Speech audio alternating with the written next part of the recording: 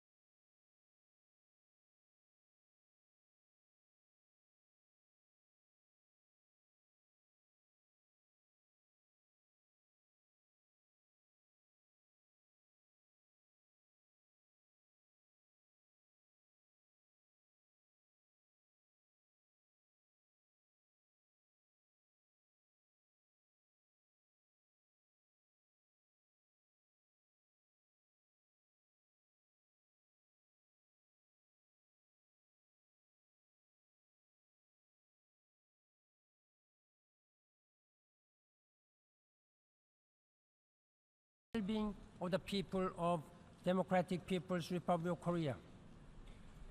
I'm deeply troubled by growing restrictions on media freedoms and civil society across the world.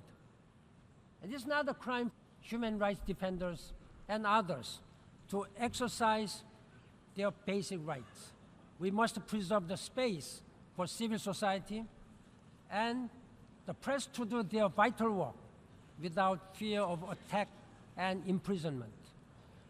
Democratic backsliding is a threat in too many places as leaders seek to stay in office beyond their mandated limits. We see rallies and petitions being engineered to look like the spontaneous will of the people. Those manufactured groundswells of support only lay for instability. I urge leaders to abide by the constitutional limits on their terms. Mesdames et Messieurs, chefs d'État et gouvernement, Mesdames et Messieurs, pris ensemble, ces crises nous ont fait atteindre les limites des outils vitaux dont nous disposons pour la résolution des conflits et les réponses que nous donnons aux crises humanitaires. Un peu plus tôt ce mois-ci, j'ai exposé ma vision pour renforcer les opérations de paix des Nations Unies en m'appelant les recommandations du groupe indépendant. Nos opérations de maintien de la paix et missions politiques ont besoin de capacités accrues et d'objectifs politiques clairs. Ce qu'il nous faut, c'est un engagement renouvelé en faveur de la prévention, de partenariats régionaux plus forts et un soutien plus déterminé à la consolidation de la paix. Il nous faut aussi mettre plus avant le potentiel des femmes dans la promotion de la paix, tel que l'envisage la résolution 1325 du Conseil de sécurité. J'espère que l'Assemblée générale réagira promptement, témoignant ainsi de son engagement fort dans ce sens. Les gens aujourd'hui, ainsi les générations qui leur succéderont, ont besoin que nous fassions tout ce qui est en notre possible pour saisir cette occasion et accomplir des progrès compréhensifs. Mr. President of the General Assembly, distinguished heads of state and government, Excellencies, ladies and gentlemen. Founded, the United Nations brought hope that collective action could avoid another global catastrophe. Over the past 70 years, we have helped to liberate millions of people from colonialism and supported the successful struggle against apartheid. We have defeated deadly diseases, defended human rights, and deepened the rule of law. This and more we have done, but that is far from enough. We are living through a time of severe test, but also one of great opportunity. Today, we are more connected than ever, better informed than ever, and have better tools than ever. The recipes for positive change are on the table. The ingredients for success are in our hands. We continue to reform the United Nations, although we know we must do much more, both managerially and politically. We can draw strength from the empowerment of women.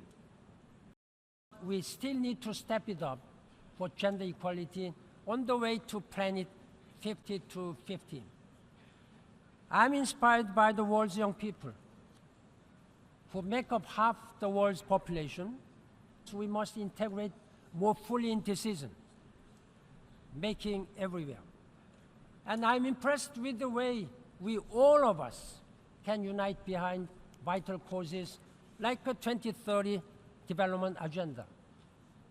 1 year ago, when we gathered for the general debate, the Ebola crisis in West Africa was claiming lives daily.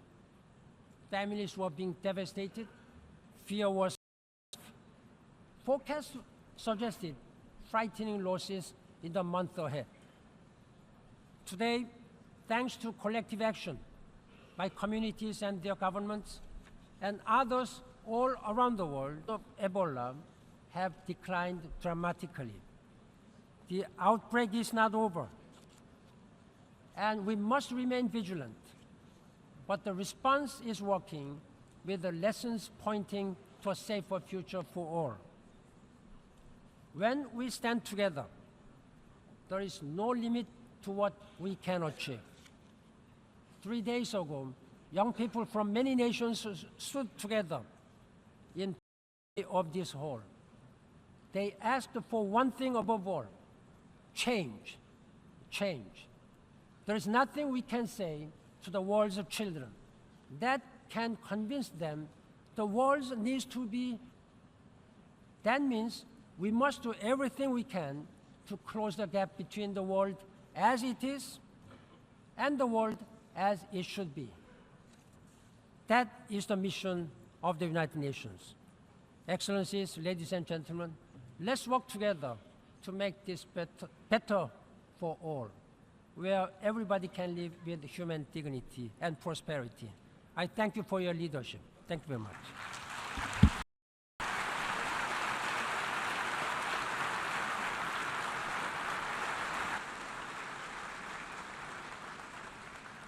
I thank the Secretary General of the United Nations for his presentation. The General Assembly will now turn to agenda item 8, the general debate, and I will now deliver, in capacity of President of the 70th session of the General Assembly, a statement.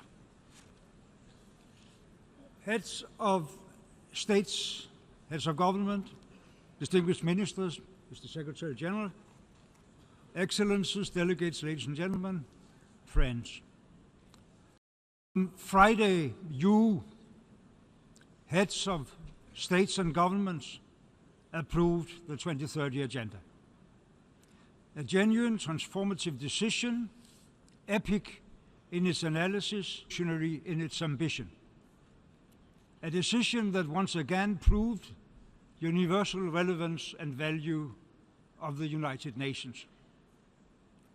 Now we face the even more daunting task of transforming our vision into action. Our ambition will only be realized in a world of peace and security and respect for human rights, not in a world where investment in armament and wars more and more absorb and destroy a huge share of the resources we have committed to invest in a sustainable development. Not in a world where war, poverty, hunger, deep inequalities and poor governance are drivers of ever-growing waves of refugees and uncontrolled human migration, and count also among the causes of conflicts which in turn affect and uproot many more people. Governments will also only succeed in implementing this great agenda with the continued and expanding participation of all stakeholders, parliamentarians, leaders of regions, cities, local communities, civil society, youth, religious communities, unions, business, and academia worldwide. And the great goals of the United Nations will only be fulfilled when we realize that global interdependency is announced than ever before. So too is the urgency for joint global action. With the Millennium Development Goals, we have over the last 15 years cut the number of extremely poor people by half. With the Sustainable Development Goals, however, we acknowledge that eradicating poverty in all its forms is only possible with a much more complex transformation of the entire global economy, the environment, and the social structure. We realize that we cannot rely only on the traditional growth model of the past or the past 70 years. Incredible and unsustainable inequality in income, wealth, access to resources, and to quality education and health services must be overcome. We underline more vigorously than ever that equal rights and opportunities for girls and women are crucial preconditions for a sustainable future everywhere. We recognize that each and every person has a legitimate demand for a decent life, but that as the number on our planet has tripled since I was born nearly 70 years ago, we must meet the demand without further depleting the natural resources that we pass on to new generations. We acknowledge also that people in developed countries cannot continue to consume and produce in the manner they are used to, and that billions of working people elsewhere in their road to prosperity should not simply adopt the same behavior as that of today's rich countries. To build a sustainable global infrastructure over the next few trillions of dollars need to be invested. The least developed countries can only do this when rich countries live up to their long-standing commitments of a minimum of 0.7% of their national income in development assistance. And national governments can only fund their share of the investment required by fighting corruption and building efficient state tax systems. And a much stronger international cooperation must ensure that rich companies and rich individuals pay taxes, money, and are no longer able to evade payment in tax havens. Finally, we must realize that a huge share of the investment in a better future must come from private sources such as companies, capital investors, and pension funds. Therefore, it is crucial that governments create a framework for markets that makes the green investment the obvious, safer, and better investment, not only for mankind, not only in the longer perspective, but for business here and now. Excellencies,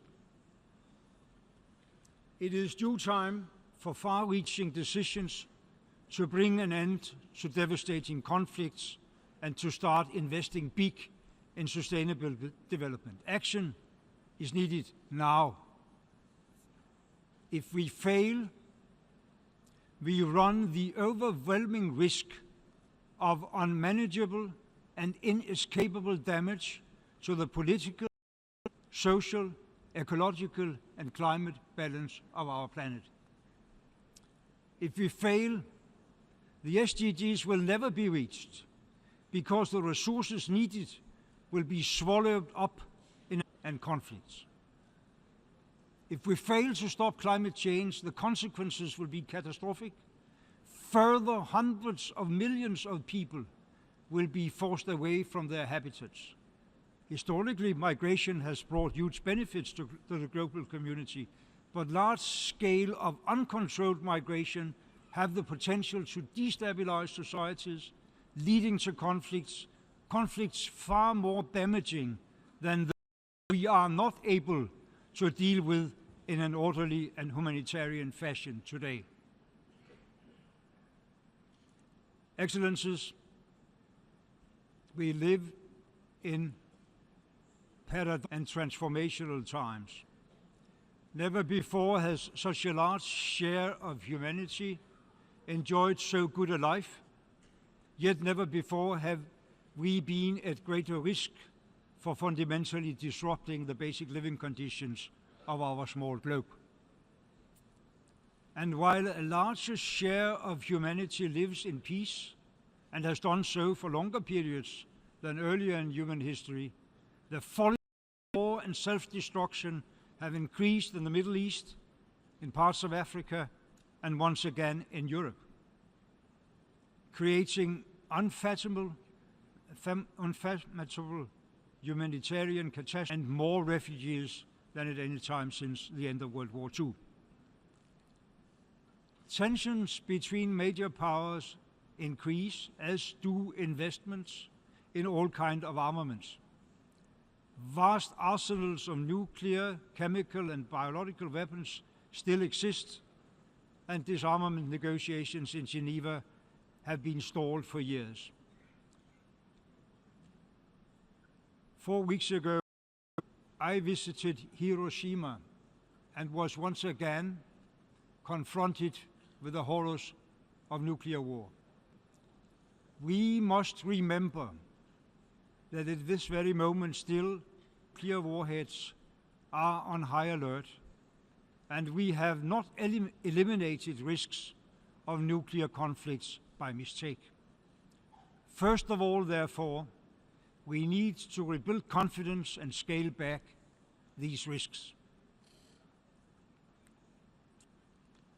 Excellencies, we must, here in the United Nations, here in this very hall, make an extraordinary effort to break all the vicious circles. We must act in accordance with the agreed understanding behind the 2030 Agenda by recognizing the strong linkages between development, peace and security, and respect for human rights, and take specific actions to make progress in each of these areas. This will be the central focus of the 70th session of the General Assembly and my presidency here. I will offer my strong support to new ideas how to strengthen the global peace and security, from the role of women to conflict prevention, mediation and settlement operations, to the overall peace-building architecture and Security Council reform. It is my sincere hope that the UN will develop a more direct role in reconciliation and peace-building, including in conflicts where we have failed until now, and that we will move forward in our efforts to prevent vicious radicalization and fight the evil of terrorism. With parties living up to their promises, the nuclear agreement between Iran, members of the Security Council, Germany and the European Union can be a very important contribution to avoiding nuclear proliferation. Impatiently, we await the day when major and regional powers also join forces to stop the senseless and horrifying bloodshed in and around Syria, and in doing so, address the root causes of the refugee crisis. I am sure we all wish that this day comes very soon and want to contribute to such an outcome the most we are able to. That member states, building on our great 2030 agenda, will increase efforts to make human rights a reality for all people without discrimination, from fundamental rights such as safe access to food, clean water, quality health and education services, and decent work, to civil and political rights such as freedom of expression and association, from the rights of migrants, indigenous peoples, to those of women, children, and persons with disabilities. We must also advance efforts to strengthen good governance and the rule of law. The General Assembly, I will support member states in their ambitions for revitalization and reform, including a new, more transparent process for selection of the next Secretary General. Excellencies, this 70th anniversary of the United Nations must be a defining year to confirm and invigorate the universal values that we, the peoples, agreed upon in the Charter. No one shall be left behind, because as the Norwegian Greek wrote, "Noble is mankind, earth is rich. If there is need and hunger, it's by deceit." I thank you.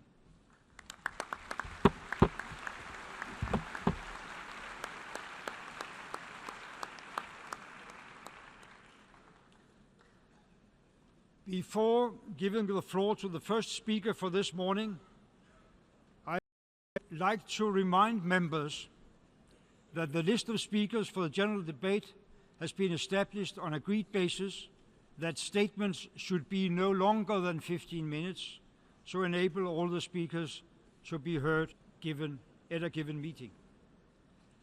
Within this time frame, I would like to appeal to speakers to deliver their statements at a reasonable pace so that interpretation in the 6 official United Nations languages may be provided properly. I would also like to draw your attention to the decision taken by the General Assembly at previous sessions, namely that the practice of expressing congratulations inside the Assembly Hall after a speech has been delivered is strongly discouraged. After delivering their statements, speakers are invited to exit the General Assembly Hall through room GA 200, located here behind the podium, before returning to their seats. May I take it that the General Assembly agrees to proceed in the same manner during the general debate of the 70th session? It's so decided. Finally, I should like to draw the attention of members that during the general debate, official photographs of all the speakers are taken by the Department of Public Information. Members interested in obtaining these are requested to contact the photo library of the United Nations.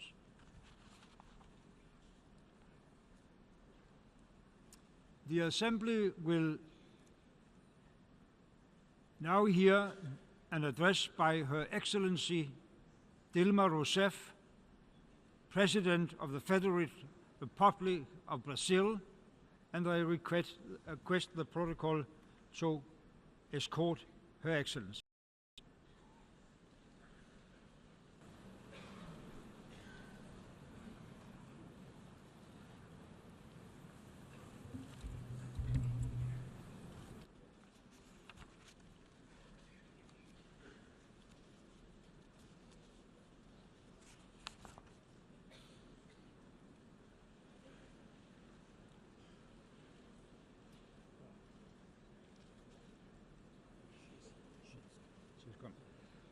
On behalf of the General Assembly, I have the honor to welcome to the United Nations Her Excellency Dilma Rousseff, President of the Federative Republic of Brazil, and to invite her to address the Assembly.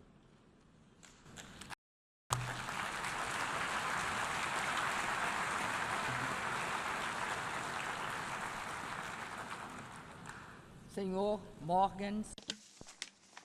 Mr. Morgans Legatov, the President of General Assembly of the United Nations, Mr. Ban Ki-moon, Secretary General of the United Nations,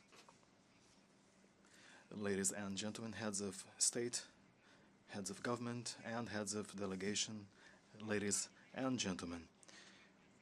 It is a privilege to address the General Assembly of the UN this year when the United Nations organization celebrate their 70th anniversary. My very first remarks, Mr. President, are to congratulate you for having been chosen to preside over this General Assembly. May I reiterate in particular Brazil's support to your willingness to put in place measures that will ultimately strengthen its development agenda. 70 years have gone by since the San Francisco Conference. On that occasion, the purpose was to build a world anchored on international law and on the pursuit of peaceful resolution of conflicts. Since then, we have experienced progress and setbacks. The decolonization process evolved remarkably, as we can clearly see just by looking at the very makeup of this assembly. The United Nations has since expanded its initiatives, and it has incorporated the 2030 Sustainable Development Goals. In other words, those issues concerning the environment, the end of poverty, social and economic development, as well as access to quality services. Issues such as urban challenges, gender issues involving both women and children, race issues have all gained priority on the agenda.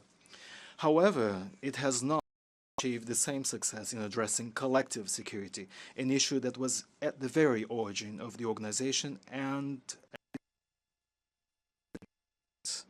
the proliferation of regional conflicts, some of which have potential, as well as the spread of terrorism, killing men, women and children, destroying human heritage, and expelling millions of people from their long-established communities show all too well that the United Nations currently finds itself before a great challenge. One cannot be complacent with acts such as those perpetrated by the so-called Islamic states, by other associated groups, barbaric acts. The situation today, to a large extent, explains the refugee crisis currently facing humankind. A substantial portion of men, women, and children dangerously venture the waters of the Mediterranean and who painfully wander along the roads of Europe come from the Middle East and from Northern Africa, where countries, state institutions have been destructured by military actions contrary to international law, thus making room for the proliferation of terrorism. The deep sense of indignation caused by the picture of a dead Syrian boy on the beaches of Turkey and by the news on the 71 persons asphyxiated inside a truck be translated into unmistakable acts of practical solidarity. In a world where goods, capital, information, and ideas circulate freely, it is absurd to prevent the free movement of people. Brazil is a welcoming country, a country that was ultimately made up by refugees. We have received Syrians, Haitian men and women from all over the world. We, for more than a century now, have provided shelter to millions of Europeans, Arabs, and Asian citizens. We remain open. We have our arms open to welcome refugees. We are a multi-ethnic nation. We are a multi-ethnic country that coexists with differences and knows all too well the importance of differences to ultimately make us stronger, richer, and more diverse, both culturally and socially, as well as economically. Mr. President, this quieting backdrop I just described, this requires reflect on the future outlook for the United Nations and requires that we act concretely and rapidly. We need the United Nations organization that is capable of fostering sustainable peace on the international front and capable of working swiftly in situations of war, regional crisis, localized regional crisis as appropriate, and against any acts against humankind. One cannot, for example, postpone the creation of a Palestinian state, one that will live peacefully and harmoniously with Israel. Likewise, one cannot possibly tolerate the expansion of settlements in the territories or the occupied territories. That is not acceptable.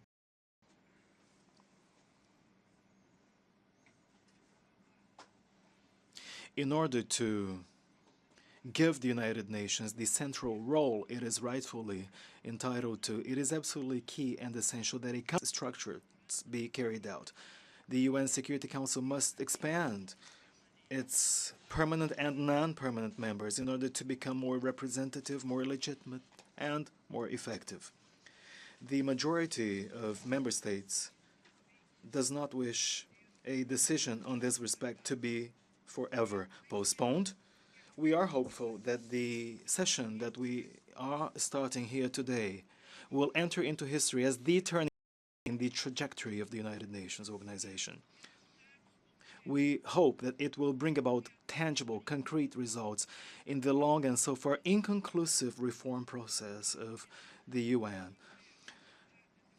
Where peace and democracy prevail, we are delighted to see the resumption of diplomatic relations between Cuba and the United States of America, an event that puts an end to a dispute stemming way back from the Cold War.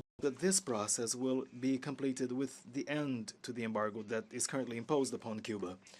We likewise welcome and celebrate the recent agreement achieved with Iran.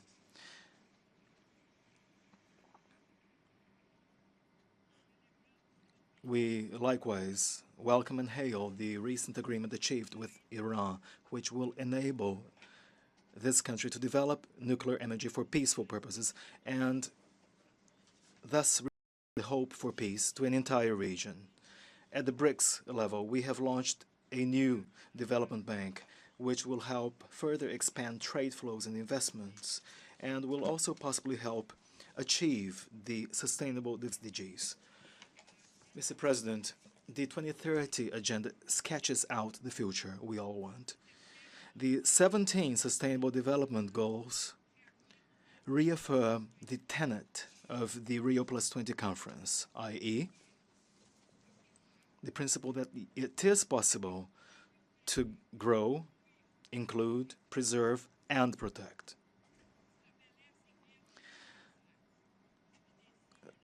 Set universal targets and as such highlight the need for further cooperation among peoples of the world and show humankind a shared path ahead. The 2030 Agenda requires global solidarity as well as determination from each and every one of us meant to tackle climate change and to overcome poverty and extreme poverty while building opportunities for all. Next December, we should work to further strengthen the climate convention by ensuring that its tenets be fulfilled and its principles respected. The obligations we take on in Paris should be ambitious in scope and nature, to include financial and technological support to developing countries and to small island states, in line with the principle of common but differentiated responsibilities.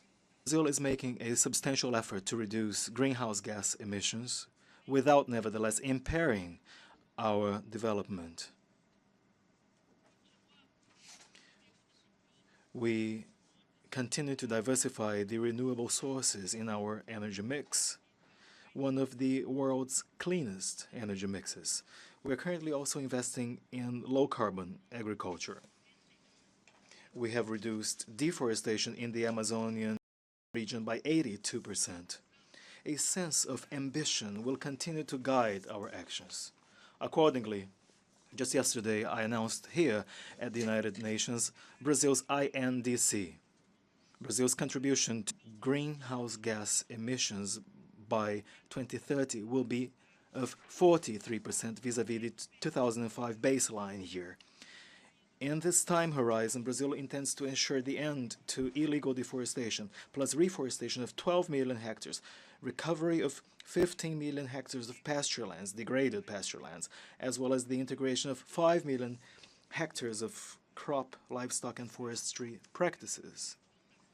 In where the share of renewable sources of energy accounts for just 13% on average in the overall energy mix worldwide, we intend to ensure a 45% share of renewables energy mix. To that end, we will pursue 60% as the share of hydro sources in electricity generation and a share of 23% of renewable sources, such as wind, solar, and biomass, in electrical energy generation, an increase of about 10% in energy efficiency, as well as a share of 16% of fuel ethanol and of other sugarcane-derived biomasses in the overall energy mix. Brazil is thus contributing for the world to be in a position to fulfill the recommendations issued by the Climate Change Panel. Recommendations set a limit of no more than 2 degrees Celsius in temperature increase for this century. We are one of the few developing countries to take on an absolute emissions reduction target. Our INDC further includes actions that increase environmental resilience and reduce the risks associated to the negative effects stemming from climate change on the poorest and the most vulnerable populations, with special attention to gender issues, workers' rights, the rights of indigenous, former, black, slave, and traditional communities. We recognize the importance of action in the global effort to combat climate change. May I stress that since 2003, social and income transfer policies have helped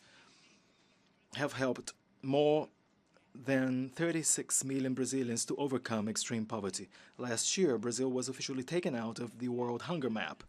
This highlights the efficacy, the effectiveness of our so-called zero hunger policy, which has now evolved to become Sustainable Development Goal number 2 in the 2030 Agenda.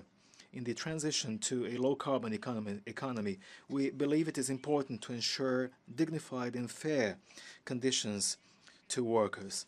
This requires promotion of decent labor, creation of quality jobs, and guaranteed opportunities for all.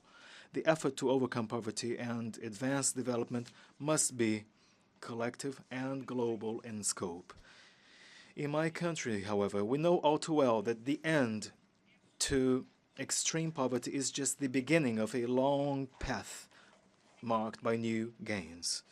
Mr. President, for 6 years, we have sought to prevent that the effects of the world crisis that broke up in 2008 in the developed world, we have been working to prevent the effects of that crisis from affecting our economy and society. For 6 years on end, we have different measures, including a reduction of taxes, expansion of loans, and reinforcement of investments, and boosting household consumption patterns.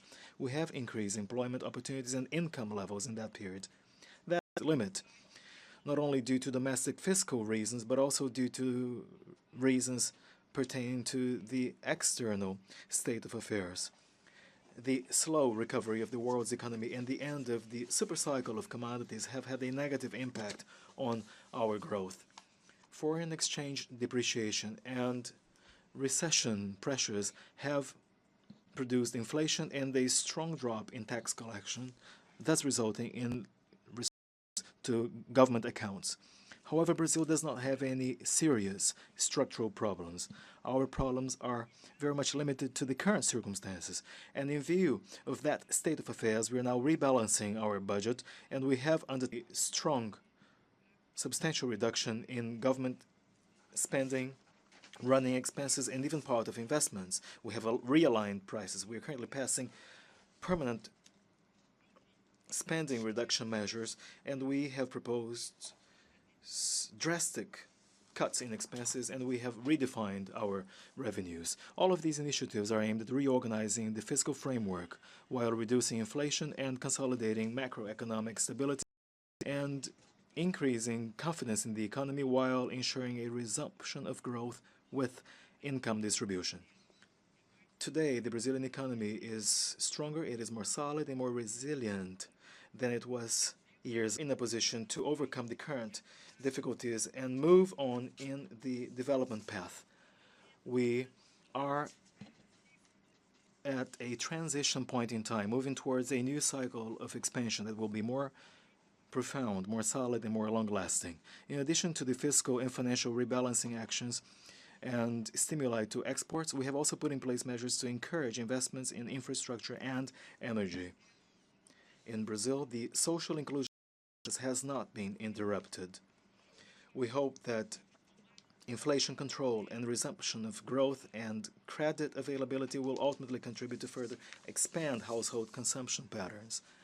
These are the basis, the foundation, the new cycle of growth and development based on increased productivity and on investment opportunities for companies and more job opportunities for citizens. Ladies and gentlemen, the gains we have achieved in the past few years were established in an environment of consolidation and deepening of our democracy. Thanks to the effective legal framework and the vigorous institutions, the workings of the Brazilian states have come under scrutiny, firm and impartial scrutiny by the powers and the government agencies in charge of investigating any wrongdoing. The Brazilian government and society do not and will not tolerate corruption. The Brazilian democracy is made stronger when government officials take the limit set in the law as their own limit. We Brazilians want to have a country where the law is ultimately the applicable limit. Many of us fought for that, precisely at a point in time when rights and laws were violated. Military dictatorship. We want to have a country where government leaders will behave strictly in line with their job duties without ever yielding to excesses. A country where judges will judge and try cases freely, impartially, without any pressures whatsoever, divorced from any political partisan passions, and never compromising with the established assumption of innocence of any citizen. We want a country where the opposition of ideas takes place in an environment of civility and respect. We want a country where the freedom of the press be one of the foundations of the right to one's own opinion and the expression of dissenting views, a right to all Brazilian nationals. Legal sanctions should apply to all of those who have practiced unlawful acts in due observance with the adversarial system and the principle of ample defense. These are the foundations of our democracy. A quote from my friend, José Mujica, former president of Uruguay, who said, "This democracy is not perfect because we are not perfect, but we must defend it in order to improve it and not to bury it." Let me state for the record that Brazil will keep on moving in the democratic pathway, and we will never give up the gains for which we have fought so hard. Ladies and gentlemen, I wish to use this opportunity to reiterate that Brazil has her arms open to welcome citizens from all over the world for the upcoming 2016 Olympic and Paralympic Games to be held in Rio de Janeiro, to welcoming all of you. It will be a unique opportunity to showcase and disseminate sports as a key tool in the promotion of peace, social inclusion, tolerance, through efforts to tackle racial, ethnic, and gender discrimination. It will also be an occasion for us to advance the inclusion of people with disabilities, one of the top priorities of my administration. One final word. Just a few days ago, here, the headquarters of the United Nations organizations, the mural paintings titled War and Peace were again presented to the public. A work by Brazilian artist Cândido Portinari, and which were donations by my government or the government of my country back in 1957. The work denounces and portrays violence and stark poverty, and it further urges peoples of the world to seek mutual understanding. It stands as a symbol to the United Nations organization as regards its ultimate responsibility to avoid armed conflicts and to promote peace, social justice, and to overcome hunger and poverty. He often stated that there can be no great work of art that is not totally identified with people around it. The message of those mural paintings remains very current and topical. It speaks to not only the victims, also to the refugees who risk their lives on precarious boats. It also speaks to all of those anonymous lives who turn to the UN for protection, peace, and well-being. We hope that as we walk into these premises of the United Nations and as we look at these paintings at the very entrance, we hope that we will be able to hear the voices of those people whom we represent and to work hard to ensure that their yearnings for peace and progress will be met. After all, these were the very ideals that 70 years ago were present at the very foundation of the United Nations organization, accomplishment of humankind. Thank you very much, Mr. President. Thank you very much, all.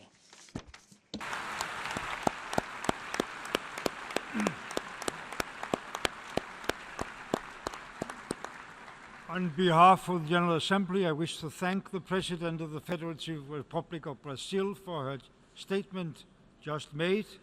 May I request representatives to remain seated while we greet the President.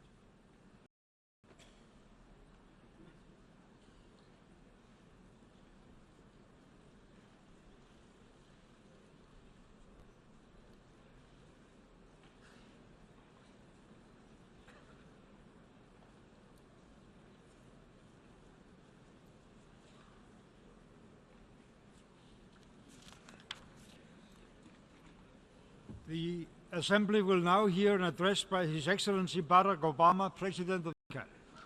I request the protocol to escort His Excellency.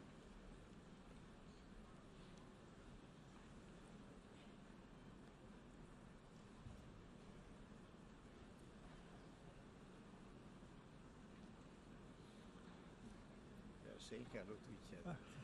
They're saying hello with the Brazilians.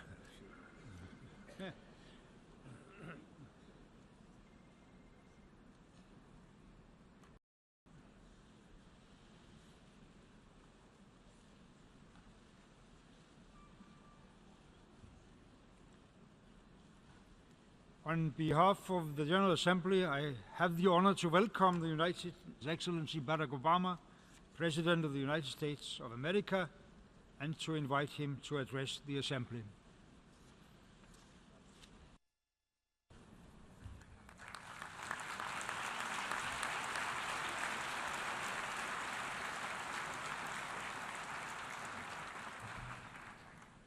Mr. President, Mr. Secretary General, fellow delegates, ladies and gentlemen.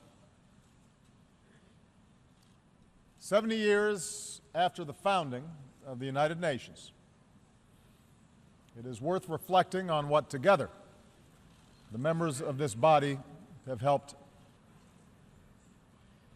out of the ashes of the Second World War, having witnessed the unthinkable power of the atomic age.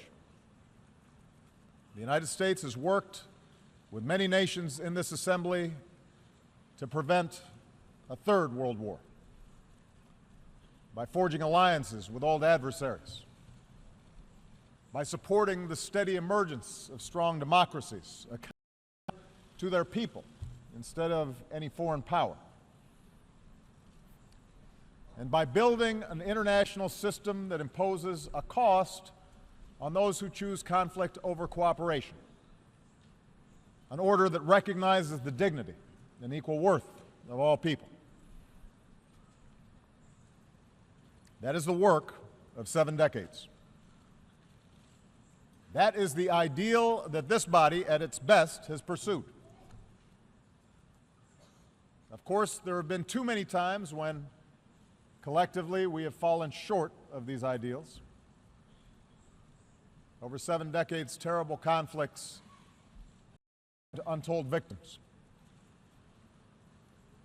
But we have pressed forward, slowly, steadily, to make a system of international rules and norms, and stronger and more consistent. It is this international order that is underwritten, unparalleled advances in human liberty and prosperity.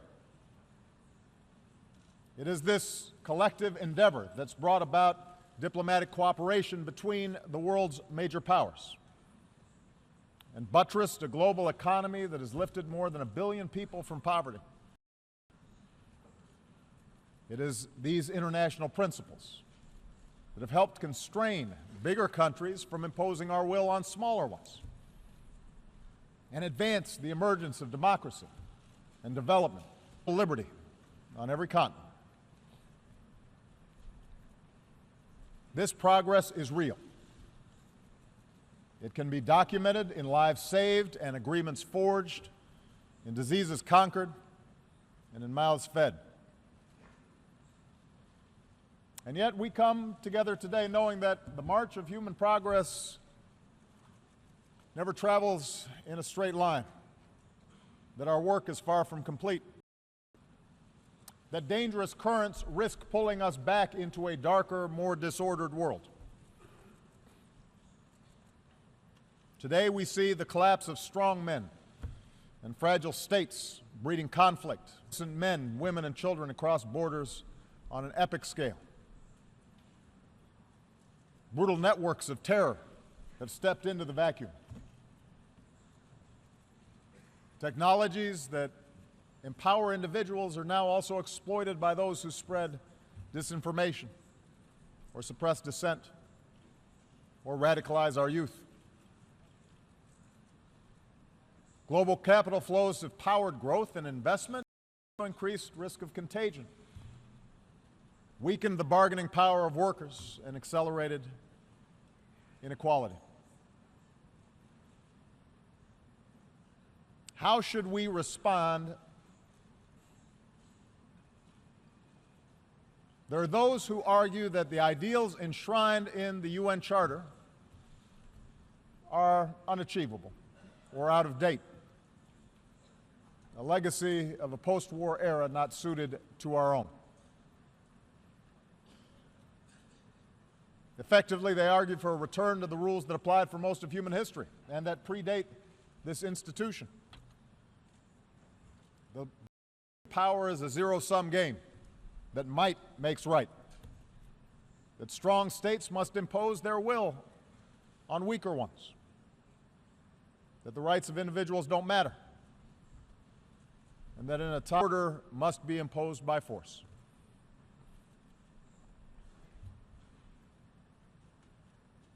On this basis, we see some major powers assert themselves in ways that contravene international law. We see an erosion of the democratic principles and human rights that are fundamental to this institution's mission. Information is strictly controlled, the space for civil society restricted. We're told that such retrenchment is required to beat back disorder, that it's the only way to stamp out terrorism or prevent foreign meddling. This logic, we should support tyrants like Bashar al-Assad, who drops barrel bombs to massacre innocent children, because the alternative is surely worse.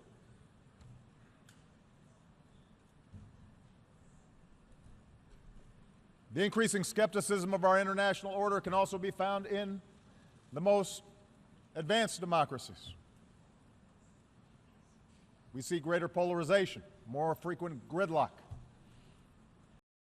On the far right, and sometimes the left, that insist on stopping the trade that binds our fates to other nations, calling for the building of walls to keep out immigrants. Honestly, we see the fears of ordinary people being exploited through appeals to sectarianism, or tribalism, or racism, or anti-Semitism. Appeals to a glorious past before the body politic was infected by those who look different or worship God differently. A politics of us versus them. The United States is not immune from this. Even as our economy is growing and our troops have largely returned from Iraq and Afghanistan, we see in our debates about America's role in the world a notion of strength that is defined by opposition to old enemies, perceived adversaries, a rising China, or a resurgent Russia, a revolutionary Iran, or an Islam that is incompatible with peace. We see an argument made that the only strength that matters for the United States is bellicose words and shows of military force,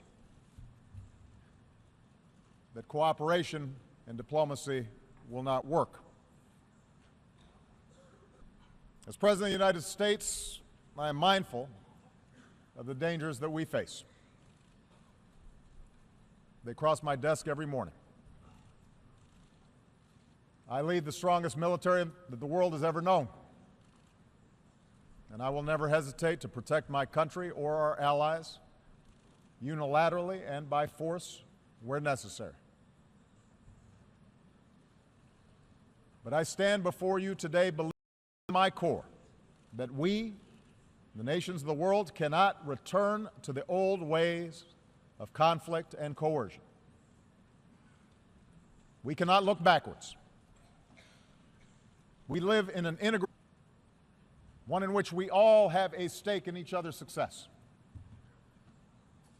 We cannot turn back those forces of integration. No nation in this assembly can insulate itself from the threat of terrorism or the risk of financial contagion, the flow of migrants, or the danger of a warming planet. The disorder we see is not driven solely by competition between nations or any single ideology. And if we cannot work together more effectively, for the consequences. That is true for the United States as well. No matter how powerful our military, how strong our economy, we understand the United States cannot solve the world's problems alone. In Iraq, the United States learned the hard lesson that even hundreds of thousands of brave, effective troops, trillions of dollars from our treasury, cannot by itself impose stability on a foreign land. Unless we work with other nations of international norms and principles and law that offer legitimacy to our efforts, we will not succeed. And unless we work together to defeat the ideas that drive different communities in a country like Iraq into conflict, any order that our militaries can impose will be temporary.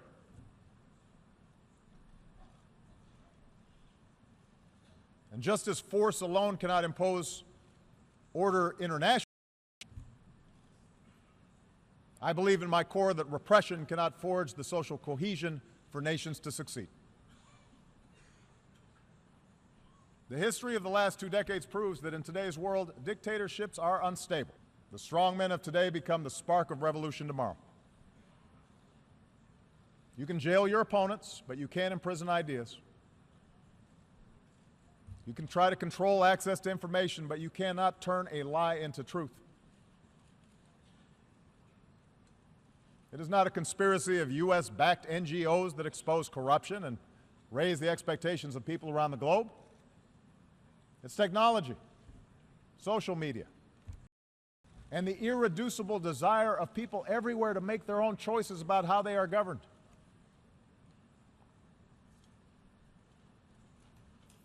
Indeed, I believe that in today's world, the measure of strength is no longer defined by territory. Lasting prosperity does not come solely from the ability to access and extract raw materials.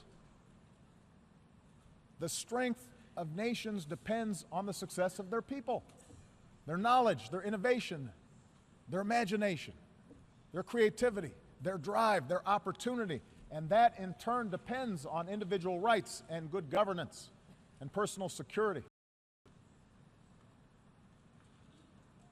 Internal repression and foreign aggression are both symptoms of the failure to provide this foundation. The politics of solidarity that depend on demonizing others, that draws on religious sectarianism or narrow tribalism or jingoism, may at times look like strength in the moment, but over time its weakness will be exposed. And history tells us that the dark forces unleashed by this type of politics surely makes all of us less secure. Our world has been there before. We gain going back.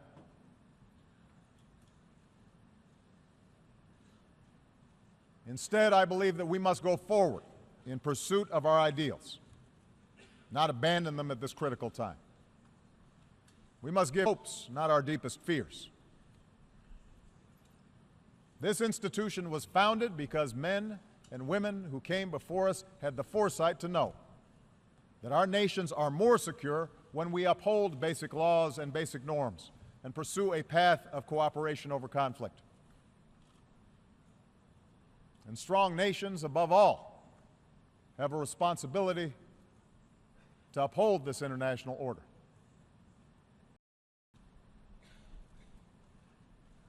Let me give you a concrete example. After I took office, I made clear that one of the principal achievements of this body, the nuclear non-proliferation regime, injured by Iran's violation of the NPT. On that basis, the Security Council tightened sanctions on the Iranian government, and many nations joined us to enforce them. Together we showed that laws and agreements mean something. But we also understood that the goal of sanctions was not simply to punish Iran. Our objective was to test whether Iran could change course, accept constraints, and allow the world to verify that its nuclear program will be peaceful. For 2 years, the United States and our partners, including Russia, including China, in complex negotiations. The result is a lasting, comprehensive deal that prevents Iran from obtaining a nuclear weapon while allowing it to access peaceful energy. And if this deal is fully implemented, the prohibition on nuclear weapons is strengthened, a potential war is averted, our world is safer. That is the strength of the international system when it works the way it should. That same fidelity to international order guides our responses to other challenges around the world. Consider Russia's annexation of Crimea and further aggression in eastern Ukraine. America has few economic interests in Ukraine. We recognize the deep and complex history between Russia and Ukraine. But we cannot stand by when the sovereignty and territorial integrity of a nation is flagrantly violated. If that happens without consequence in Ukraine, it could happen to any nation gathered here today. That's the basis of the sanctions that the United States and our partners impose on Russia. It's not a desire to return to a Cold War. Now, within Russia, state-controlled media may describe these events as an example of a resurgent Russia. A view shared, by the way, by a number of U.S. politicians and commentators who have always been deeply skeptical of Russia and seem to be convinced a new Cold War is, in fact, upon us. And yet, look at the results. Ukrainian people are more interested than ever in aligning with Europe instead of Russia. Sanctions have led to capital flight, a contracting economy, a fallen ruble, and the emigration of more educated Russians. Imagine if instead Russia had engaged in true diplomacy and worked with Ukraine and the international community to ensure its interests were protected. That would be better for Ukraine, but also better for Russia and better for the world. which is why we continue to press for this crisis to be resolved in a way that a sovereign and democratic Ukraine to determine its future and control its territory. Not because we want to isolate Russia, we don't, but because we want a strong Russia that's invested in working with us to strengthen the international system as a whole.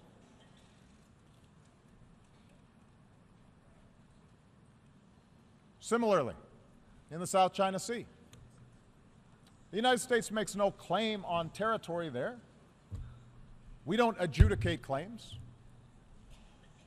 But like every nation gathered here, we have an interest in upholding the basic principles of freedom of navigation and the free flow of commerce, and in resolving disputes through international law, not the law of force.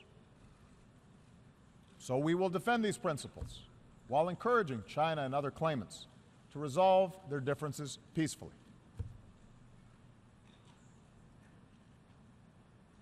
I say this recognizing that diplomacy is hard, that the outcomes are sometimes unsatisfying, that it's rarely politically popular. But I believe that leaders of large nations, in particular, have an obligation to take these risks, precisely because we are strong enough to protect our interests if and when diplomacy fails. I also believe that to move forward in this new era, we have to be strong enough to acknowledge when what you're doing. For 50 years, the United States pursued a Cuba policy that failed to improve the lives of the Cuban people. We changed that. We continue to have differences with the Cuban government. We will continue to stand up for human rights, but we address these issues through diplomatic relations and increased commerce and people-to-people ties. Contacts yield progress. I'm confident that our Congress will inevitably lift an embargo that should not be in place anymore.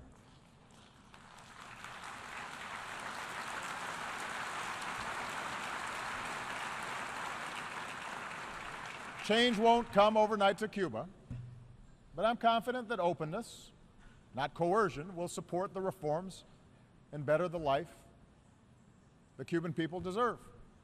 Just as I believe that Cuba will find its success if it pursues cooperation with other nations. Now, if it's in the interest of major powers to uphold international standards, it is true for the rest of the community of nations. Look around the world. From Singapore to Colombia to Senegal, the facts show that nations an inclusive peace and prosperity within their borders and work cooperatively with countries beyond their borders. That path is now available to a nation like Iran, which, as of this moment, continues to deploy violent proxies to advance its interests. These efforts may appear to give Iran leverage in disputes with neighbors, but sectarian conflict that endangers the entire region and isolates Iran from the promise of trade and commerce. The Iranian people have a proud history and are filled with extraordinary potential. America does not create jobs or make Iran more secure. If Iran chooses a different path, that would be good for the security of the region, good for the Iranian people, and good for the world. Of course, around the globe, we will continue to be confronted with nations who reject these lessons of history, places where civil strife, border disputes, and sectarian wars bring about terrorist enclaves and humanitarian disasters, where order has completely broken down. We must act, but we will be stronger when we act together. In such efforts, the United States will always do our part. We will do so mindful of the lessons of the past. Not just the lessons of Iraq, but also the example of Libya, where we joined an international coalition under a UN mandate to prevent a slaughter. Even as we helped the Libyan people bring an end to the reign of a tyrant, our coalition could have and should have done more to fill a vacuum left behind. We're grateful to the United Nations for its efforts to forge a unity government. We will help the legitimate Libyan government as it works to bring the country together. But we also have to recognize that we must work more effectively in the future as an international community to build capacity for states that are in distress before they collapse. And that's why we should celebrate the fact that later today, the United States will join with more than 50 countries to enlist new capabilities: infantry, intelligence, helicopters, hospitals, and tens of thousands of troops to strengthen United Nations peacekeeping.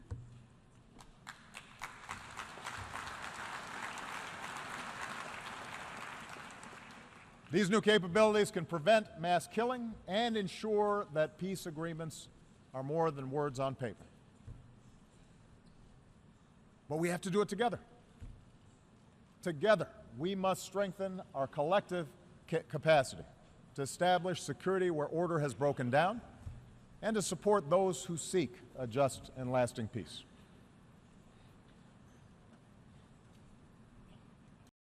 Nowhere is our commitment to international order more tested than in Syria.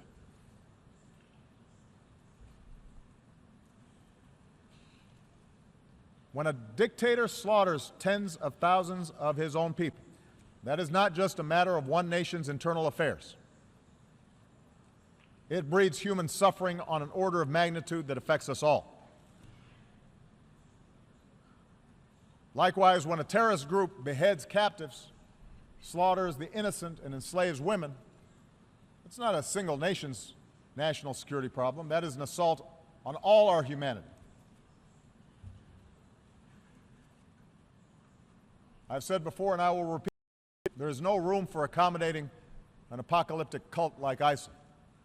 And the United States makes no apology for using our military as part of a broad coalition to go after them. We do so with a determination to ensure that there will be haven for terrorists who carry out these crimes.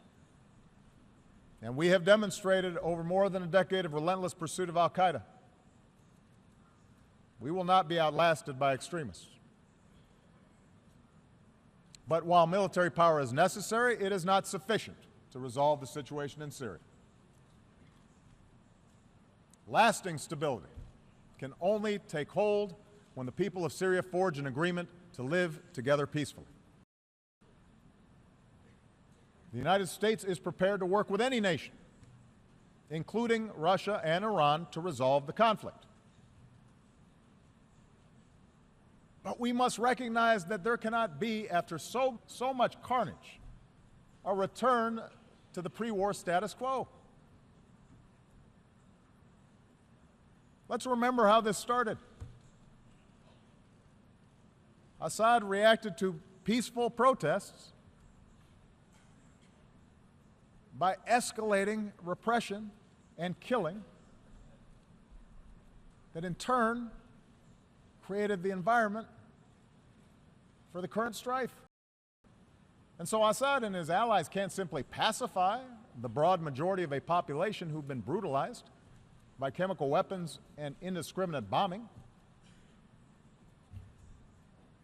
Yes, realism dictates that to end the fighting and ultimately stamp out ISIL. But realism also requires a managed transition away from Assad and to a new leader, and an inclusive government that recognizes there must be an end to this chaos so that the Syrian people can begin to rebuild.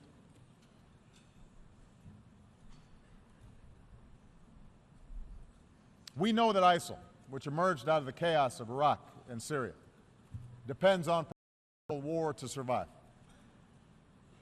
But we also know that they gain adherents because of a poisonous ideology. So part of our job, together, is to work to reject such extremism that infects young people. Part of that effort must be a continued rejection by Muslims of those who distort Islam to preach intolerance and promote violence. And it must also involve a rejection by non-Muslims of the ignorance that equates Islam with terror.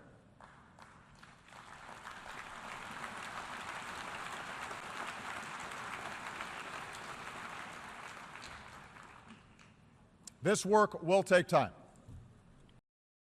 There are no easy answers to Syria, and there are no simple answers to the changes that are taking place in much of the Middle East and North Africa. But so many families right now, they don't have time. And that's why the United States is increasing the number of refugees who we welcome within our borders. That's why we will continue to be the largest donor of assistance to support those refugees. And today we are launching new efforts to ensure that our people and our businesses, our universities and our NGOs can help as well. Because in the faces of suffering families, our nation of immigrants sees ourselves. Of course, in the old ways of thinking, the plight of the powerless, the plight of refugees, the plight of the marginalized did not matter. They were on the periphery of the world's concerns. Today, our concern for them is driven not just by conscience, but should also be driven by self-interest. For helping people who've been pushed to the margins of our world is not mere charity. It is a matter of collective security. And the purpose of this institution is not merely to avoid conflict, it is to galvanize the collective action that makes life better on this planet. The commitments made to the Sustainable Development Goals speak to this truth. I believe that capitalism has been the greater creator of wealth and opportunity that the world has ever known. But from big cities to the world, we also know that prosperity is still cruelly out of reach for too many. As His Holiness, Pope Francis, reminds us, we are stronger when we value the least among these and see them as equal in dignity to ourselves and our sons and our daughters. We can roll back preventable disease and end the HIV/AIDS. We can stamp out pandemics that recognize no borders. That work may not be on television right now, but as we demonstrated in reversing the spread of Ebola, it can save more lives than anything else we can do. Together, we can eradicate extreme poverty and erase barriers to opportunity. But this requires a sustained commitment to our people, so farmers can feed more people, so entrepreneurs can start a business without paying a bribe, so young people have the skills they need to succeed in this modern knowledge-based economy. We can promote growth through trade that meets a higher standard. And that's what we're doing through the Trans-Pacific Partnership, a trade agreement that encompasses nearly 40% of the global economy, an agreement that will open markets while protecting the rights of workers and protecting the environment that enables development to be sustained. The pollution that we put in our skies and help economies lift people out of poverty without condemning our children to the ravages of an ever-warming climate. The same ingenuity that produced the industrial age and the computer age allows us to harness the potential of clean energy. No country can escape the ravages of climate change. And there's no stronger sign of leadership than putting future generations first. The United States will work with every nation that is willing to do its part so that we can come together in Paris to decisively confront this challenge.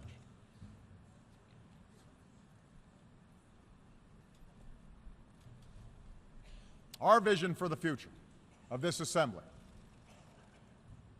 my belief in moving forward rather than backwards, requires us to defend the democratic principles that allow societies to succeed.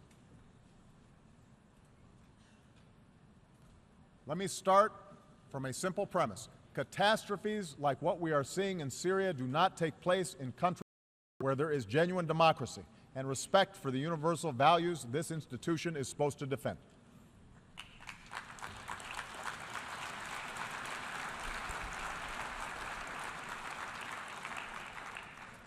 Democracy is going to take different forms in different parts of the world.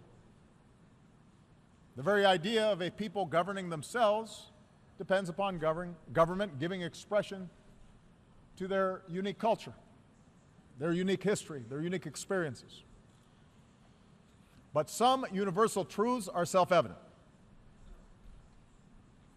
No person wants to be imprisoned for peaceful worship. No woman should ever be abused with impunity, or a girl barred from going to school. The freedom to peacefully petition those in power without fear of arbitrary laws. These are not ideas of one country or one culture. They are fundamental to human progress. They are a cornerstone of this institution. I realize that in many parts of the world there's a different view. A belief that strong leadership must tolerate no dissent. I hear it not only from America's adversaries, but privately at least I also hear it from some of our friends. I disagree. I believe a government that suppresses peaceful dissent is not showing strength, it is showing weakness, and it is showing fear. History shows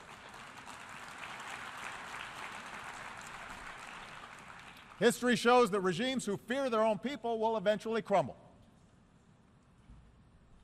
But strong institutions built on the consent of the governed endure long after any one individual is gone. That's why our strongest leaders, from George Washington to Nelson Mandela, have elevated the importance of building strong democratic institutions over a thirst for perpetual power. Leaders who amend constitutions to stay in office only acknowledge that they failed to fulfill country for their people, because none of us last forever. It tells us that power is something they cling to for its own sake, rather than for the betterment of those they purport to serve. I understand democracy is frustrating. Democracy in the United States is certainly imperfect. At times it can be. But democracy, the constant struggle to extend rights to more of our people, to give more people a voice, is what allowed us to become the most powerful nation in the world.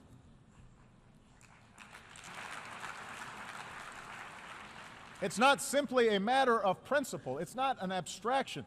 Democracy, inclusive democracy, makes countries stronger. When opposition parties can seek power peacefully through the ballot, a country draws upon new ideas. When a free media can inform the public, corruption and abuse are exposed and can be rooted out. Civil society thrives. Communities can solve problems that governments cannot necessarily solve alone.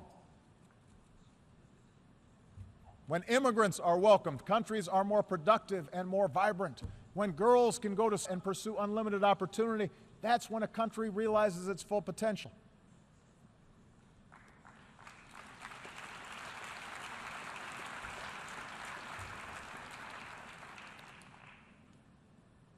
That is what I believe is America's greatest strength. Not everybody in America agrees with me. That's part of democracy. I believe that the fact that you can walk the streets of this city right now and pass churches and synagogues and temples and mosques where people worship freely, the fact that our nation of immigrants mirrors the diversity of the world, you can find everybody from everywhere here in New York City. The fact that in this, everybody can contribute. Everybody can participate, no matter who they are or what they look like or who they love. That's what makes us strong. And I believe that what is true for America is true for virtually all mature democracies. And that is no accident. We can be proud of our nations without defining ourselves in opposition to some other group. We can be patriotic without demonizing someone else. We can cherish our own identities, our religion, our ethnicity, our traditions, without putting others down. Our systems that absolute power will corrupt, but that people, ordinary people, are fundamentally good, that they value family and friendship, faith, and the dignity of hard work, and that with appropriate checks and balances, governments can reflect this goodness. I believe that's the future we must seek together. To believe in the dignity of every individual. To believe we can bridge our differences and choose cooperation over conflict. That is not weakness, that is strength.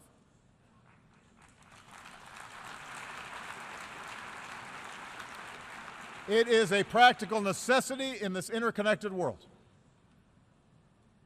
And our people understand this. Think of the Liberian doctor who went door to door to search for Ebola cases and to tell families what to do if they show symptoms. Think of the Iranian shopkeeper who said after the nuclear deal, God willing, now we'll be able to offer many more goods at better prices. Think of the Americans who lowered the flag over our embassy in Havana in 1961, the year I was born, and returned this summer to raise that flag back up.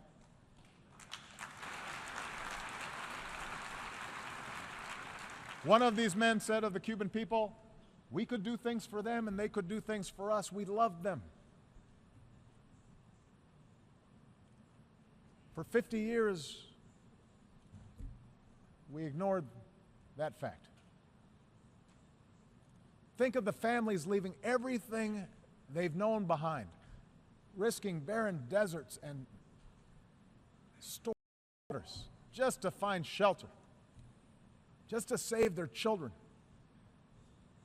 One Syrian refugee who was greeted in Hamburg with warm greetings and shelter said, we feel there are still some other people. The people of our United Nations are not as different as they are told. They can be made to fear. They can be taught to hate. But they can also respond to hope. History is with the failure of false prophets and fallen empires who believe that might always makes right. And that will continue to be the case. You can count on that. But we are called to a different type of leadership.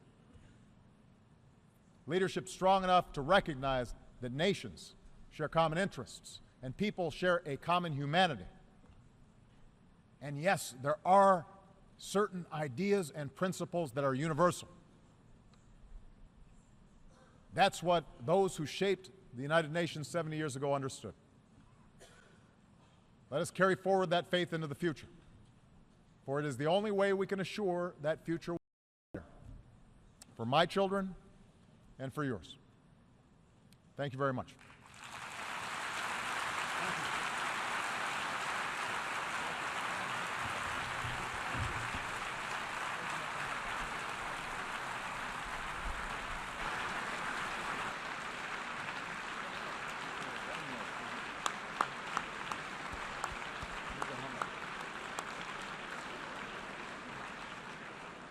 On behalf of the General Assembly, I wish to thank the President of the United States of America for his statement just made. May I request representatives to remain seated while we greet the President.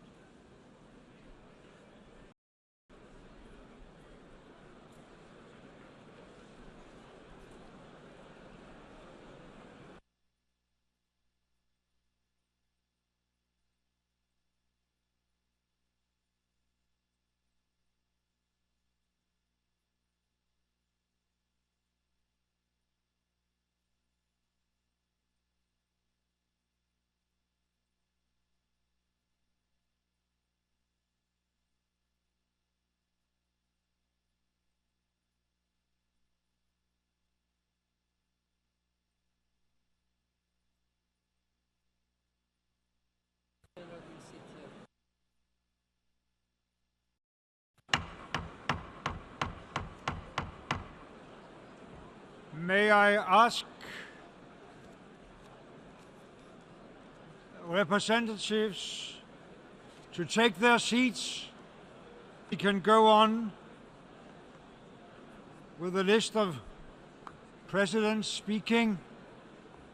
We need more silence in the hall. Please.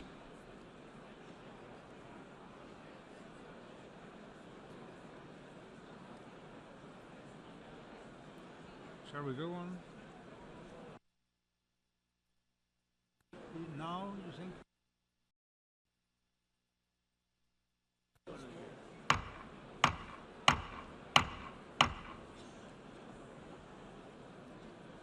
We need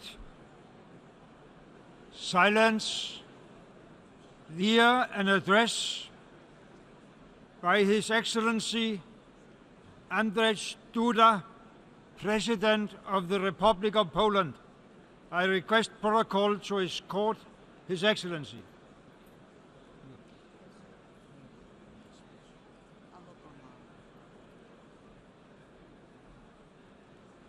On behalf of the General Assembly, I have the honor to welcome to the United Nations His Excellency Andrzej Duda, President of the Republic of Poland, and invite him to address the Assembly.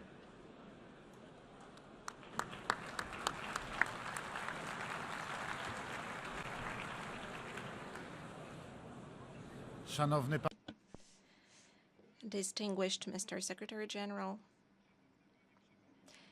distinguished Mr. President, Excellencies,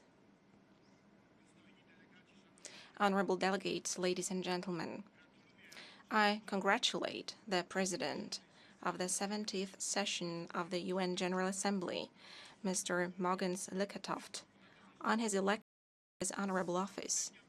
I wish to assure you, Mr. President, about Poland's full support to your actions. Mr. President, ladies and gentlemen, law. These are the two key words which allow us to realize and appreciate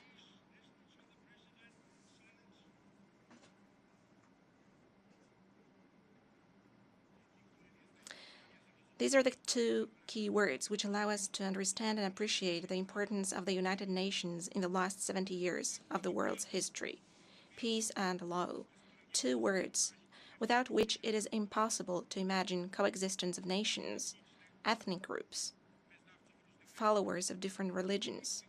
Peace and law, they are beautiful notions, important, but extremely fragile. The ones which we need to take care of, which need to be cultivated unceasingly. We, the Poles, know fully well that peace is not to be taken for granted. Less than 1 month ago, it was incumbent on me, Republic of Poland, to deliver a speech at the commemoration of the 76th anniversary of the outbreak of World War II.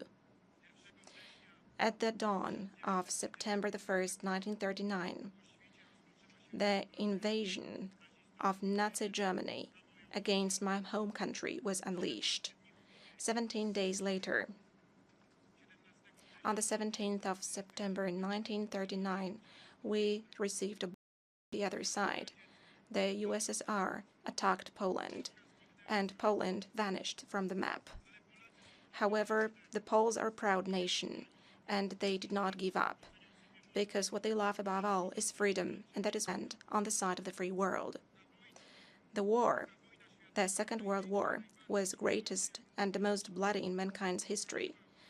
It made the whole Europe, East and Southeast Asia, North Africa, the Middle East, all the oceans plunge in the dark rain of crime, barbarity, and suffering. It was international law which fell one of the first victims of the war back then. The next, human rights, starting from the fundamental right to live and ending with the rights of soldiers in combat, rights of civilians crushed under bomb raids, rights of refugees. The scale of terror, destruction amid those days put international community to a serious test. a need appeared to step up efforts to protect peace and safeguard it for the future. The year 1945 is more than the end of World War II. It is also the origin of the United Nations, the most fundamental mechanism for cooperation in international community for the sake of global peace and security. In 1945, also international criminal courts were set up, the criminal courts, the Nuremberg and the Tokyo ones. Finally, the 1940s, also more particularly crucial documents, the Universal Declaration of Human Rights and the Convention on the Prevention and Punishment of the Crime of Genocide, whose concept was largely laid down by Rafał Lemkin, a great Pole of Jewish descent, an eminent lawyer and university lecturer, nominated to the Nobel Peace Prize. Lemkin was fluent in 9 languages, but he was most fluent in the language of law. He noted an absence of one important word.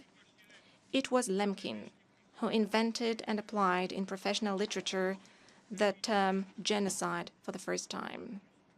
Ludobójstwo, a Polish lawyer, had a direct experience of it. Almost all of his family perished, murdered in German annihilation camps.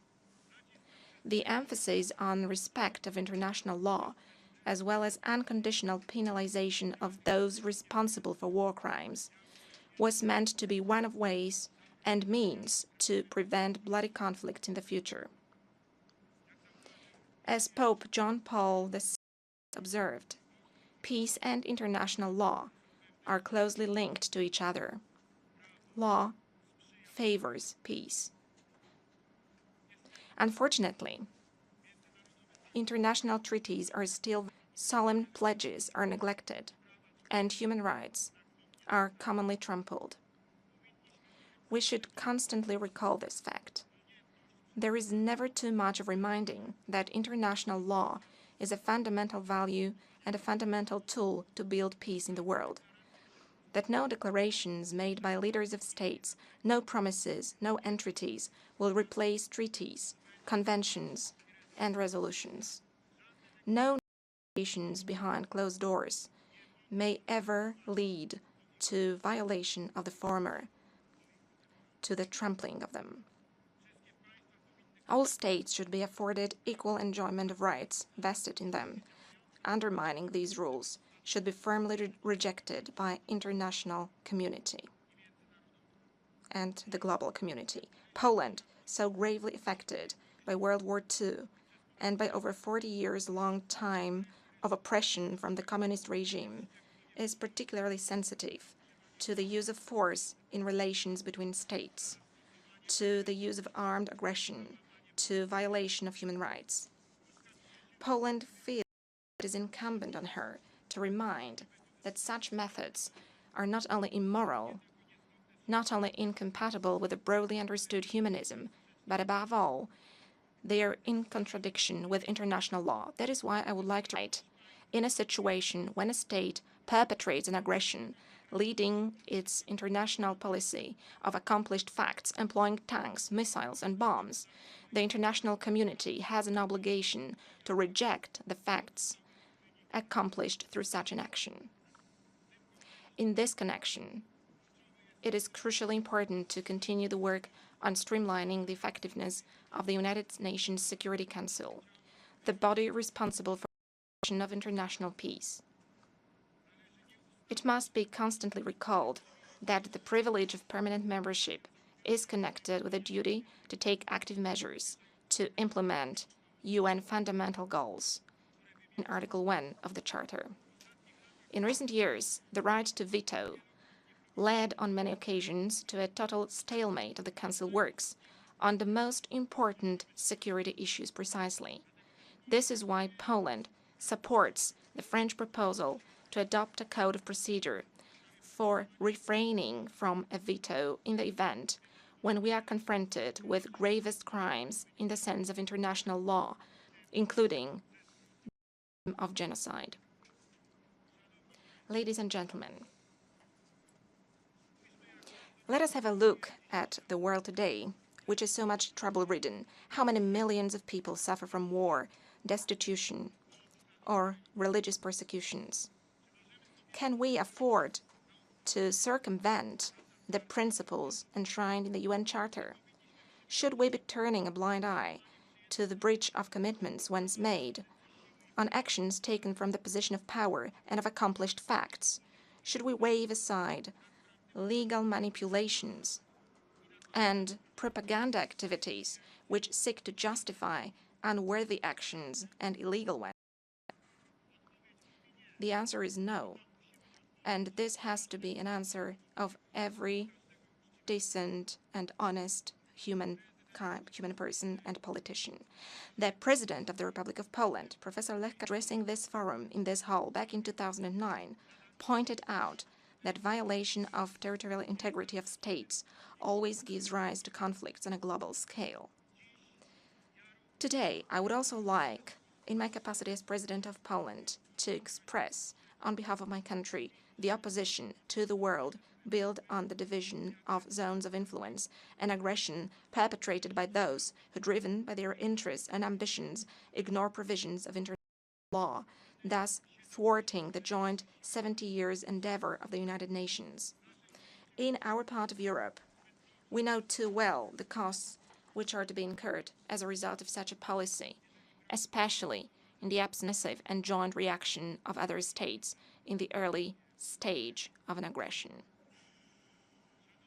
Distinguished delegates, contempt of international law may turn out to be the germs of war, and once a war has broken out on the territories engulfed by conflicts, usually there is no rule of law. We can see that in many parts of the world where the institutions of the state are either excessively strained or replaced by private armies, terrorist militias, and self-proclaimed courts. This comes as yet another challenge to the world and to the United Nations alike.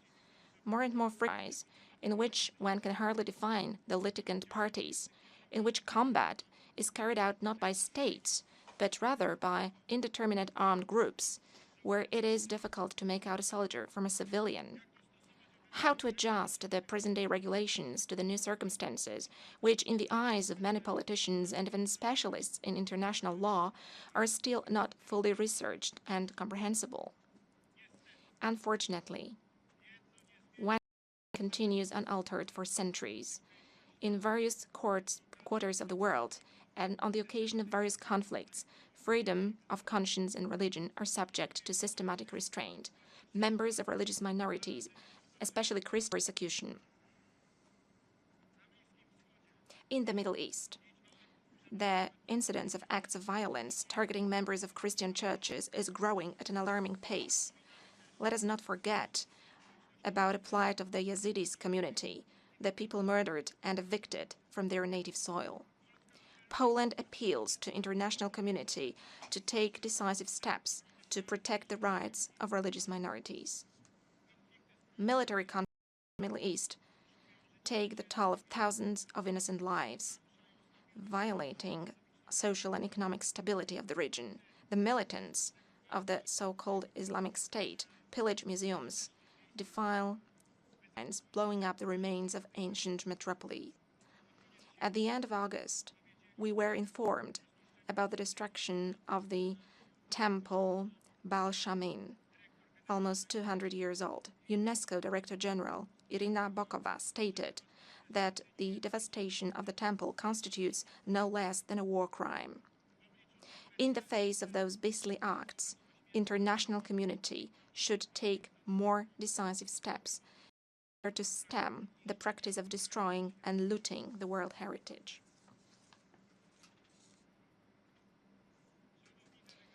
Distinguished delegates, from the very outset of the UN existence, international community has never had to struggle with a humanitarian crisis of such a scale as in the present day. Poland works to reinforce the global system of humanitarian aid through fostering cooperation among international institutions, governments, and non-governmental organizations. At the same time, one should place a more intense emphasis on the relationship between humanitarian aid and development aid. At this point, I would like to mention with great satisfaction the outputs of Polish humanitarian organizations which lend active support to those in need. They build schools and community centers, they drill wells and blankets, they assist victims of various conflicts, they respond to the aftermath of natural disasters. At this occasion, I would like to express my most sincere gratitude to all the kind-hearted people, to people of conscience who are providing assistance to others, sometimes risking their own lives. Respect of human rights is a key premise for the maintenance of peace and justice in lives of states and nations. For Poland, of particular importance is the defense of freedom of conscience, worship, and speech. And freedom of speech entails the duty to tell the truth, not to the relations among nations and states, then manipulating truth, then lies, or degrading stereotypes. That is why truth, also the truth about history, is such a crucial component of relations among states and nations. At this point, I would like to highlight the fate of those for whom standing up for truth and for freedom of speech is often punished with imprisonment and even death at the hands of their oppressors, people who are courageous and uncompromising, dissidents, journalists, bloggers, who bring to the daylight crimes of totalitarian regimes, committed by terrorists in various corners of the world, brutality of law enforcement bodies. We cannot forget their dedication. An international community should offer them an appropriate protection, also in the legal context. And here comes one more social group, which we cannot left out when speaking about human rights, about the aftermath of war and mass migrations. Whom I find is women, mothers, wives and daughters, in Asia, Africa, the Middle East, in Ukraine.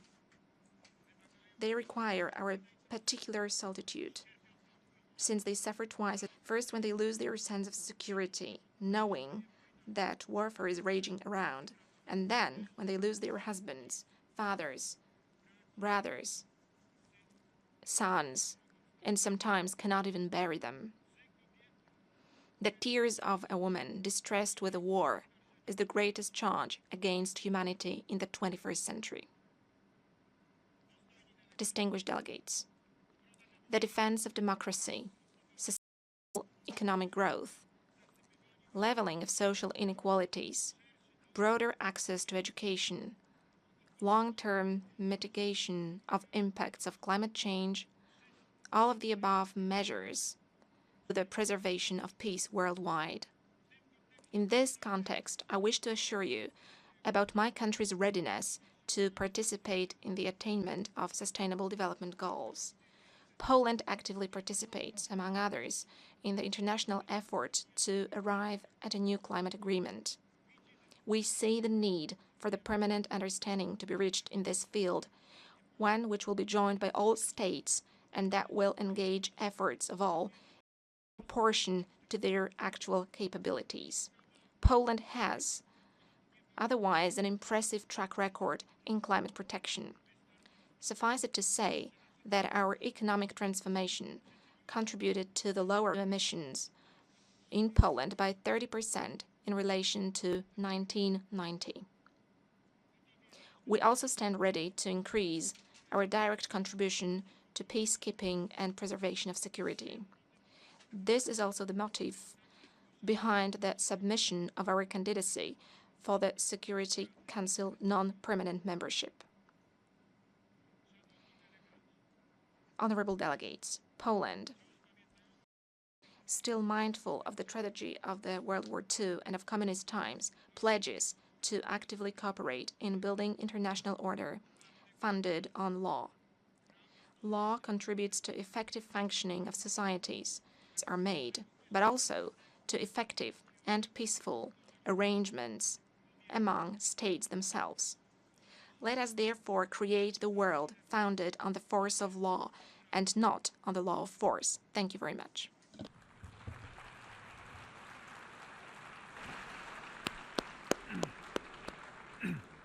On behalf of the General Assembly, I wish to thank the President of the Republic of Poland for his statement just made.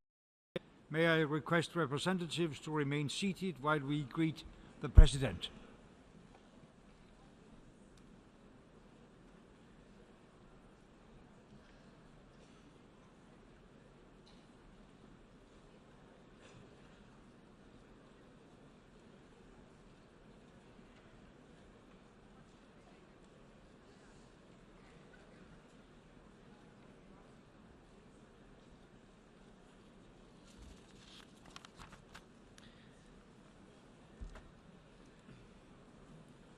The Assembly will hear an address by His Excellency Xi Jinping, President of the People's Republic of China. I request the protocol to escort His Excellency.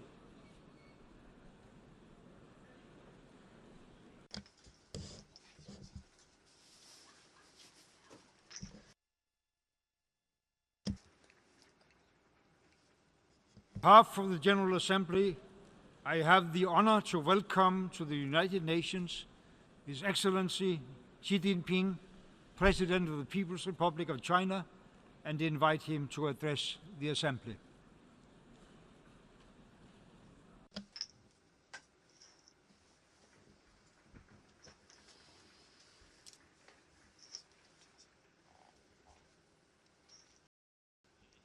Mr. President, dear colleagues, 70 years ago, the earlier generation of mankind fought heroically and secured the victory of the world anti-fascist, thus closing a dark page in the annals of human history. That victory was hard-won. 70 years ago, the earlier generation of mankind, with vision and foresight, established the United Nations. This universal and most representative and authoritative international organization has carried mankind's hope for a new future and ushered in a new era of cooperation. It was a pioneering initiative never undertaken before. 70 years ago, the earlier generation of mankind pulled together their wisdom and adopted the Charter of the United Nations, laying the temporary international order and establishing the fundamental principles of contemporary international relations. This was an achievement of profound impact. Mr. President, dear colleagues, on the 3rd of September, the Chinese people, together with the world's people, solemnly commemorated the 70th anniversary of the victory of the Chinese People's War of Resistance against Japanese aggression and the World War. As the main theater in the East, China made a national sacrifice of over 35 million casualties in its fight against the majority troops of Japanese militarism. It not only its people from subjugation, but also gave strong support to the forces against aggression in the European and Pacific theaters, thus making a historic contribution to the victory of the world anti-fascist war. History is a mirror. Only by drawing lessons from history can the world avoid repeating past calamity. We should review history with awe and conscience. The past cannot be changed, but the future can be shaped. Bearing history in mind is not to perpetuate hatred. Rather, it is for mankind not to forget its lesson. Remembering history does not mean being obsessed with the past. Rather, in doing so, we aim to create a better future and pass the torch of peace from generation to generation.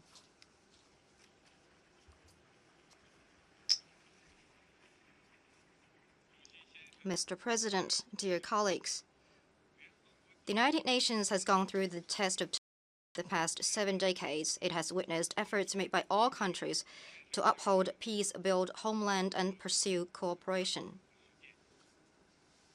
Having reached a new historical starting point to address the central issue of how to better promote world peace and development in the 21st century.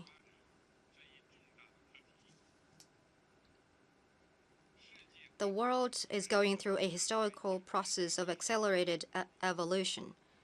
The sunshine of peace, development, and progress will be powerful enough to penetrate the clouds of war, poverty, and backwardness. The movement toward a multipolar world and the rise of emerging markets and developing countries have become an irresistible trend of history. Economic globalization and the advent of an information age unleashed and boosted social productive forces. They have both created unprecedented development opportunities and given rise to new threats and challenges which we must face squarely.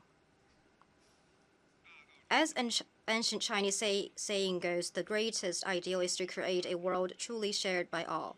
Peace, development, equity, justice, democracy, and freedom are the common values of mankind and the lofty goals of the United Nations.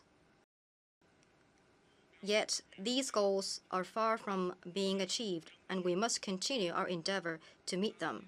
In today's world, all countries are interdependent and share a common future. A commitment to the purposes and principles of the UN Charter build a new type of international relations featuring win-win cooperation and create a community of shared future for mankind. To achieve this goal, we need to make the following efforts. We should build partnerships in which countries treat each other as equals, engage in mutual cooperation, and show mutual understanding. The principle of sovereign equality underpins the UN Charter. The future of the world must be shaped by all countries. All countries are equals. Big, strong, and rich should not bully the small, weak, and poor. The principle of sovereignty not only means that the sovereignty and territorial integrity of all countries are inviolable and their internal affairs are not just subject to interference. It also means that all countries' right to independently choose social systems and development paths should be upheld.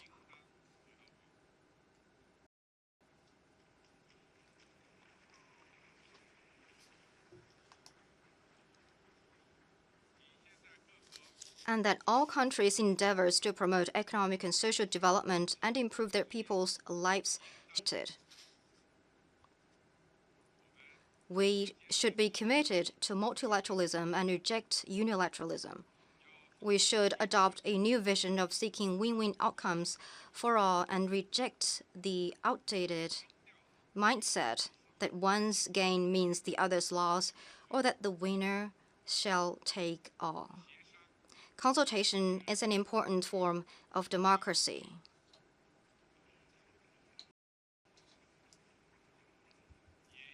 And it should also become an important means of exercising contemporary international governance. We should resolve disputes and differences through dialogue and consultation. We should forge a global partnership at both international and regional levels and embrace a new approach to state relations, one that features dialogue rather than confrontation and seeks partnership rather than alliance. Major countries should follow the principles of no conflict, no confrontation, mutual respect, and win-win cooperation in handling their relations.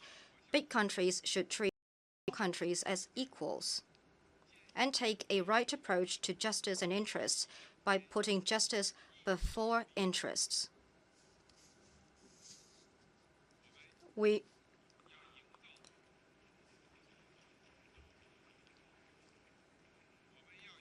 should create a security architecture featuring fairness, justice, joint contribution, and shared benefits.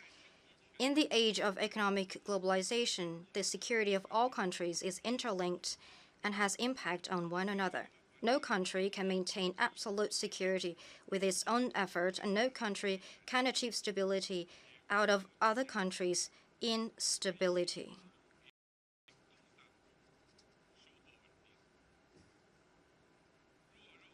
The law of the jungle leaves the weak at the mercy of the strong. It is not the way for countries to conduct their relations. Those who adopt of using force will find that they are only lifting a rock to drop on their own feet.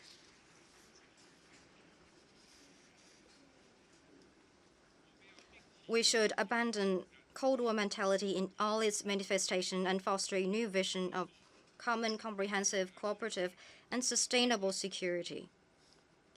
We should give full play to the central role of the United Nations and its Security Council in ending conflict and peace, and adopt the dual approach of seeking peaceful solution to disputes and taking mandatory actions so as to turn hostility into amity. We should advance both economic and social fields and take a holistic approach to addressing traditional and non-traditional security threats so as to prevent conflicts from breaking out in the first place. We should promote open, innovative, and inclusive development that benefits all.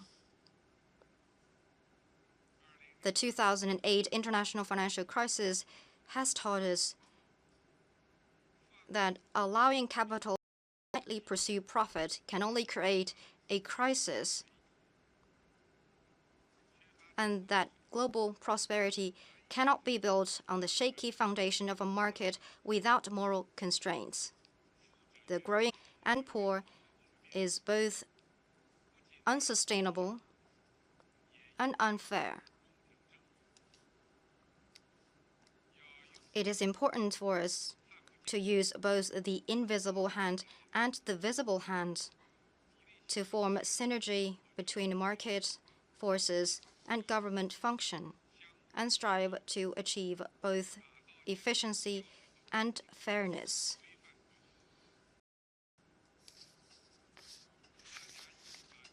Development is meaningful only when it is inclusive and sustainable. To achieve such sustainable development requires openness, mutual assistance, and win-win cooperation. In the world today, close to 800 million people still live in extreme poverty. Nearly 6 million kids die before the age of 5 each year, and nearly 60 million children are unable to go to school. The just concluded UN Sustainable Development Summit adopted the post-2015 development agenda.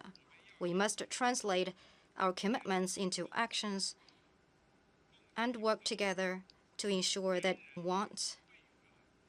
everyone has access to development and everyone lives with dignity.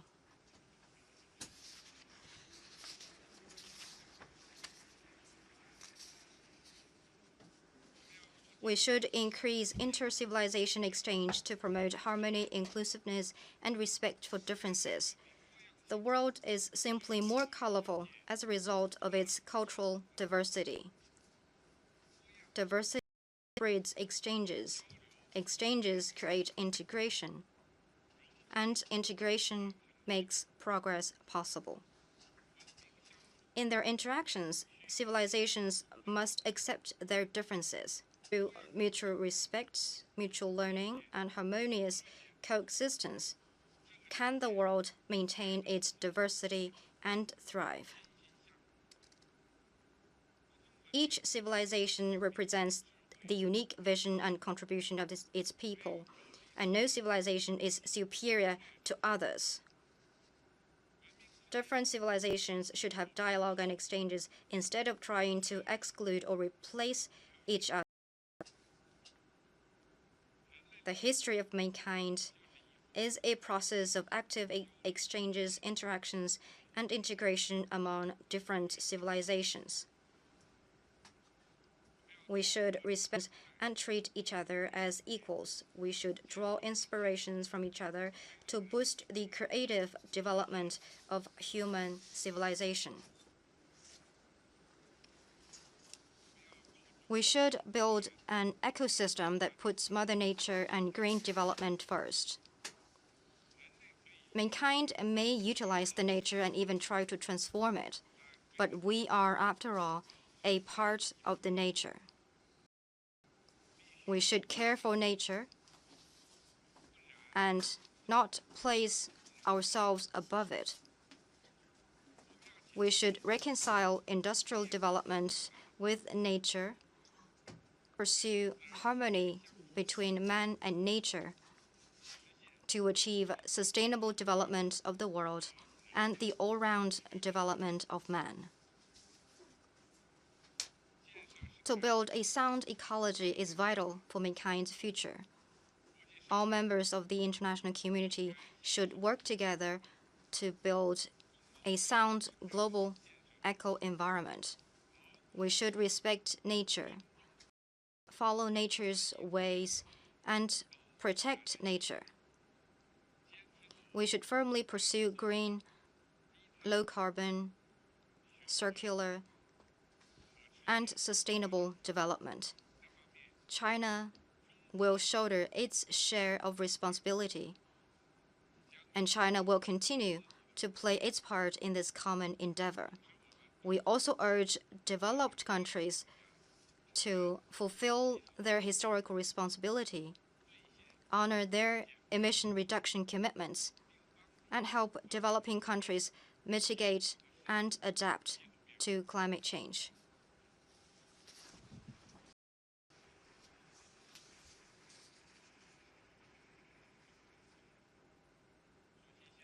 Mr. President, dear colleagues, the over 1.3 billion and more Chinese people are endeavoring the Chinese dream of great national renewal. The dream of the Chinese people is closely connected with the dreams of other peoples of the world. We cannot realize the Chinese dream without a peaceful international environment, a stable international order, and the understanding, support, and help from the rest of the world. The realization of the Chinese dream will bring more opportunities to other countries and contribute to global peace and development. China will continue to participate in peace. We are committed to peaceful development. No matter how the international landscape may evolve and how strong China may become, China will never pursue hegemony, expansion, or sphere of influence.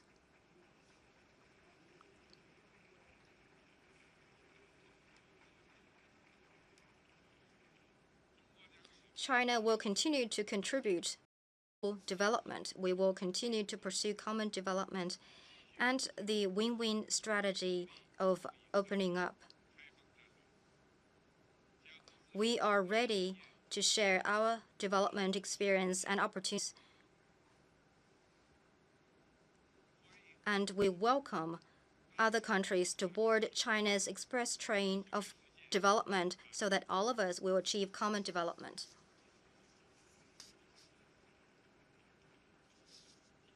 China will continue to uphold the international order. We will stay committed to the path of peaceful development through cooperation. China was the first country to put its signature on the UN Charter. We will continue to uphold the international order and system underpinned by the purposes and principles of the UN Charter.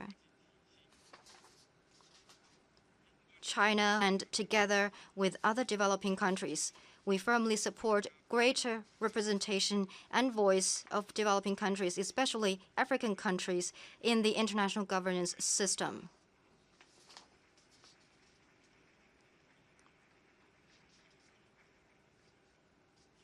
China's vote in the United Nations will always belong to the developing countries.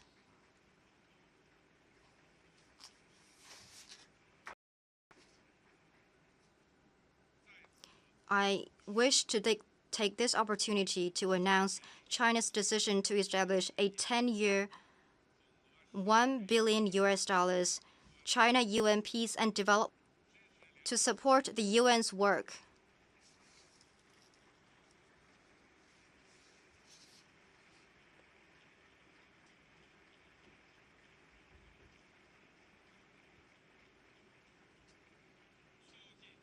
To advance multilateral cooperation and contribute more to world peace and development. I also wish to announce that China will join the new UN peacekeeping capability readiness system and has thus decided to take the lead in setting up a permanent peacekeeping police squad and build a peacekeeping standby force of 8,000 troops.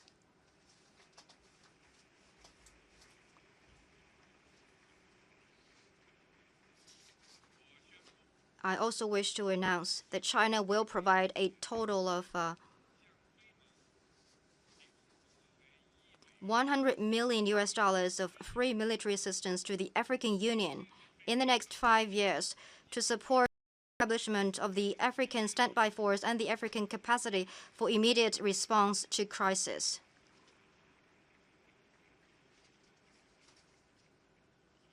Mr. President, dear colleagues, the United Nations enters a new decade. Let us unite even more closely to forge a new partnership of win-win cooperation and a community of shared future for mankind. Let the vision of a world free of war and with lasting peace take root in our hearts. Let the aspiration of development, prosperity, fairness, and justice spread across the world. Thank you all.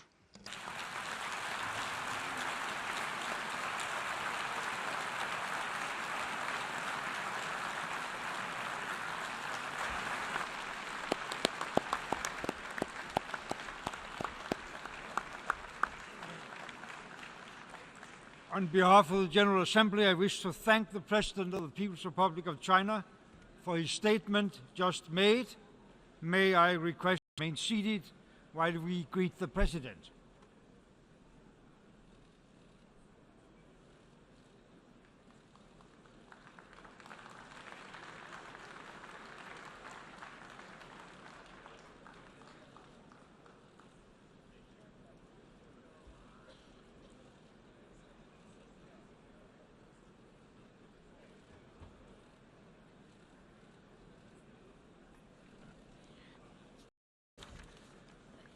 The Assembly will hear an address by His Majesty Abdullah II Ibn al-Hussein, King of the Hashemite Kingdom of Jordan.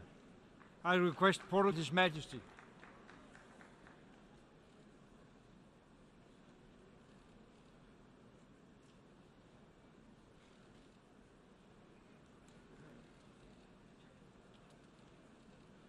On behalf of the General Assembly, I have the honor to welcome to the United Nations His Majesty Abdullah II Ibn al-Hussein, King of the Hashemite Kingdom of Jordan, and to invite him to address the Assembly.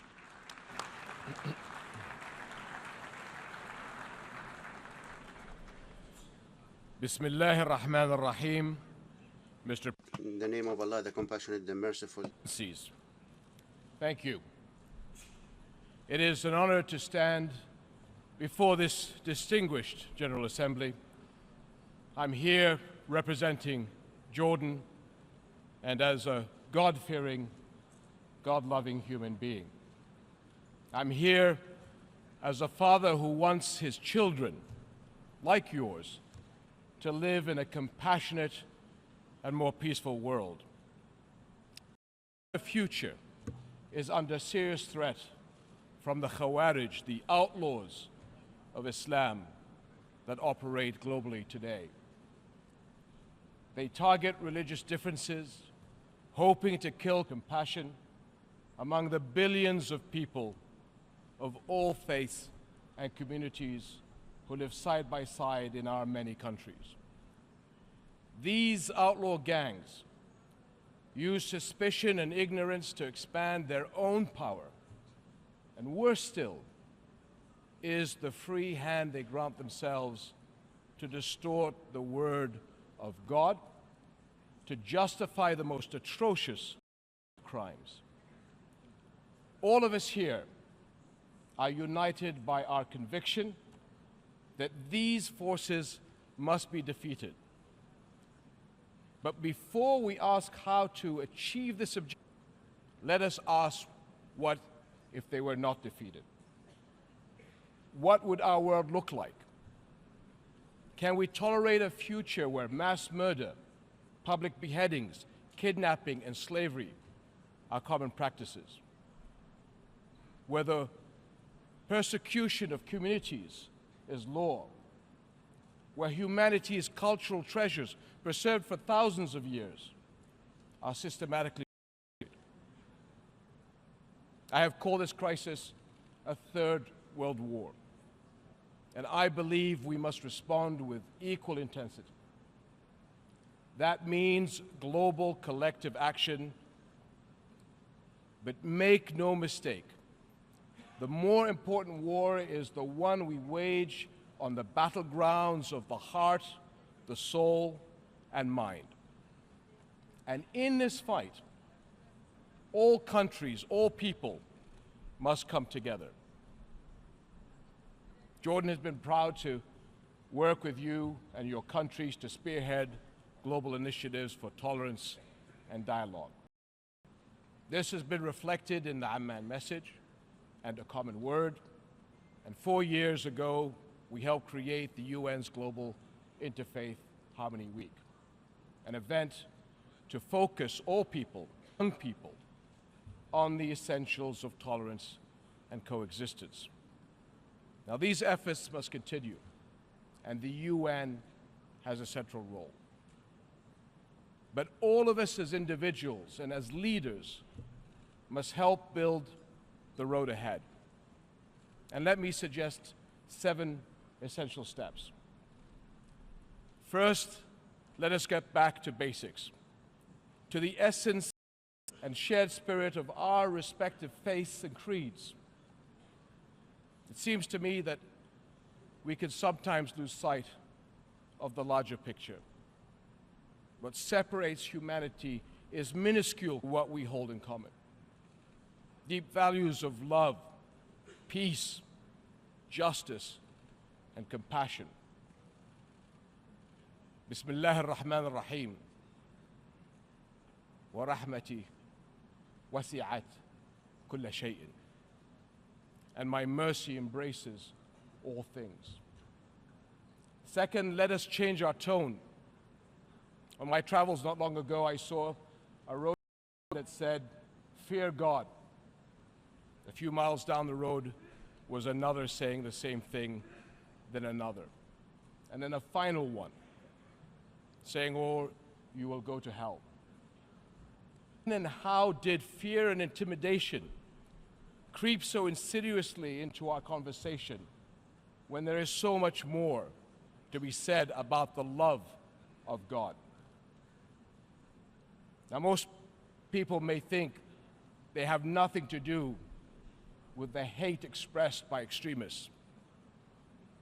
But our world is also threatened when violence, fear, and anger dominate our discourse, whether in school lessons or weekly sermons or international affairs. Third, let us act upon our beliefs. And here I mean the more than praying or fasting or zakat. I mean integrating our values in every part of our daily lives, every hour of every day, by loving our neighbor, showing respect to those different from us, by being kind to our children. Each one of us can do something to reflect the spirit of our Creator.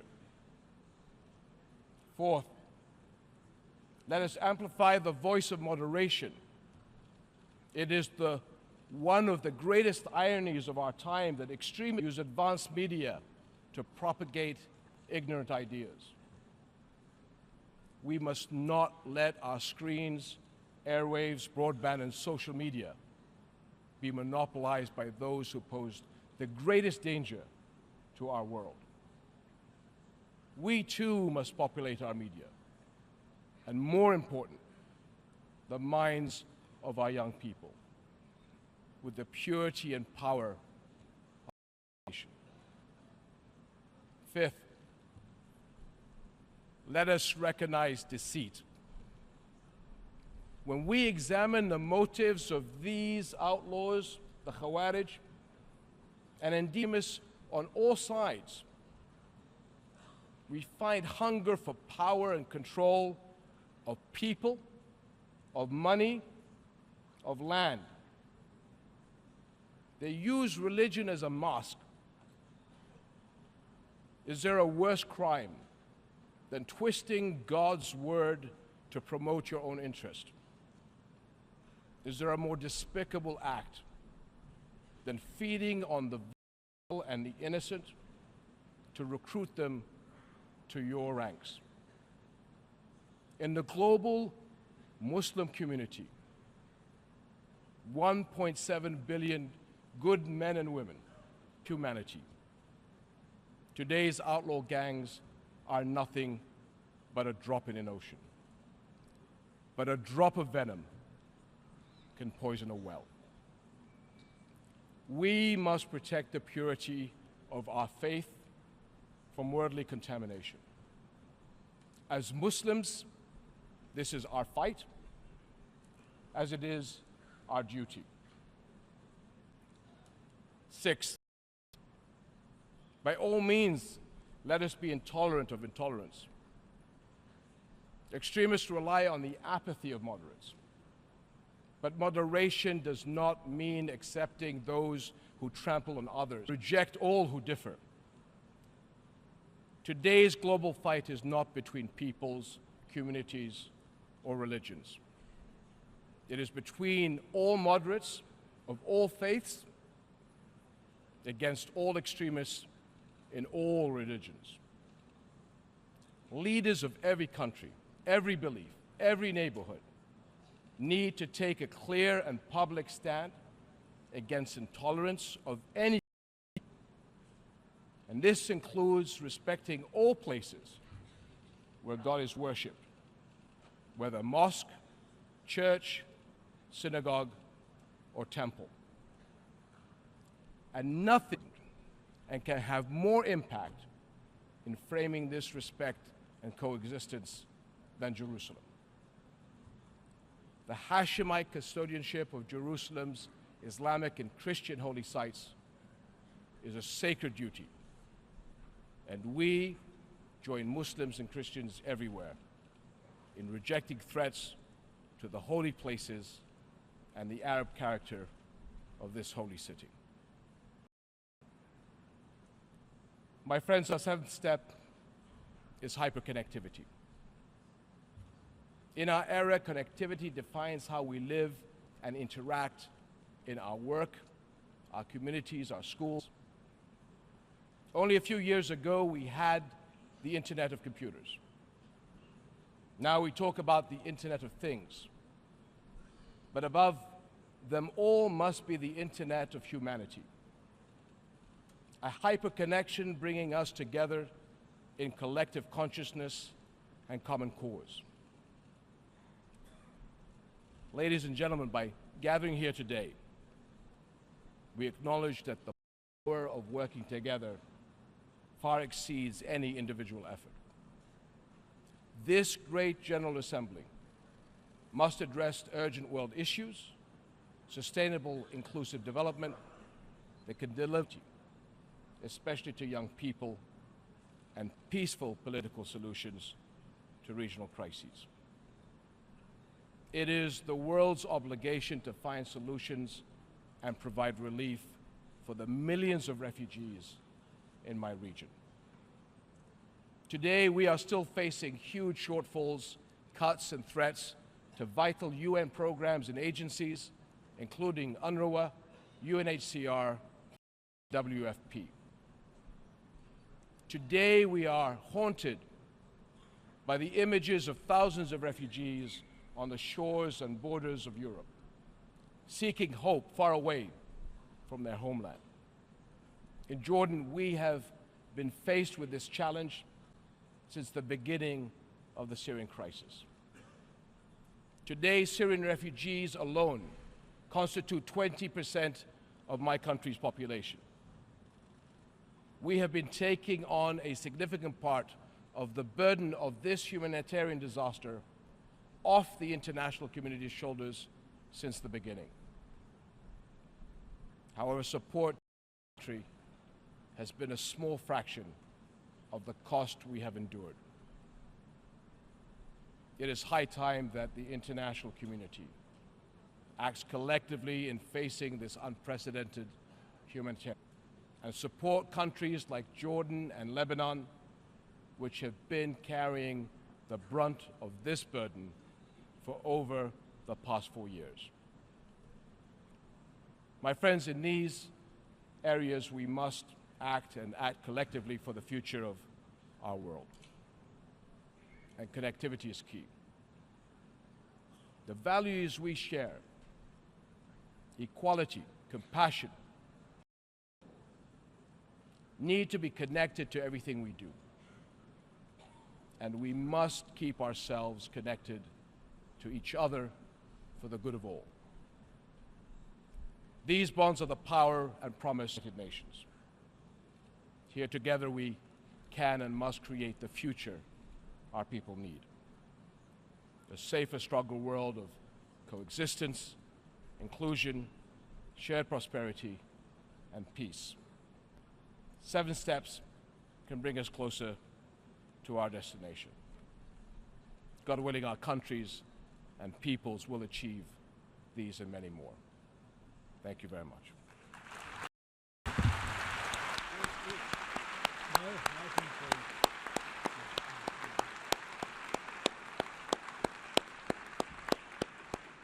On behalf of the General Assembly, I wish to thank the King of the Hashemite King for his statement just made. May I request representatives to remain seated while we greet His Majesty.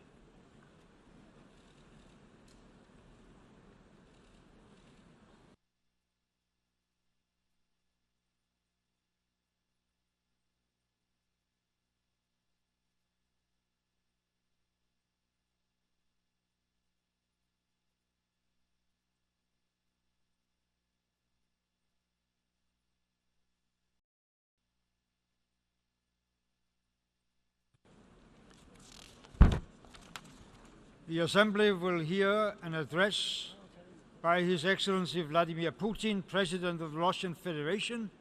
I request court His Excellency.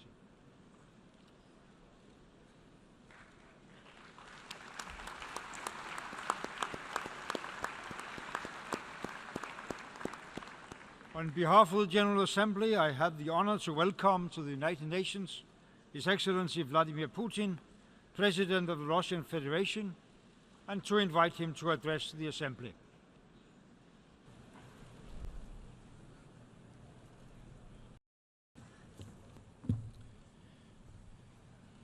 Уважаемый господин Your Excellency, Mr. President, Your Excellency, Mr. Secretary General, distinguished heads of state and government, ladies and gentlemen, the 70th anniversary of the United Nations is a good occasion to both take stock of history and talk about our common future. In 1945, the countries that defeated Nazism joined their efforts to lay solid foundations for the post-war world order. Let me remind you that the key decisions on the principles guiding the cooperation among states, as well as on the establishment of the United Nations, were made in our country, in Yalta, at the meeting of the anti-Hitler coalition leaders. The Yalta born in travail. It was born at the cost of tens of millions of lives and 2 world wars.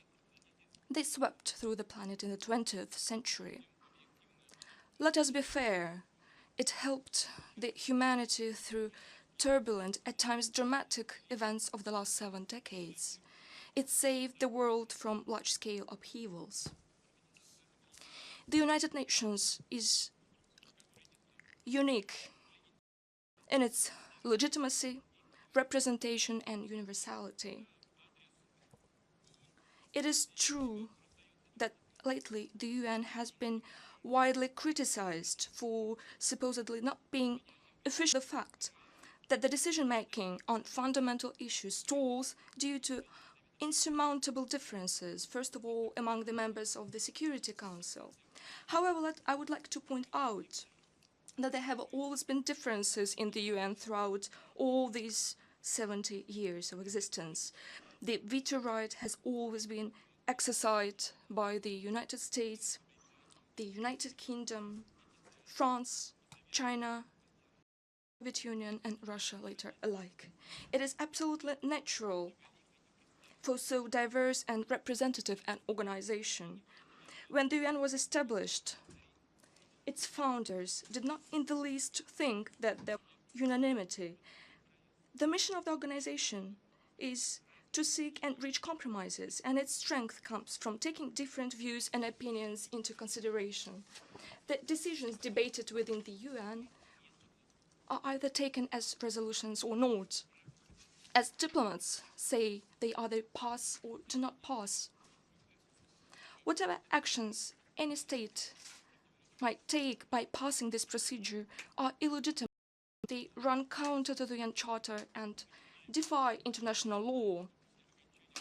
We all know that after the end of the Cold War, everyone is aware of that, a single center of domination emerged in the world, and who found themselves at the top of the pyramid were tempted to think that if they were so strong and exceptional, they knew better, and they do not have to reckon with the UN, which instead of automatically authorize and legitimize the necessary decisions, often creates obstacles, or in other words, stands in the way. It has now become commonplace to say that it, in its original form, has become obsolete and completed its historical mission. Of course, the world is changing, and the UN must be consistent with this natural transformation, ready to work together with its partners on the basis of broad consensus. But we consider the attempts to undermine the legitimacy of the United Nations as extremely dangerous. They could lead to a collapse of the entire architecture of international relations, and then, indeed, there would be no other rules left but the rule of force. We would get a world dominated by selfishness rather than collective work, a world increasingly characterized by dictate rather than equality. There would be less of genuine democracy and freedom, and there would be a world where truly independent states would be replaced with de facto protectorates and externally controlled territories. What is the state sovereignty, after all, that has been mentioned by our colleagues here? It is basically about freedom and the right to choose freely one's own future for every person, nation, or state. By the way, dear colleagues, the same holds true of the question of the so-called legitimacy of state authority. One should not play with or manipulate this. Every term in international law and international affairs should be clear, transparent, and have uniformly understood criteria. All different, and we should respect that. No one has to conform and have uniformly understood criteria. We are all different, and we should respect that. No one has to conform to a single development model that someone has once and for all recognized as the only right one. We should all remember our past has taught us. We also remember certain episodes from the history of the Soviet Union, social experiments for export, attempts to push for changes within other countries based on ideological preference often led to tragic consequences and to degradation rather than progress. It seems, however, that far from learning from others' mistakes, everyone just keeps repeating them. And so the export of revolutions, this time of so-called democratic ones, continues. It will suffice to look at the situation in the Middle East and North Africa, as has been mentioned by my previous speaker. Certainly, political and social problems in this region have been piling up for a long time, and people there wished for changes naturally. But how did it actually turn out? Rather than bringing about reforms, interference has resulted in a brazen destruction of national institutions and their lifestyle itself. Instead of the triumph of democracy and progress, we got violence, poverty, and social disaster. And nobody cares a bit about human rights, including the right to life. I cannot help asking those who have caused this situation, do you realize now what you've done? But no one is going to answer that. Indeed, policies based on self-conceit and belief in one's exceptionality and impunity have never been abandoned. It is now obvious that they created in some countries of the Middle East and North Africa led to the emergence of anarchy areas, which immediately started to be filled with extremists and terrorists. Tens of thousands of militants are fighting under the banners of the so-called Islamic State. Its ranks include former Iraqi servicemen who were thrown out into the street after the invasion of Iraq in 2003. Many recruits also come from Libya, whose statehood was destroyed as a result of a gross violation of the UN Security Council Resolution 1973. And now the ranks of radicals are being joined by the members of the so-called modern Syrian opposition supported by the Western countries, first and trained, and then they defect to the so-called Islamic State. Besides, the Islamic State itself did not just come from nowhere. It was also initially forged as a tool against undesirable secular regimes. Having established a foothold in Iraq and Syria, the Islamic State has become actively expanding to other regions. It is seeking dominance in the Islamic world. And not only that, and its plans go further than that.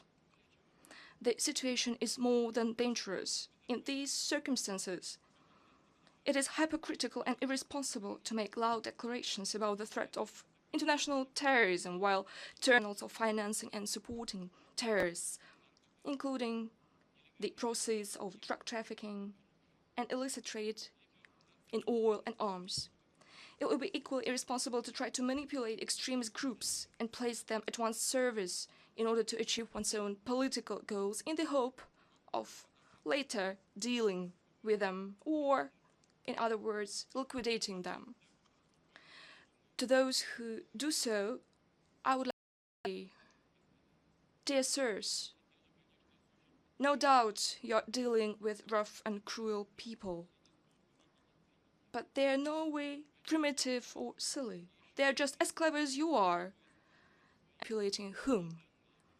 And the recent data on arms transfer to this most moderate opposition is the best proof of it. We believe that any attempts to play games with terrorists, let alone to arm them, are not just short-sighted, but fire hazardous. This may result in the global terrorist threat increasing dramatically and engulfing new regions, especially given the Islamic State camps, militants from many countries, including the European countries. Unfortunately, dear colleagues, I have to put it frankly, Russia is not an exception. We cannot allow these criminals who've already tasted blood back home and continue their evil doings. No one wants this to happen, does he? Russia has always been consistently fighting against terrorism in all its forms. Today, we provide military and technical assistance both to Iraq and Syria and many other countries of the region who are fighting terrorist groups. We think it is an enormous mistake to refuse to cooperate with the Syrian government and its armed forces who are violently fighting terrorism face to face. We should finally acknowledge that no one but President Assad's armed forces and Kurds militia are truly fighting the terrorist organizations in Syria. We know about all the problems and contradictions in the region, but which were based on the reality. Dear colleagues, I must note that such an honest and frank approach of Russia has been recently used as a pretext to accuse it of its growing ambitions, as if those who say it have no ambitions at all. However, it's not about Russia's ambitions, dear colleagues, but about the recognition of the fact that we can no longer tolerate the current state of affairs in the world. What we actually propose is to be guided by common values and common interests rather than ambitions. On the basis of international law, we must address the problems that all of us are facing and create a genuinely broad international coalition against terrorism. Similar to the anti-Hitler coalition, it could unite a broad range of forces that are resolutely resisting those who, just like the Nazis, sow evil and hatred of humankind. And naturally, the Muslim countries are to play a key role in the coalition. Even more so because the Islamic State does not only pose a direct threat to them, but also desecrates one of the greatest world religions by its bloody crimes. The ideologies of militants make a mockery of Islam and humanistic values. I would like to address Muslim spiritual leaders as well. Your authority and your guidance are of great importance right now. It is essential to prevent people recruited by militants from making hasty decisions, and those who have already been deceived and who, due to various circumstances, found themselves among terrorists need help in finding a way back to normal life, laying down arms and putting an end to fratricide. Russia will shortly convene, as the current president of the Security Council, a ministerial meeting to carry out a comprehensive analysis of threats in the Middle East. First of all, we propose discussing whether it is possible to aimed at coordinating the actions of all the forces that confront the Islamic State and other terrorist organizations. Once again, this coordination should be based on the principles of the UN Charter.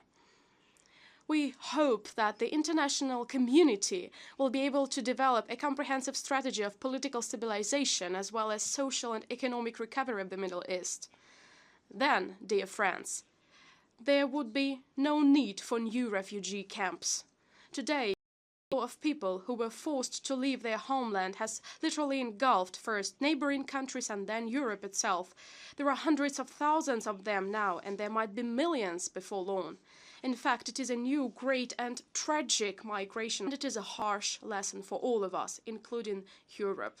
I would like to stress, refugees undoubtedly need our compassionate support. However, the only way to solve this problem at a fundamental level is to restore the statehood where it has been destroyed, to strengthen the government institutions where they still exist or are being re-established, to provide comprehensive assistance of military, economic and material to countries in a difficult situation, and certainly to those people who, despite all the ordeals, will not abandon their homes. Naturally, any assistance to sovereign states can and must be imposed exclusively and solely in accordance with the UN Charter. In other words, everything in this field that is being done or will be done pursuant to the norms of international law must be supported by our organization. Everything that contravenes the UN Charter must be rejected. Above all, I believe it is of the utmost importance to help restore government's institutions in Libya, support the new government of Iraq, and provide comprehensive assistance to the legitimate government of Syria. Dear colleagues, ensuring peace and regional and global stability remains the key objective of the international community with the UN at its helm. We believe this means creating a space of equal and indivisible security view, but for everyone. Yes, it is a challenging, complicated and time-consuming task, but there is simply no other alternative. However, the bloc thinking of the times of the Cold War and the desire to explore new geopolitical areas is still present among some of our colleagues. First, they continued their policy of expanding NATO, World War, if the Warsaw Bloc stopped its existence. The Soviet Union had collapsed, and nevertheless, the NATO continues expanding, as well as its military infrastructure. Then they offered the post-Soviet countries a false choice, either to be with the West or with the East. Sooner or later, this logic of confrontation was bound to a geopolitical crisis. This is exactly what happened in Ukraine, where the discontent of population with the current authorities was used and a military coup was orchestrated from outside that triggered a civil war as a result.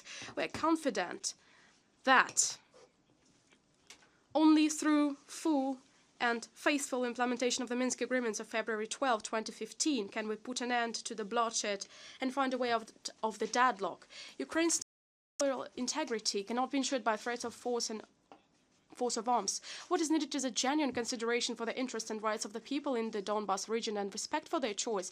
There is a need to coordinate with them as provided for by the Minsk agreements, the key elements of the country. These steps will guarantee that Ukraine will develop as a civilized state, as an essential link in building a common space of security and economic cooperation both in Europe and in Eurasia.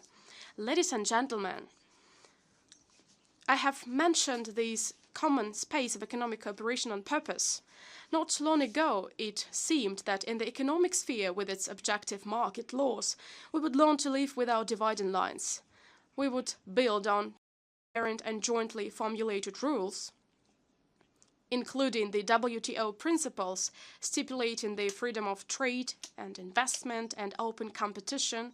Nevertheless, today, unilateral convene in the UN Charter have become almost commonplace. In addition to pursuing political objectives, these sanctions serve as a means of eliminating competitors. I would like to point out another sign of a growing economic selfishness. Some countries have chosen to create closed and exclusive economic associations, with the establishment being negotiated behind the scenes in secret from those countries' own citizens, the general public, business community, and from other countries. Other states whose interests may be affected are not informed of anything either. It seems that we are about to be faced with an accomplished fact that the rules of the game have been changed in favor of a narrow group of the privileged, with the WTO having. This could unbalance the trade system completely and disintegrate the global economic space. These issues affect the interests of all states and influence the future of the world economy as a whole. That is why we propose discussing them within the UN, WTO, and G20. Contrary to the policy of exclusiveness, Russia proposes harmonizing regional economic projects. I refer to the so-called integration of integrations based on universal and transparent rules of international trade. As an example, I would like to cite our plans to interconnect the Eurasian Economic Union and China's initiative of the Silk Road Economic Belt. We still believe that the integration processes within the Eurasian Economic Union and the European Union is highly promising. Ladies and gentlemen, the issues that affect the future of all people include the challenge of global climate change. It is in our interest to make the UN Climate Change Conference to be held in December in Paris a success. As part of our national contribution, we plan to reduce by 2030 the greenhouse gas emissions to 75% of the 1990 level. I suggest, however, we should take a wider view on this issue. Yes, we might diffuse the quotas on harmful emissions or by taking other measures that are nothing but tactical, but we will not solve it that way. We need a completely different approach. We have to focus on introducing fundamentally new technologies inspired by nature, which would not damage the environment, but would be in harmony with it. Also, they would allow us to restore the balance between the biosphere and technosphere upset by human activities. It is indeed a challenge in the planetary scope, but I'm confident that humankind has intellectual potential to address it. We need to join our efforts. I refer first of all to the states that have a solid research basis and that have made significant fundamental science. We propose convening a special forum under the UN auspices for a comprehensive consideration of the issues related to the depletion of natural resources, destruction of habitat, and climate change. Russia would be ready to co-sponsor such a forum. Ladies and gentlemen, colleagues, it was on the 10th of January 1946 in London that the UN General Assembly gathered for its first.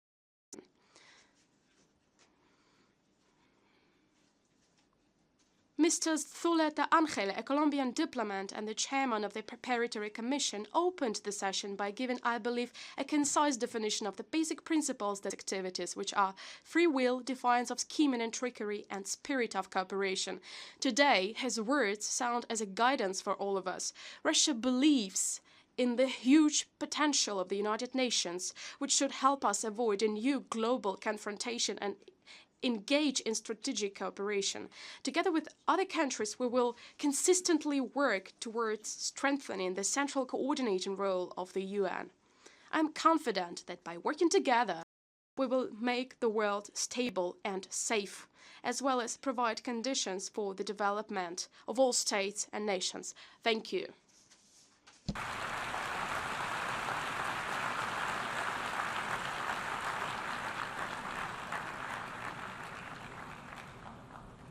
On behalf of the General Assembly, I wish to thank the President of the Russian Federation for the statement just made.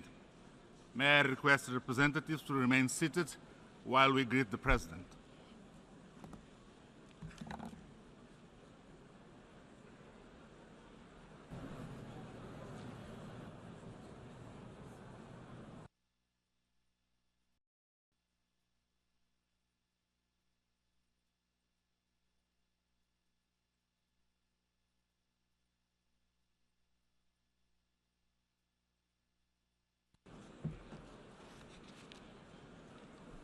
The Assembly will hear an address by Her Excellency Park Geun-hye, President of the Republic of Korea. I request the protocol to escort Her Excellency.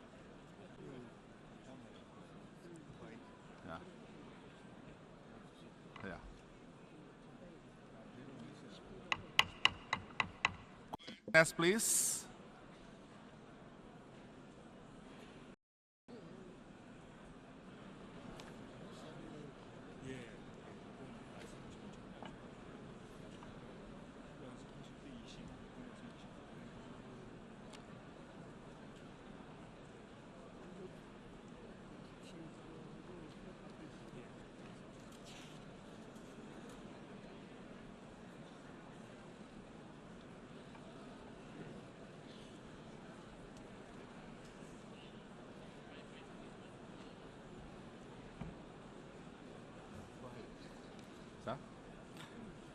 On behalf of the General Assembly, I have the honor to welcome the United Nations, Her Excellency Park Geun-hye, President of the Republic of Korea, and I invite her to address the Assembly.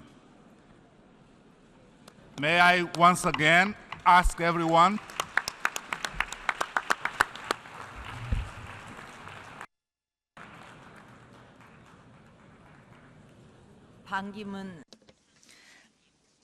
Mr. President, Mr. Secretary General, fellow delegates, I would like to first extend my congratulations on the 70th anniversary of the foundation of the United Nations. I would also like to congratulate you, Mr. Liketoft, former Speaker of the Parliament, on your election as President of the 70th session of the UN General Assembly. The United Nations, established 70 years ago after overcoming the calamities of war, was a beacon of hope for all people around the world. This was because of the UN's spirit of putting people at the center, despite the constraints of realpolitik. Despite numerous challenges and criticisms, the UN has been making tremendous contributions to promoting the common good for humanity. Even as we speak, the blue helmets a symbol of peace, of UN peacekeeping operations, are greatly contributing to international peace and security. The adoption of the Universal Declaration of Human Rights in 1948 provided a groundbreaking occasion to promote human rights, while the establishment of the Human Rights Council and the Court marked conspicuous progress towards institutionalizing the protection of human rights. The Millennium Development Goals, launched in 2000, was the most successful poverty eradication campaign in the history of the UN, lifting hundreds of millions of people out of extreme poverty. And few places in the world would see the UN's efforts make as much as in the Republic of Korea. This year also carries special meaning for the Republic of Korea, a year that brings both the joy of marking the 70th anniversary of our liberation and the anguish of going into the 70th. During the past 70 years, the Republic of Korea rose above the ordeals of partition and war and went on to simultaneously achieve industrialization and democratization. And the UN has stood with the Republic of Korea since the founding of our government to this very day. The values and ideals upheld by the UN, global peace, promoting human rights and common prosperity, embody the very vision of the Republic of Korea, and the future that Korea is envisioning is in sync with the aspirations of the UN. The challenges pursued and achievements made by Korea over the years are a testament to how the UN's goal for a better world has been successfully manifested. Notwithstanding these efforts by the UN and the international community, humanity today is confronted with multiple simultaneous challenges in all corners of the world. To this day, there is no shortage of conflicts, big and small, and extreme civil wars. The surge in extremist groups that ISIL represents is now a global concern that needs to be urgently addressed. A single photo of Aylan Kurdi captures how such instability is unleashing the greatest humanitarian refugee crisis since the Second World War. Global climate change is even threatening the lives of our future generations. Ebola and other infectious diseases are causing countless victims, awakening us to the importance of health security. Today, no one in our global village is free from these global and transnational threats and challenges. As the international order experiences these tectonic shifts, now, more than ever, is the time to once again light up the beacon of hope called the UN throughout the world to promote international peace and security, human rights, and common prosperity. Above all, the should rally around the UN and return to the founding spirit of the UN Charter that calls for faith in the dignity and worth of the human person. We must build a UN that is strong, carry the banner of renewed multilateralism, and realize the value of human dignity based on freedom, human rights, justice, and the rule of law.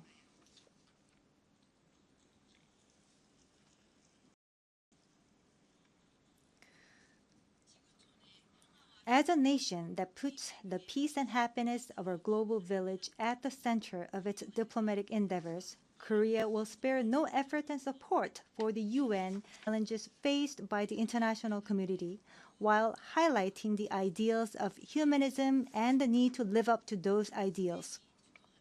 The UN's drive to produce a new post-2015 development agenda is also anchored to this people-centered spirit.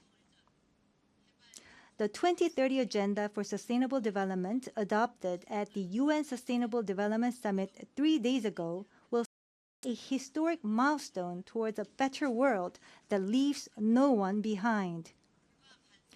No more than half a century ago, the Republic of Korea was among the poorest countries in the world. Today, it is 10 economies. In the course of achieving this miracle on the Han River, we drew immense strength from the assistance and development cooperation of the international community. In this regard, I believe the 2030 Agenda for Sustainable Development will be an important stepping stone that can lead to a second and third miracle around the world.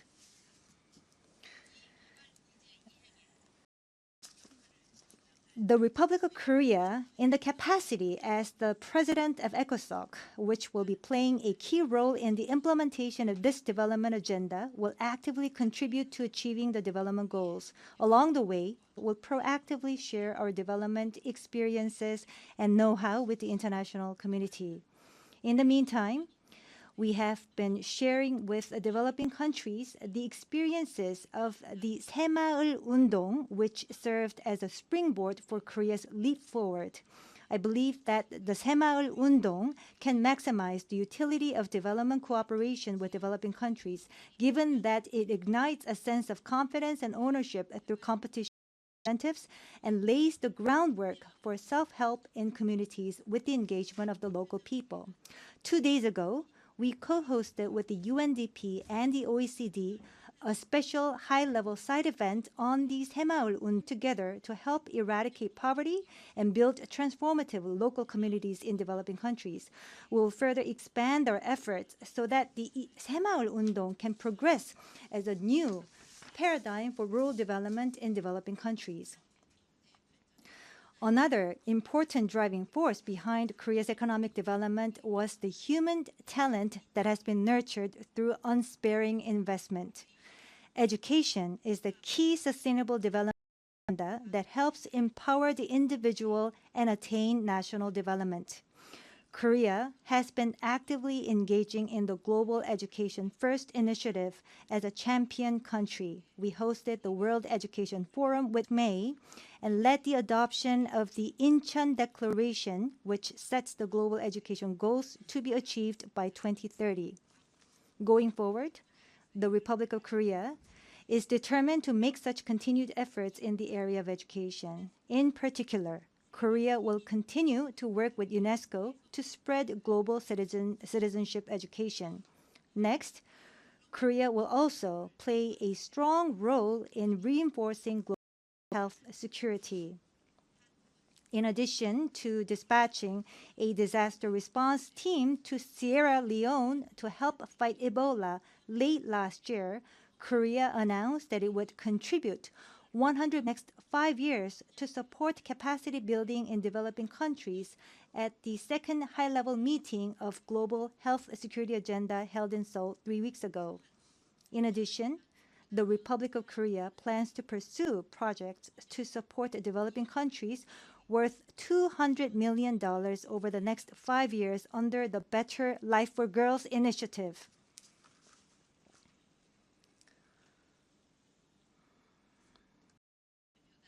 Fellow delegates, even as we achieved rapid industrialization, Korea has also been exerting great energy to ensure the coexistence of man and nature. Our designation as Arbor Day and the promotion of forestation led to a 20-fold increase in the number of trees per hectare over the past 50 years. Since 1972, we designated green belt zones to curb development in the suburbs, thereby achieving harmony between the environment and development. Now we're channeling our environmental advocacy to joining the international community's response to climate change. Dealing with climate change is an urgent task that we can no longer afford to put off. It is critical that the international community produce a concrete, meaningful outcome at COP21 this December. That addressing climate change is not a burden, but a fresh opportunity to create future drivers of growth through technological innovation. Guided by the belief, Korea submitted a forward-leaning intended nationally determined contribution last June and is actively seeking to transition towards a low-carbon economy while actively participating in the climate negotiations. As the host country of the Green Climate Fund Secretariat and the Global Green Growth Institute, Korea will continue to support climate action by developing business models relating to new energy industries and sharing them with us. Ladies and gentlemen, the UN's recent review of peace operations, peace building, as well as women, peace, and security in line with the changing security environment could not have come at a better time. As a country that experienced a devastating war and remains scarred to this day by partition, the Republic of Korea is acutely aware importance of peace and is strongly supporting the efforts of the UN to protect peace. To date, Korea has dispatched some 13,500 peacekeepers to 18 missions. Korean peacekeepers have high regard for their exemplary and community-friendly peacekeeping and reconstruction activities. Upon consultations with the UN, Korea plans to make additional deployments to peacekeeping missions in the near future and will strengthen our substantive partnership with the African Union. To assist Syrian refugees flowing from the instability in the Middle East, Korea will step up its humanitarian assistance to 7 countries. Korea is also pouring its efforts into laying the groundwork for peace in Northeast Asia, a region that continues to undergo persistent tensions and discord among countries. We see a deepening of the Asia paradox phenomenon, where political and security cooperation lags behind the high degree of economic interdependence among the countries in the region. Recently, new moves that could potentially have profound consequences for Northeast Asia's security order are leading to misgivings among countries in the region. Japan's recently passed defense and security legislation should be implemented transparently and in a way that is conducive to friendly relations among regional countries and to peace and stability in the region. Pointing to Northeast continuing tensions and discord, Secretary General Ban Ki-moon once described the region as a crucial missing link with no regional cooperation mechanism. The reason I am pushing forward the Northeast Asia Peace and Cooperation Initiative is to reconnect that missing link and thereby create a virtuous cycle of trust building and increased cooperation. At the moment, consultations among the countries of the region are underway in a range of collaborative areas, including nuclear security, disaster management, and health, and the accumulation of these experiences will also contribute to promoting global peace and cooperation. Such efforts on our part to resolve the North Korean nuclear issue, which poses a serious threat to peace in Northeast Asia and beyond. Resolving the North Korean nuclear issue should be accorded the highest priority if we are to uphold the integrity of the international nuclear non-proliferation regime and live up to the aspirations of humanity for a world without nuclear weapons. Last July, the Iran nuclear deal was reached. Now, the international community should focus its efforts on resolving the North Korean nuclear issue, the last remaining non-proliferation challenge. In recent weeks, the Democratic People's Republic of Korea once again publicly intimidated further acts of provocation that would violate resolutions. This will not only do harm to the hard-won mood for the inter-Korean dialogue, but also undermine the efforts of the members of the six-party talks to reopen denuclearization talks. The DPRK would do well to choose reform and opening rather than additional provocations, and to endeavor to free its people from hardship. Pushing ahead with provocations, including its nuclear development program, will undermine the values of humanity's peace espoused by the international community and the UN. Should the DPRK boldly give up its nuclear ambitions and choose the path towards openness and cooperation, the Republic of Korea will work with the international community to actively support developing its economy and improving the quality of life of its people.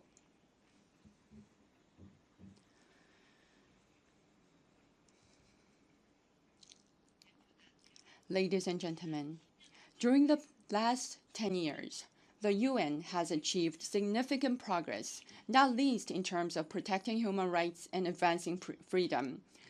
The concept of responsibility to protect was adopted at the 2005 World Summit, and legal accountability for those involved in genocide was defined with the establishment of the International Criminal Tribunal for Rwanda, the International Criminal Tribunal for the former Yugoslavia, and the International Criminal Court. That we should further strengthen the responsibility to protect in order to prevent the humanitarian crisis our world currently faces from deteriorating further.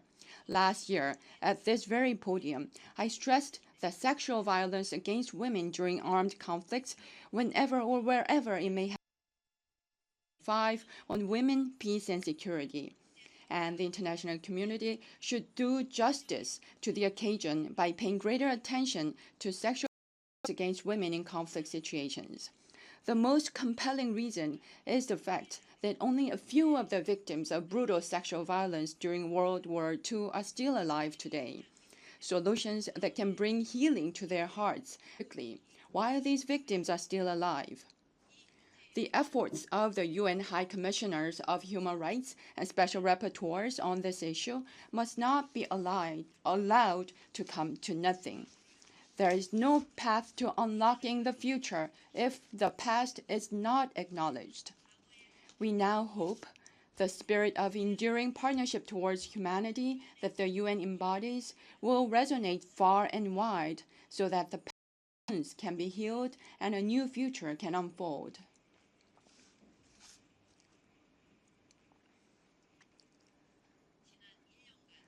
One issue that has attracted great international attention in the realm of human rights here is the human rights situation of the DPRK.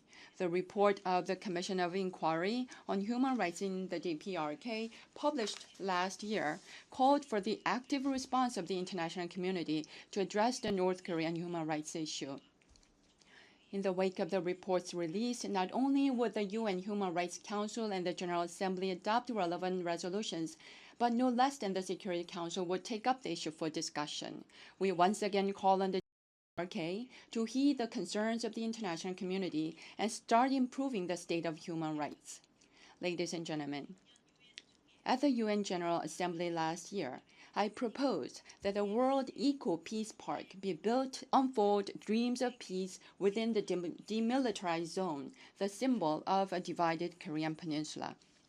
However, as the recent landmine provocation in the DMZ brought home, the inescapable reality we face is that peace on the Korean peninsula can be jeopardized in any single moment. Fortunately, the two Koreas managed to reach an agreement on August 25th level talks and are now at the juncture, pointing to a virtuous cycle of trust and cooperation. The impetus for moving this new virtuous cycle forward will come from the faithful implementation of the August 25th Accord of concrete steps for reconciliation and cooperation by both Koreas. We must no longer use political and military reasons as excuses for turning a blind eye to humanitarian issues, such as reunion of the separated families in particular. I hope we can embark on the path to regaining our common identity as one nation through the official dialogue and a range of exchanges provided for in this August agreement. Mr. Secretary and fellow delegates, on October 3rd, a few days from today, the German people will be celebrating the 25th anniversary of their reunification. Just as the UN blessed the birth of the Republic of Korea in 1940 for the day to come soon when the entire world celebrates a unified Korea.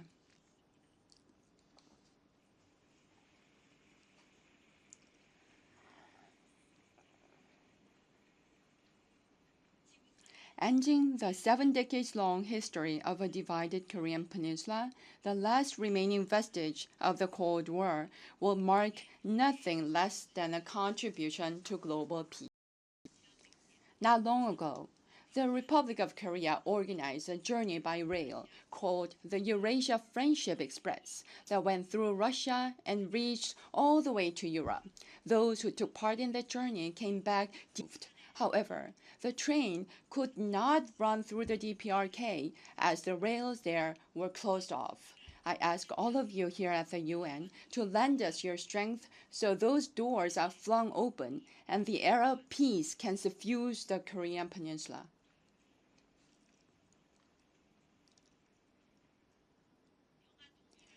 A peacefully unified Korea will be a thriving democratic nation, free from nuclear weapons, and the one that upholds human rights.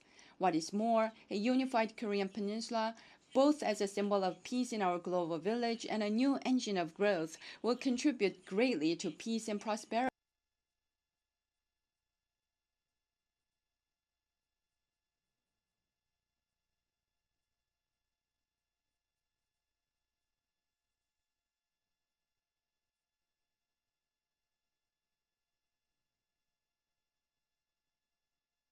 Of peace and human dignity dreamt of by the UN founders 70 years ago can also be fulfilled through the unification of the Korean peninsula. This grand journey towards a better world, you can rest assured that the Republic of Korea will be a companion that the UN and the international community can count on. Thank you.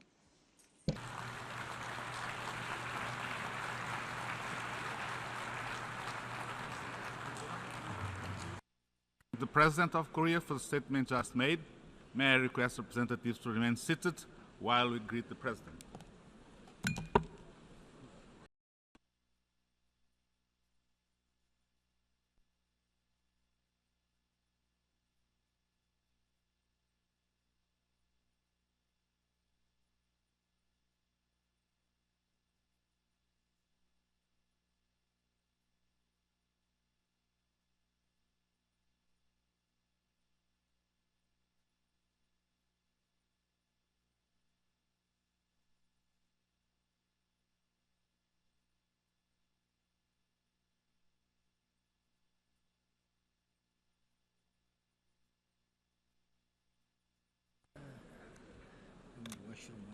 Yes, I think he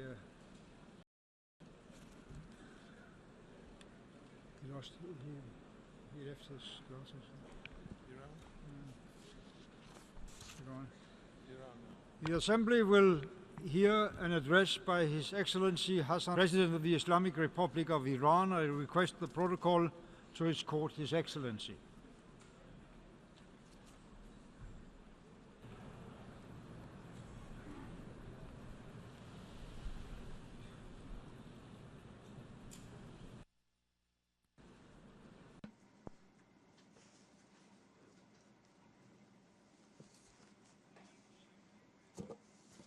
Welcome to the United Nations, His Excellency Hassan Rouhani, President of the Islamic Republic of Iran, and to invite him to address the Assembly.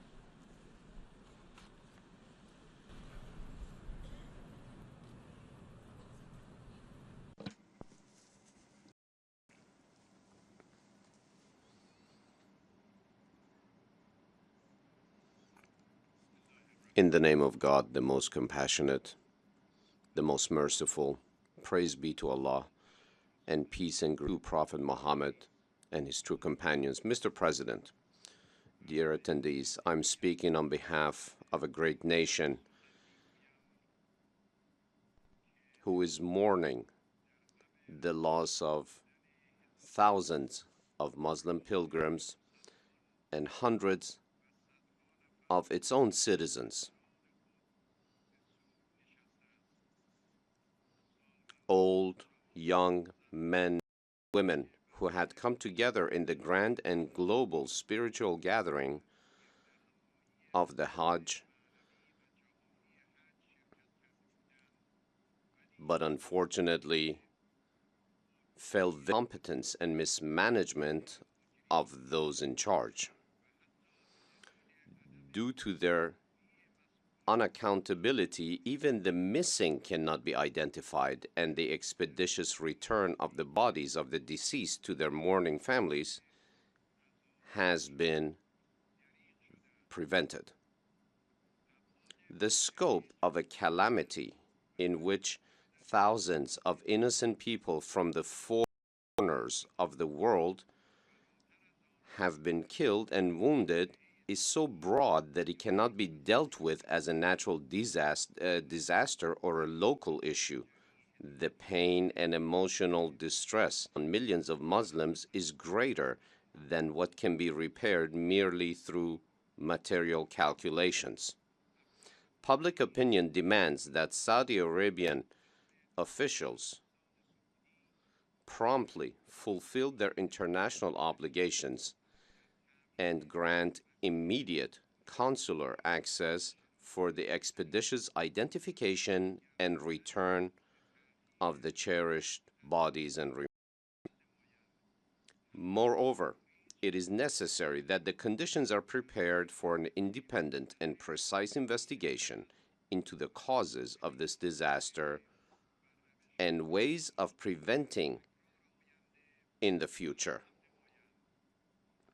Mr. President, distinguished Secretary General, Excellencies, ladies and gentlemen, I am speaking on behalf of a nation that 2 years ago again voted for constructive engagement with the world, and I can now proudly announce that today a new chapter has started in Iran's relation with the world.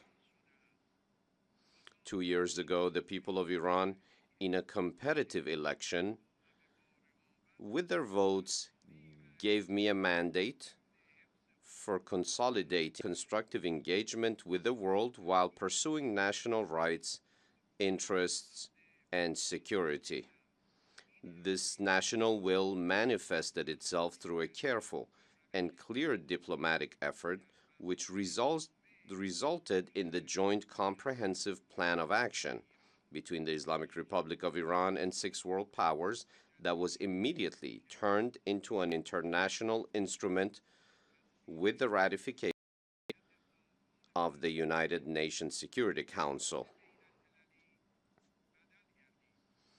From the standpoint of international law, this instrument sets a strong precedent where for the first time, sides, rather than negotiating peace after war, engaged in dialogue and understanding before the eruption of conflict.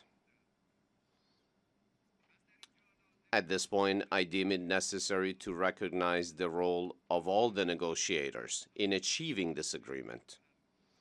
We had decided to bring about a new environment while maintaining our principles, and we succeeded in doing so.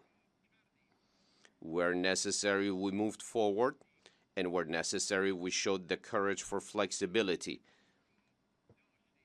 And at each point, we made use of the full capacity of international law and showcased the potentials of constructive dialogue. The key point regarding the success of dialogue is the fact that any actor in the internet who pursues maximalist demands and does not allow space for the other side cannot speak of peace, stability, and development. As in commerce and economic activity, where the interests of both parties should be taken into account, in politics and international relations as well, multilateralism and win-win solutions should be the basis of engagement. Mr. President, the United Nations was established to sustain global peace and security after 2 world wars.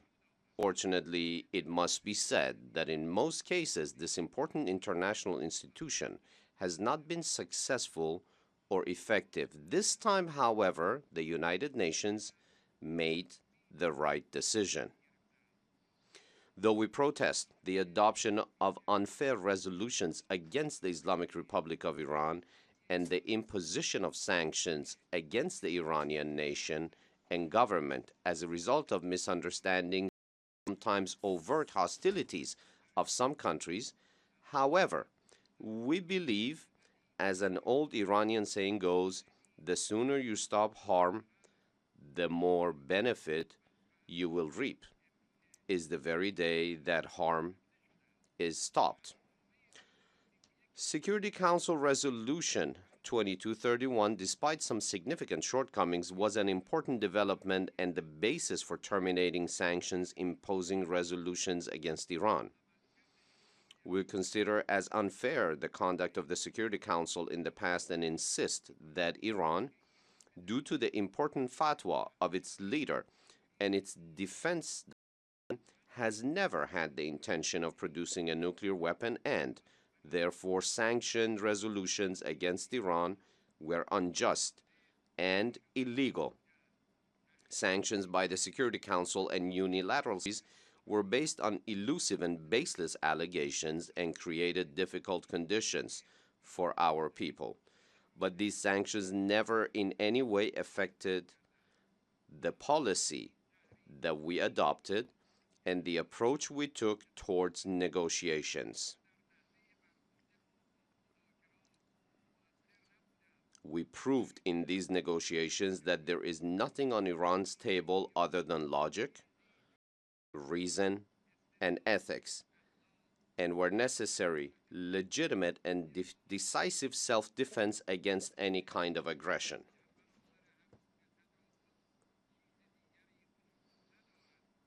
Ultimately, the United States of America was prompted and forced to set aside pressure and sanctions and choose the table of negotiations and discussions. Our 7 countries and the European Union expended considerable time and diplomatic capital in these negotiations, and therefore they should exert their utmost effort to protect and implement the agreement. We deem the compliance of all parties with their commitments as the fundamental factor in the success of the implementation process of the negotiations. Parallel to the implementation of plan of action, we also expect the nuclear weapon states to take necessary steps to fulfill their commitment of full nuclear disarmament based on Article 6 of the Non-Proliferation Treaty. Furthermore, we expect them to play a positive role in the creation of a nuclear weapons-free Middle East and not to allow the Zionist regime to remain the only impediment in the way of realizing this important initiative. Mr. President, the nuclear deal, which is a brilliant example of victory over war, has dispersed the clouds of hostility and perhaps even the specter of another war and extensive tensions from the Middle East. The deal can and should herald a new era and lead to positive outcomes regarding the establishment of sustainable peace and stability in the region. From our point of view, the agreed-upon deal is not the final objective, but a development which can and should be the basis of further achievements to come. Considering the fact that this deal has created an objective basis and set an appropriate model, it can serve as a basis for function in the region. Our policy is to continue our peace-seeking efforts in the region based on the same win-win principle and act in a way that would lead to all in the region and world benefiting from these new conditions. This opportunity can be seized in order to look to the future and avoid focusing on the past and rebuild our relationships with countries in the region, particularly with our neighbors, based on mutual respect and our common and collective interest. Unfortunately, the Middle East and North Africa has turned into one of the world's most turbulent regions. With the continuation and intensification of the current condition, the turmoil can spread to other parts of the world. In today's interconnected and borderless world, countries and regions encounter great difficulty in protecting their borders and preventing the of insecurity and instability. The gravest and most important threat to the world today is for terrorist organizations to become. We consider it unfortunate for national uprisings in our region to be deviated by terrorists and for the destiny of nations to be determined by arms and terror rather than the ballot box. We propose that the fight against terrorism be incorporated into a binding international document and no country be allowed to use terrorism for the purpose of intervention in the affairs of another country. We are prepared to assist in the eradication of terrorism and in paving the way for ensuring that arms do not dictate the course of events in the region. As we aided the establishment of democracy in Iraq and Afghanistan, we are prepared to help bring about democracy in Syria as well as Yemen. We support the consolidation of power through the vote of people rather than with arms. We defend the rule of the majority that respects the rights of minorities. Today, Iran, while safeguarding its historic and cultural heritage, is looking to the future, not only the distant future, but also the near future, with a bright outlook, and coexistence. I say to all nations and all governments that we will not forget the past, but we do not wish to live in the past. We will not forget war and sanctions, but we look to peace and development. Through the Joint Comprehensive Plan of Action, we were not solely seeking a nuclear deal. We want to suggest a new and constructive way to recreate the international order. An order based on mutual respect, non-intervention in the internal affairs of others, sustained cooperation, and coexistence between the members of the United Nations. In order to build a peaceful future, we must learn our lessons from the bitter past. We know that the only way to perpetuate peace is through development. Peace without development is merely a recess, while resentment and suspicion builds. However, peace alongside development lets anger and resentment dissipate and be replaced with hope and respect for others. We have repeatedly said the way to uproot terrorism in the Middle East is by targeting its underlying social, economic, and cultural causes. Economic interactions may bring about lasting security and transform the region into a haven for peace and development.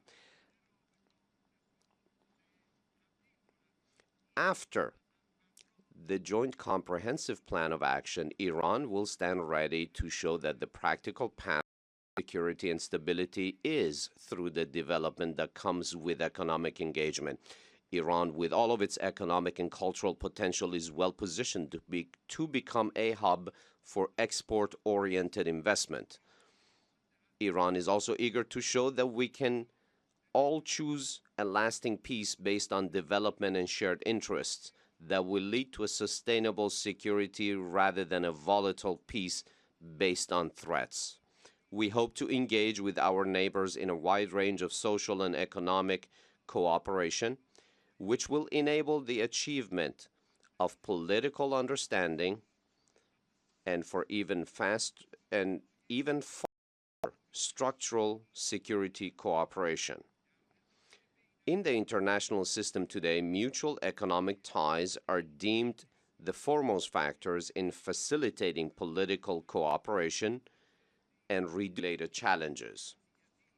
Mr. President, in 2013, from this very stage, I called for combating violence and extremism. Consequently, you, the representatives of the international community, unanimously gave it a seal of endorsement, and hence the WAVE resolution came to be. The implementation of WAVE requires well-intentioned solutions and the use of experiences gained in the realm of diplomacy.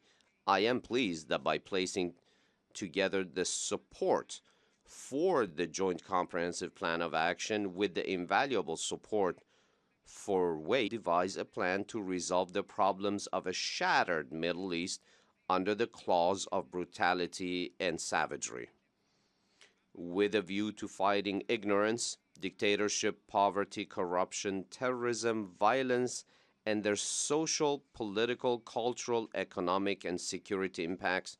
I would like to invite the whole world, and especially the countries of my region, to form a joint comprehensive plan of action to create a united front against extremism and violence. This front must create a collective and global movement to tackle regional problems in a serious manner through dialogue, prevent the slaughter of innocent people and the bombardment of civilians, as well as the promotion of violence and killing of other human beings. Provide for the stability in cooperation with established central governments to maintain stability. And once stability is established, build diplomacy and democratic governance in the Middle East region. Ladies and gentlemen, Syria and Yemen are all examples of crises being stoked through terror, extremism, violence, bloodshed, invasion, and the indifference of the international community. Examples displaying cases of displacement, homelessness, and fleeing from the horrors of war and bombardments. Their problems have persisted because the international community has failed them and because of incorrect actions of newcomers to the region and naive trans-regional actors.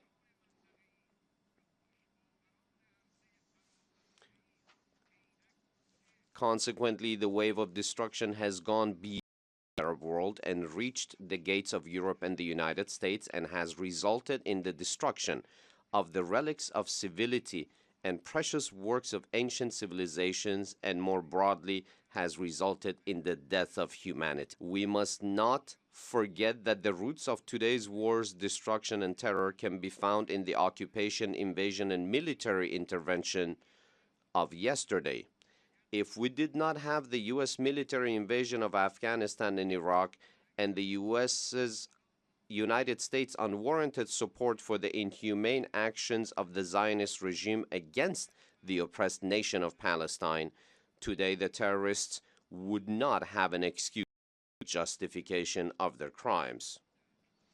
It is urgent for the United States government, instead of explaining the truth of the region and throwing about accusations and pursuing other dangerous policies in defense of its regional allies who only cultivate the seeds of division and extremism. This must be brought to an end, and its actions must be made compatible with the realities of the region. Mr. President, despite the many problems in our region today, we believe in a promising future. We have no doubt we can overcome the obstacles by wisdom and prudence, as well as by the use of new and powerful capacities, and by relying upon our civilizational roots and our serious resolve. We, in light of divine faith in humanity's bright future, in which people live in peace, tranquility, and spirituality. We believe in the will of nations to pick the path of goodness and purity. We believe that ultimate victory will be won by those with good-natured piety.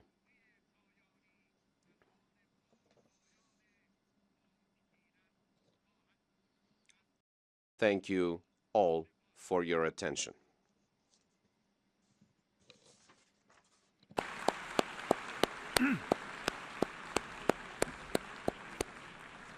On behalf of the General Assembly, I wish to thank the Islamic Republic of Iran for the statement just made. May I request representatives to remain seated while we greet the President.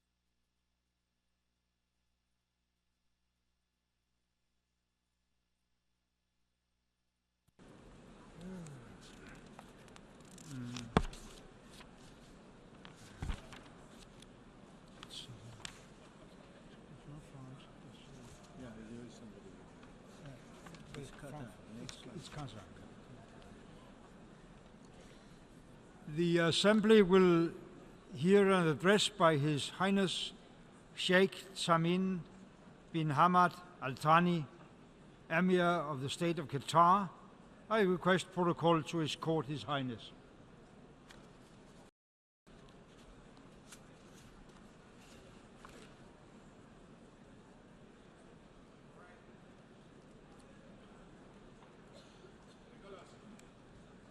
On behalf of the General Assembly, to welcome to the United Nations His Highness Sheikh Tamim bin Hamad Al Thani, Emir of the State of Qatar, and to invite him to address the Assembly.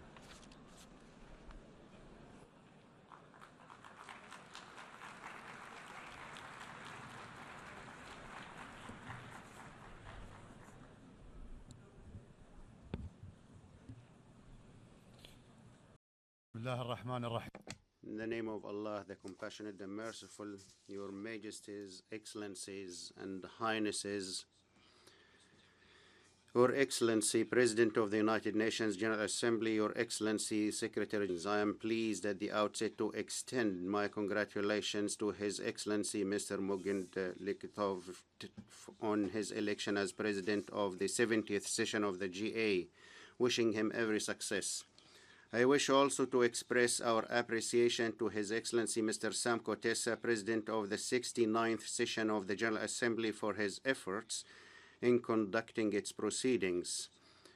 I wish also to avail myself on this occasion to commend the efforts deployed by His Excellency the Secretary General Mr. Ban Ki-moon to achieve UN goals. Mr. President, it is gratifying that the United Nations has adopted the post-2050 Sustainable Development Agenda, which we participated therein, based on our belief that a good distribution of the development fruits is a prerequisite for realizing social justice, preserving human dignity, and enhancing the cohesion of communities, consequently strengthening security and stability in the world. Since there is no lasting stability without development and social justice, development is equally impossible under the circumstances of war and unrest. It was our hope that this session be convened after some progress has been made concerning some bloody conflicts in this world. Yet we find ourselves encountering more challenges and crises that threaten international peace and security. The absence of international consensus has proven again an obstacle to resolving important questions. Selectivity adopted in enforcing justice and international law is still prevalent in dealing with regional crises. This would compromise the concept of international legitimacy and the values, norms, and principles that have settled in human conscience and adopted by the international community after millions of people paid exorbitant price, especially after major experiences that have taken their toll on people's memory, such as enslavement, genocide, colonialism, racism, and world wars. It is not permissible to tamper with these values that have been derived from the suffering of peoples. Perhaps this is the raison d'etre of this organization. Without this basis, our annual meetings would be meaningless. Mr. President, the conflict in the Middle East would continue to pose a permanent threat to international peace and security, given its direct impact on numerous crises facing the region and the world. The just action of Palestinian cause, which remains an issue of people displaced from their land and are still under the yoke of occupation, cannot be delayed to another generation. The achievement of a just and lasting settlement that allows an end to the Israeli occupation of Palestinian territories and establishing a Palestinian state requires an Israeli partner for peace. For the time being, there is neither an Israeli partner for just peace or even for a settlement. In these circumstances, there is an international duty that cannot be evaded towards the last de facto colonial issue in modern history. Until an end is put to occupation, procrastination, delaying tactics, futile contacts and statements would continue. There would be a continuation of the condemned and feverish settlement activities in addition to the persistent violations of the sanctity of Al-Aqsa Mosque. This is a clear indication of the absence of Israel's will for peace, as well as the domination of ultra-Orthodox, fundamentalist, nationalist over the Israeli policy. Look at what is happening in Jerusalem. Extremist religious political forces tend to rely on literal interpretations of texts dating back to thousands to desecrate other people's sanctity, occupy their land, and to settle on it. Isn't this tantamount to a religious fundamentalism? Isn't this violence an act of terrorism carried out by radical religious forces? Permit me to address a message to all major parties of the international community in general that the continuation of the Palestinian question without a permanent and just solution is a stigma on the face of humanity. The international community is failing in what is less than a fair settlement. It has not even succeeded in achieving reconstruction of the Gaza Strip in the aftermath of the aggression. Conference by a Norwegian initiative was convened specifically for this purpose. Qatar pledged to pay $1 billion for the reconstruction process. We continue to provide aid to the Gaza Strip in implementation of our commitment, but we wonder what happened to the conference and its decisions. The international community represented in the Security Council is duty-bound to assume its responsibilities by taking firm stance, forcing Israel to comply with the deliverables of peace, namely, and halting all forms of settlement activity in the occupied Palestinian territories, siege of the Gaza Strip, and to be committed to implement the resolutions of international legitimacy, which recognize the Palestinian people's right to regain their legitimate national rights and establish an independent Palestinian state on the borders of 1967, in conformity with the principle of the two-state solution. We caution against missing the opportunities, because if peoples reach a conclusion that there is no peaceful solution to this question, this would lead to unpredictable, dire consequences to the region and the world. Mr. President, the Syrian crisis, with its current and future dimensions and repercussions, is generating catastrophic consequences for the Middle East region and the world. That is in light of persistent atrocities and horrendous crimes perpetrated by the regime against the Syrian people, threatening the core status of the state and its people, creating a breeding ground for intensifying the phenomenon of extremism and terrorism under religious, sectarian, and ethnic banners that endanger humanity, and cultural heritage in Syria and the region. In this context, the Syrian regime has manipulated the concept of depicting peaceful demonstrations as terrorism, while it has been practicing actual acts of terrorism.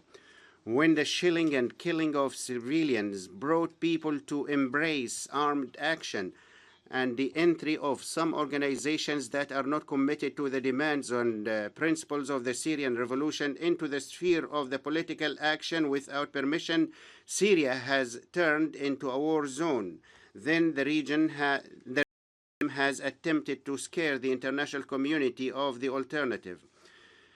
It was incumbent upon the international community to stop the massacres at the right time and provide the conditions for the Syrian people to put forward civil and fair alternative for despotism.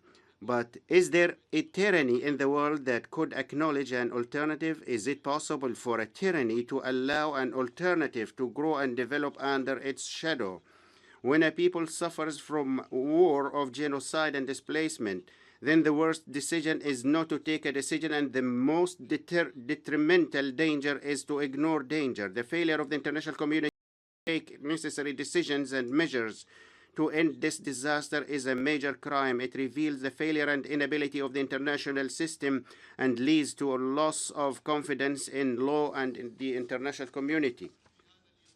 The role of the General Assembly must be activated and strengthened, being a broader framework for dealing with people's issues in light of the inability or failure of the Security Council to find fair solutions thereto.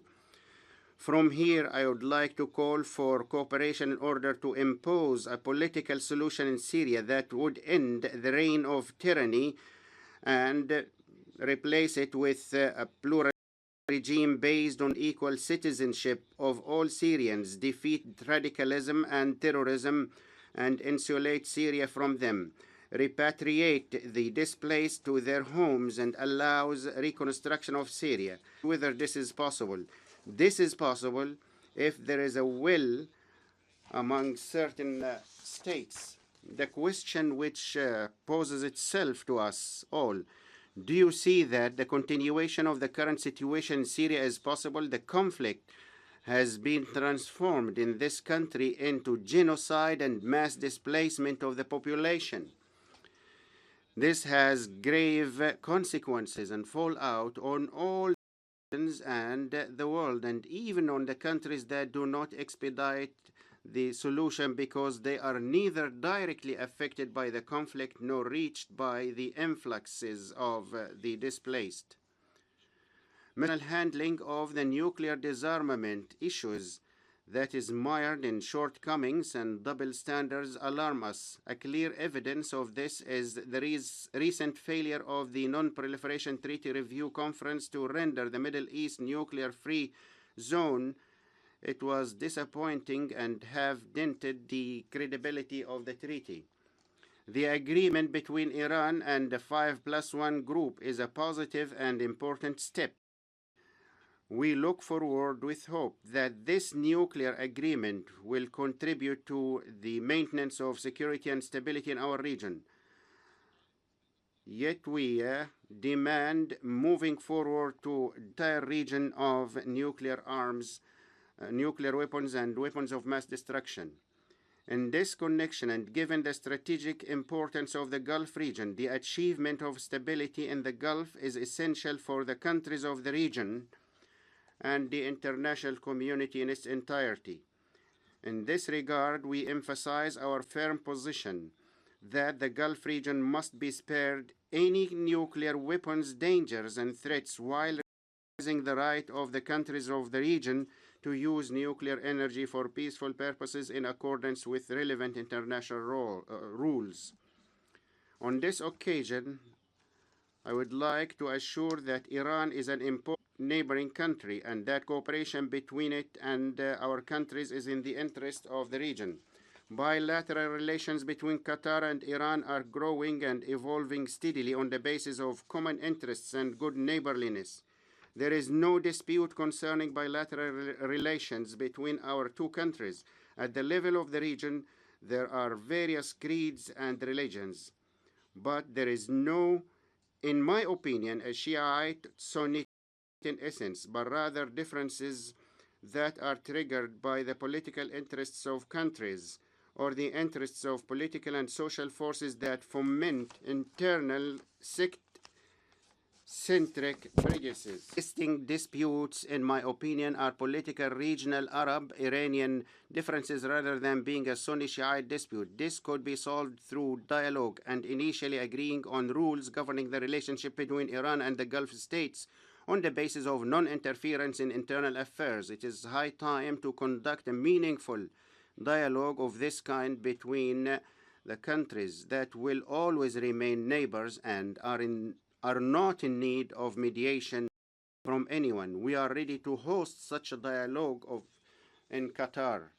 Mr. President, we affirm our commitment to Yemen's unity, territorial integrity, and sovereignty, and support the legitimacy and completion of the accordance with the Gulf Initiative, its executive mechanism, the outputs of the national dialogue in Yemen in January 2014, the declaration of Riyadh in May 2015, and relevant Security Council resolutions, particular resolution number 2216. It is not reasonable to have a precedent that a basic political party accepts the outcome of a national dialogue and then tends to neglect it and try to impose its own vision and domination over the whole country by force. Concerning the Iraqi affair, the stability of Iraq requires a national general consensus, the interferences, and free from any discrimination, whether sectarian or ethnic. And we hope that the Iraqi government will be able to meet the requisites of concord and reconciliation among the various Iraqi people's factions. Experience in Iraq and Yemen has proven that the existence of militias outside the framework of legitimacy poses a threat to the state by virtue of the definition of the state and its exclusive right in establishing armed forces, and is tantamount to a dormant civil war that would turn into a full-blown civil war sooner or later. Any Iraq, Yemen, Syria, or Libya must include ending the existence of militias outside the legitimate institutions of the state. This is a key component part of any genuine settlement, without which there would be neither a permanent settlement or real solutions. Political forces in our region must be alerted to the phenomenon of thousands of young people who recently took to the streets in more than one Arab country that citizenship be the basis for partnership, and refusing either to be represented on a sectarian basis or that sectarian representation be used to cover up corruption. The phenomenon of terrorism, with its imposes grave political, security, and economic challenges before nations and peoples. There is no doubt that tension and conflict zones have contributed to the emergence of terrorist organizations. The international community's failure in addressing the hotbeds of tension and conflict has also contributed to creating an environment that advocates the execution of terrorist operations. Terrorism comes from radical ideas that accept no compromise with the of people and their potentials. It thrives in an atmosphere of despair and blocked horizon. Terrorism does not emerge in an atmosphere of policies that guarantee living in dignity and freedom for citizens. And the shadow of tyranny feeds on the oppression and humiliation, builds on grudge and hatred due to torture in prisons, and took advantage of the loss of hope of peaceful political action. In fact, the behavior of influential powers in the international community distorts people's perceptions rather than contributing to provide clarifications. Some armed militias committing crimes against civilians and public institutions are branded terrorists, while others perpetrating violence and intimidation against civilians are not considered as terrorists due to considerations that are not linked with local communities but related to major powers and regional countries, or because are related to transitional alliances. The rising toll of victims of the terrorist operations has necessitated the use of military force to deal with terrorism, and we affirm our commitment to fight terrorism. But even in the harshest conditions, we should not ignore the underlying causes. Otherwise, the result would be a worsening of the phenomenon and an increase of its spread. We stress here that there is no faith that preaches terrorism. In all religious texts, there are enough teachings that call for peace, tolerance, and coexistence. But the fundamental thing which is ignored by the promoters and monk citations is the religious spirit that preaches noble values, tolerance, cooperation, and constructive dialogue for the benefit of humanity. Simple people, with their typical religiosity, consider religion first and foremost a set of values and morals. This is what we must build on. Mr. President, the state of Qatar has sought to pursue an advanced policy in the protecting and promoting human rights. We continue our cooperation with international organizations through our membership in the Human Rights Council to consolidate the concepts and the culture of human rights through pursuing an approach on the rule of law, transparency, justice, and human dignity. We must work together to strengthen the collective security system, to effectively deal with international and regional problems, to maintain the rights of peoples. We have to persistently face any attempts to impose temporary solutions to address the side effects of the problems rather than touching their roots. Finally, the state of Qatar will spare no effort in supporting the efforts deployed by the international community to achieve the goals that we all seek in a manner that would achieve the interest of our peoples and the good of humanity. May Allah peace be upon you. I wish to thank the Amir of the State of Qatar for the statement just made. May I request representatives to remain seated while we greet His Highness.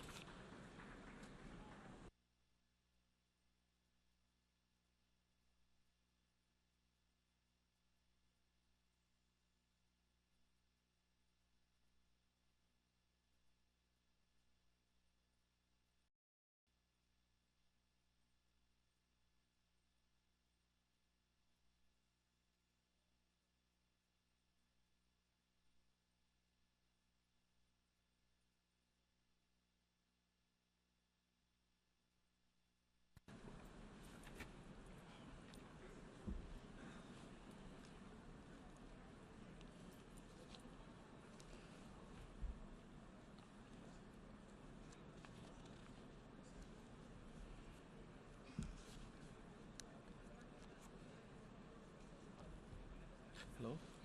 How are you? Good, my pleasure. Honorable Mozambique. Good. Good.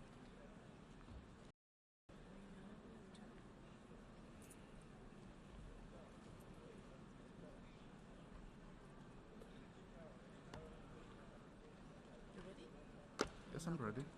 Yes, I'm ready. I've been here before. Yes, that's right.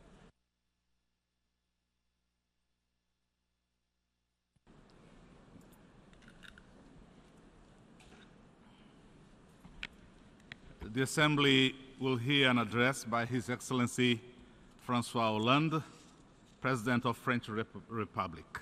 I request protocol to escort His Excellency. On behalf of General Assembly, I have the honor to welcome to the United States President François Hollande. Monsieur le Président. President, Secretary General, ladies and gentlemen, our organization, the United Nations, is celebrating its 70th anniversary. Immense progress has been made since it was established. This is an institution entrusted with the task of maintaining peace, and it has managed to do this on many an occasion. However, 70 years down the road, there are still tragedies and dramas, conflicts and wars, and that has to yet once again rise up to considerable challenges. Which ones today? Hundreds of thousands, millions even, of refugees fleeing the Middle East, Africa, hoping to find protection or simply to save their lives. Terrorism hits civilian populations, and no country is safe from this scourge. And there are also conflicts which remain unresolved, have been unresolved for years and years, whereas we all know that they could disintegrate at any moment, and I'm referring to the Middle East. And during this time, there are disasters, there are tsunamis, there are earthquakes, there are islands who are on the verge of disappearing, there are coastlines which are covered up, and this is climate change. Now, faced with these challenges, everyone at their level has to shoulder their responsibility. And France, in many areas, has never been staying idle. France decided that we would hold the conference on climate, no doubt because we are aware that we had a terrible fiasco in Copenhagen and that this time around we need to come up with a good decision. But a decision that can only be the decision of the impunity. So in Paris, we will be trying to ask one single question. Humankind, that is us, humankind, is it capable of deciding that we will preserve life on this planet? That is a question, and is the kind of question that puts us at a level that within our generation seemed unimaginable. Well, some will say to me that this is something that can be decided later at another conference. Well, I assure you, here, and I'm saying this quite candidly, that if we don't make this decision in Paris, it will be late, not late for the world. But we have moved forward over the recent months. Very strong declarations were made by the countries, those countries who are indeed most responsible for global warming, and I am referring to the two major emitting countries, United States and China, which undertook commitments which contribute towards changing the situation. There are also many an appeal which came from all the continents, appeals underscoring the seriousness, the urgency of this situation. We had of what climate change results in now, today. There are also countries which have until now been reluctant, and I'm referring to developing countries, who have asked themselves the following question: is it really useful to have these kinds of restrictions, whereas developed countries have been able to work outside of them?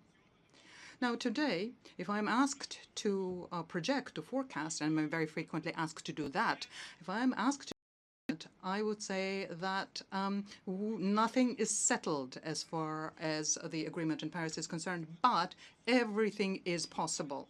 And I can see the three conditions that if we have them, we will be able to say that the conference is worthy of us, worthy of what we've been entrusted with when we agreed to host the conference. And the first condition is this: it is to be able to come up with a general universal agreement for the entire world, binding, and to differentiate it to ensure that everyone can do their part and not more. To date, 90 countries, most of the countries in the United Nations have provided their national contributions, which accounts for 80%, and that's considerable, of greenhouse gas emissions. Well, half of the world has not yet done that, and I therefore invite you to do so, and to do so quickly, to make sure that we can already measure what, with the contribution coming from every state, we will be able to ensure for the world as a way of limiting global warming. The second condition, which will be a gauge of our success or failure, is this: to be able to include our resolution action over time. The agreement in Paris should not be the end all, simply a conclusion, but rather a point of departure, the beginning of a process.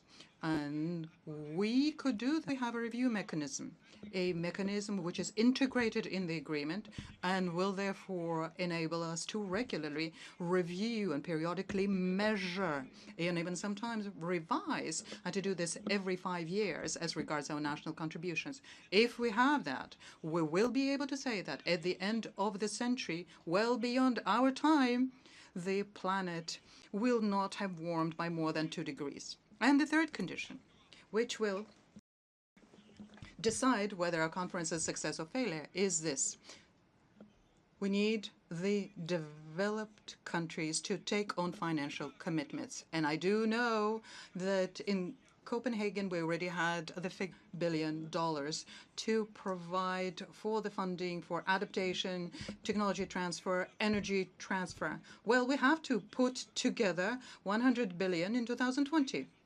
But we also need to say that as of today, to make sure that the emerging countries, developing countries, can be sure that they will be helped, that they will be supported, aided, that there will be the technological sharing of technology. So 100 billion. It's the OECD, up to them to come up with a first assessment, and this will come out during the meeting in Lima. And I would like to thank the President of continue with the action that started during the COP20. OECD will come up with the first assessment. True, we're not there yet. We do not have 100 billion yet. So between now and Paris, 2 months' time, we will have to continue mobilizing through the World Bank, major development bank, financial institutions, through states, private entities. We have to continue mobilizing ourselves to make sure that we do reach that level. And each one of us has to lead by example. And France will certainly not to be an exception to the rule. And the rule is, and when you're a host country, you have to be better than the people you invite, or at least at the same level. So France for climate will move from 3 billion to 5 billion between now and 2020. And increasing our assessment will not be in the form of loans, but also in the form of grants as well. Because it's through that we will be able to the adaptation of developing countries to climate change. Therefore, if we are in a position to meet these 3 conditions, that is, to have a universal agreement, which could be revised every 5 years, that could be at the level of everything we need to be covering in terms of new needs and technology for the future. If we have all of that, well, very well, then we will be able to say that in Paris, in 2 months' time, we can say that we rose to the challenge, not just to the challenge of history, but also to the challenge of the future. It's wonderful that the international community can look forward and say what kind of world we want to see in the future. We did that for Sustainable Development Goals. We have to do that for the climate as well. Well, what is expected from the United Nations is not only, and that is already a lot, but not only to make sure that the world is livable between now and that it is possible to live in it today. The conflicts and the wars provide us examples of unimaginable tragedies. We didn't think in 1945, when this system of the United Nations was being founded, that we'd still be witnessing that today. And today it is Syria, which is once again calls upon us to mobilize, to interfere. Many have spoke on that before me from this tribune, and everyone thinks that this is a tragedy which hits the Syrian population, that the solution must be found.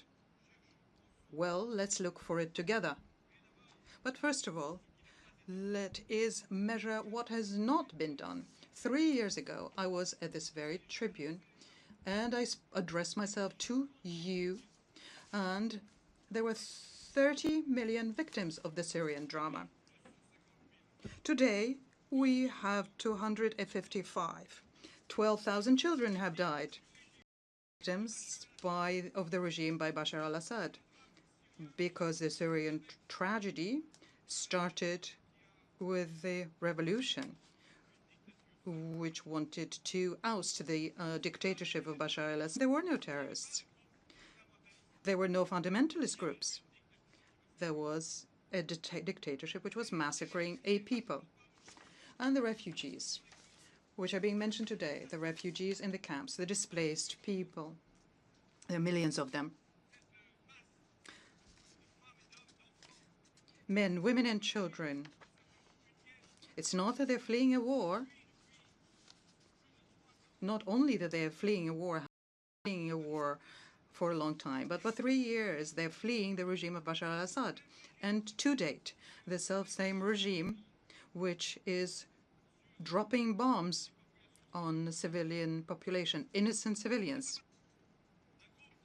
It's not because that we have a terrorist group which itself massacres, kills, rapes, destroys, including the heritage of humankind, that would mean that there is a pardon, amnesty issued for the regime which created the situation.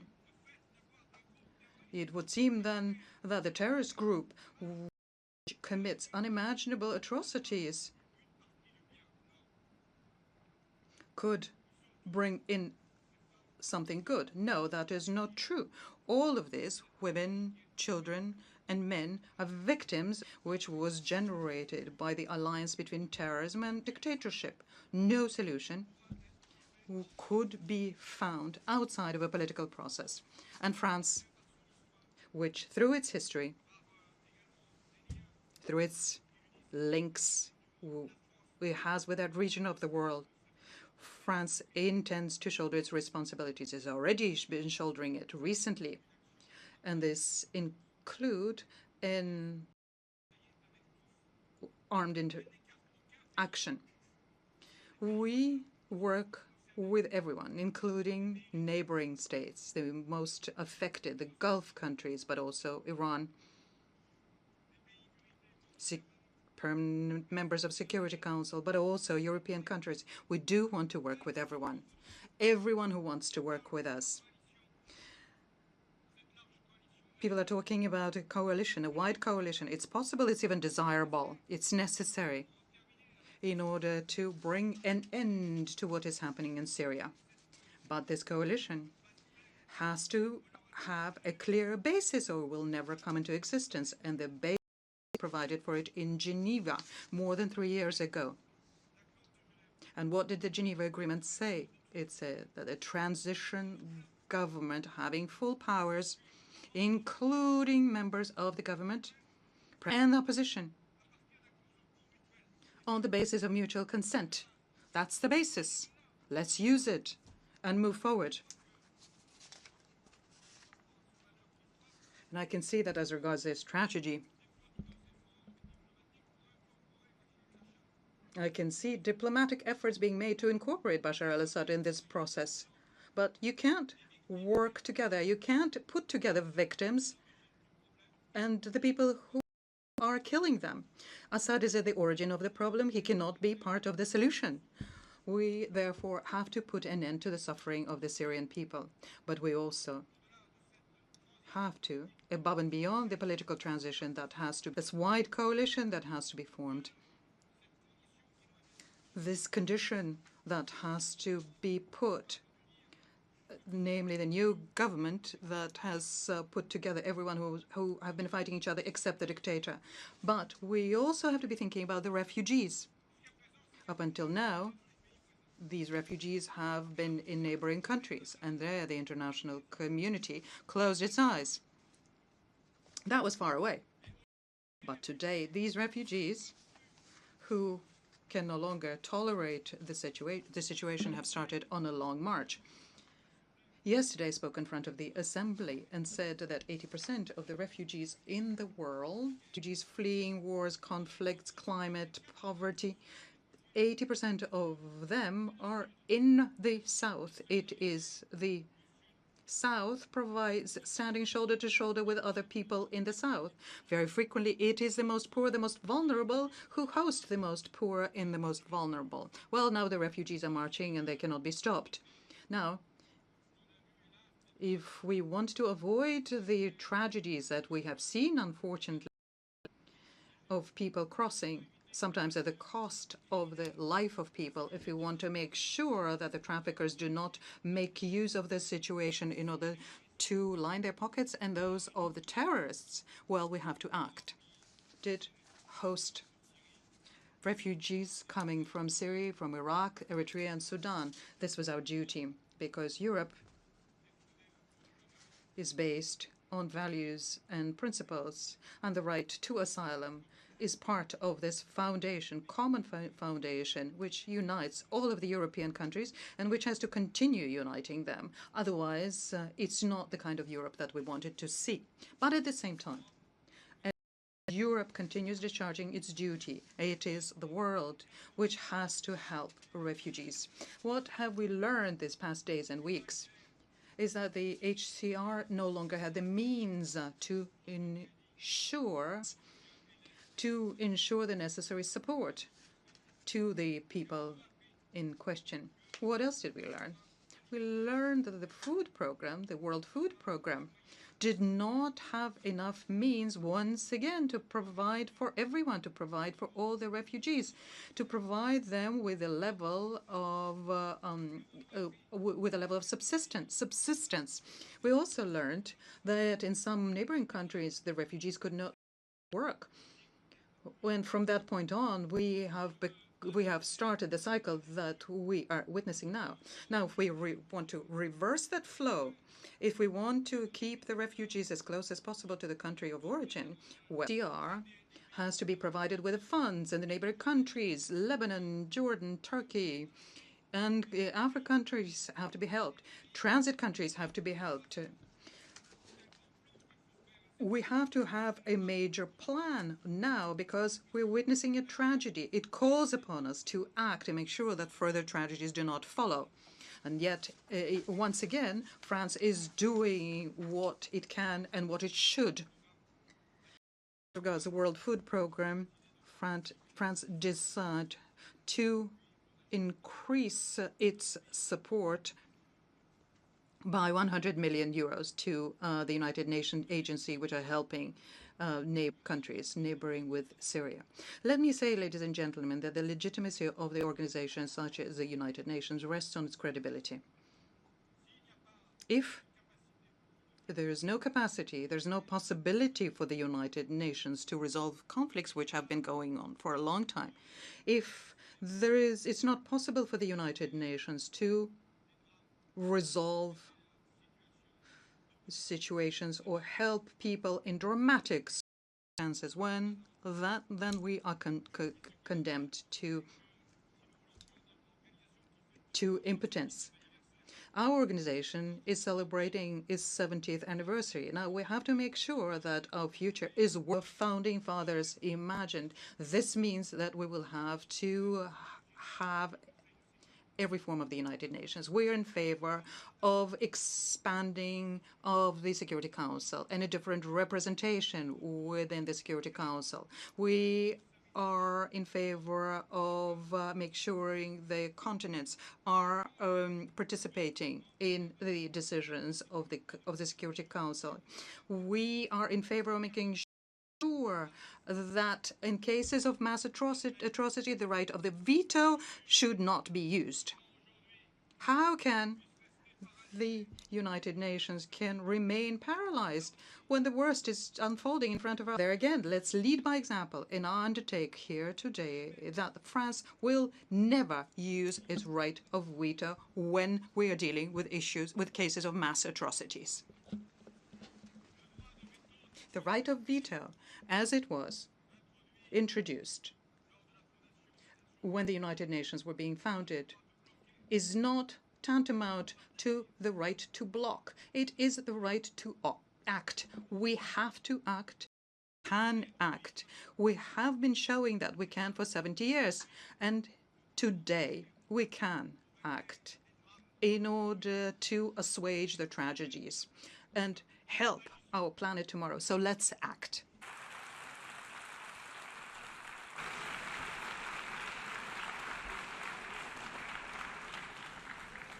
On behalf of the General Assembly, I wish to thank the President of French Republic for the statement just made. May I request representatives to remain in their seats while we greet the President.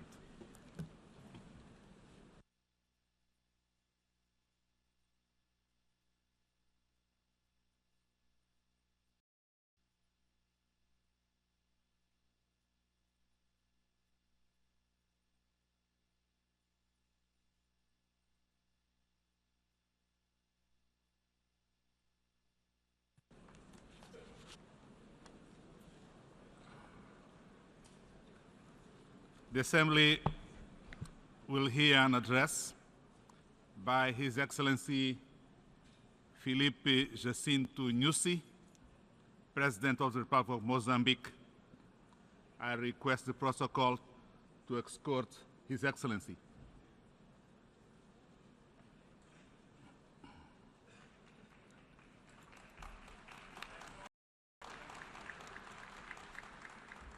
On behalf of the General Assembly, I have the honor to welcome to the United Nations His Excellency Filipe Jacinto Nyusi, President of the Republic of Mozambique, and to invite him to address the Assembly.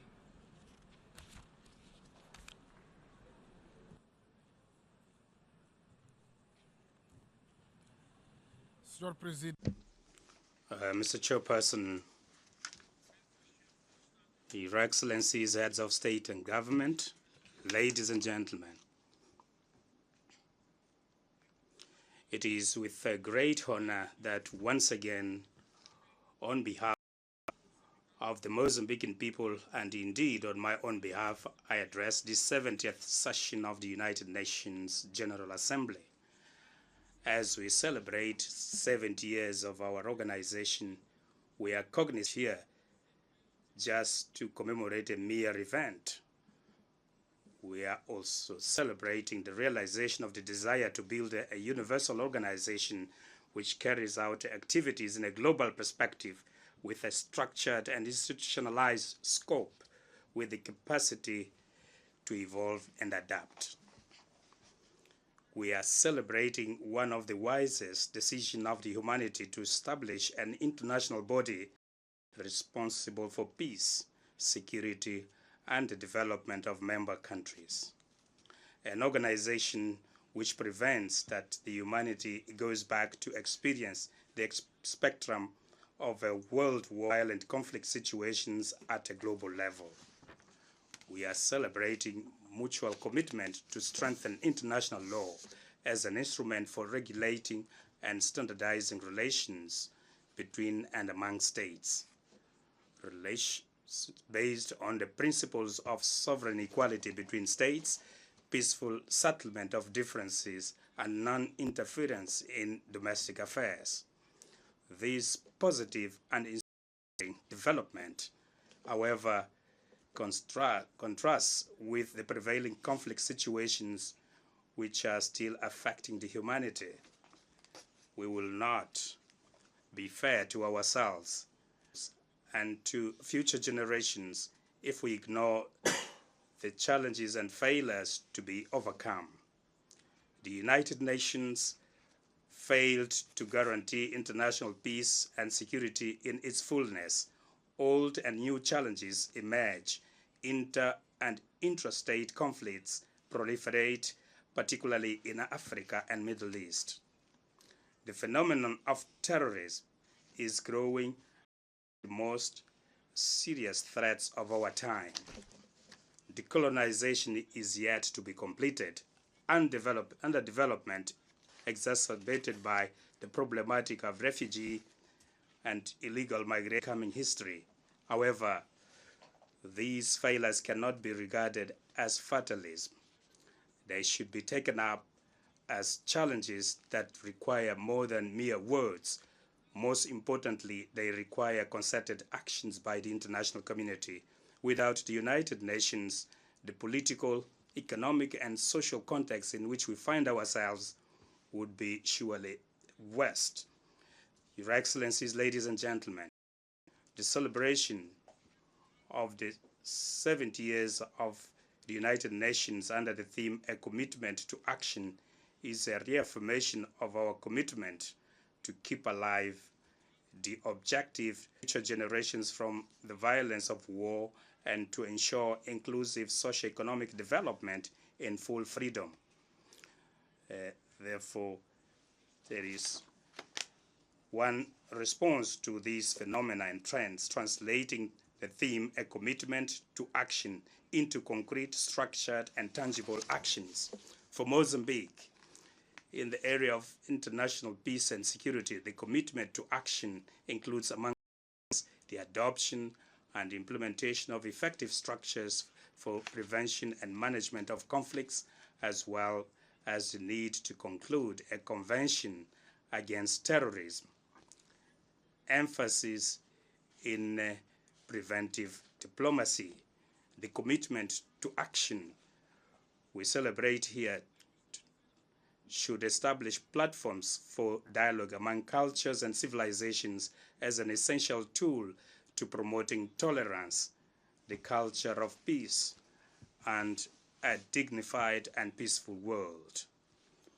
As for development, we rejoice for the adoption of the Development Agenda post-2015, a new global development framework for the next 15 years.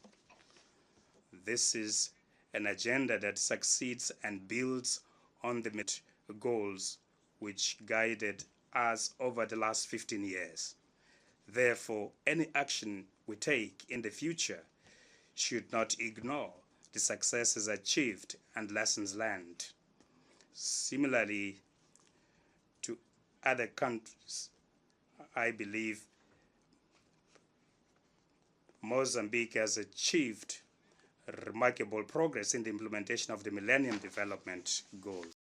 Worth highlighting is the expansion of access to education, gender balance in the access to primary education, and compliance with the target of infant mortality reduction.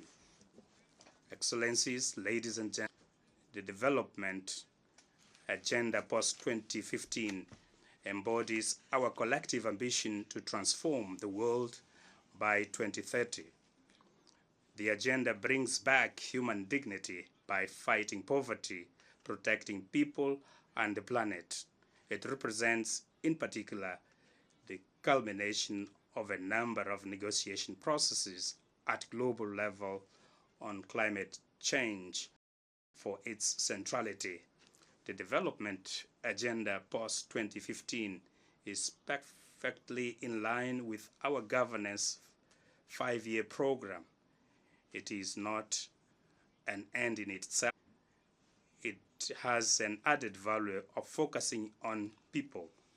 It is founded on the so-called sustainable development pillars, namely the economic, social, and environmental dimensions. The agenda, it is our desire that in 2030 we meet in a historical event as this one to celebrate the implementation of the goals and common vision as reflected in the document Transforming Our World, Sustainable Development Agenda 2030.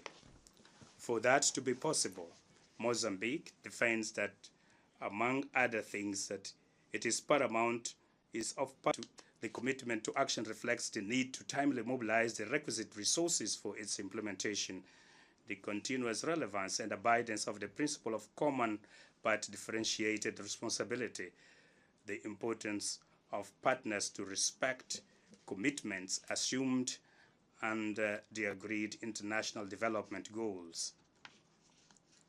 Fourth, the importance of appropriate technology transfer to developing countries. Aid without political conditionalities and strengthening of North-South, South-South, bilateral and multilateral cooperation mechanisms in the light of principles. And last, respect for national reality and the inclusion of local content. Your Excellencies, ladies and gentlemen, as you might be aware, Mozambique has been one of the 50 countries selected by the United Nations to host national consultations. This sample has contributed for the development of this new guiding of the Global Development Agenda. This was a process that was extended to the most diverse socio-professional segments whose results, to our satisfaction, were taken into consideration in the report general.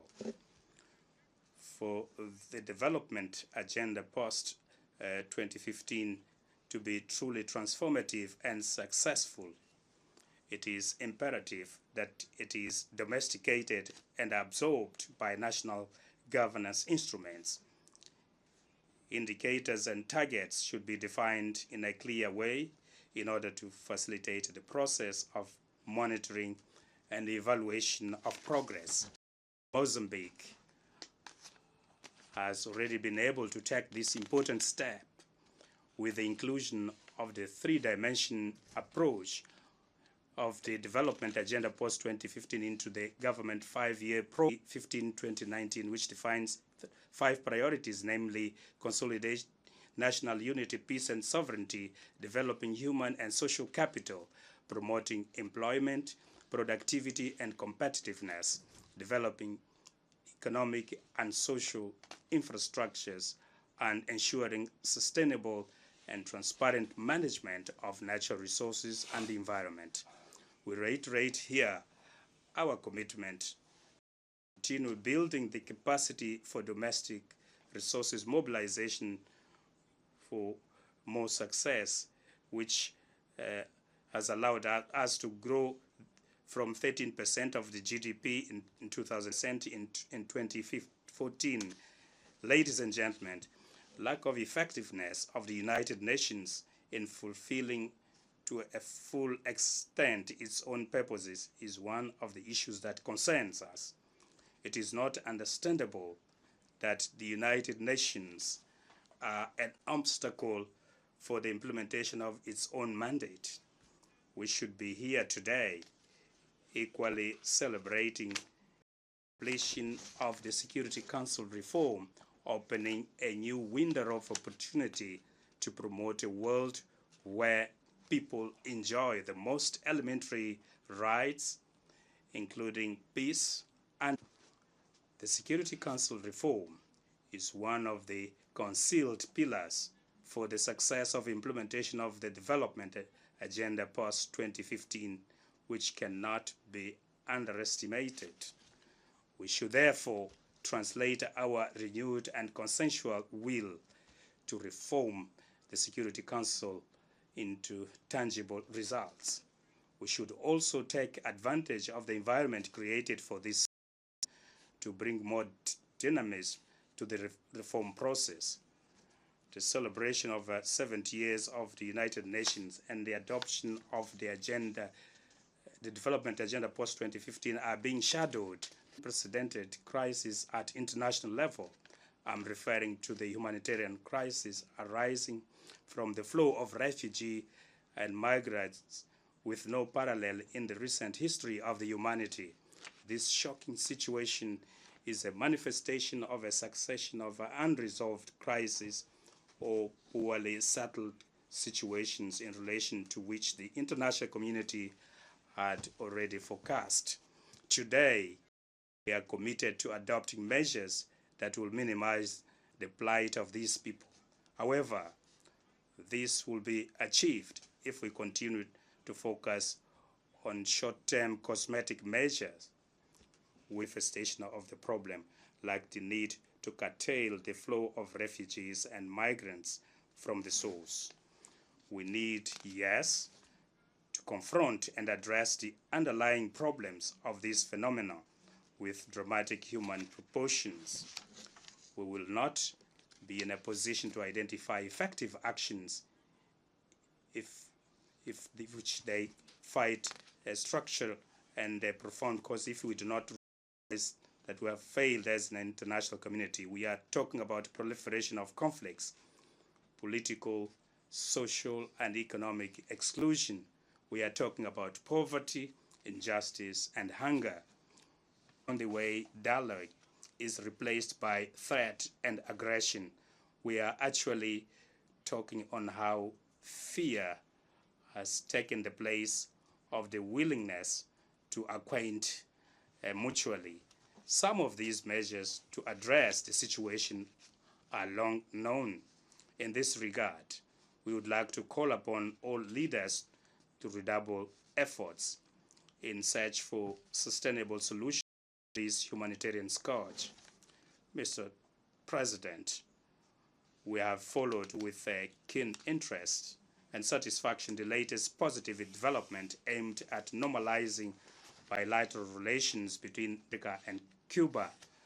We continue to encourage actions to bring to an end the economic, trade, and financial embargo on this country without prejudice of legitimate interests of whoever concerned, while we do not apply our wisdom and complete these political processes, even if we meet all targets of the development agenda post-15, our mission as a community will never be complete. Your Excellencies, ladies and gentlemen, as you know, Mozambique was one of the most countries by landmines in the world. Acknowledging the importance of mine clearance for promoting an atmosphere of peace, security, and development, Mozambique has become party to the Convention on the Prohibition of Use, Stockpiling, Production, and Transfer of Anti-Personnel Landmines and on its destruction, also known as the Ottawa Convention. Since from the onset, we have made all efforts to comply with obligations arising from this convention. In this regard, I am pleased to announce that Mozambique has successfully the demining program.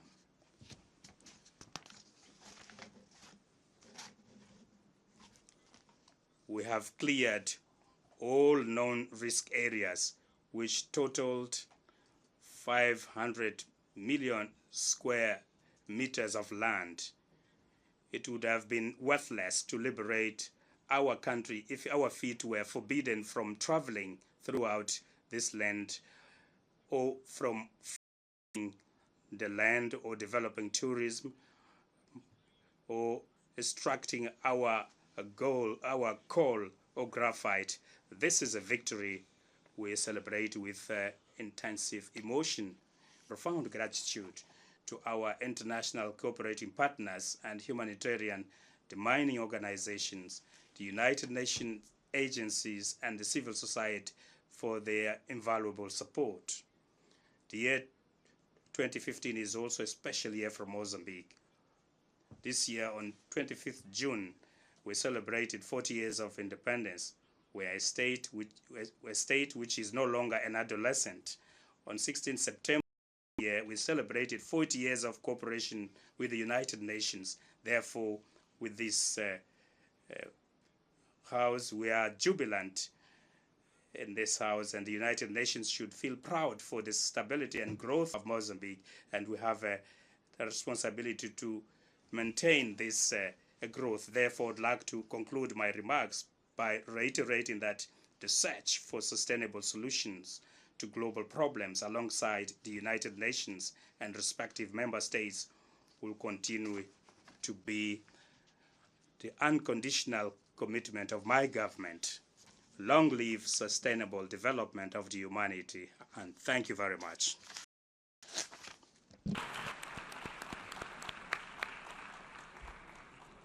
On behalf of the General Assembly, I wish to thank the President of the Republic of Mozambique for the statement just made. May I request to sit while we greet the President.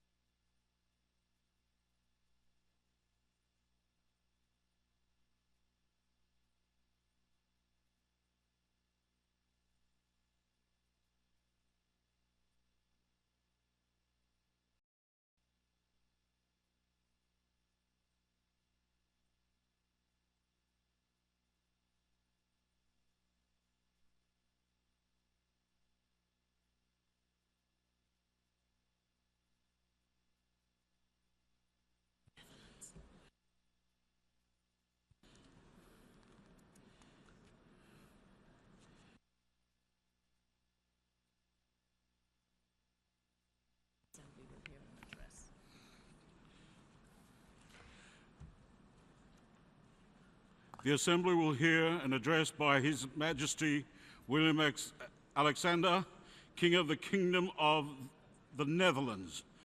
I request protocol to escort His Majesty.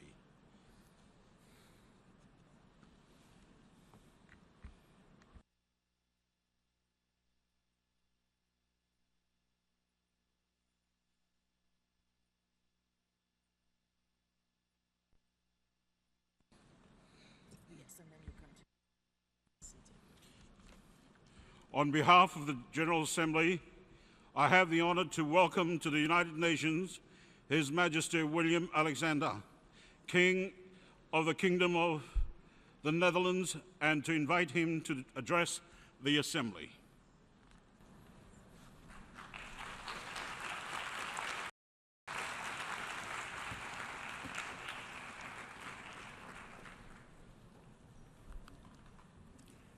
Mr. President, Mr. Secretary General, Your Excellencies, ladies and gentlemen, to address this General Assembly on behalf of the Kingdom of the Netherlands, a kingdom made up of 4 autonomous countries: the Netherlands, Aruba, Curaçao, and St. Martin, rooted in both Europe and the Caribbean.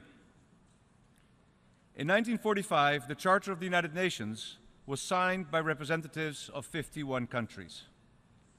Today, 70 years later, there are 3 times as many on Earth and 4 times as many UN member states, with all the complexities that entails.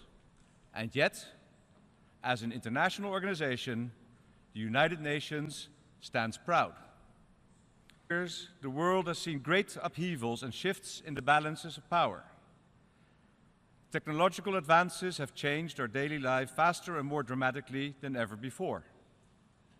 And yet, the United Nations endures.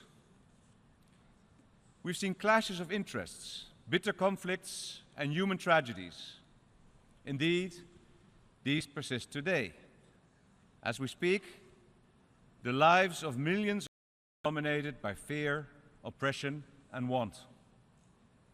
And yet, the United Nations lives on as a legitimate platform for international dialogue, where countries can always come together, how great their differences. The UN is more than simply a platform. It is an organization whose activities help to shape and improve our world. Thanks in part to the United Nations, extreme poverty has been halved. Child mortality has been halved. 2.3 billion people have gained access to drinking water. Diseases like malaria and tuberculosis have been beaten. And peace operations in many areas have brought violent conflicts under control. This is all down to the work of millions of courageous people in the UN member states, inspiring efforts of the staff of the UN and its organs, both here in New York and all over the world. So I would like to say to the United Nations, congratulations. Thank you for 70 years of battling against cynicism and fatalism. For the Kingdom of the Netherlands, the United Nations is and will remain the primary global organization for peace, justice and development. That is why the Kingdom is a candidate for a non-permanent seat in the Security Council for the 2017-2018 term. Of course, the world is far from perfect. It is still filled with terrible injustice and human suffering, but we've also made great progress. What would today's world look like without the United Nations? There can be no doubt we would be worse off.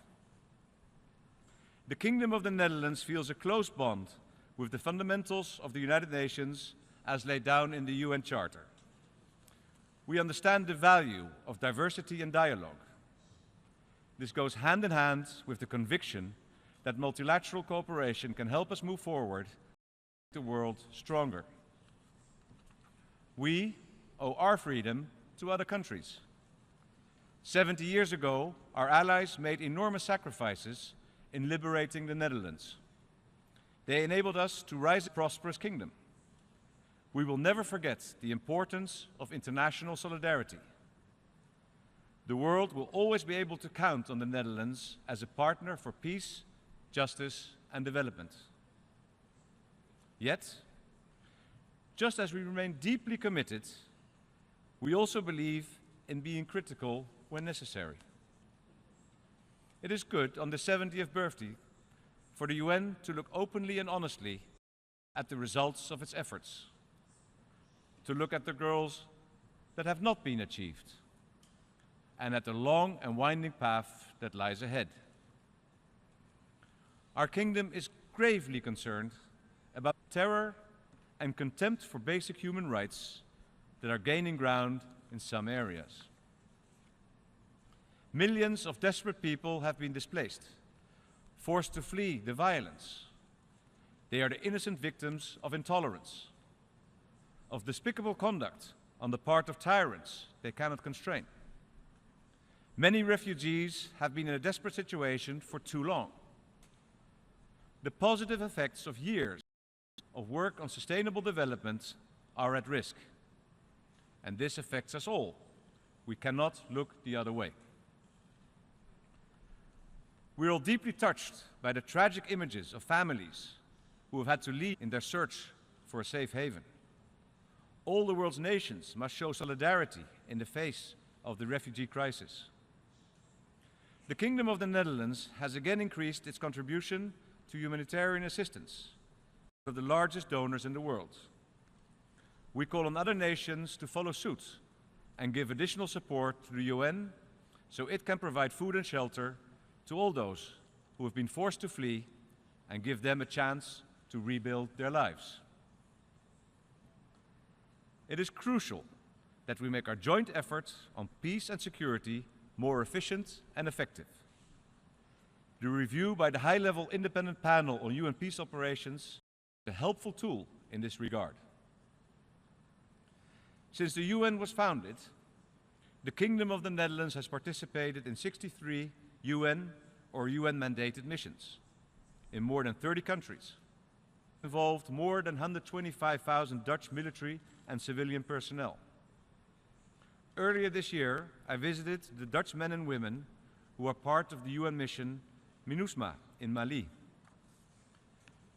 The situation there clearly illustrates how complex the problems in conflict areas often are. You can't build lasting peace by military means alone. A political solution has to be found. It's equally important to strengthen the institutions that safeguard respect for the rule of law and to remove the underlying causes of conflict. The lack of decent prospects drives many young people into the arms of ruthless terrorist organizations.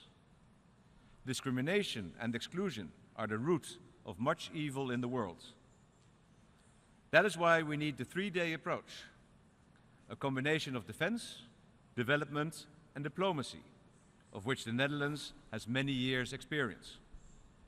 For example, we've made it a top priority to stimulate job creation in Africa, assist young African entrepreneurs, and we are increasing our support for programs to promote stability in fragile states. The Kingdom of the Netherlands is proud to be home to the International Court of Justice, the principal organ of the UN located outside New York. The Hague is the place where global peace, justice and security are defended by a range of international organizations, including the International Criminal Court and the Organization for the Prohibition of Chemical Weapons. A key feature of a legal order is the absence of impunity. Violence must never be allowed to. Lawlessness must never become the norm. Anyone who strives for justice will find our kingdom on their sides. Injustice hurts like an open wound. Hundreds of families from 10 countries, including Malaysia, Australia and the Netherlands, still grieve every day for the loved ones they lost in the MH17 air disaster. They await the results of the Security Council Resolution 2166. That resolution is very clear. It demands that those responsible for this incident be held to account and that all states operate fully with efforts to establish accountability. The Dutch government will work tirelessly, together with all the countries and organizations concerned, until justice is done. It's tragedy. Peace, justice and development are closely linked. They are a trinity, as tied to each other as the blades on a windmill. To achieve lasting progress, all three are essential. So our kingdom welcomes the Sustainable Development Goals, which will focus on the efforts of the international community over the next 15 years. And we will put our souls into helping ensure their success. There's still not enough focus on the positive role that women can play. Even in the harshest and most hopeless circumstances, women often have the strength to find practical ways to improve the lives of their families and communities. Promoting equal rights and opportunities for women is actually sustainable development in action. Any organization that wants to remain relevant must adapt to new times and circumstances. It is especially important for institutions that stand for shared values and continuity to critically examine their own performance. To ask themselves, are our working methods still appropriate? Without such self-reflection, they risk the gradual erosion of their relevance and effectiveness. For the United Nations and the Security Council, this has become an urgent issue.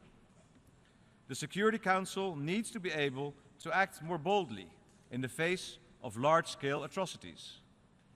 Greater restraint in the use of vetoes would help, and we warmly welcome France's initiative in that regard.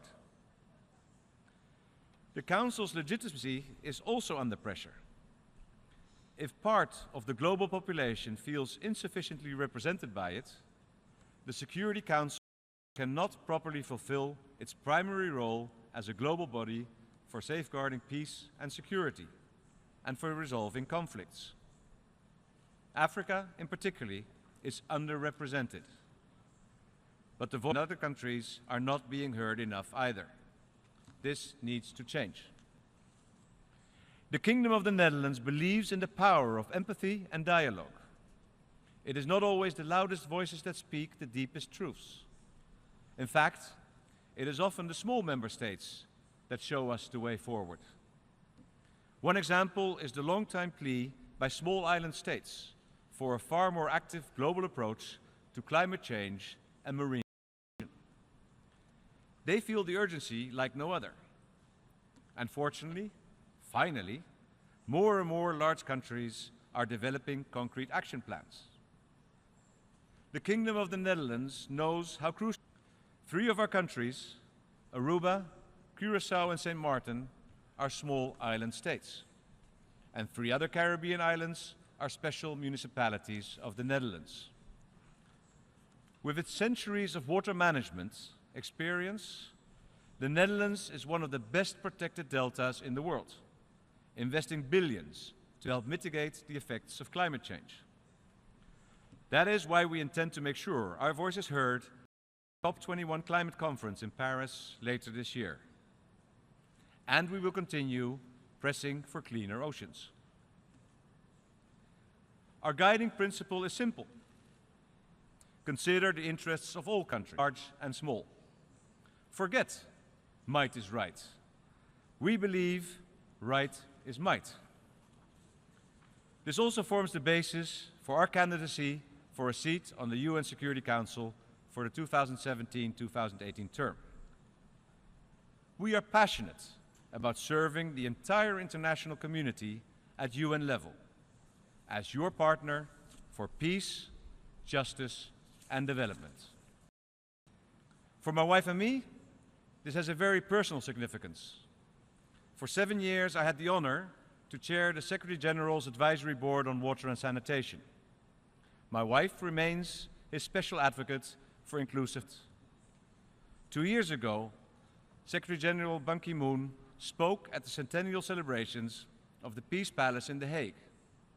He said, "Here in The Hague, you help sustain and expand the rule of law. You bring the rule of law to life." We took these warm words not merely as a great compliment, but also as an inspirational challenge, a solemn task which we aim to continue fulfilling together with all of you in The Hague, in New York, and all over the world. Thank you very much.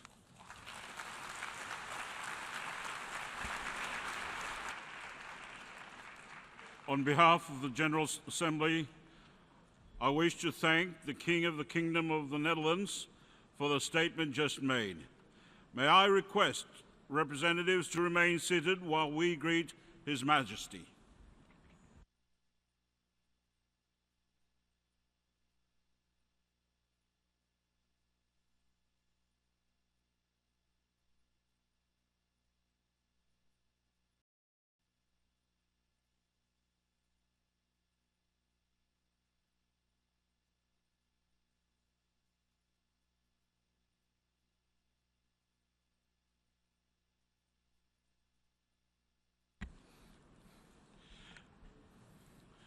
The Assembly will hear an address by His Excellency, the Sultan Nazarbayev, President of the Republic of Kazakhstan.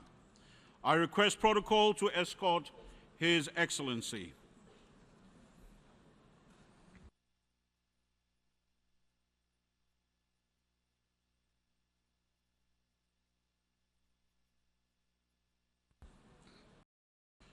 On behalf of the General Assembly, I have the honor to welcome to the United Nations His Excellency, the Sultan Nazarbayev, President of the Republic of Kazakhstan, and to invite him to address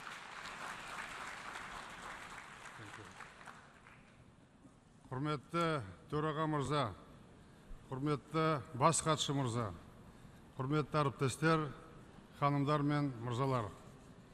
70 жылдық мерейтойы тұсында бұл ұйымның негізін қалаушылар оған қандай терең мағына бергені жөнінде ой бөлісу бүгін маңызды. Біріккен ұлттар ұйымы қазірдің өзінде жаһандық тұрғыдан тарихи мәні бар міндеттерді орындады. Біріншіден, планетамызда адамдар 70 жыл бойы дүниежүзілік соғыссыз өмір сүріп келеді.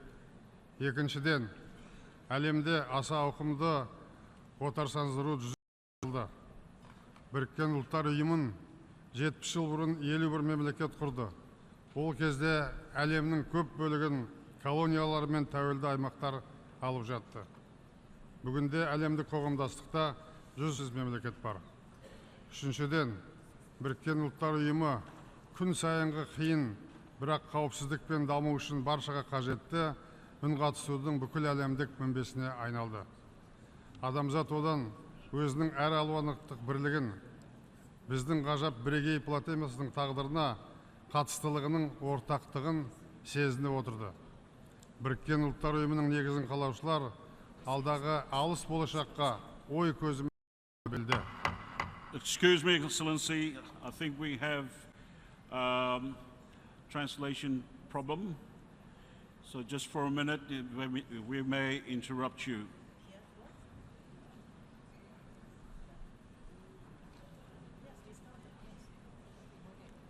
Burma? Yeah, well, if we can wait for the interpreter to come through.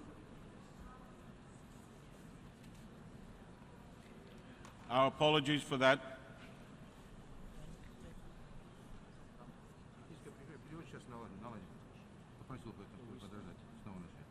Какой снова начать? Да, снова начать. С самого начала. Периода не было там, да. Сейчас не скажут, когда начать. Скажи им. Can start? Restart. When we start. When we are ready. Okay. Все?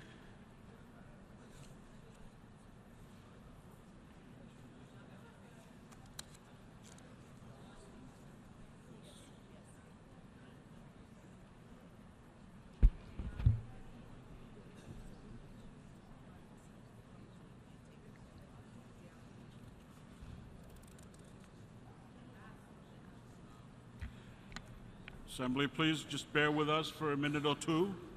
We'll just check the booth for translation. And if protocol can escort His Excellency to his seat. Yes, thank you.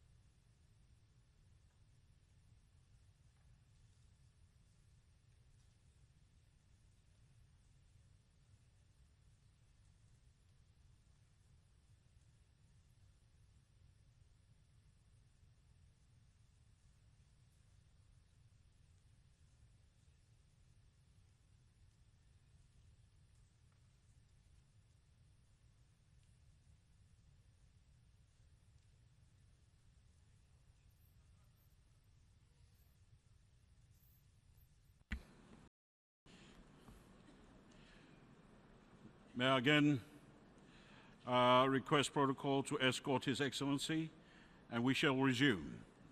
You can start again.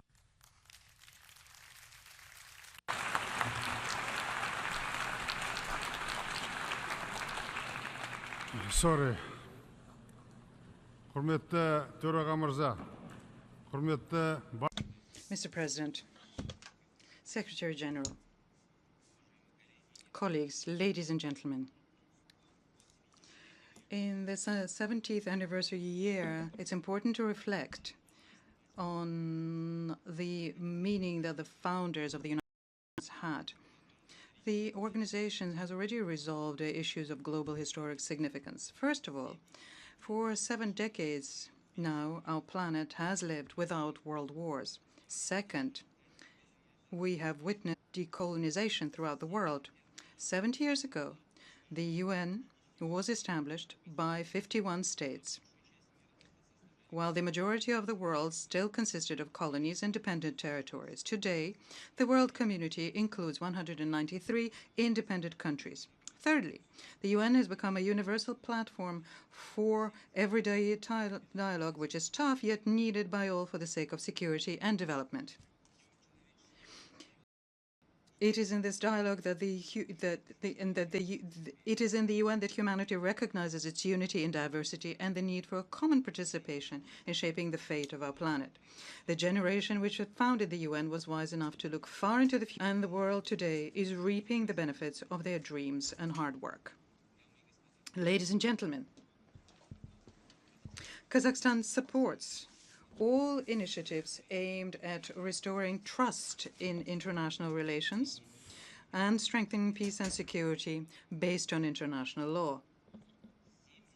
For 7 decades, the world community has been trying to find an effective formula for resolving military conflicts.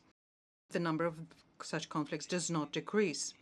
Instead, we're seeing them transform into more sophisticated forms, such as international terrorism, which emanated from the fact that statehood was destroyed. Humanity needs to move from a focus on routine conflict prevention and post-conflict rehabilitation to a new development strategy, which would make such conflicts without meaning.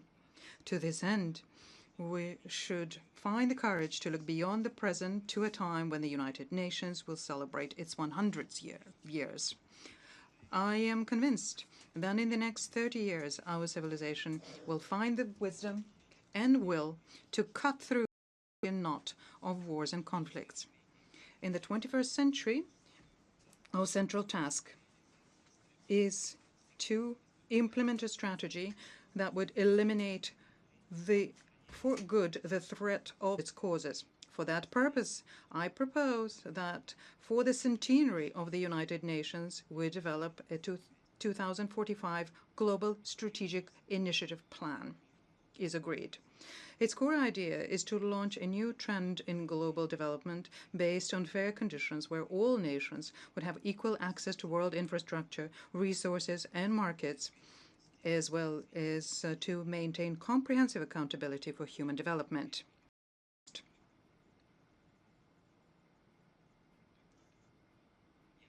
I propose that we transform the UN Economic and Social Council into the Global Development Council, which could include, along with the UN member states elected by the General Assembly, it could include also the heads of all UN specialized agencies, including the International Monetary Fund. The Council should be tasked with becoming a global economic regulator. Global projects carried out by such council maintaining their national economic and social policies. We consider the idea of a world anti-crisis plan, the draft of which is being actively discussed on the margins of Astana Economic Forum, to be very timely. The most pressing and serious global challenges, such as terrorism, the implosion of states, migration, and other negative issues, are the result of economic crisis, of poverty, illiteracy, and unemployment. To tackle this global crisis. We need to start with clear rules for the emission and trade of the world reserve currencies, as they do not now meet the criteria of justice, democracy, competitiveness, effectiveness, and international control. In the 21st century, our world needs qualitatively new financial instruments. We need to combine the efforts of UN member states in order to create a supranational currency, which should be relevant to the targets and tasks of global sustainable development and prosperity.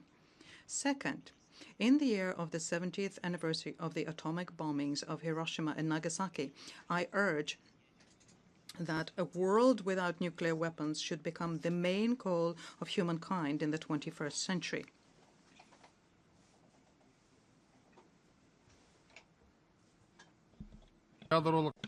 I propose that we adopt the Universal Declaration of the United Nations to achieve a world which is free of nuclear weapons.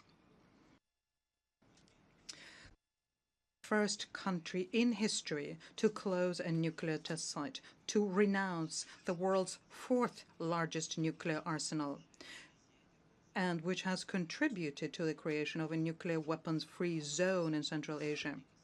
There is a need to establish nuclear-free zones in other regions of the world as well, particularly in the Middle East. Nuclear powers must provide guarantees of the non-use of force to all countries which renounce possession of nuclear weapons. In 2013, we initiated two rounds of talks in Almaty on the Iranian nuclear program. We welcome the signing of the Comprehensive Plan of Action regarding Iran's nuclear program. It is essential today to guarantee the right of states to peaceful nuclear energy and access to nuclear fuel. And that is why we supported and signed the agreement on the establishment of the International Bank of Low Enriched Uranium in Kazakhstan, the IAEA Bank. This is an event of global significance. The world should acknowledge it as an important measure for safe and peaceful use of the atom. Now, for those countries who want to develop nuclear energy, there is no need to enrich uranium themselves. We consider that creating the global anti-nuclear weapons movement is an important task, and every person on the planet can and must contribute to the nuclear test ban. Third, a dangerous challenge for us is the erosion of international law and weakening of the role of global institutions. It's important to remember that the UN Charter was written with the blood of millions of victims of world wars and armed conflicts. And any violation of its articles, in particular, on ensuring the sovereignty and territorial integrity of states, leads humanity to repeating the tragic mistakes of the past. It is necessary to prevent the arbitrary imposition of sanctions which contradicts both the UN Charter and international law. I am convinced that the right to impose international sanctions that can impact the well-being of millions of people should remain the exclusive prerogative of the Security Council. And failure to comply with this principle undermines the foundation of the modern world order and is a relic of the Cold War. I'd like to stress that there is no alternative to the United Nations as a universal organization. Compliance by countries with their international obligations remains the cornerstone of the modern world order. Kazakhstan has consistently advocated a peaceful settlement of the Ukrainian crisis and the full implementation of the Minsk agreements by the parties to the conflict. Today, it is necessary to make every effort to restore dialogue, mutual understanding, and trust in international relations. I therefore propose to convene in 2016 the United Nations International Conference at the highest level designed to reaffirm the basic principles of international law. Fourth, the threat of terrorism and religious extremism has become global in scale. I propose establishing, under the auspices of the UN, a unified global network to counter international terrorism and extremism. To achieve this objective, it is necessary to develop and adopt a comprehensive document of the United Nations to combat terrorism.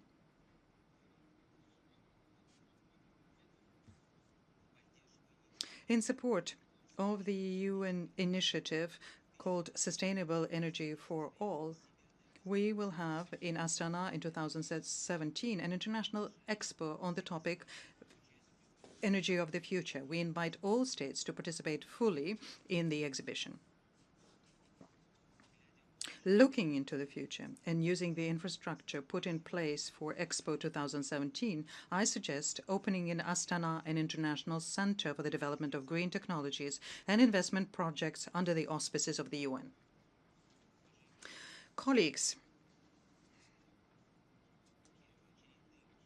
a major step in realizing the 2045 Global Strategic Initiative Plan could be the development under the UN auspices of a new future concept.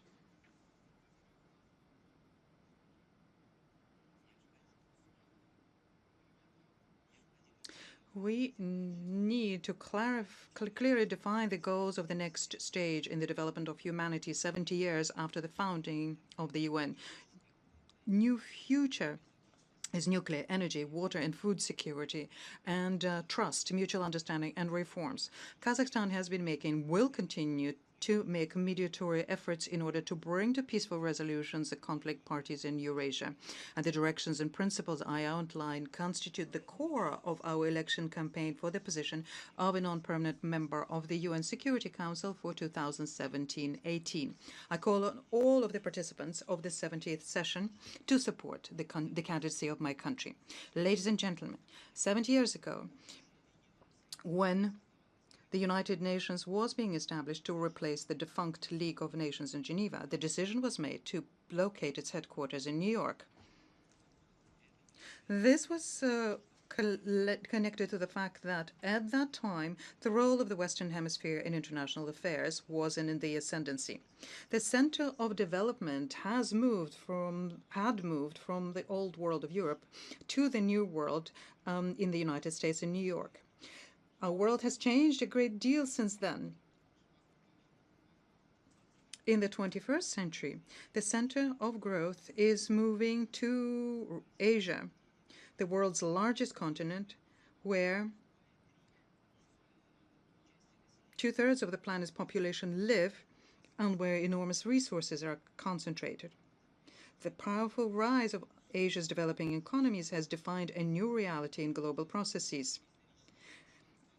We need to use this historic change and opportunity to give a new boost to relations between states. And with this in mind,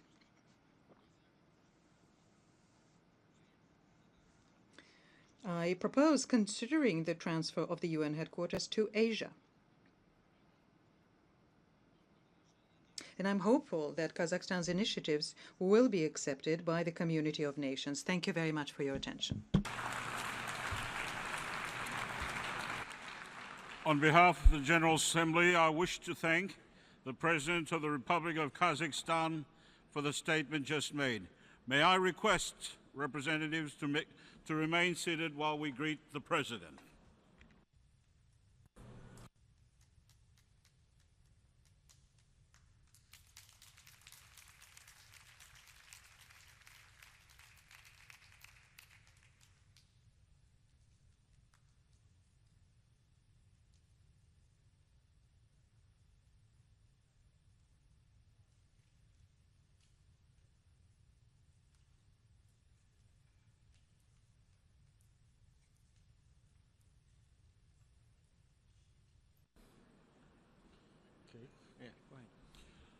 The Assembly will hear an address by His Excellency Enrique Peña Nieto, President of the United Mexican States. I request protocol to escort His Excellency.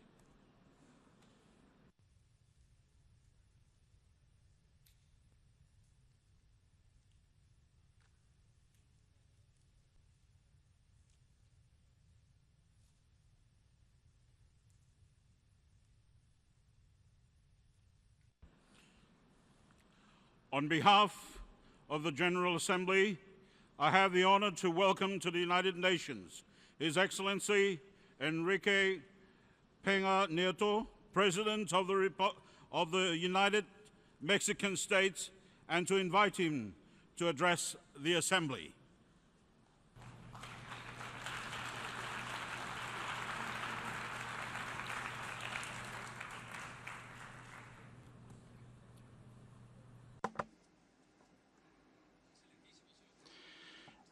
Your Excellency, President of the 70th session of the General Assembly,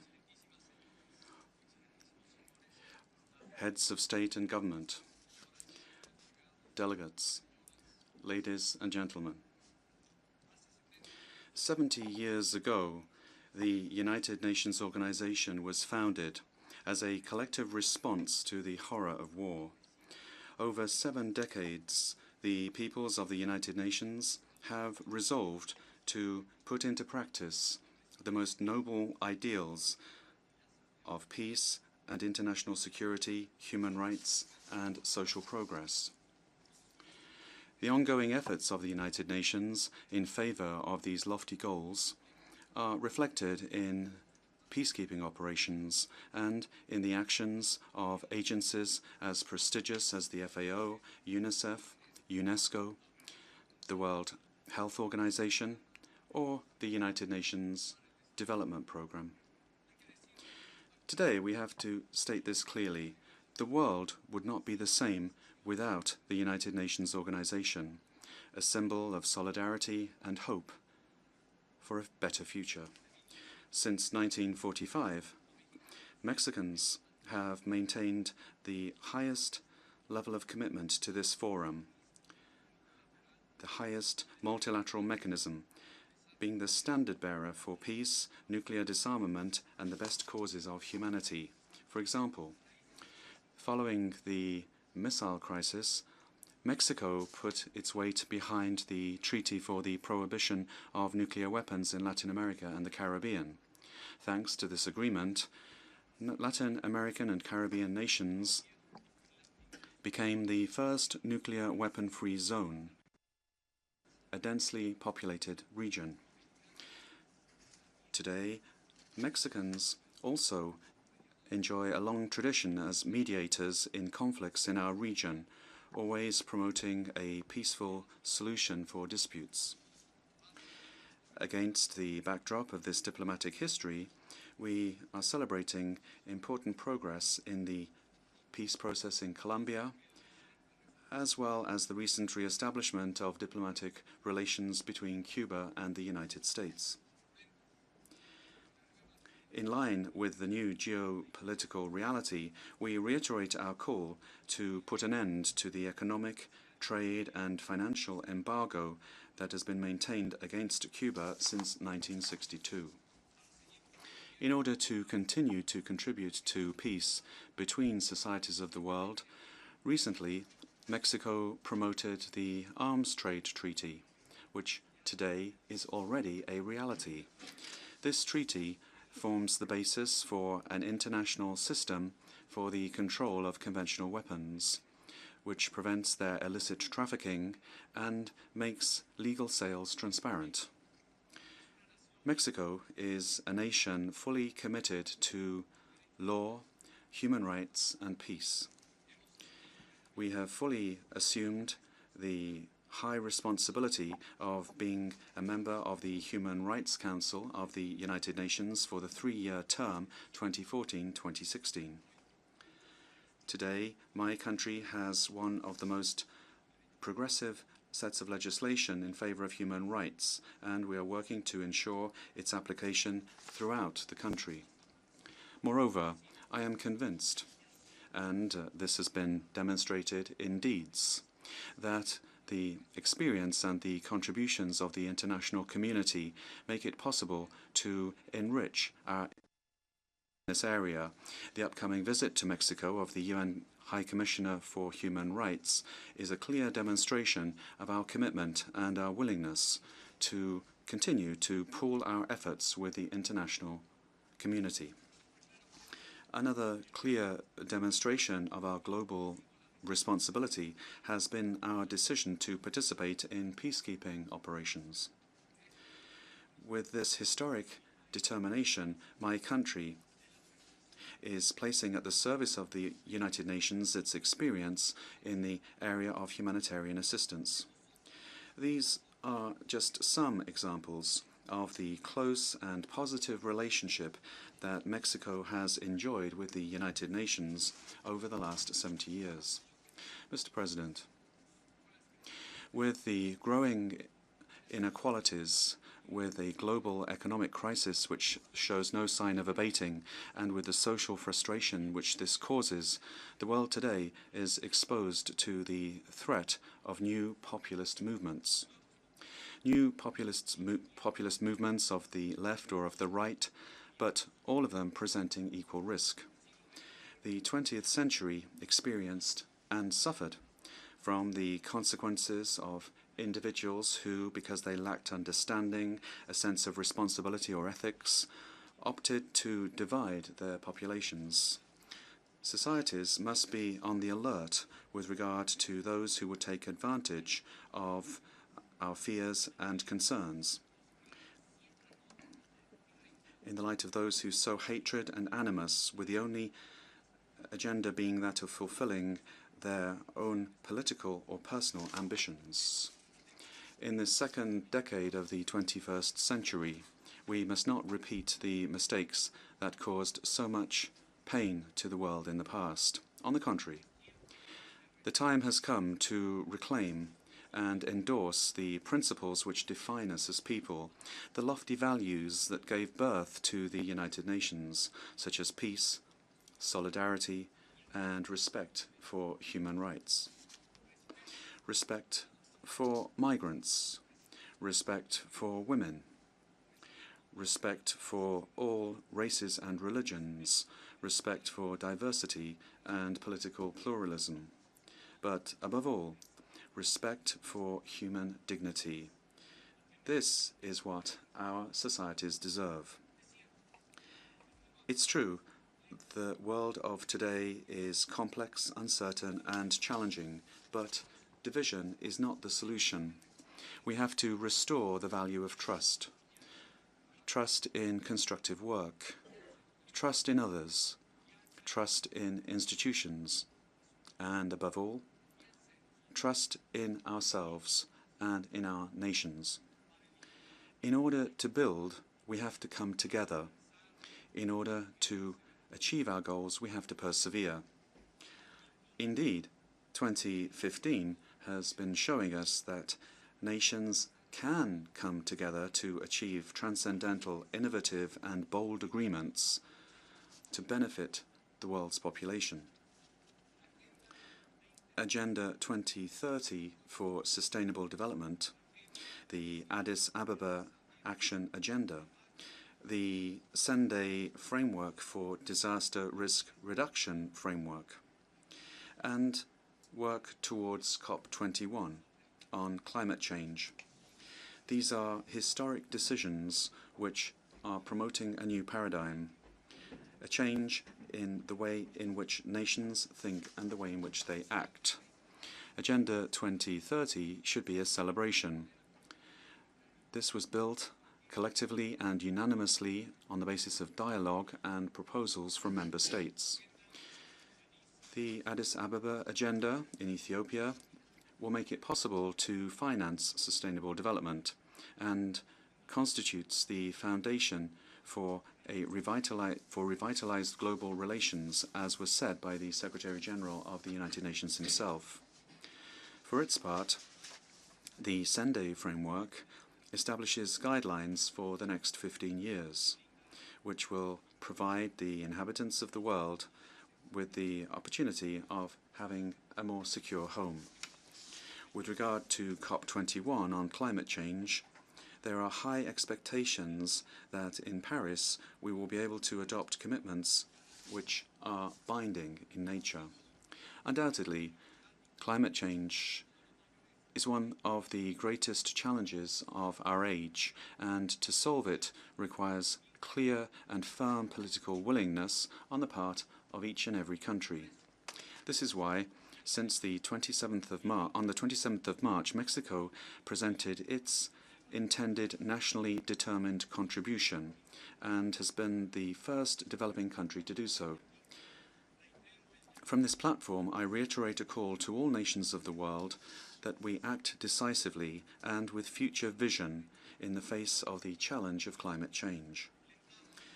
Encouraged by the major agreements of 2015, we are advancing now towards the reform and modernization of the Security Council. The design of this important mechanism, created in 1945, has shown its notable limitations. It is unacceptable that the veto power is used exclusively for national ends, in so doing holding back international action. The permanent members of the Security Council have a special responsibility for international peace and security, and they must assume this responsibility at any given time when the most fundamental rights are being violated. With this objective in mind, we have joined France's initiative to restrict the use of the veto to cases of serious violations of international law and human rights, such as war crimes, crimes against humanity, and genocide. The aim is to ensure that resolutions of the United Nations are more effective, responsible, and, above all, more representative of the ideals of humanity. In the global era, no country is immune to what happens in another part of the world. We cannot remain indifferent to the suffering of entire peoples. It's a fact. The present time is characterized by a migratory movement of millions of people who are searching for a better life. Unfortunately, on all continents, in all areas, the migrant experience is one of risk, rejection, discrimination, and abuse. These conditions are made worse when, because of ignorance, bad faith, or racism, or pure political opportunism, the migrants and their children are stigmatized and held responsible for the country destination's own difficulties.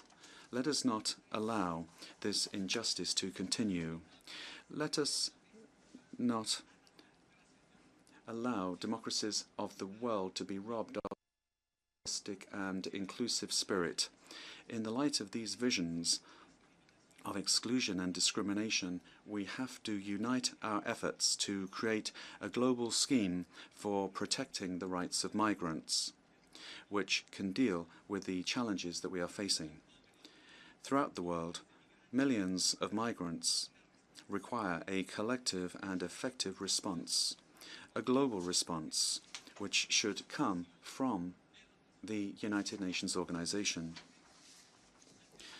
Equally, given the scarce results obtained over previous decades, humanity must reassess its vision of the global drugs problem.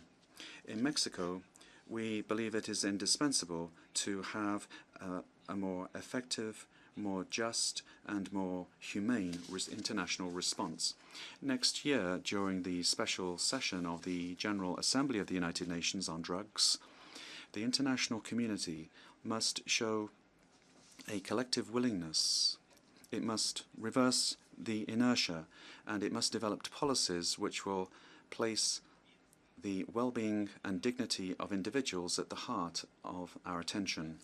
Mr. President, ladies and gentlemen, to keep a watchful eye over the principles and ideals that gave birth to the United Nations organization is a responsibility which brings us all together and commits us all. Mexico publicly expresses its thanks to the Secretary General, Mr. Ban Ki-moon, for his work at the head of the United Nations.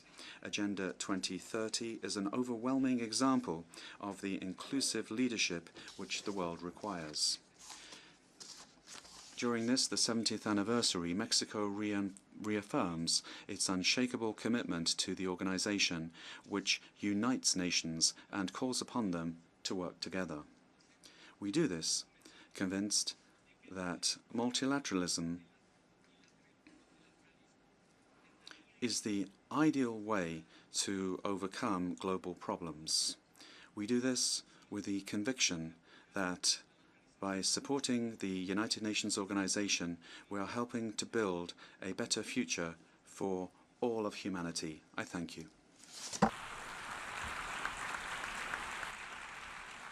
On behalf of the General Assembly, I wish to thank the President of the United Mexican States for the statement just made. And may I request representatives to remain seated while we greet the President.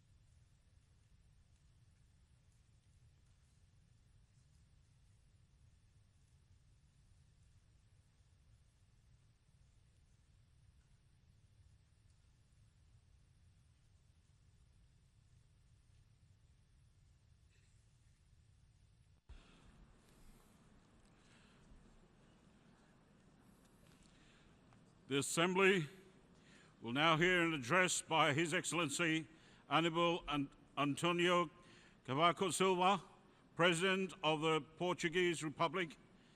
I request protocol to escort His Excellency.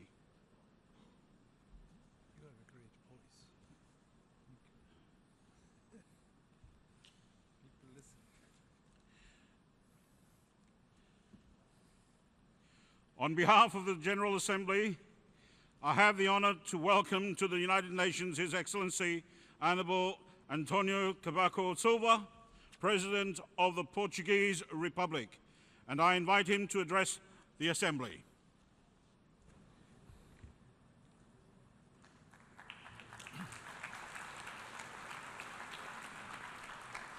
Senhor Presidente, Mr. President of the General Assembly, Mr. Secretary General, ladies and gentlemen, I would like to start by congratulating the President of the General Assembly on his election and expressing my good wishes for the success of the work of this session in this year that marks the 70th anniversary of the United Nations. I would also like to express my deep appreciation for the work of the Secretary General. As always, you can continue to count on the support of Portugal. The creation of the United States, of the United Nations, marked a unique moment in the collective history of humanity. The pursuit of lasting peace, development, and respect for human rights laid down the principles and objectives which were, we regard today, 70 years on, as one of the main achievements of the contemporary world.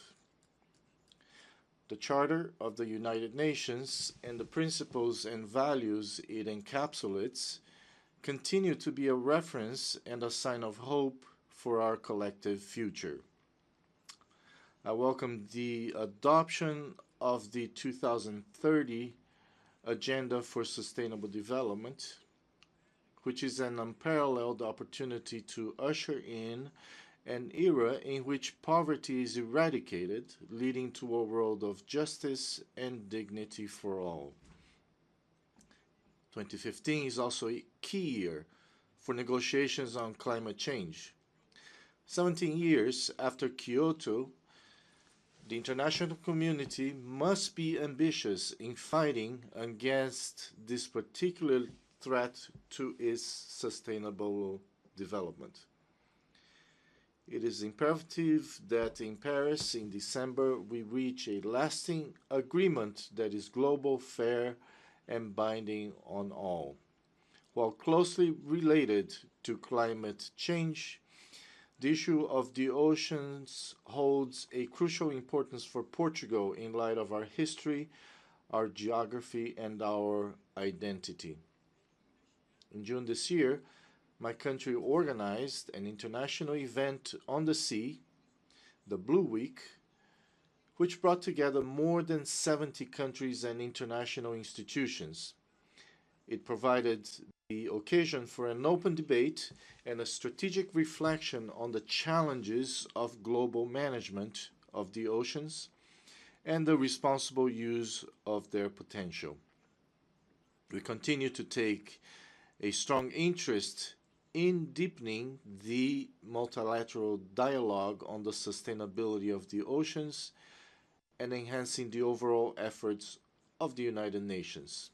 Portugal has the honor to co-chair the UN Working Group to set up a reliable and detailed system of information on the marine environment. The publication of the first global Ocean Assessment Report is a step in the right direction. You can rely, Mr. President, on the engagement of Portugal in the preparation of a legally binding instrument on the conservation and sustainable use of marine biodiversity in areas that go beyond national jurisdiction. Mr. President, Portugal's course of actions has been geared towards the defense of the universal and individual nature of all human rights, not only civil and political rights, but also economic, social, and cultural rights. Combating violence against women takes on a clear priority in this context. I draw attention to the alarming number of cases of domestic violence across the most diverse societies and social strata, which cannot continue unpunished. I invite all states to step up their efforts to put an end to this affliction, and I hope this will be an indicator to be taken into account in the overall assessment of compliance with the Sustainable Development Goals. I would also like to underline the importance we attach to children's rights, including the right to education and to youth policies. Mr. President, at a time when we are witnessing the proliferation of violent clashes in a number of regions, it must be emphasized that no conflict, no matter how complex it may be, can possibly be barbarism, whether by states or by non-state parties. Human rights are the common heritage of humankind that we all have an obligation to defend regardless of geography. The Security Council plays a key role in this context in order to perform its mandate in the most effective manner. It should mirror the realities of our world. This implies extending membership in both categories and re-examining its working methods. The tragic humanitarian situation in Syria, Iraq, Libya, and in many other conflict settings should prompt us to act in a supportive and responsible manner. Some of these crises, particularly in Syria, have always claimed many thousands of human lives and given rise to one of the largest flows of refugees since the Second World War. The resolution can no longer remain hostage to blockages which prolong and aggravate misery and suffering for vast populations. In line with its consistently humanistic tradition, Portugal has demonstrated due solidarity from the very beginning, as shown by its willingness to welcome several thousand people in need of international protection. I take this opportunity to commend the High Commissioner for Refugees, which has epitomized the humanitarian values enshrined in the UN Charter. The dignity of human life is an absolute value that we have an obligation to respect and protect. On the other hand, for some years, we find ourselves faced with the threat of terrorism, which takes on more and more barbaric and worrying forms. This threat and its protagonists require strong, concerted responses and a resolute fight by the international community. Such responses should also address the underlying forces that lead to radicalization and violent extremism, which require the involvement of states, international organizations, religious communities, and civil society organizations. Mr. President, I must also express our concern about the deadlock affecting the peace process in the Middle East. There will be no lasting peace without a fair resolution of the Palestinian issue, which also ensures Israel's security. We urge the parties to resume the peace talks, as we are convinced that the only solution to the conflict will be the creation, based on the UN resolutions, of two states living side by side in democracy, peace, and security. I welcome the agreement reached on Iran's nuclear program. It is now up to all parties involved to ensure its full implementation. Mr. President, Africa holds a special place in Portuguese foreign policy. My country has key partners in Africa with whom we maintain close relations in the most varied fields, ranging from political dialogue to economic links, from the approach to security issues to the establishment of mutually beneficial partnerships. A number of African countries where Portuguese is the official language celebrate this year the 40th anniversary of their independence, namely Mozambique, Cabo Verde, São Tomé and Príncipe, and Angola. And Portugal and the Portuguese people are associated with this important historical event. The situation in Guinea-Bissau deserves a particular reference. I trust their political leaders to recognize the essential value of political stability and the ability to work together in order to pursue the necessary reforms, including in the security sector, in the fight against impunity, and in socio-economic development projects. This would be the required framework for the international community to be able to fulfill their commitments to cooperation made in March at the Brussels conference.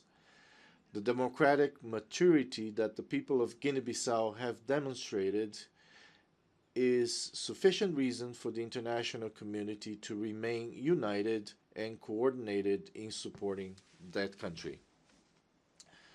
We also remain engaged on matters concerning maritime safety, especially in the Gulf of Guinea. We have participated in the development of international support strategies and have strengthened our bilateral cooperation with the African states and the regional organizations. Mr. President, Portugal is reinforcing its relationship with Latin American states. We have added to our historical and cultural ties a mutual willingness to know each other better and to deepen our political and economic relations. I very much welcome the positive developments around the ongoing peace negotiations in Colombia and the normalization of diplomatic relations between Cuba and the United States.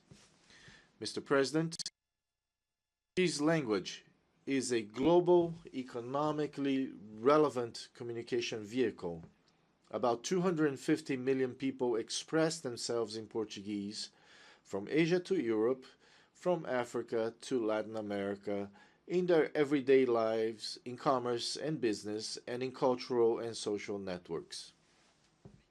It is also an official or a working language in several international organizations, including in some. Ambition of the CPLP is to see the Portuguese language recognized as an official language of the United Nations. Mr. President, as we celebrate the 70th anniversary of the UN, I reiterate the commitment expressed here in 2008. Portugal, 60 years now into its membership in the UN, remains firmly committed to an effective multilateralism. It participates in many peacekeeping operations, has been on the Security Council 3 times, is currently a member of the Human Rights Council, and fiercely stands by the guiding principles of the Charter in its international actions. In a globalized, interdependent world such as the one in which we live, only strong multilateral institutions can ensure the fundamental values of peace, human rights, sustainable development, democracy, and respect for international law. Thank you very much.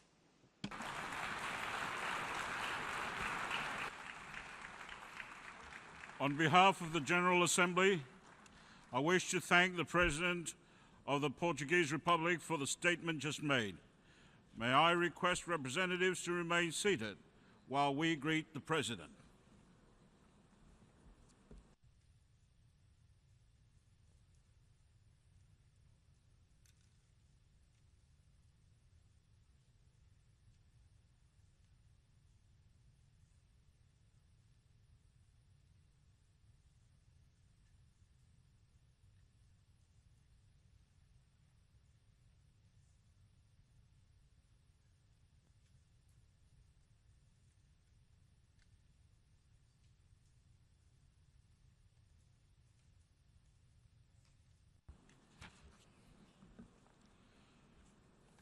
The Assembly will hear a statement by His Excellency Lars Løkke Rasmussen, Prime Minister of the Kingdom of Denmark. May I request protocol to escort His Excellency.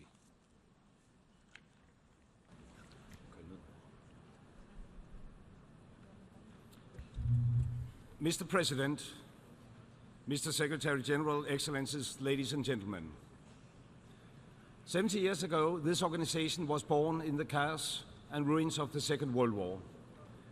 It was born with the hope and vision that the future would be better and more peaceful than the past. Small and large countries signed the UN Charter. My own country, as signatory number 50. It was a commitment to solve common problems through cooperation and dialogue. How is the world today compared to the one of our grandparents? Well, the answer is simple. Lots of progress has been made.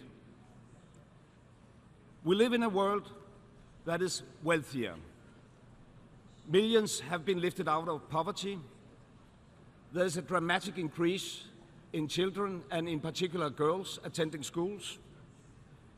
We continue to witness horrible conflicts in many parts of the world, but the number and magnitude of armed conflicts between states are decreased. And our fights against deadly diseases has saved millions. This is one side of the coin. But we also live in a changing world. Conflicts remain the biggest threat to human development. The number of refugees and displaced persons is growing at alarming speed. Violent extremism is spreading. Human rights are violated. Our planet is under stress due to scarce resources and climate change. This is the other side of the coin. So the world is complex, as it has always been. There are no simple solutions, and there never was. We need to engage actively and cooperate closely to address the challenges today as we did 70 years ago. From my perspective, there are three overshadowing priorities for the UN in the coming years. First, peace and security. As for many others in my generation, my political view of the world was shaped by 1989. The wall came down, the Iron Curtain disappeared, and today the world again faces a situation where cooperation and dialogue is all too often replaced by force and violence. We must ensure that the UN can effectively provide security in the face of ever more complex crises and threats. In Ukraine, we have seen completely unacceptable violation of international law and principles of sovereignty and territorial integrity. In Syria, civilians suffer from horrific abuses committed by the terror organization ISIL and by the Assad regime. The Danish government continues to support efforts for a political solution to the conflict, and we are proud to be a member of the international coalition against ISIL. We need a strong and unified response to violent extremism and terrorism, not just in Syria and Iraq, but also in parts of Africa, where violent extremism and armed conflicts are growing. Denmark will do its part. We plan to increase our contribution to the UN operation in Mali, MINUSMA. A very visible consequence of all these conflicts is the massive refugee and migration flows. Almost 60 million people are fleeing their homes. We have an international responsibility to provide the necessary protection for refugees. Many of these people have no food, no medicine, no schools for their children, no hope for the future, and they need our support.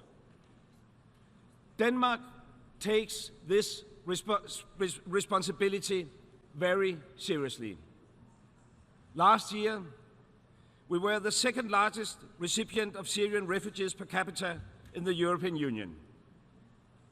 I also welcome the initiative of the Secretary General to strengthen UN peace operations. But we need more than blue helmets to ensure lasting peace. We need a UN Security Council that is ready to take the necessary decisions to maintain international peace and security. A Security Council that can effectively address conflicts in a timely manner and that reflects the world as it is today.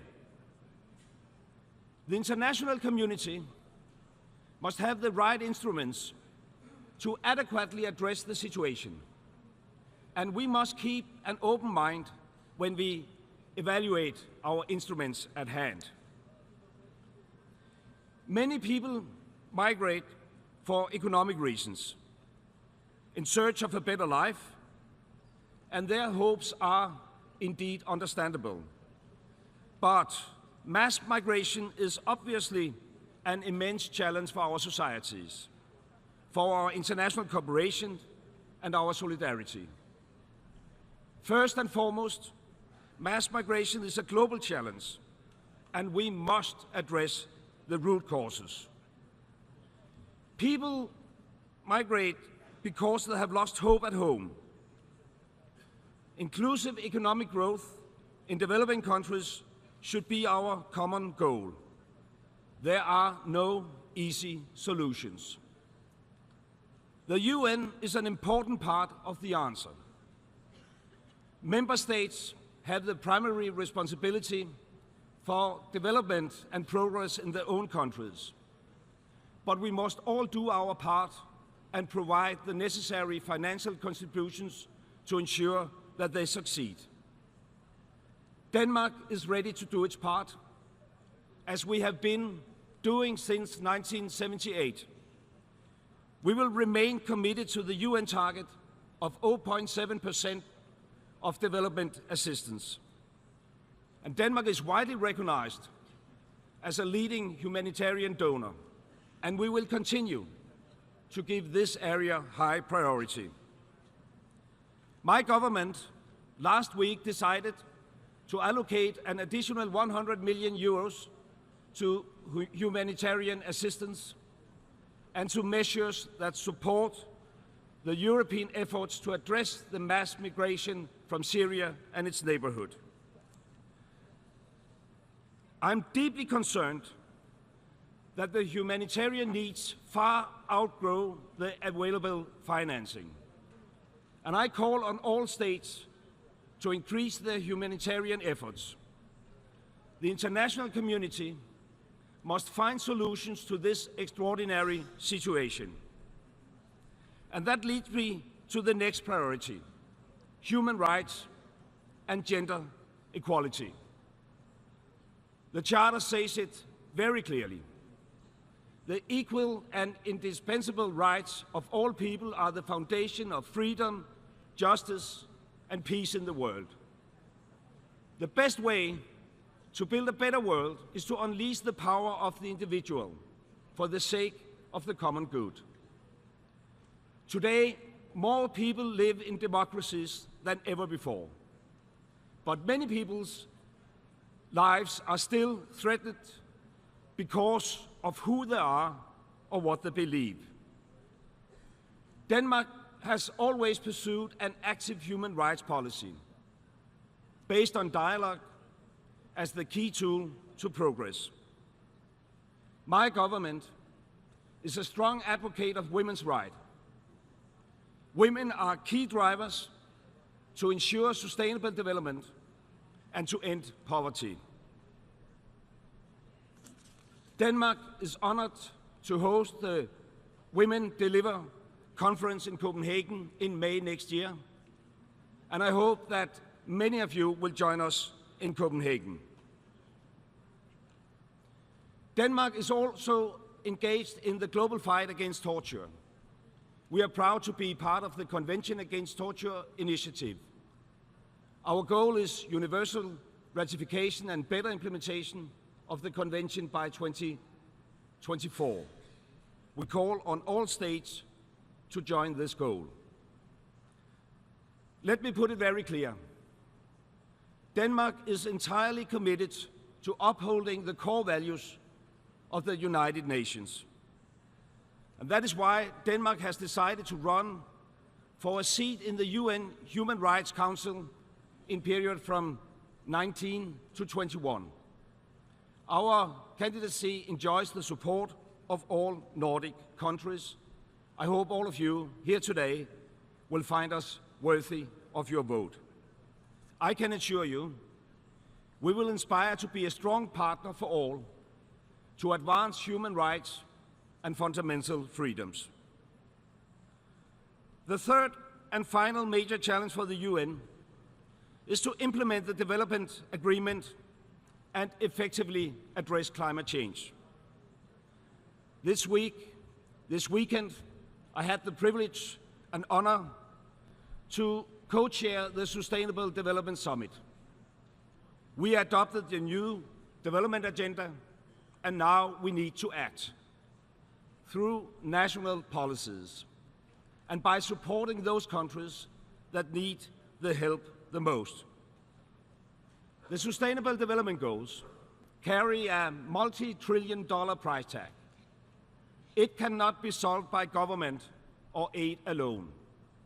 We need the support of all actors: private enterprises, civil society, NGOs, international organizations, and many others. We must find new, innovative ways of engaging these actors if we are serious about delivering on the development agenda. This is particularly true when it comes to addressing climate change. Let me give you a small example. Denmark has established a climate investment fund to promote private investments in developing countries and emerging markets. Danish pension savings now contribute to financing the largest African wind farm in Lake Turkana in Kenya. And I think we need more solutions like this to deliver on the development agenda and to reach an ambitious, binding climate agreement in Paris later this year. Ladies and gentlemen, the need for an effective UN has never been greater. If we fail to deal with the enormous task facing us, there is a risk that we will undermine the key values and principles of the UN Charter. Throughout the UN's history, Denmark has been among the strongest supporters of our World Organization, and that will not change. I'm honored that a Dane has assumed the presidency of the General Assembly. My government is fully committed to support Mr. Lykketoft in his important work. 70 years ago, our grandparents had a bold vision. They believed it was possible to create a better future for the peoples of the world.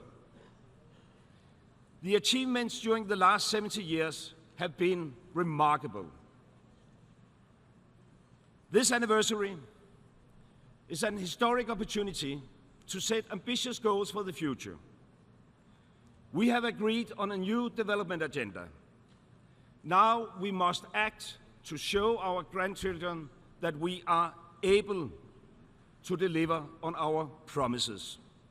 Today, tomorrow, and 70 years from now. Thank you very much.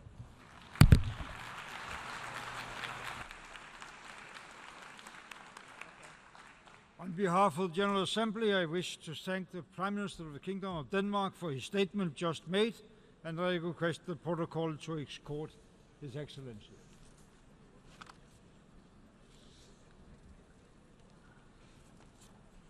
The Assembly will now hear a statement from His Excellency Haile Mariam Desalegn, the Prime Minister of the Federal Democratic Republic of Ethiopia. May I request the protocol to escort His Excellency. I have the great pleasure of welcoming the Prime Minister of the Federal Republic of Ethiopia, His Excellency Haile Mariam Desalegn. I invite him to address the General Assembly. Please. Mr. President,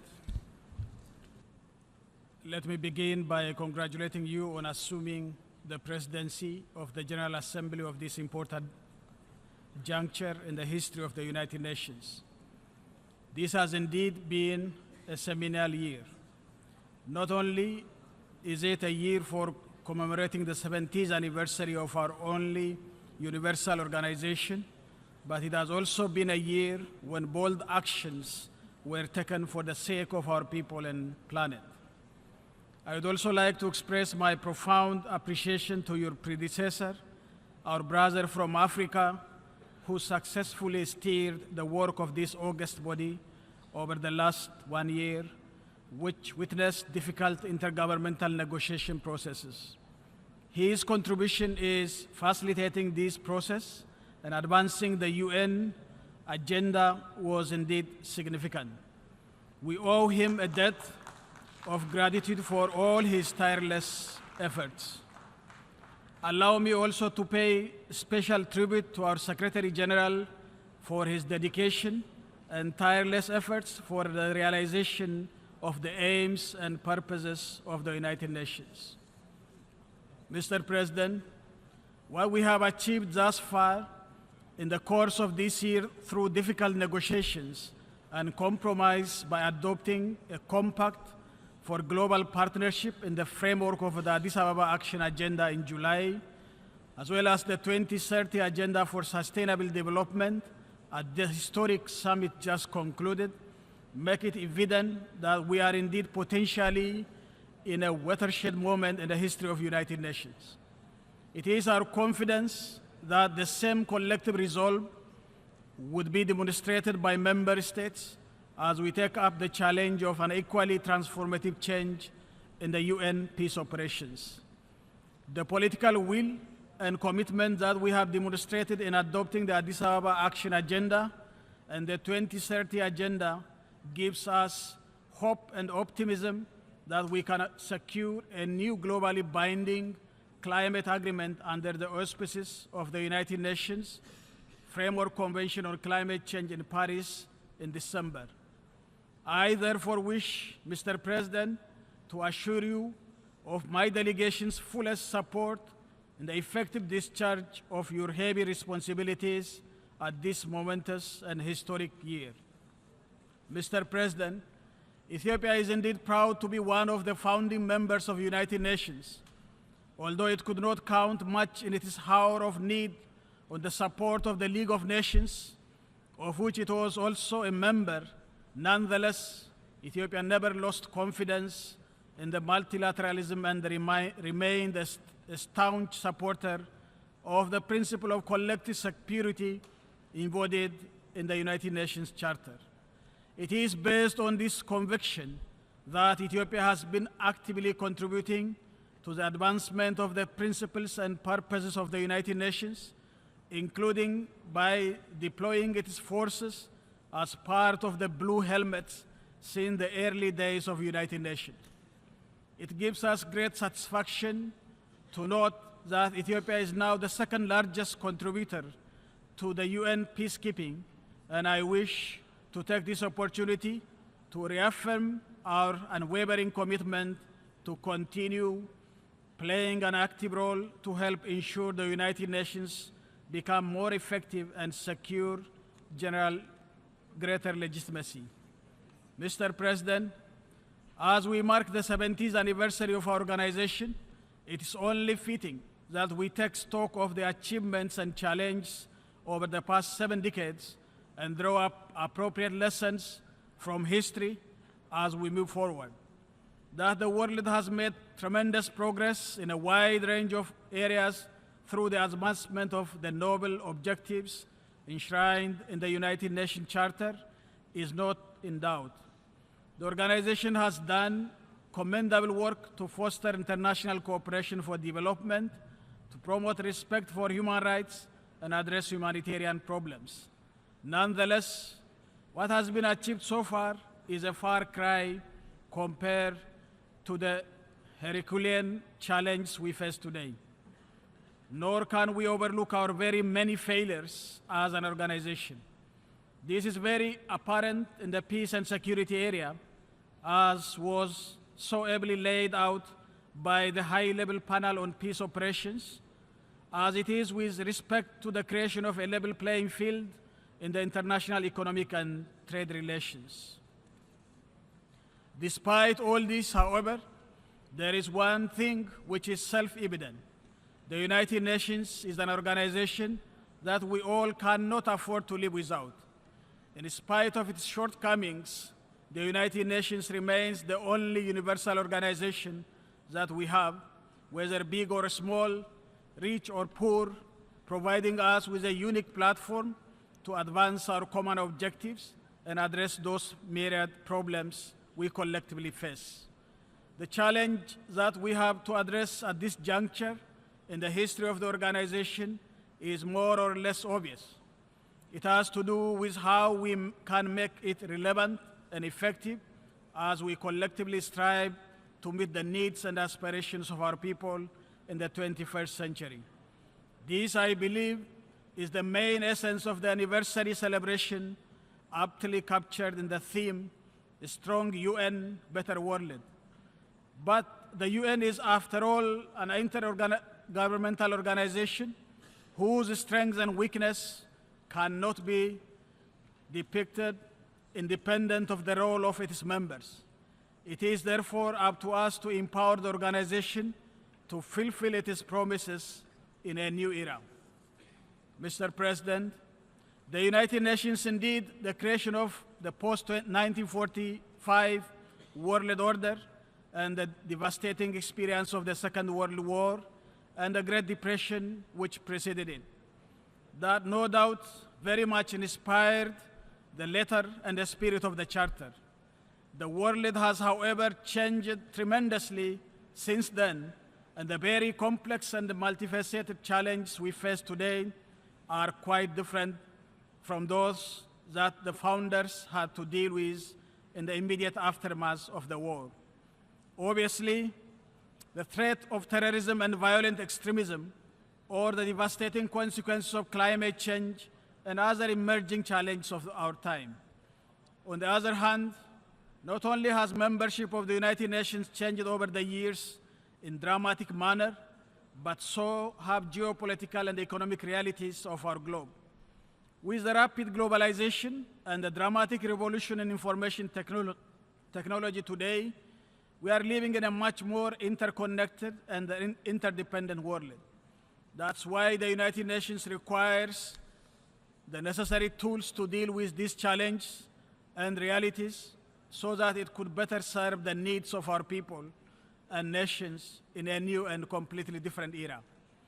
The need to reform the United Nations system has long been recognized, but forging the necessary compromise among the wider membership has not been an easy task. However, this cannot be delayed any longer. It is very clear that without undertaking the necessary reforms, we will not be able to deliver the transformative agenda we have set for ourselves. That's the reason why it's not enough to adopt the next generation of sustainable development goals whose ambition and transformative aspirations makes them truly historic. It is also vital and indispensable that the United Nations is fit for the post-2015 era. Comprehensive reform of the United Nations system, particularly that of the Security Council, is indeed imperative to reflect current geopolitical realities and to make the UN more broadly representative, legitimate, and effective. In this context, it is only proper that we seize this occasion to once again echo Africa's call to be fully represented in all the decision-making organs of the United Nations, particularly in Security Council, as encapsulated in the Isoluni Consensus and the Sept Declaration. Mr. President, we in Ethiopia remain fully committed to the purpose and principles of the United Nations. We are indeed very grateful for the support and partnership of the United Nations in our development endeavors. The reason for the remarkable progress that we have made over the past 15 years, including in achieving all of the Millennium Development Goals, is to be found in our taking charge of our own destiny, devising our own development strategy, and mobilizing domestic resources for their implementation. But we also made the best use of development cooperation we have had with the United Nations and other partners. Ethiopia has embarked on an ambitious transformative agenda with a view to achieving a middle-income status by the year 2025. We intend to do so based on a carbon-neutral growth through our climate-resilient green economy strategy, which is fully integrated into our National Development Plan.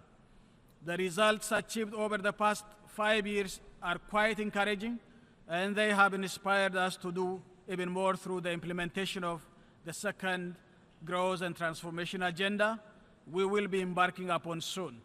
It is therefore with great optimism that we look at the possibilities that lie ahead, all the more so because we also trust that we are all committed to adhere to the commitment we entered into the summit we concluded yesterday. It is with this deep sense of optimism that I want to conclude by once again reiterating my country's commitment to the purposes and principles of the United Nations, as well as to continue playing an active and constructive role for the realization of its noble objectives. I thank you so much.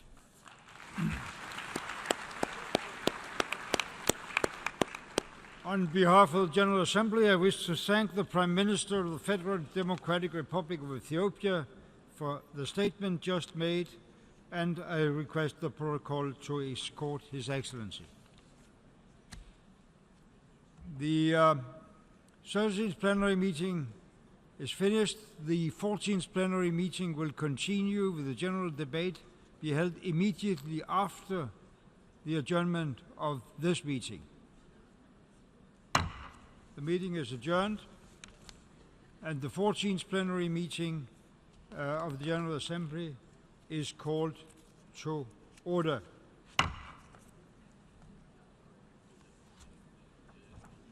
The Assembly will hear an address by His Excellency Yoweri Kaguta Museveni, President of the Republic of Uganda.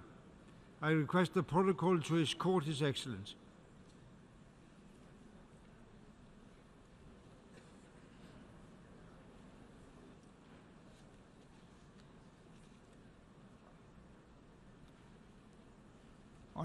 On behalf of the General Assembly, I have the honor to welcome to the United Nations His Excellency Yoweri Kaguta Museveni, President of the Republic of Uganda, and to invite him to address the Assembly.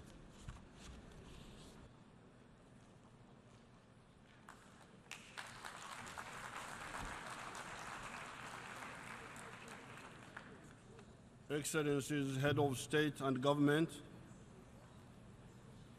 President of the UN General Assembly,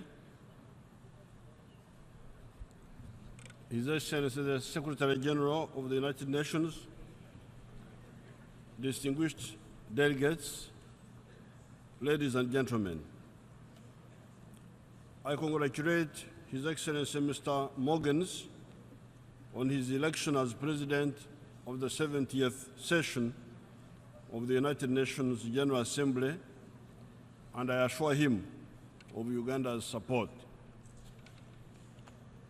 We are confident that he will lead the Assembly effectively and successfully. I would also like to express our gratitude to His Excellency Mr. Sam Kutesa for his leadership of the 69th session.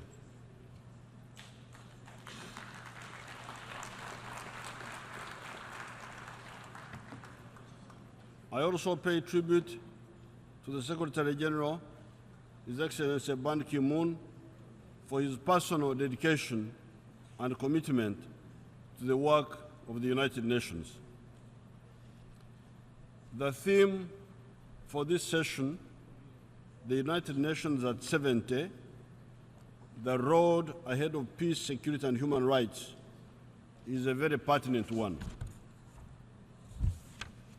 It says in the Bible, the book of the Christians, in the book of Matthew, chapter 22, verse 37-38, that in quotes, love God with all your heart and love your neighbor as you love yourself. End of quotes. Yesterday, while chairing the special session of the United Nations on the SDGs, I quoted this portion of the Bible. Given the fact that the United Nations has been in existence for the last 70 years, one would have imagined that these fundamental laws of Christianity, which are also found in other religions, would have been clear to every member of humanity. Yet, unfortunately, this has not been the case. Until recently, the human race was divided between a small group of affluent and prosperous societies on the one hand, and a large number of underdeveloped societies on the other hand.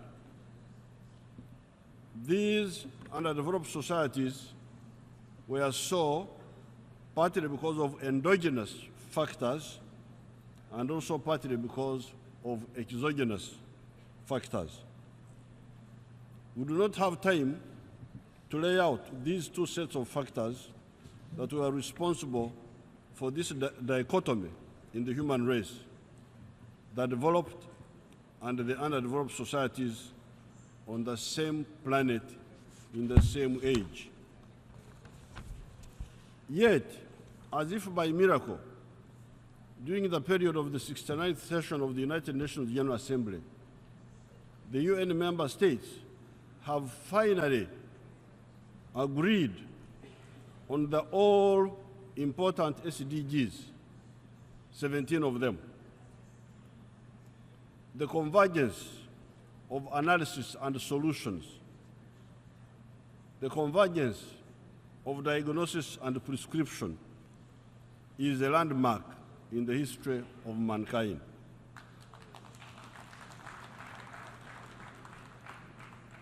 It means that the international community now agree with us in Uganda, who have for long identified 10 strategic bottlenecks that held Africa back from undergoing the necessary transformation to become first world societies.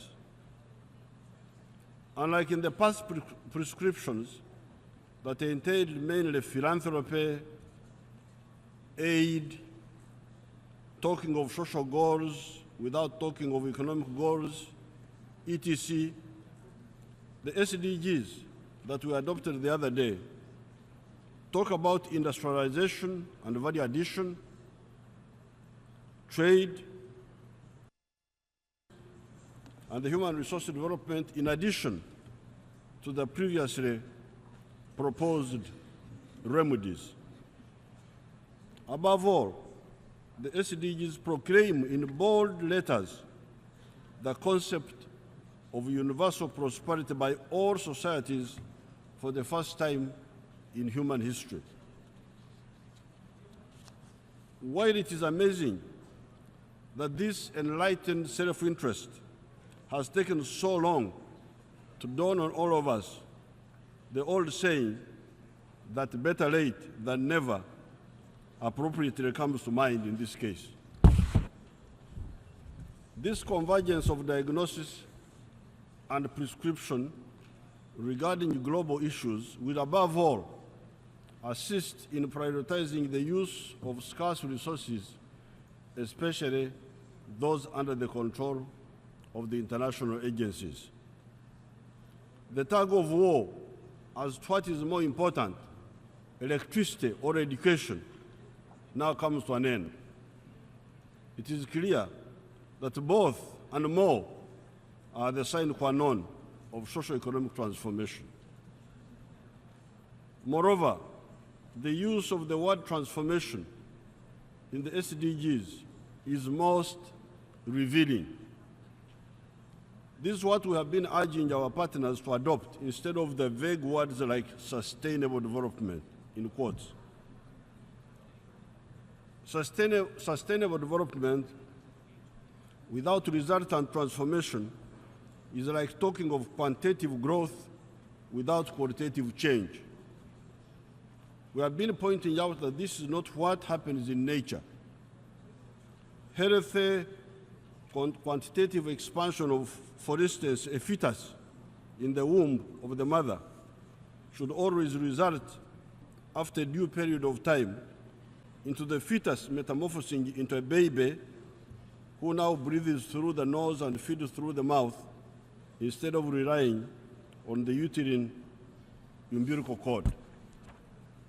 Similarly, societies must not only grow quantitatively, but also qualitatively. The African societies, for instance, must grow from the pre-capitalist modes of production and from being producers of raw materials to middle class and skilled working class societies.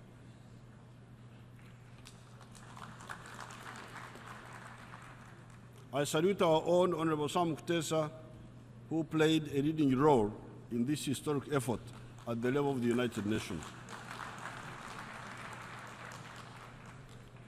On the issue of global peace, our experience in Uganda is to go back to the Bible, that whatever man sows, that's what he reaps.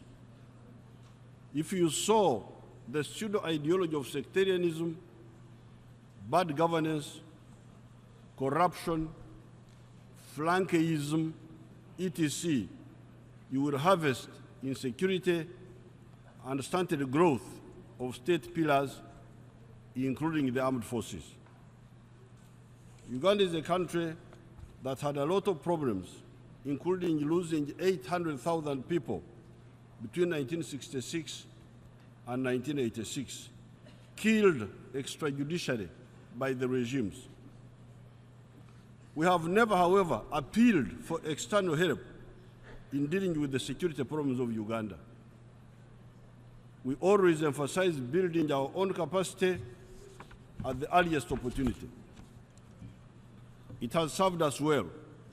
Uganda today has got capable security forces that have ushered in peace throughout the whole country for the first time in the last 500 years. Our advice to the UN system, therefore, is that while it may be unavoidable to rely on external armies in dealing with particularly ugly situations, we should be wary of groups that seek external sponsorship instead of relying on their own internal energies and that seek to be puppets of external actors. Some very limited external solidarity may be necessary when oppressed people are fighting for survival and emancipation, if you are dealing with authentic patriotic groups. However, the UN system will not add any value if they are lured into situations of supporting puppets that have no legitimacy in the different respective situations or that are pursuing one pseudo-ideology or another. In that case, the UN becomes part of the problem, not part of the solution. I thank you very much.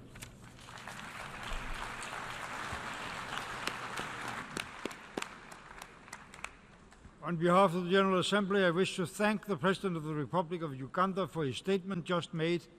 May I request representatives to remain seated while we greet the President.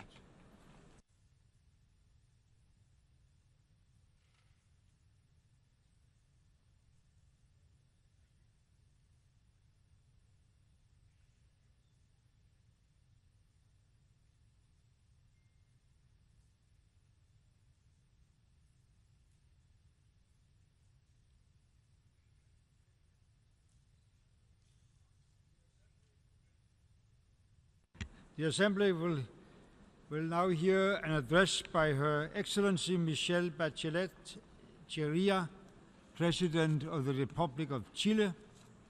I request the protocol to escort Her Excellency.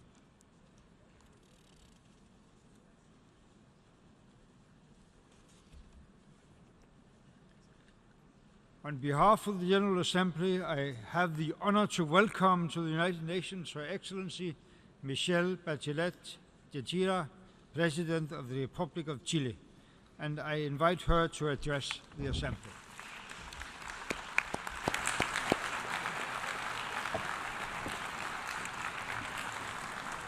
Señor Presidente. President, heads of state and heads of government, ladies and gentlemen. Today's world is faced with both challenges and tasks. We are witnessing a plethora of serious international crises in various parts of the world that have impacted international peace and security, most notably in the Middle East, but also in Europe and Africa, and affecting in particular huge segments of the civilian populations who, in desperation, are fleeing in order to save their lives and forge a better future. As an international community, we are duty-bound to react with solidarity in order to restore peace and deploy a response that will enable us to minimize the suffering of both the victims of war and those who are fleeing from it. We commend the efforts many countries are making to take in the refugees, but we must do more. This is why my government has decided to take in refugees from the civil war in Syria, and it is also why Chile will expand cooperation with Africa. As of 2016, for example, we will be participating in United Nations peacekeeping operations in that region. In addition to tackling the most urgent challenges threatening peace, our planet has yet to stem growing inequality or reach an agreement that would halt global warming. It is for this reason, against this backdrop of such serious international challenges, that this 70th session of the General Assembly will go down in history as a momentous occasion at which the international community succeeded in forging an agreement, namely the 2030 Agenda for Sustainable Development. This is an agenda replete with hope and binding in nature. It focuses on addressing various aspects of inequality, which is the main challenge to be found in Latin America, and of course it goes without saying in Chile as well, in this new phase of our economic and political development. The agenda is broad and ambitious, and it is commensurate with the pressing challenges and the long-term goals of fair, creative and peaceful human coexistence. It does not sweep aside those commitments already entered into whose fulfillment is still pending, but rather incorporates new goals and targets, integrating them multidimensionally into the concept of sustainable and inclusive development. It is, in other words, an agenda of change. This is an approach which we share and vigorously support. Equality within and among countries, equality between men and women, growth, industrialization, and inclusive and sustainable consumption, protection of the environment in its various facets, social peace, to name but a few of the agenda's goals. These are the face and indeed the foundation of a mode of coexistence based on very deeply held values. We have an opportunity to address the feelings of despair and hopelessness about the future and the lack of trust in institutions that permeate some of our societies. The chief responsibility for sustainable and more equal development rests with each individual country. Chile is wholeheartedly committed to delivering on this responsibility. However, success in this endeavour requires a propitious environment, since many of the targets are affected by global dynamics, and most of the challenges that we face today cannot be resolved by any country acting in isolation. Only if we can deliver on an agenda of change at the global as well as the national level will it be possible to promote more inclusive and sustainable societies. When international trade does not act as an engine of growth, when financial flows are asymmetrical, minimal and volatile, if there are no fair and effective mechanisms for dealing with sovereign debt, if there are not enough predictable flows of official development assistance, then emerging countries, and especially the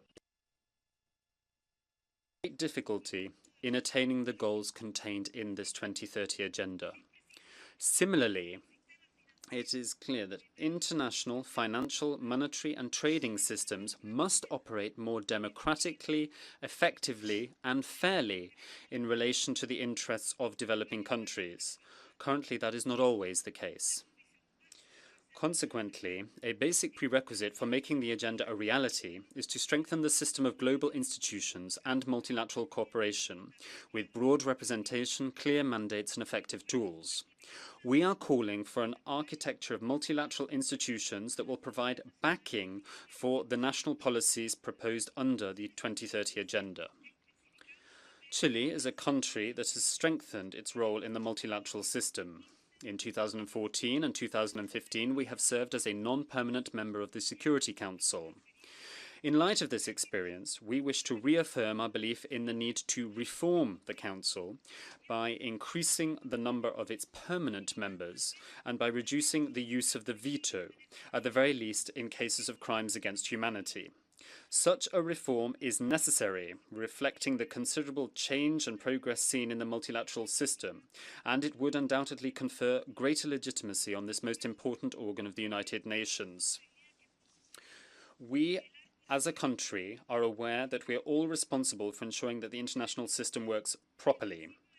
One essential element in so doing is the principle of adherence to international law, which includes strict respect for treaties as a means of guaranteeing peace and international stability.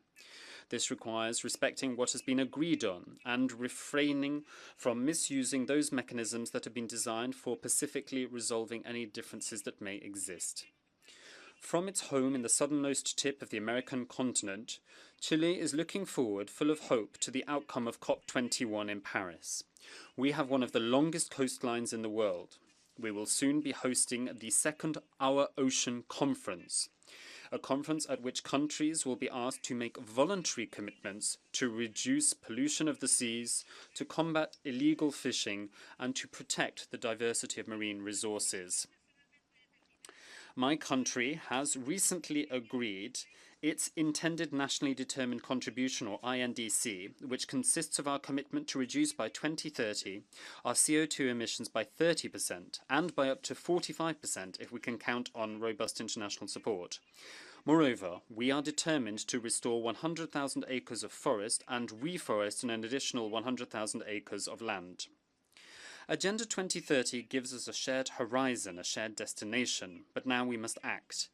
Each country must act individually, of course, but at the same time we must cooperate with each other in the various North-South and South-South fora, and must tackle global challenges jointly in the multilateral fora that we have available to us. I should like to conclude this statement by congratulating two governments which have resumed diplomatic relations recently, namely Cuba and the United States of America. This is a historic step for our region and for the world. Chile applauds the use of dialogue and respect for international law as being the civilized way for countries to resolve their differences.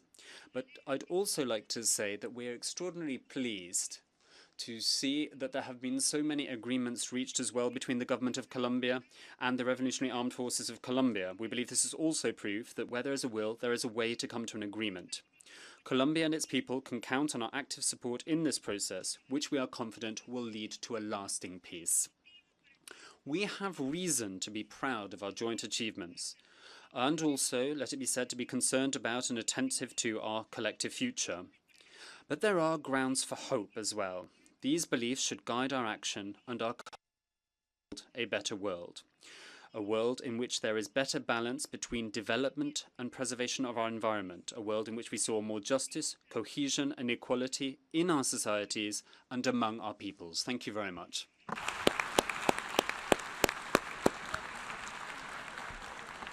On behalf of the General Assembly, I wish to thank the President of the Republic of Chile for the statement just made.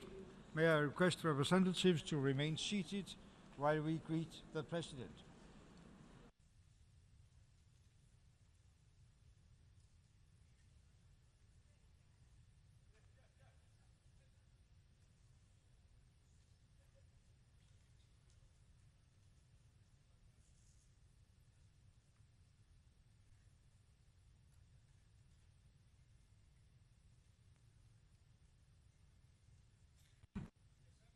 We'll now hear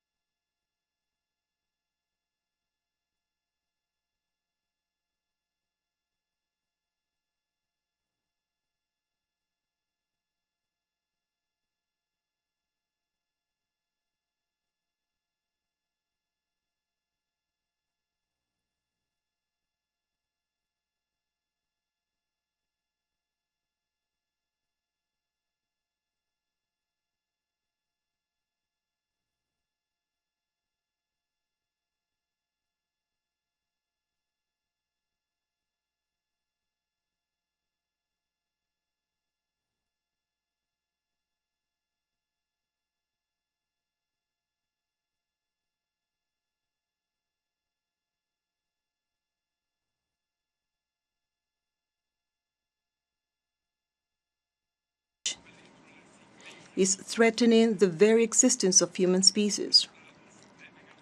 And the states should assume common but differentiated responsibilities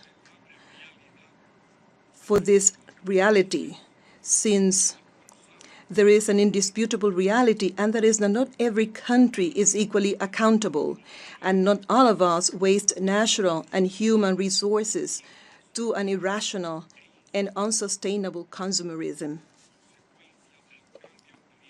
The consequences of climate change have a particularly devastating effect on the small developing island nations.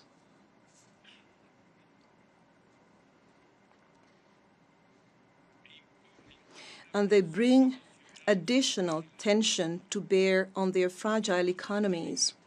And the same is happening in Africa with this advance of desertification. We stand in solidarity with our Caribbean brothers and demand that they are treated in a special and differentiated way.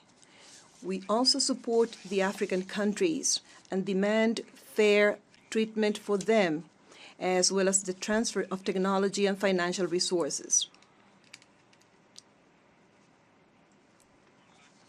Mr. President, the establishment of the Community of Latin American and Caribbean States, ZLAC, and specially designing by the heads of state and government in January 2014 of the proclamation of Latin America and the Caribbean as a peace zone, shows that we can move beyond our differences toward unity. And not only that, but also toward the achievement of common goals, while still respecting our diversity.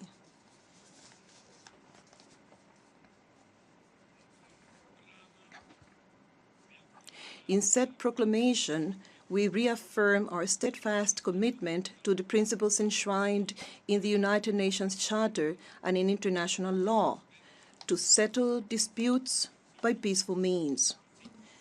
And our belief that full respect for the inalienable right of every state to choose their political, economic, social, and cultural system is an essential premise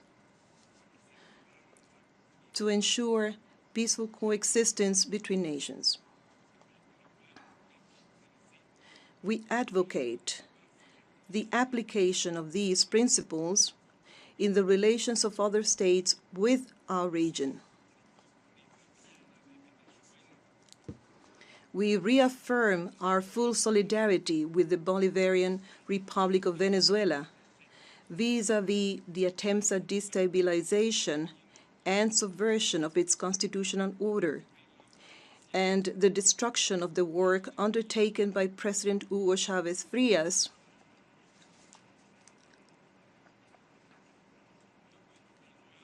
and pursued by President Nicolás Maduro Moros for the benefit of the Venezuelan people.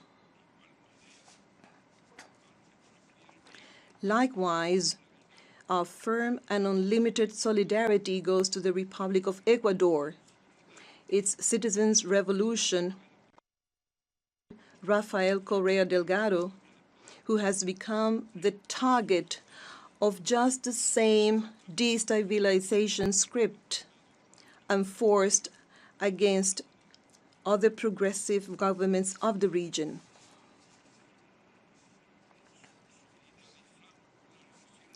We stand in solidarity with the Caribbean nations demanding fair reparation for the horrors of slavery and slave trade. Basically, in a world where racial discrimination and repression against communities of African descendants have increased. We reaffirm our conviction that the people of Puerto Rico deserves to be free and independent. after more than a century of colonial domination. We stand in solidarity with the Republic of Argentina in its fair claim over the sovereignty over the Falkland, the South Georgia, and the South Sandwich Islands. We reiterate our support to and solidarity with President Dilma Rousseff and the Brazilian people in defense of their major social achievements and the stability of their country. We reaffirm our rejection to the intention to expand the presence of NATO up to the Russian borders, as well as the unilateral and unfair sanctions imposed on that nation. We welcome the so-called nuclear agreement with the Islamic Republic of Iran, which proves that engagement and negotiations are the only effective tools to settle disputes between states. We renovate our confidence that the Syrian people are capable of resolving their disputes by themselves, and we demand the end of external interference in that country. A fair and lasting solution of the Middle East conflict unquestionably requires the true exercise by the Palestinian people of their inalienable right to build their own state within the borders existing prior to 1967, with their capital in East Jerusalem, which we strongly support. For the past few weeks, we have been moved by the images of waves of immigrants arriving in Europe. This is a direct result of the destabilization actions promoted and executed by NATO in countries of the Middle East and North Africa, as well as of poverty and underdevelopment prevailing in countries of the African continent. The European Union should take up full and immediate responsibility for the human crisis that it helped to generate. Mr. President, after 56 years in which the Cuban people put up a heroic and selfless resistance, diplomatic relations have been reestablished between Cuba and the United States of America. Now, a long and complex process begins towards the normalization of relations. But this will only be achieved with the end of the economic, commercial, and financial blockade against Cuba, the return to our country of the territory illegally occupied by the Guantanamo Naval Base, the cessation of radio and TV broadcasts, and of subversive and destabilizing programs against the island. And when our people are compensated for the human and economic damages they still endure.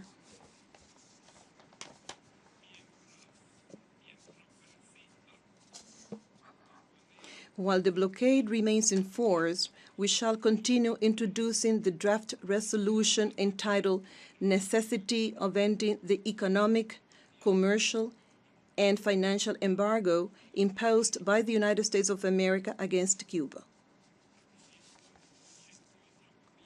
To the 188 governments and peoples that have sponsored our just demand here and in other international regional forums, to all these countries we reiterate the eternal appreciation of the Cuban people and government for your continued support. Mr. President, Cuba is celebrating with profound commitment the 70th anniversary of the United Nations organization. We acknowledge that efforts have been made throughout these years, although not enough has been done to save present and future generations from the scourge of war and to protect their right to sustainable development without exclusions. The United Nations should be saved from unilateralism and deeply reformed to democratize it and bring it closer to the peoples. As Comrade Fidel Castro Ruz said in this, the historic leader of the Cuban Revolution stated in this same hall 15 years ago, and I quote, "Anyone understands that the fundamental objective of the United Nations in this present century that is just beginning is to save the world not only from war, but also from underdevelopment, hunger, diseases, poverty, and the destruction of the natural resources indispensable to human existence." And he added, "And it should do it soon, before it is too late." End of quote. The international community can always depend on Cuba to raise its honest voice against injustice, inequality, underdevelopment, discrimination, and manipulation, and for the establishment of a more equitable and fair international order that really focuses on the human being, his dignity, and well-being. Thank you.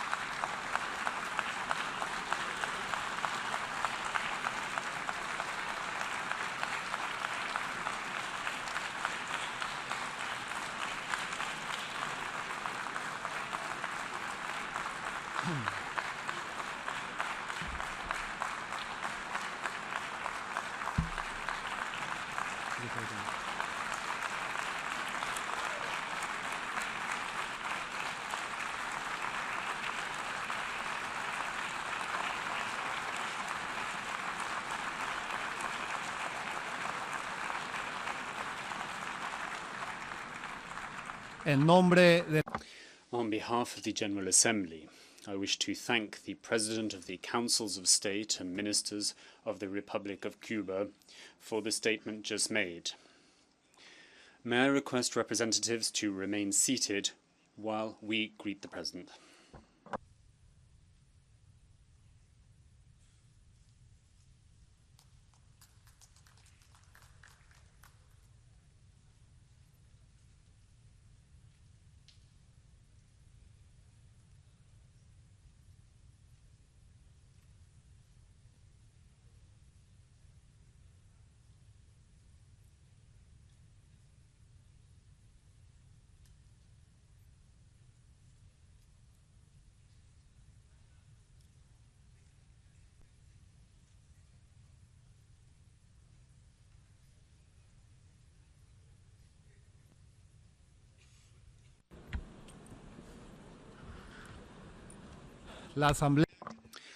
The General Assembly will now hear an address by His Excellency Mr. Jacob Zuma, President of the Republic of South Africa.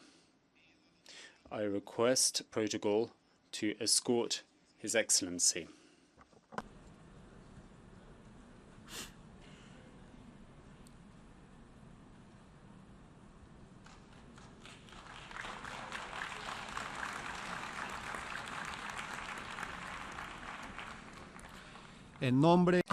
On behalf of the General Assembly, I have the honor to welcome to the United Nations His Excellency Mr. Jacob Zuma, President of the Republic of South Africa, and to invite him to address the Assembly.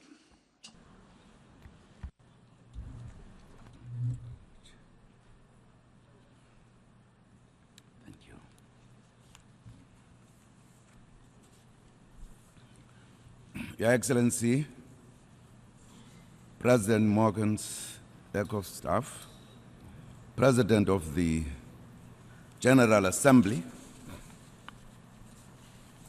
Your Excellency, Mr. Ban Ki-moon, Secretary General of the United Nations, Your Majesties, Your Excellencies, distinguished delegations, Mr. President, I would like to congratulate you and your country, Denmark, on your election as the President of the 70th session of the General Assembly.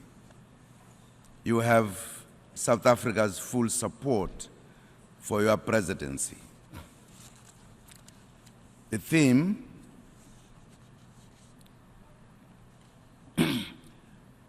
that you have chosen,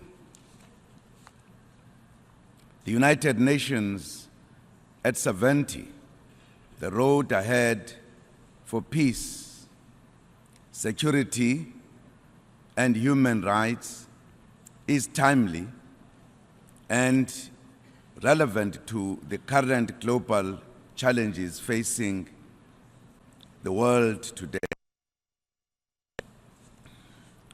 Further, allow me to convey our gratitude to the President of the 69th session, Mr. Sam Kutesa of the Republic of Uganda, for the outstanding manner in which he represented Africa at the helm of the General Assembly.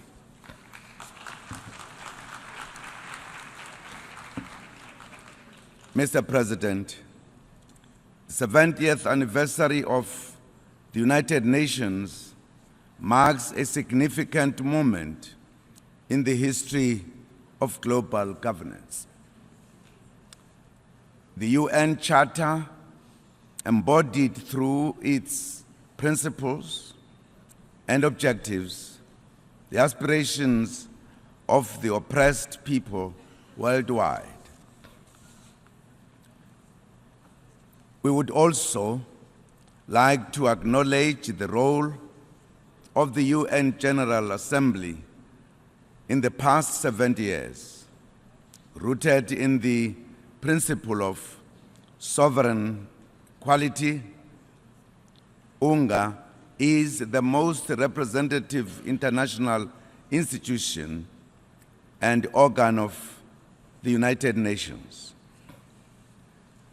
The General Assembly has over the years remained central to the provision of support to the disadvantaged, marginalized, occupied, colonized, and oppressed peoples of the world. This august body elevated the South African for Liberation internationally when it declared apartheid as a crime against humanity.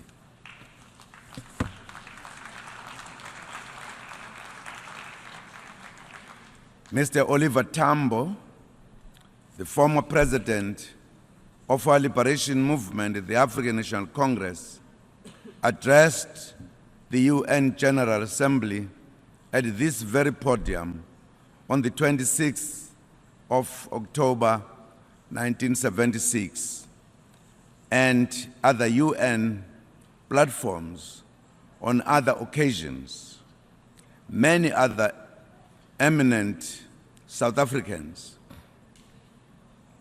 were provided an opportunity on UN platforms to state our case for freedom, the UN providing a voice to the voiceless. A free South Africa has been honored as well with the declaration of the 18th of July as International Mandela Day, honoring our founding president and world icon, President Nelson Mandela.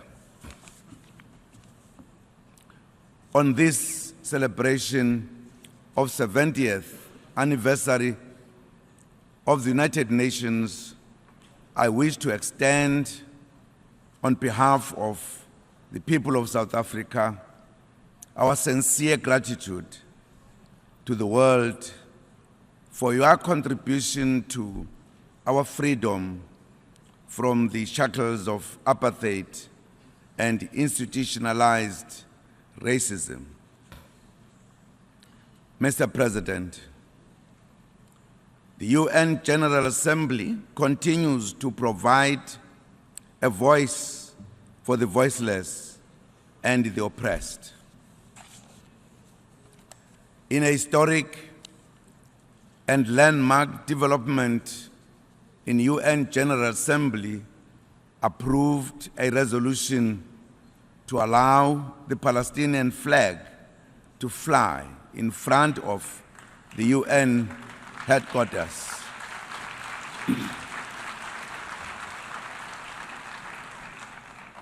The resolution was passed by an overwhelming margin, supported by many nations from both the developed North and the South.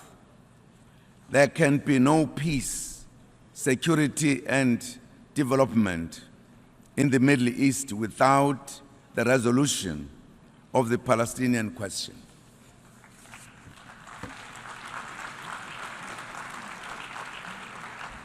A solution is urgent, otherwise, if we delay in the next decade, we may no longer have a piece of land to justify the two-state solution.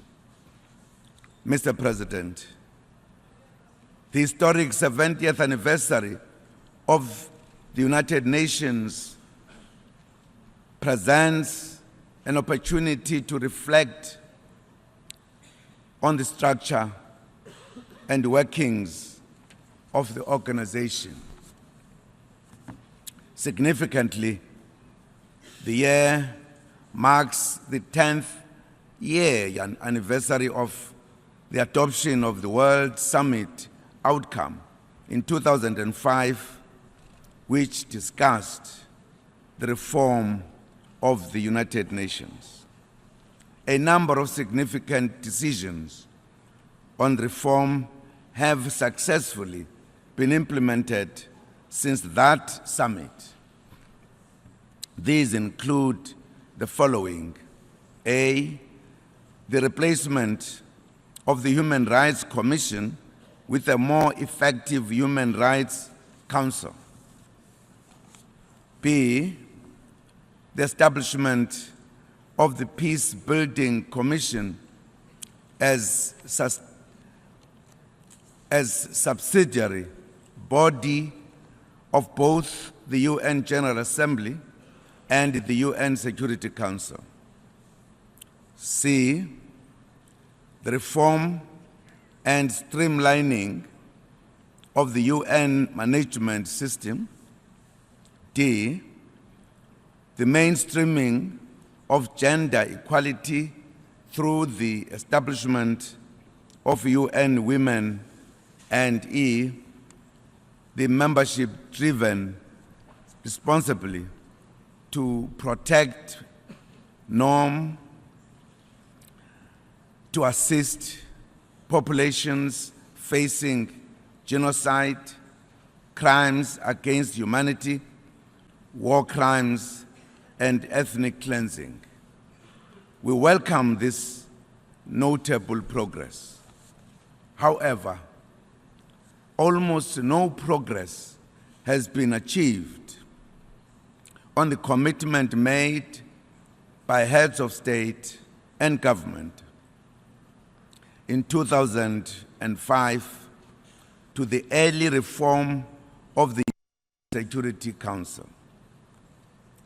It is unacceptable and unjustifiable that more than 1 billion people in the African continent are still excluded as permanent members of the key decision-making structure of the United Nations Security Council.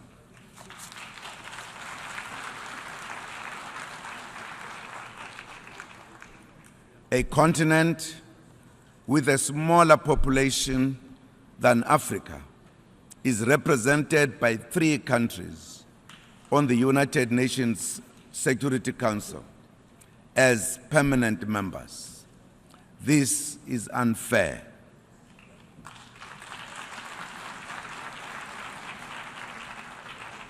The UN cannot pretend that the world has not changed since 1945. We are no longer colonies.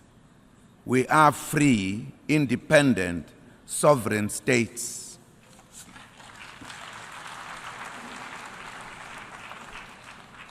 We welcome the fact that the push for the reform of the UN Security Council by Africa has had an impact and has also given some impetus to the intergovernmental negotiations process, which has been looking at the reforms. We will continue working with progressive states towards the expansion of the representation. Mr. President, another critical matter that needs attention is the selection of the UN Secretary General. He is appointed by the General Assembly on the recommendation of the United Nations Security Council. A review of this process is necessary to enable a more meaningful participation of the UN General Assembly in the process.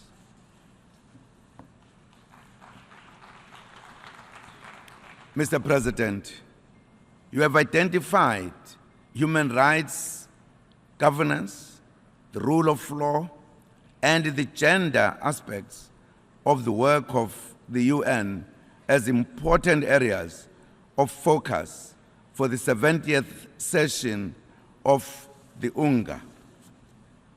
We have to build upon the initial work undertaken in the development of the United Nations Bill of Rights in 1948 to enhance protection in areas such as racism, discrimination against women, and the promotion of the rights of the child and the rights of people with disabilities.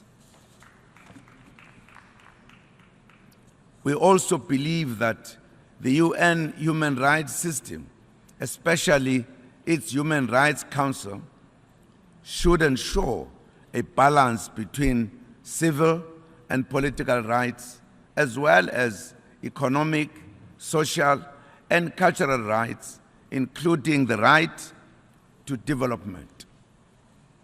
The Human Rights Council must also be seen as an independent and impartial mechanism for the entrenchment of human rights culture throughout the world. It should avoid the pitfalls of its predecessor, the Commission on Human Rights, which was beset by politicians and was caught up in the divide between developed and developing countries. This year also marks 50 years since the adoption of the International Convention on the Elimination of All Forms of Racial Discrimination. The year 2015 also marks 60 years since the adoption of the Freedom Charter in South Africa, which embodies the fundamental principles and values enshrined in our Constitution. South Africa will continue to champion efforts in the UN human rights system to combat the scourges of racism, xenophobia, racial discrimination, and related intolerances, and to support work aimed at the promotion of sustainable, substantive global equality. Mr. President, the 70th General Debate takes place in the context of growing international concern about the rise of violent extremism, terrorism, and untold brutality, which we strongly condemn. We welcome the meetings that will take place on the margins of the UNGA to review progress made in countering terrorism in the Middle East and North Africa. We wish to emphasize that the UN Security Council must take into account the views of the African continent and its sub-regional organizations when dealing with conflicts in Africa in future. The current situation in Libya and the Sahel region is a direct consequence of some members of the UN Security Council not heeding informed counsel from the African Union.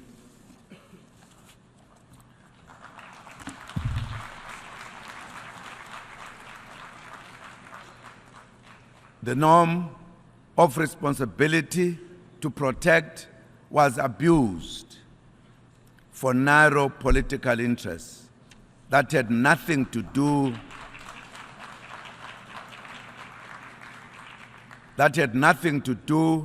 with the fundamental aspects of the provision of mass atrocities.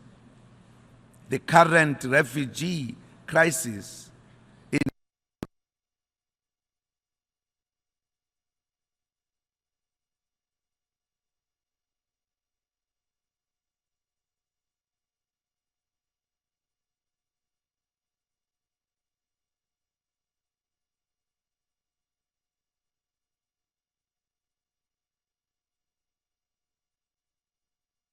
Libya and Syria and other affected countries.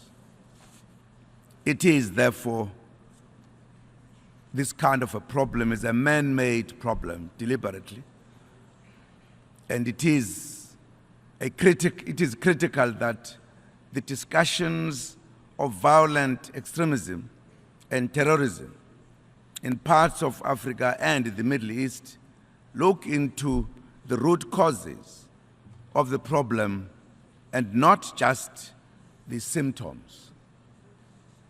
Also, requiring serious reflection is the regime change doctrine and its role in perpetuating conflicts and instability in a number of parts of our continent and in the world.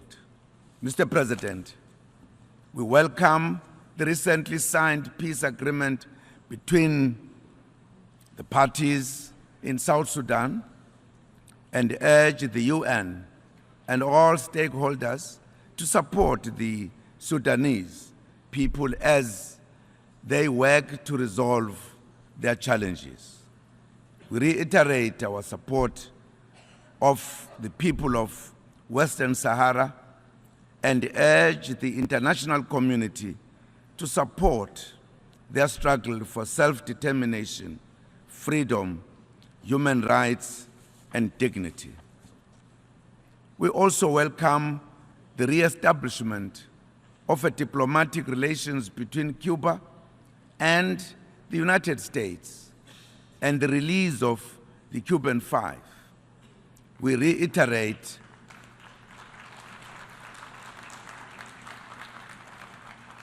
we reiterate our call for the lifting of the economic and financial embargo to help the Cuban people to gain their economic freedom.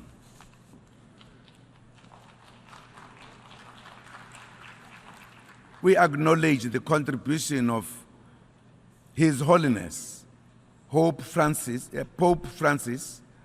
to the Cuban-United States normalization process. We also warmly welcome the contribution of the Holy Father generally to the global pursuit of peace, justice, and the end of poverty and suffering, as eloquently expressed in the General Assembly and globally.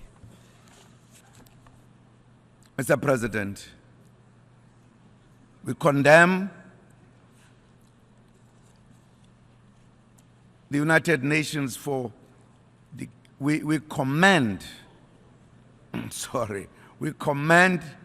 the United Nations for the key role that this august body has played in peacekeeping and urge that resources be prioritized for this core business of the United Nations, especially in Africa. Mr. President, Your Majesties, Your Excellencies, the failure of the Non-Proliferation Treaty Review Conference to reach an agreement in the year that marks 70 years since the first atomic bombs were detonated in Japan is a major setback in our commitment to reach the world of weapons of mass destruction, and in particular, nuclear weapons. There can be no safe hands for nuclear weapons.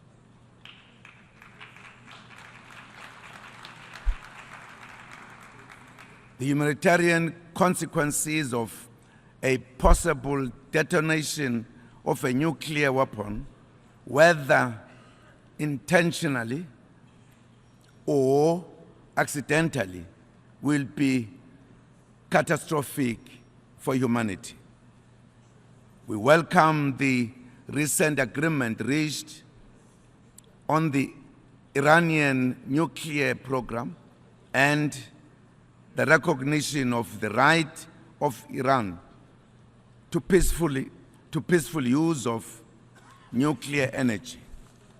Mr. President, the 70th session of the UN General Assembly has adopted the post-2015 development agenda. The outcome document represents a victory for the developing world, as it affirms that the 2030 agenda should build on the unfinished business of the Millennium Development Goals. Additionally, while the 2030 agenda is universal in that the Sustainable Development Goals adopted apply to both developed and developing countries, there is also a clear recognition of the principle of common but differentiated responsibilities and capabilities. The declaration also contains a specific goal on achieving gender equality and the empowerment of women and girls. This is more appropriate given that this year is the 20th anniversary of the Beijing Platform for Action and the 15th anniversary of UN Resolution on Women, Peace and Security. Mr. President, as the initiator of the Durban Platform for Enhanced Action, through which the current round of negotiations under the United Nations Framework Convention of Climate Change is taking place, South Africa has a special interest and a commitment to the success of the Paris Conference later this year. We require the fulfillment of 3 parts of the Durban mandate, namely the closing of the current ambition gap in the pre-2020 period through the honoring of existing legal obligations by developed countries and enhanced action. 2, the entry into force of the second commitment period of the Kyoto Protocol. And 3, the adoption of a new agreement for the post-2020 period in Paris that contains all the essential elements, including the means of implementation, loss and damage, and response measures. We seek a fair, ambitious, and legally binding agreement in Paris that is applicable to all parties. In addition, for South Africa, as a chair of the G77 plus China, a Paris package that is hollow and weak on finance would not be acceptable. South Africa has submitted the country's intended nationally determined contribution to the UNFCCC Secretariat headed ahead of the 1st of October deadline, signaling our readiness for Paris. Mr. President, we join the world in celebrating 70 years of the United Nations.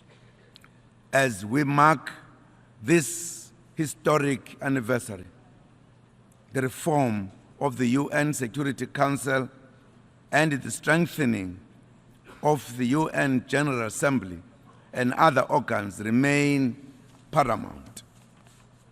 By the end of this 70th session, we should be able to adopt a roadmap that has clear and implementable timeframes on the priorities of this organization as well as on its reform. We need to do this in order for the United Nations to remain a relevant force and indeed a force of change in the world. Mr. Chairman, just before closing, let me underline and appreciate the offers made by China when they were addressing the Assembly, which they made offers which must go through the United Nations, but they also singled out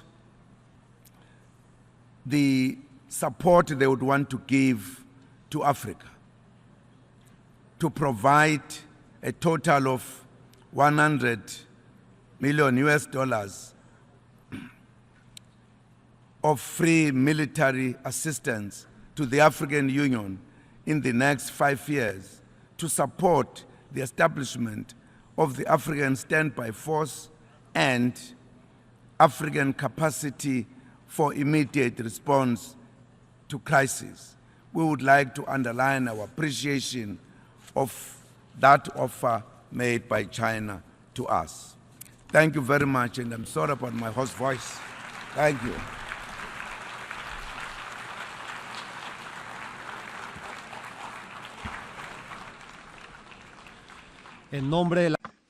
On behalf of the General Assembly, I wish to thank the President of the Republic of South Africa for the statement just made. May I request representatives to remain seated while we bid farewell to the President.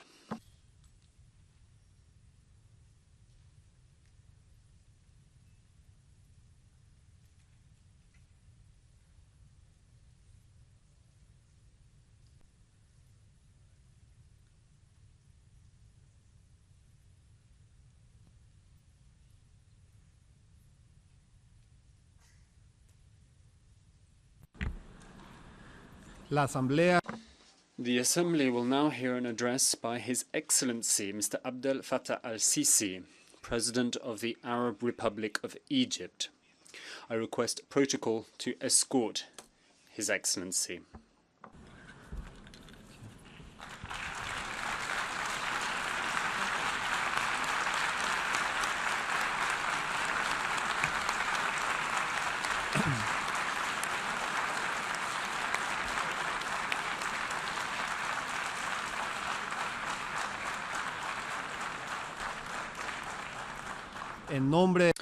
On behalf of the General Assembly, I have the honor to welcome to the United Nations His Excellency Mr. Abdel Fattah al-Sisi, President of the Arab Republic of Egypt, and to invite him to address the Assembly.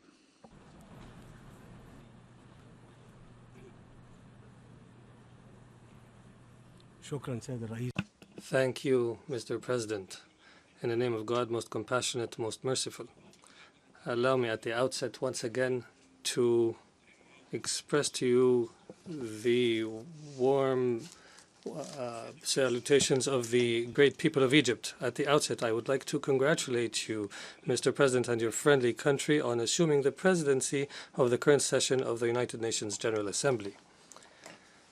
I would like to express my appreciation to your predecessor, the foreign minister of our brotherly country, Uganda, for his exceptional efforts during his presidency of the previous session. I would also like to commend the constructive role played by the Secretary General of the United Nations and his ceaseless efforts to uphold the principles of the UN Charter, which has served as the constitution and reference of international relations for 70 years. Mr. President, ladies and gentlemen, a few weeks ago, Egypt and the world witnessed the inauguration of the new Suez Canal, an achievement that will have a major impact on a number of economic fields, such as transportation, trade, and services. It is also a statement of Egypt's capability and the determination of its people to work with sincerity to overcome challenges and obstacles. I do not intend to delve today into all these dimensions, which I am sure you are already aware of. What I wish to highlight is the significance of what we achieved on Egyptian soil. For this new canal is not only Egypt's gift to the world, it is the embodiment of hope and the ability to transform that hope into tangible reality and a new direction through hard work. You may agree with me that hope, that most important value, is the force that has continuously driven individuals and peoples onwards in search of a better tomorrow. When hope is coupled with hard work and commitment, it becomes the brightest light that can dispel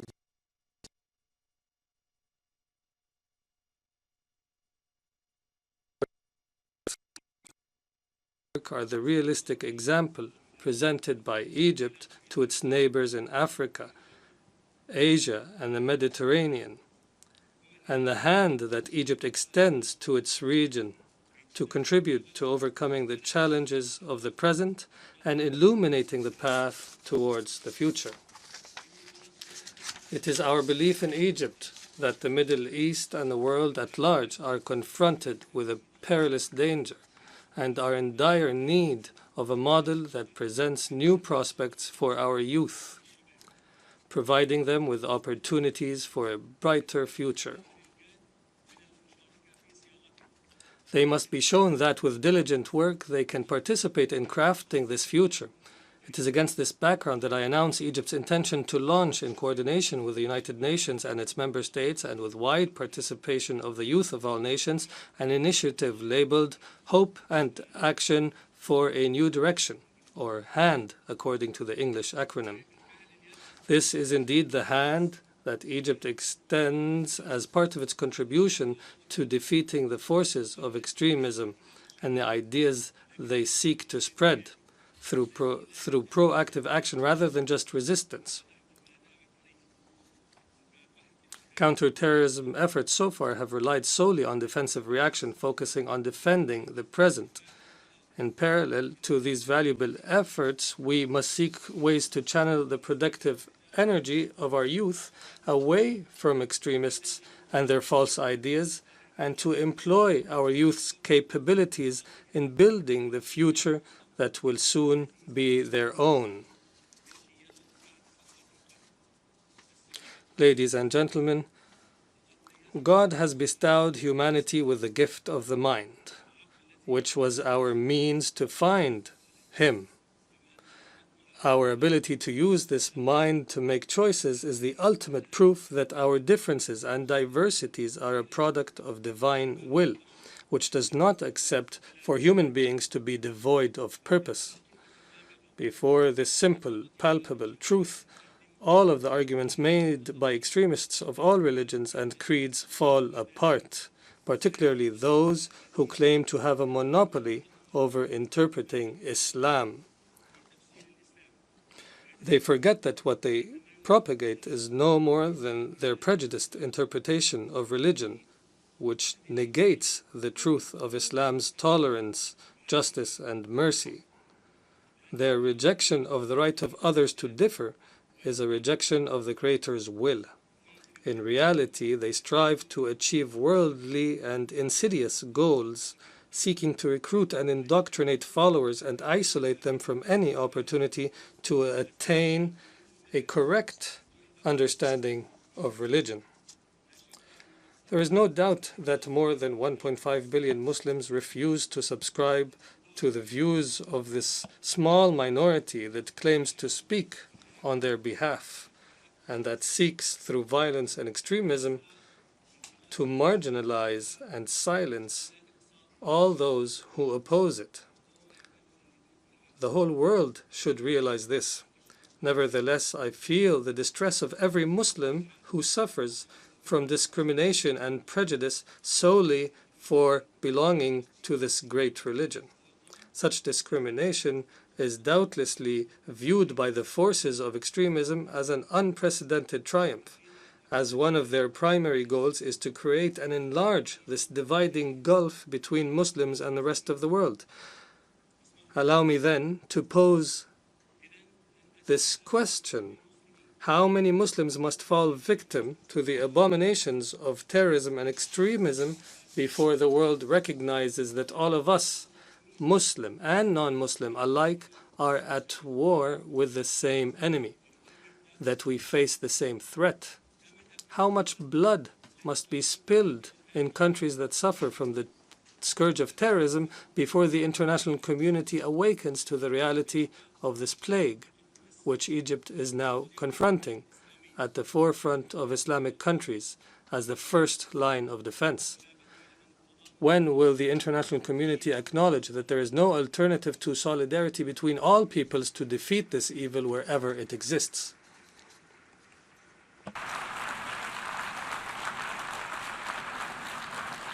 السيدات والسادة.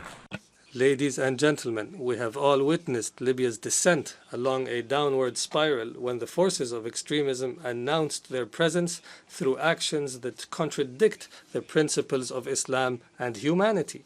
The slaughter of Egyptians on the coast of Libya was but a result of complacency in confronting the expansion of extremists in defiance of the will of the Libyan people. Tolerating their exclusivist tendencies and allowing them to hold hostage the destiny of Libya and its people. Egypt's great concern for Libya's future security and stability were the main driving forces behind our support for UN efforts to reach a peaceful settlement. This support had a significant role in achieving the Libyan political agreement, Sukhayrat Agreement, which should be considered a milestone. From this point onwards, the efforts of the international community should be consolidated, as well as its support for the will of the parties to the agreement in order to rebuild the Libyan state and empower it to effectively combat terrorism and enhance its capacity to defeat this threat before it can establish a base from which to target Libya's neighbors and extend to the depths of Africa. In this context, I would like to emphasize the importance of continuing to foster an environment that is conducive to increased participation amongst Libyans who believe in a modern state, in parallel with an unrelenting confrontation to eradicate terrorism. We have also all observed how extremists exploited the legitimate aspirations of the Syrian people to drag this brotherly nation into conflict in order to achieve their intentions of excluding everyone but themselves. In fact, these conflicts erupted between extremist organizations themselves in the struggle over the spoils. Today, Syria is being torn apart as it faces the threat of division. It is an unprecedented humanitarian crisis, and the exposed ambitions of regional parties are now known. In response to this dire situation, Egypt called on the Syrian national parties to meet in Cairo to formulate a clear plan for the interim period in accordance with Geneva. This would provide a common ground for all Syrians to build a democratic Syria with sovereignty over the entirety of its territory and in a manner that would preserve the state and its institutions and respect and protect its diversity and national identity. These Syrian parties are invited today to contribute with all vigor in all efforts to negotiate a political resolution to the crisis which achieves the aspirations of the Syrian people. Ladies and gentlemen, Egypt's political and military support for Yemen and its participation in the measures taken by the coalition of states supporting the legitimate government were in response to Yemen's request. They also stemmed from our responsibility towards preserving Arab national security in the face of external attempts to intervene in its affairs, as well as our commitment to Yemen's unity, independence, and territorial integrity. Egypt urges the international community to exert the necessary efforts to resume the transitional political process in accordance with the Gulf Initiative and its implementation mechanisms, as well as the relevant Security Council resolutions.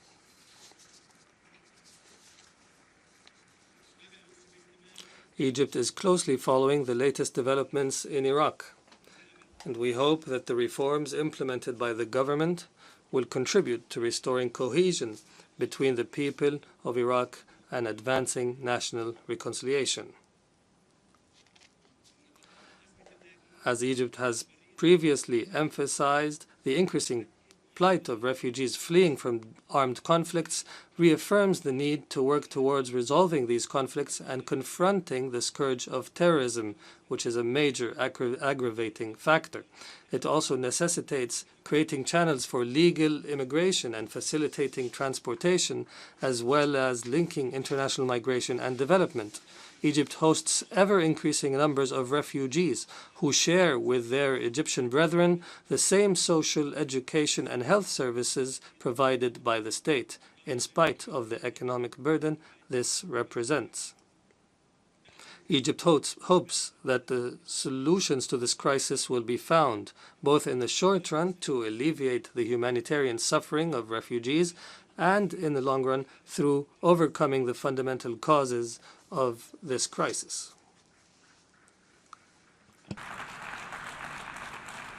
السيدات والسادة. Ladies and gentlemen, the aforementioned is perhaps an example of the existing and increasing threat posed by terrorist organizations' exploitation of political crises to achieve their objectives. It is incumbent on me, as President of Egypt, who stands at the heart of this confrontation, to forewarn of the dangers of expansion of this threat to other crises and regions, at the forefront of which is Palestine. The question of Palestine is a just cause. Resolving this conflict and empowering the Palestinian people to exercise their right to self-determination and to an independent state within the borders of the 4th of June 1967, with East Jerusalem as its capital.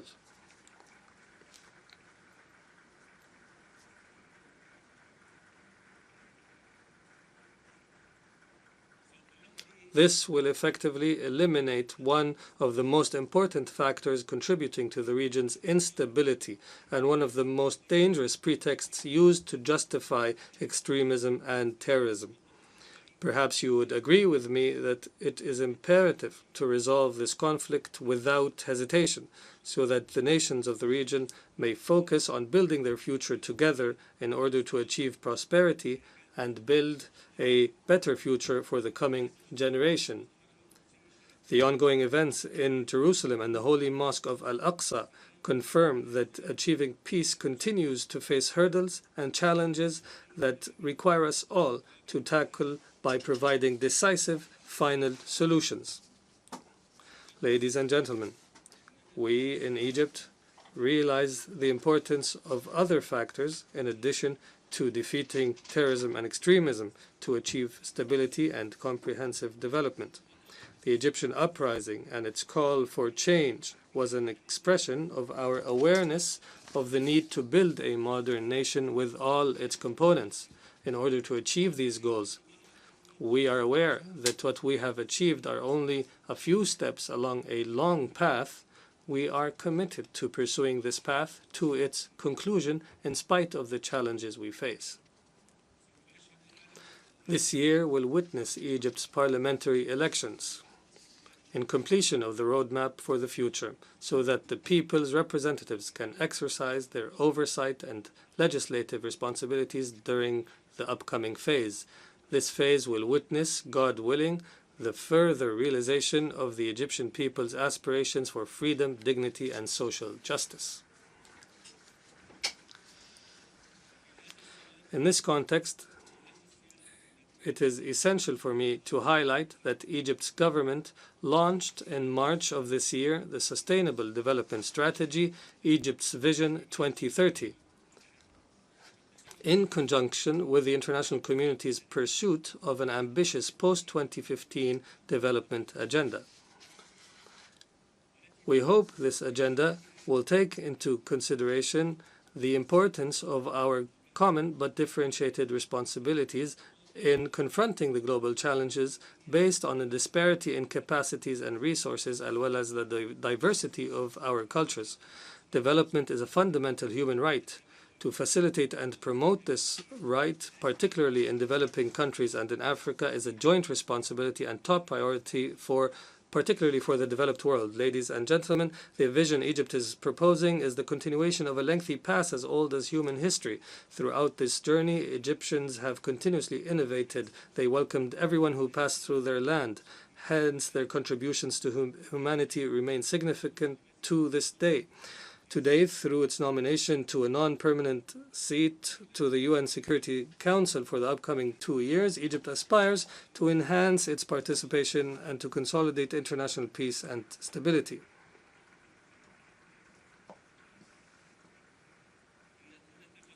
Your confidence in Egypt's role shall, by God's will, be well placed because Egypt appreciates the responsibility it shoulders during this critical juncture.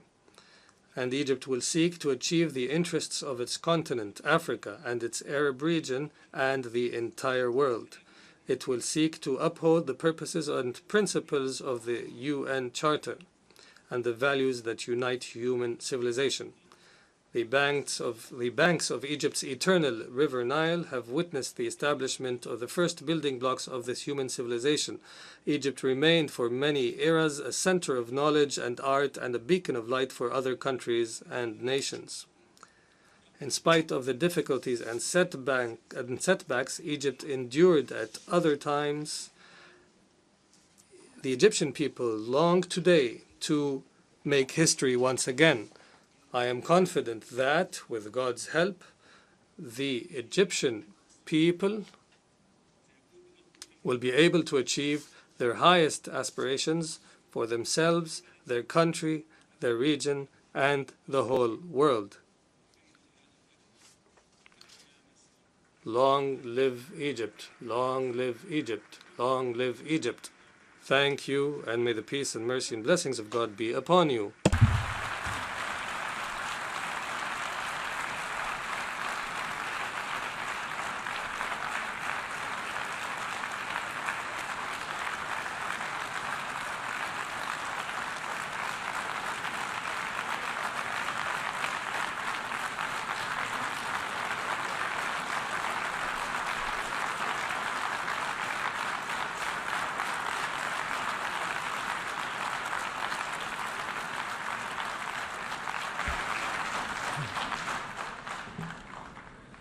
On behalf of the General Assembly, I wish to thank the President of the Arab Republic of Egypt for the statement that he has just made. May I request representatives to remain seated whilst we take our leave of the President.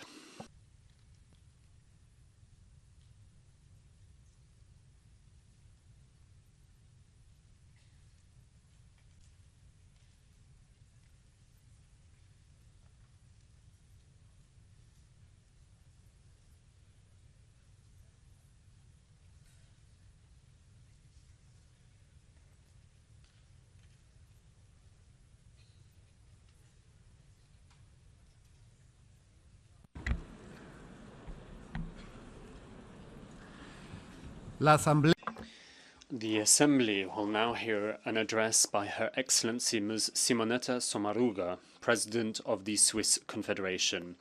I request protocol to escort Her Excellency.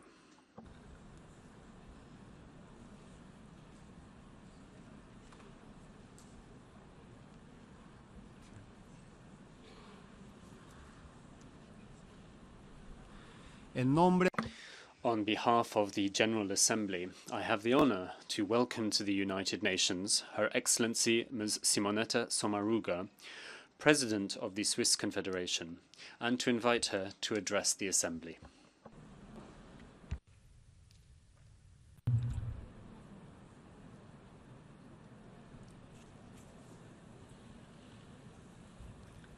Mr.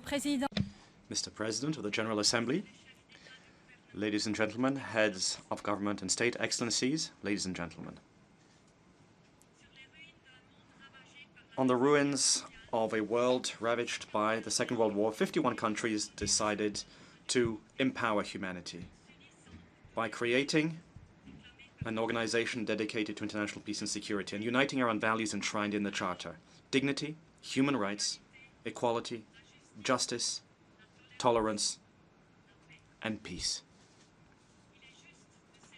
It is right that we celebrate the UN's 70th anniversary, for this organization has achieved so much that it would be difficult today to imagine a world without the United Nations. The UN has contributed to reducing poverty in a great many countries, and it has achieved its primary goal, as our generation is the first one not to have lived through a world war. However, if we wish to make an honest assessment, we also need to be critical. Ladies and gentlemen, today, close to 120,000 soldiers are currently active in UN peacekeeping missions. This means that the crises and the wars which ravage the world are still far too many in number. Today, we have 60 million displaced persons worldwide. In other words, more than at any time since the UN was founded. Not only have we not made sufficient progress when tackling certain problems, but we have also created new ones ourselves, such as global warming. Even though we might not like to admit this, we have to recognize that our behavior continues to be marked by major inconsistencies. Two examples. First of all, many countries continue to live in abject poverty at a time when they have a wealth of natural resources. A second contradiction. We are worried by mass migration, yet at the same time, through global warming, we are depriving many people of the basic foundation they need in order to remain where they live. Let us ask ourselves the question, why so many educated young people wish to leave their own countries? And this doesn't only concern developing countries, but also a great many European states as well. Ladies and gentlemen, we have to acknowledge that we have not yet succeeded in achieving anything close to a fair global distribution of wealth, nor have we succeeded in establishing the rule of law as the norm. corruption remains widespread. We have to admit that we have not yet succeeded in combining growth and progress with the protection of our environment. Furthermore, all too often, national interests impede the formulation of joint responses. I'm thinking here specifically to the refugee crisis in the Middle East and in Europe. Faced with such important flows of migrants, the only solutions can be joint ones. If each of us continues to look only after his own interests, we all lose out in the end. The migrants will lose out, and the solidarity between states will fall by the wayside. And especially, if we fail to protect human dignity, we do ourselves a disservice, because to betray one's own values is to betray oneself. I therefore say, once again, that refugee crises require responses based on solidarity. One cannot ask Turkey, Jordan, or indeed Lebanon to take in all the refugees fleeing the civil war in Syria. These countries have already done so much, such admirable work, which received too little recognition thus far. Similarly, it is not possible to ask a few European countries to take in all of the refugees. Ladies and gentlemen, we will all be judged on how we respond to this dramatic humanitarian challenge. And here we face yet another inconsistency. If countries seek answers to large-scale phenomena, each in an individualistic way, when it comes to phenomena such as migration, well, they all move towards an impasse.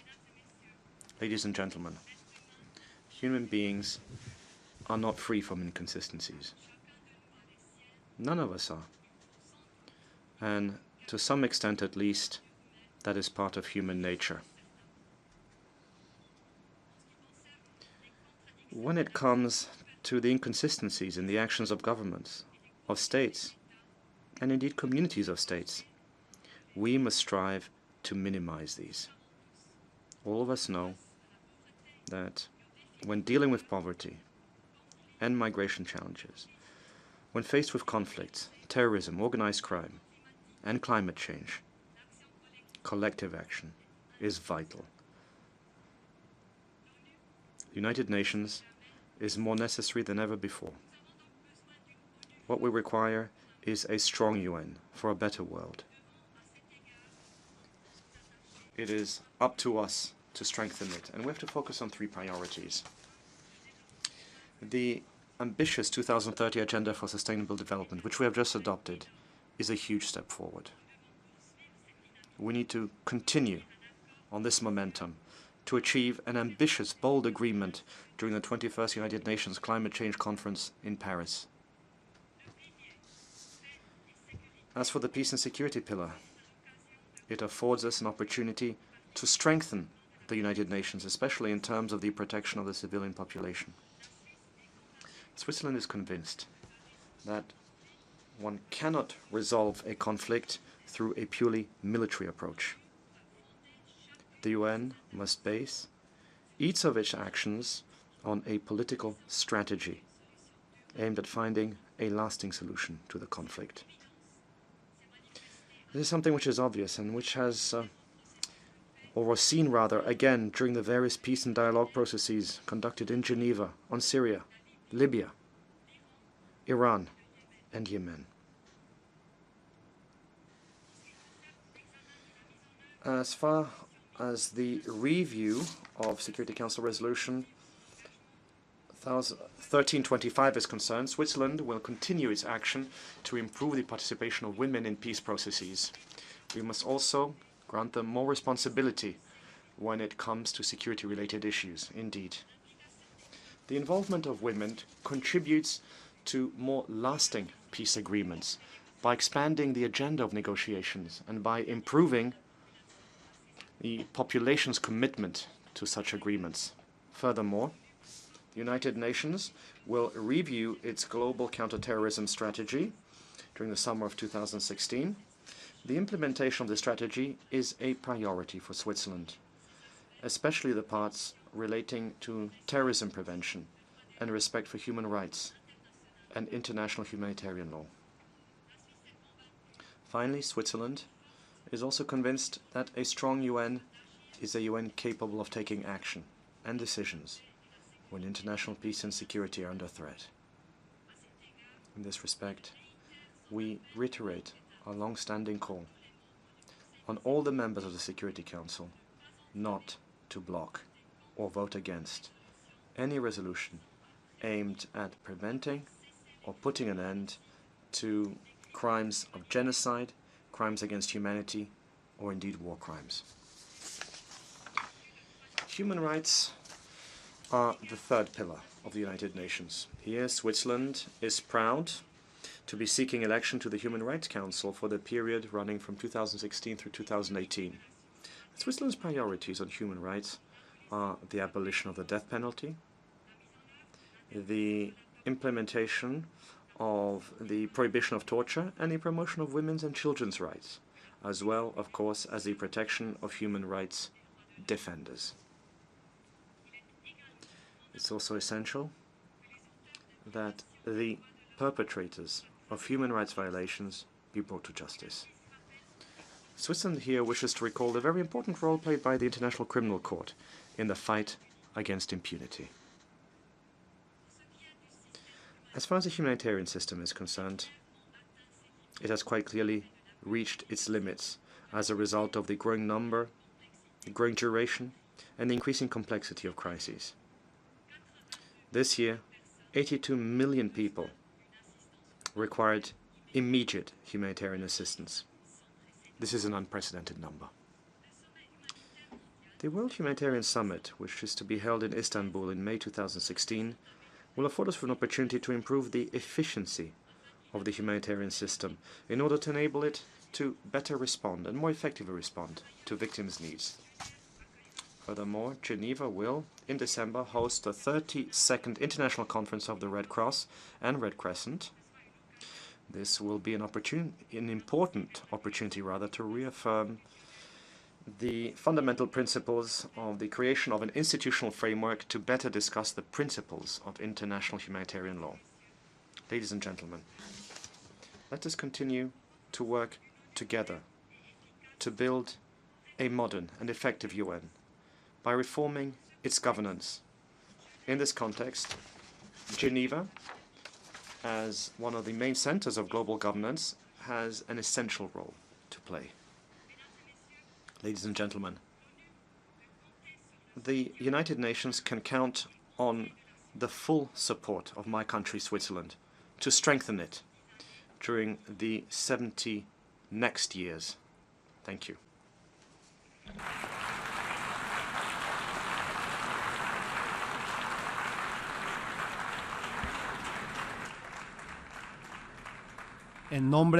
On behalf of the General Assembly, I wish to thank the President of the Swiss Confederation for the statement just made.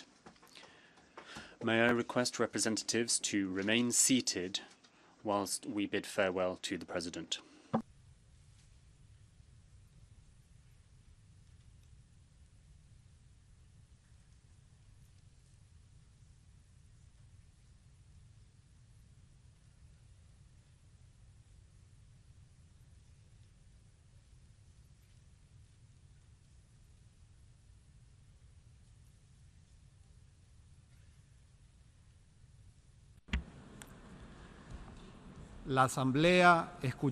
The Assembly will now hear an address by His Excellency Robert Mugabe, President of the Republic of Zimbabwe.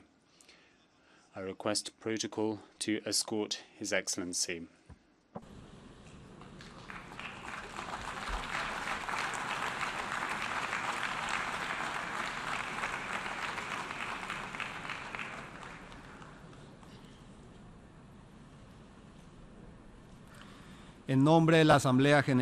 On behalf of the General Assembly, I have the honor to welcome to the United Nations His Excellency Robert Mugabe, President of the Republic of Zimbabwe, and to invite him to address the Assembly.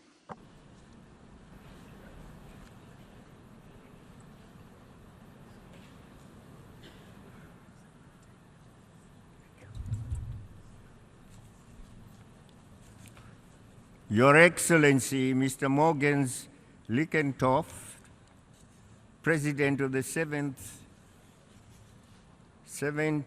70th session of the General Assembly, Your Majesties, Excellencies, Heads of State and Government, Your Excellency, Mr. Ban Ki-moon, Secretary General of the United Nations, distinguished delegates, ladies and gentlemen, comrades and friends. Allow me at the outset to extend to you, Mr. Lickenthoff, my warm congratulations on your election to the high office of President of the 70th session of the General Assembly. You assume this office at an historic moment when the United Nations has just adopted an ambitious agenda for the future of humankind. The task ahead needs all hands on the deck, and you can count on our cooperation and support during your presidency. Mr. President, I wish to commend Mr. Sam Kutesa, a distinguished son of Africa, for the dynamism with which he steered this august body over the past year. We particularly appreciated his leadership in promoting inclusive dialogue and seeking consensus on the many sensitive issues that he presided over during his tenure of office. The theme of this session, I quote, "The United Nations at 70th, the road ahead of peace, security, human rights," unquote, aptly complements the deliberations of the summit meeting on the post-2015 development agenda. It is our expectation that the United Nations will draw from its 7 decades-long experiences to give birth to a new era of peace, equality, and justice, a new era that recognizes and fosters the commonality of our common fate through renewed international cooperation and solidarity. Mr. President, the African Union welcomes the priorities you have proposed, for they are in tandem with our own developmental plan, the Agenda 2063, which recognizes the intrinsic and inextricable linkages between peace, security, development, and the full realization of human rights. The African Union Constitutive Act recognizes that while peace and security are imperative for our progress, conflict is a major impediment to the socio-economic advancement and integration of the continent. Consequently, the Common African Position on the post-2015 development agenda designates peace and security as one of its 6 key pillars and a top priority for us. The prevalence of peace not only creates conducive conditions for development, but also ensures that the maximum possible resource can be dedicated to development programs and projects.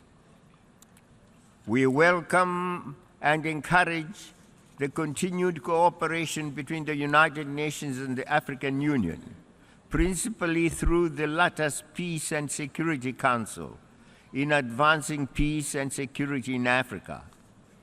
Mr. President, in January this year, the leaders of the African Union adopted Agenda 2063 as our continent's plan to accelerate deepened economic integration of our countries and regions. Its main objective is to improve the well-being of the continent's citizenry through sustained and balanced economic growth. At the African Union Summit in Pretoria, South Africa in June this year, we agreed on the agenda's first 10-year development plan. During these initial 10 years, the flagship programs will include the creation of a continental free trade area, the African Center for Disease Control, a Pan-Africa University of Science and Technology to develop skills for the value addition and beneficiation of the continent's vast mineral resources, a single aviation market, a high-speed train, and a Pan-African e-network. The successful implementation of Agenda 2063 calls not just for the commitment of African stakeholders, but also for the support and engagement of partners beyond the borders of our continent. Africa is not looking for handouts. Rather, it is looking for partners in massive infrastructural development, in creating and exploiting the value chains from the God-given natural resources, and in improving the quality of life of the continent's citizens. The entire world stands to benefit from an economically empowered African continent than from one emasculated by deprivation and with an over-dependence on others. Mr. President, adaptation to change is the most crucial ingredient for the vibrancy and effectiveness of any organization, including the United Nations. While the world has drastically changed since 1945, the United Nations and indeed the global governance architecture remains mired in a long bygone era. This archaic hierarchy among nations threatens to erode the confidence and support that the United Nations commands among the majority, but disadvantaged of its membership. We are disappointed that we have lost the opportunity of this anniversary to address this burning issue of the reform of the United Nations Security Council in a manner that satisfies the just demands and expectations of the majority among us. I wish to reiterate our strong attachment to Africa's common position on the reform of the Security Council contained in the Ezulwini Consensus and the Sept Declaration. I call on all genuine friends of Africa and all those who value justice, fairness, and democracy to support Africa's just and reasonable proposals.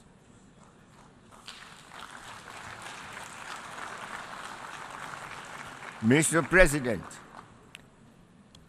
we equally call for the revitalization of the General Assembly, the sole universally representative and democratic organ of the United Nations, so that it can effectively carry out its charter-mandated responsibilities.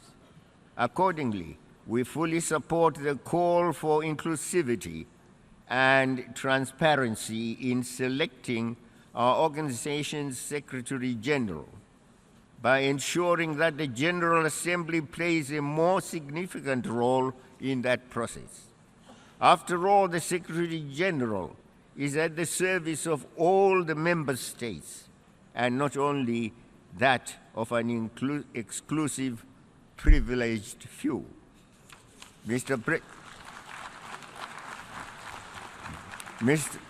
President, respecting and upholding human rights is the obligation of all states and is enshrined in the United Nations Charter. Nowhere does the Charter arrogate the right to some to sit in judgment over others in carrying out this universal obligation. In that regard, we reject the politicization of this important issue and the application of double standards to victimize those who dare think and act independently of the self-anointed prefects of our time.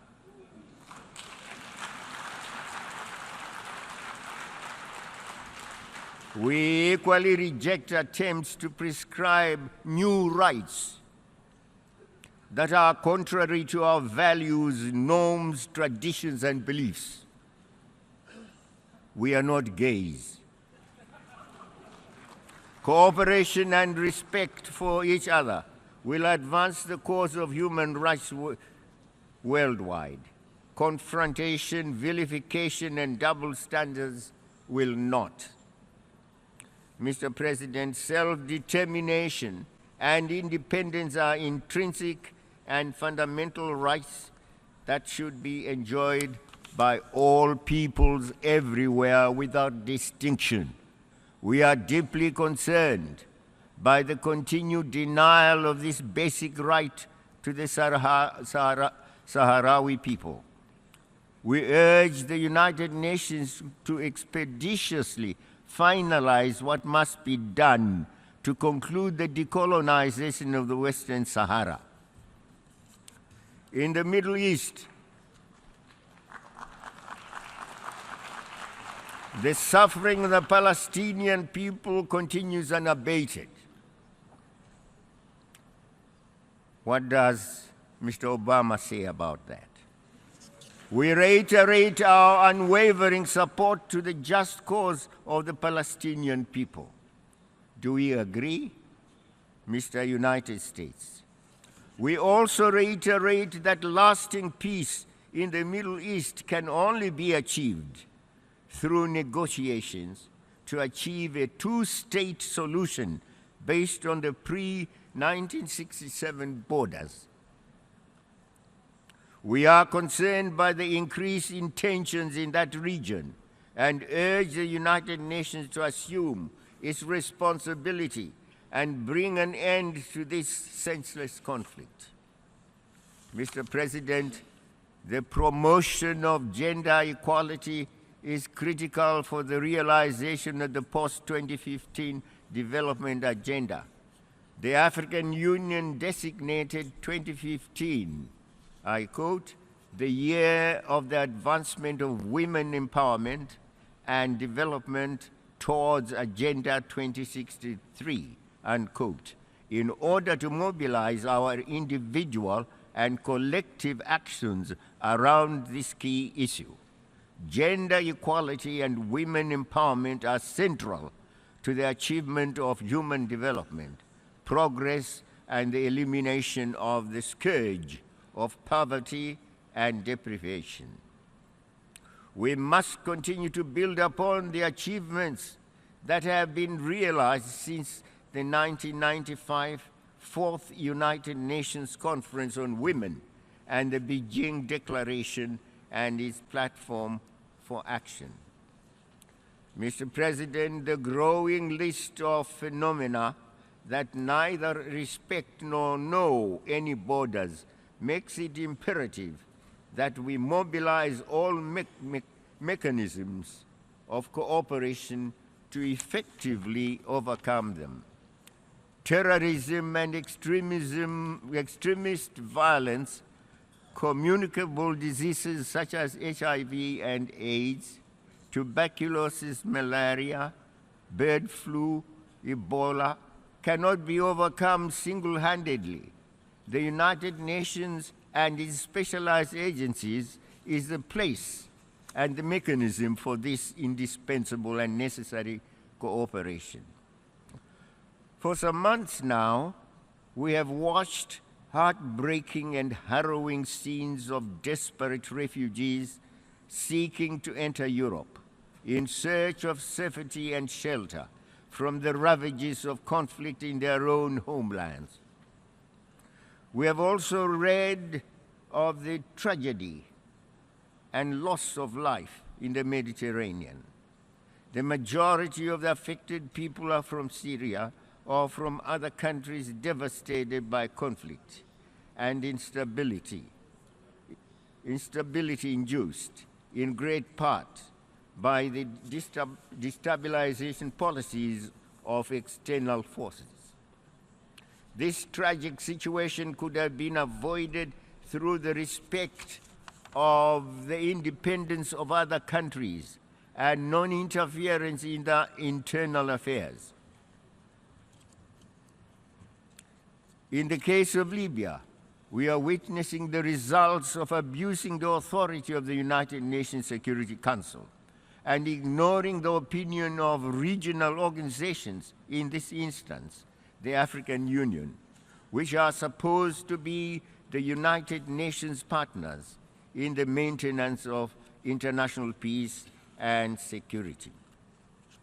Mr. President, my country, Zimbabwe, is committed to a fair, just, and effective United Nations in which multilateralism, inclusivity, and transparency replace unilateralism, exclusion, and backroom deals. The Charter of the United Nations is built on the bedrock of the sovereign equality and independence of its members, without distinction as to their geographical size, economic might, or any other endowments or qualifications. We are deeply attached to these principles and call on other members of the United Nations to be similarly disposed. The United Nations was set up, among other purposes, to, and I quote, develop friendly relations amongst millions, unquote. Zimbabwe desires and is committed to nurturing friendly relations with other nations, but it cannot tolerate interference in its domestic affairs. We invite other countries with which we may have differences, including the United States and the NATO powers. We invite them, if they have differences of whatever nature with us, to eschew threats, pressures, and punitive actions in favor of reconciliation, friendship, and dialogue. I therefore denounce in the strongest terms the illegal sanctions that are imposed on my country by the European Union and the USA, and call for their immediate and unconditional removal. We don't know what wrong we have done to the United States, and can it leave us free and independent to do our own thing, please? Once more, I put it on record that my country is desirous to live in harmony with all countries, big and small. We have peace in Zimbabwe just now. We don't want war. We don't want interference. We don't want to hear of regime change at all.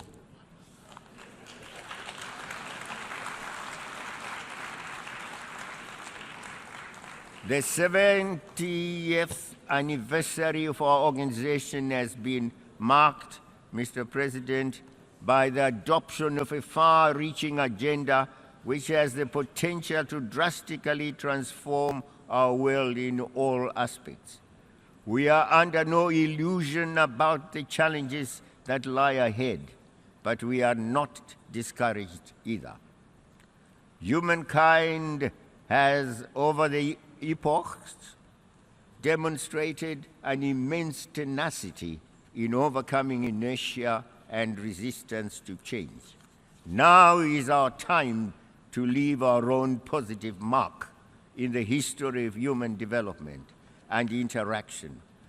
Posterity, I repeat, expects no less from us. I thank you.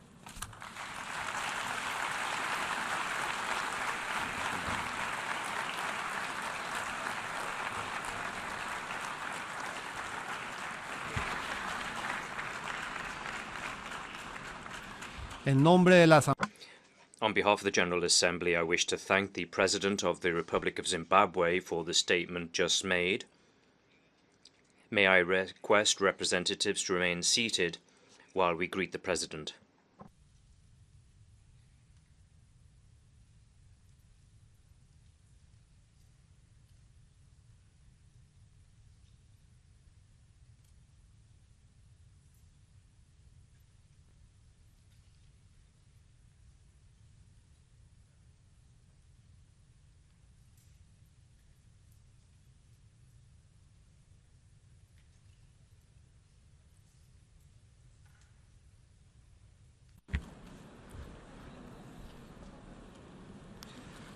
La Asamblea. The Assembly will hear an address by Her Excellency Cristina Fernandez, President of the Republic of Argentina. I request protocol to escort Her Excellency.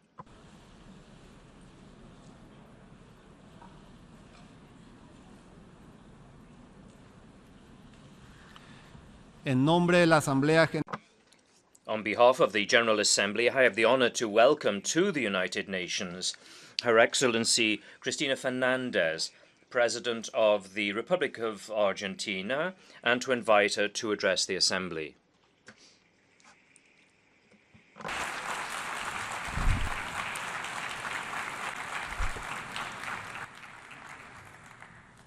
Muchas gracias. Thank you very much, Mr. President of the General Assembly, members of this Honourable Assembly. Allow me at the outset to welcome a fact that, or an event that was very relevant and took place in this very room a few days ago, and to be more precise, in September this year, when the General Assembly, by 136 votes in favor, decided to approve the basic guidelines for the restructuring of external debt of countries. This was a very significant triumph. It established new principles.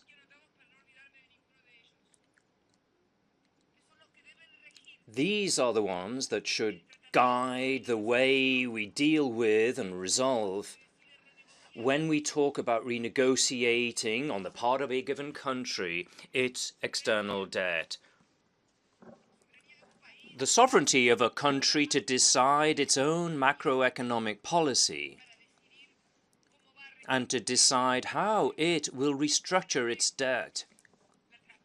Good faith, transparency, impartiality, equitable treatment, so that we don't distinguish between two different players, and so everybody be treated on a level playing ground.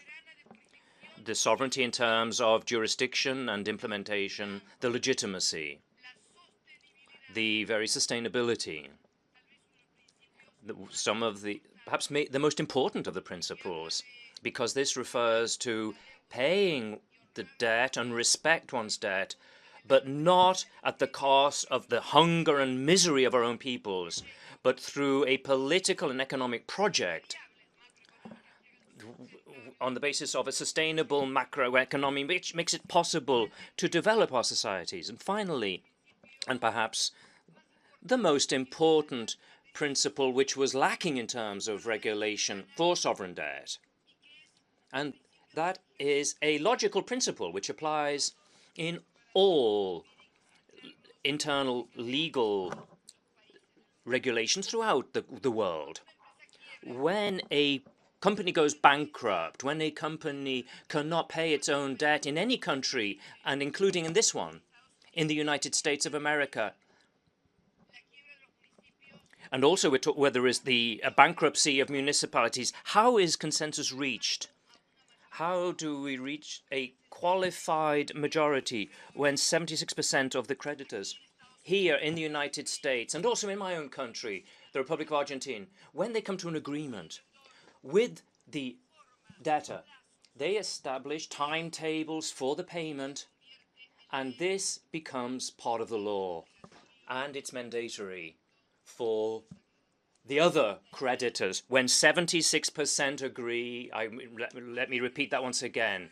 This principle is also enshrined when the majority do decide one form of payment, then it applies to everybody else. Now, this agreement, this principle, these conventions have been approved here, and we have decided to submit to our parliament to make it an instrument of public order which controls internal domestic practices. And it was based on the default that Argentina experienced in 2000. This was the major sovereign debt issue. The world at that time was growing at rates above good rates, but Argentina, because of its debt, went bankrupt, and this debt came from previous times. In fact, to be precise, it began in 76 when the constitutional order was overthrown and there was a coup d'etat, and this carried on during the 90s with the convertibility regime. Then an Argentine peso was worth $1. And this led to the 2001 default and the bankruptcy of the institutionality. In 1 week, there were 5 different governments, but Argentina was able to rebuild itself, rebuild its economy, its society, when the politics took control of the economy. And this was as of the 25th of May 2003, when the politicians retook control of the economy, and they decided to convene, or to bring together all the creditors in 2005. And then there was a further in 2010 under my presidency, and the first one was during the presidency of Dr. Nestor Kirchner, who in this very General Assembly here in his first speech said that the dead cannot pay debts, and that it was necessary. It was necessary for the creditors to allow Argentina to grow, to be able to pay. Now, this was not a premonition of any kind. It was not that he saw the future. He simply applied economic logic, that it is impossible to pay a debt if there is not economic growth in the country, the debtor country. And that's how it began. Argentina began its inexorable progress, which it was also related to what happened in 2005, when it was decided to pay off the total of the debt to the IMF, which was imposing the macroeconomic policies on our countries. And as of then, Argentina began to grow. And it added an additional element on the train of the developing countries moving towards sustainable development of the international economy. We'll never forget. We do not forget that the greatest growth took place amongst the emerging countries, particularly led by the Asian Pacific countries. And it was up to me then, during my first intervention of Argentina in the same area, this was in 2008, in the September of 2008, to see how this locomotive, which which was dragging the world forward to sustain growth, was added. Another engine was added to it. There are trains with two locomotives, two engines. We had China, the emerging countries, with high rates of growth. In 2007, in the case of China, these economic growth was 14% GDP growth. And 2008, we had the fall of Lehman Brothers and Wall Street, which led to an economic crisis, which still we are experiencing, but with some differences, because the crisis began here, in the very heart of international finance. And it began with the subprime crisis in 2007. And finally, it all blew up in 2008. 2009 was the year of the global collapse of the economy, but except Asian countries, and include Latin America. Our growth rate was negative in 2009. In 2010, the crisis extended to the Eurozone. And then there was the dealing with the debtor countries. We know that this is a euphemism when we talk about saving the debtor countries. What we're talking about is saving the banks. Billions of dollars were transferred to banking entities based on a discussion in the G20 in London, when we said it was necessary, yes, do save the banks so that we don't have a repetition of the 1930 depression, but it was absolutely essential to have regulation to allow this flood of resources which was being injected into the financial sector should come back to the real economy, to enter into the circuit of producing services and goods, and so there'd be a new round of growth. But nothing like this was done. Indeed, on the contrary, on the saving of countries, in fact, was a policy of just fine-tuning and adjustment,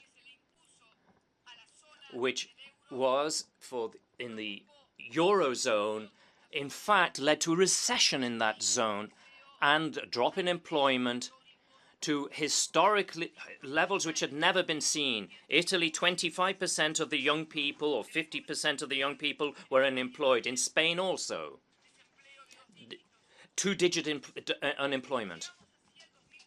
And then 2014 and 2015 with a strong drop in global demand.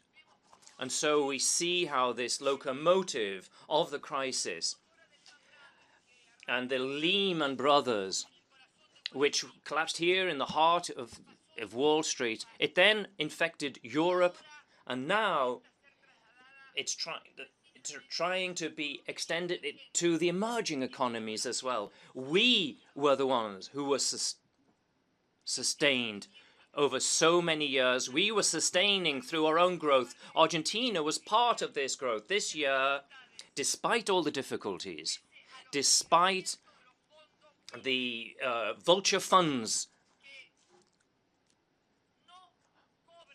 which do not,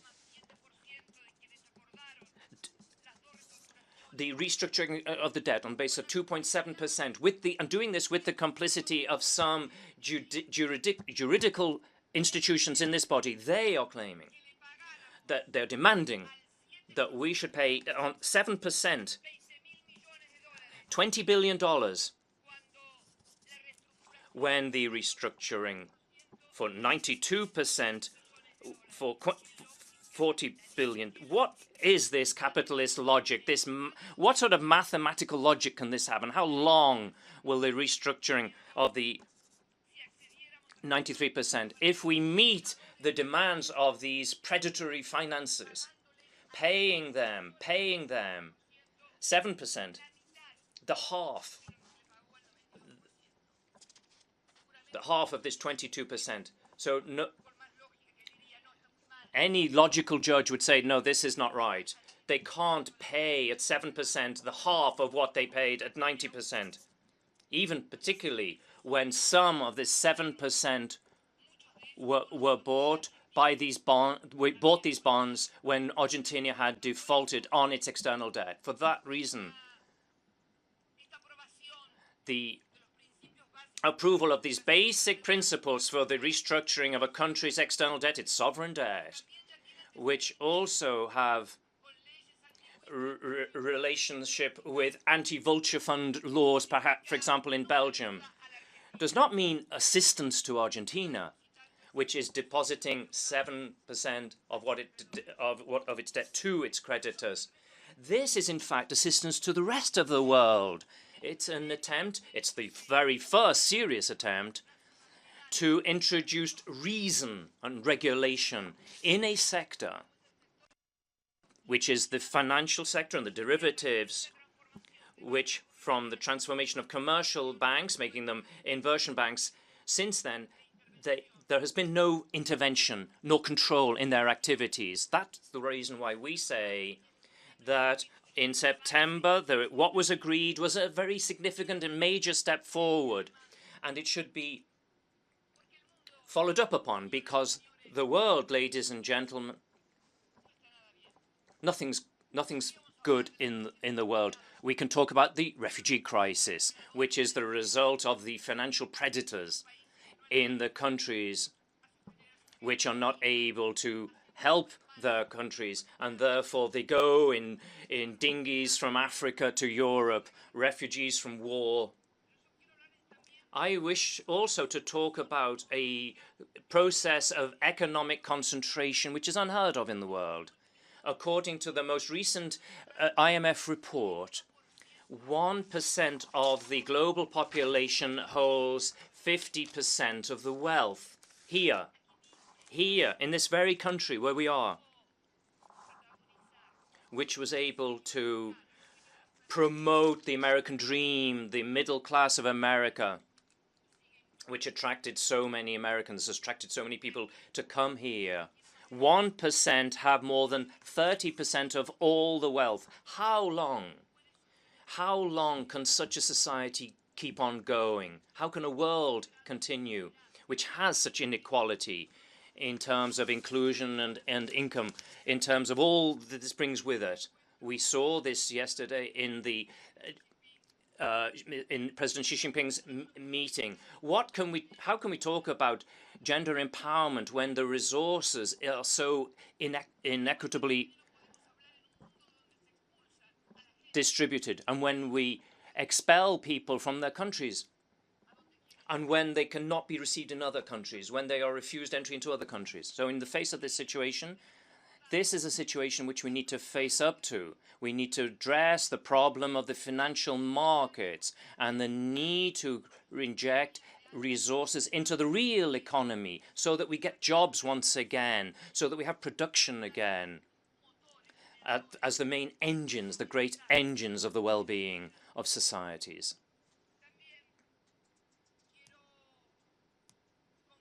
Now, I'd also like to congratulate the USA and the Islamic Republic of Iran and also the other members of the Security Council, the permanent members of the Security Council, plus Germany, for having reached an agreement on nuclear issues which will help to resolve the situation and bring more security to a country which is to a world which is in war and conflict.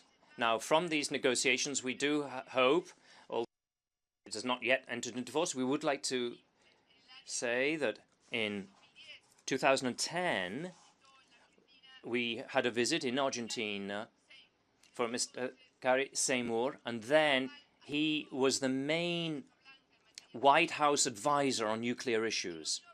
He came to visit Argentina on a mission with one goal, and that was that Argentina, which had in 1987 under the first democratic government and under the control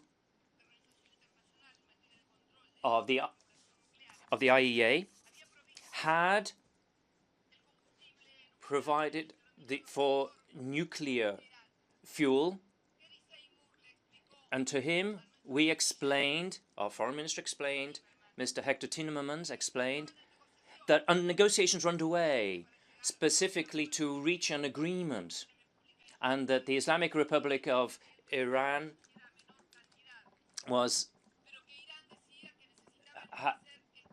had less uranium, but it needed to continue with this nuclear power station, and so they came to us, the Argentinians, to ask if we could provide nuclear fuel to the Islamic Republic of Iran.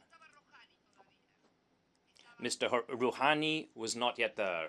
It was the previous president. The negotiations began then, and I remember that the foreign minister came to see me, and he submitted to me the proposal that had been submitted, and the advisor from the White House said it would be very difficult given the relationship between Argentina and Iran, given the terrorist attack which had taken place in the Republic of Argentina in 1994, and the decision of the judge to accuse a number of Iranian citizens. So in that context, it was impossible for Argentina to make a contribution to this negotiation process, which I repeat, was already underway in 2010. So I looked at the agreement in my office, and I said, now if the request was made in writing and it was signed, we, despite all that we've gone through, because we believed it was important to achieve the objective of the nuclear non-proliferation, you know that Argentina is amongst the small club of countries that produces nuclear fuel, but at the same time, we are leaders in terms of nuclear non-proliferation. Therefore, for us, nuclear non-proliferation is also a question of state. So that's what I said to my foreign minister, and he conveyed that to the envoy from the White House, Mr. Amor, and we said that this nuclear fuel was property of Argentina, and we had the necessary technology to make it, but provided that this was requested in writing and signed, and that was conveyed. I believe that was the last time that our foreign minister saw Mr. Seymour. Thus, in 2013, Argentina signed a memorandum of understanding specifically with the Islamic Republic of Iran to deal with the legal aspect of this issue. Now, we're talking about in 1994 the attack, but then in 2000, now we're in 2013. Things there'd been water on the bridge, there'd been new governments, but we were trying, because we are strongly convinced that it's important to counter terrorism and also in the memory and for the justice to clarify and to find those who were guilty and to punish the guilty for that terrorist attack. That was the objective of the memorandum of understanding, but it seems that the time was reached when the signing of the agreement between the 5+1 and Iran came. Mr. Rouhani was in place, so it already began, and we didn't understand the reason why. If the critics were being made, if they were negotiating simply a juridical cooperation agreement with Iran, so that the judge of Argentina could deal with the 5 Iranian citizens in Tehran, because they were preventing the extradition of them. Now, what was the reason? I learned it here from the mouth of another president, regarding hypocrisy in diplomatic relations. There's much hypocrisy. There's much geopolitical things being involved here, and very little interest, in fact, for paying justice to the memories of these victims and their families. And then at a later stage, when we sent this draft, this treaty, which was agreed by our Congress, and I expressed this to, I'm talking about the Congress of the US, I hope that they will approve this agreement, or at least will not delay it, because this will make an important contribution to global peace. We are coherent in our approach. It's not that what applies to us doesn't apply to others, or that we should use elements or instruments which have little to do with objectives, but we just make declarations to improve the image of a country. But it's actually the reality of the situation. And finally, the judge in this case decided that it was possible to clarify the situation from the accused. And today, this case is blocked. We can call upon only the goodwill of the Islamic of Iran, because we don't have any other leverage, any other instrument to have an outcome on this. But things have happened in my country, the Republic of Argentina. Now we are dealing with the case of recovering, and this is at the level of the highest levels in the intelligence service and the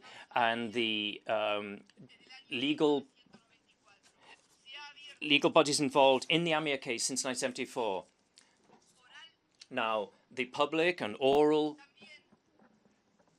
sentence, and following the displacement, which was ordered by Argentinian intelligence services, on the grounds of strong suspicions for the investigations, and to deal with this case so that we could deal with the Iranians at the end of last year, led to the movement of some high senior officials, some of them who were in office since 1972. They lived through all these dictatorships, all the governments, including my own. And today, they are here. They've moved to the US. A few days ago, when these transfers were made, the investigative prosecutor Nisman died, was killed. Now, all this,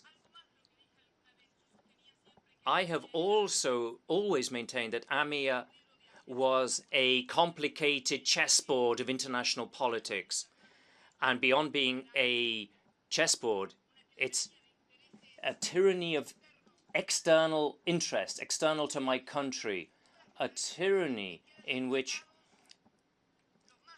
the most weak and vulnerable, the smallest, are trapped in this game, and the rest are on the outside, on the sidelines. Now, this oral hearing which is taking place after 14 years of delay since it began, the investigations which is taking place into the death of Nisman,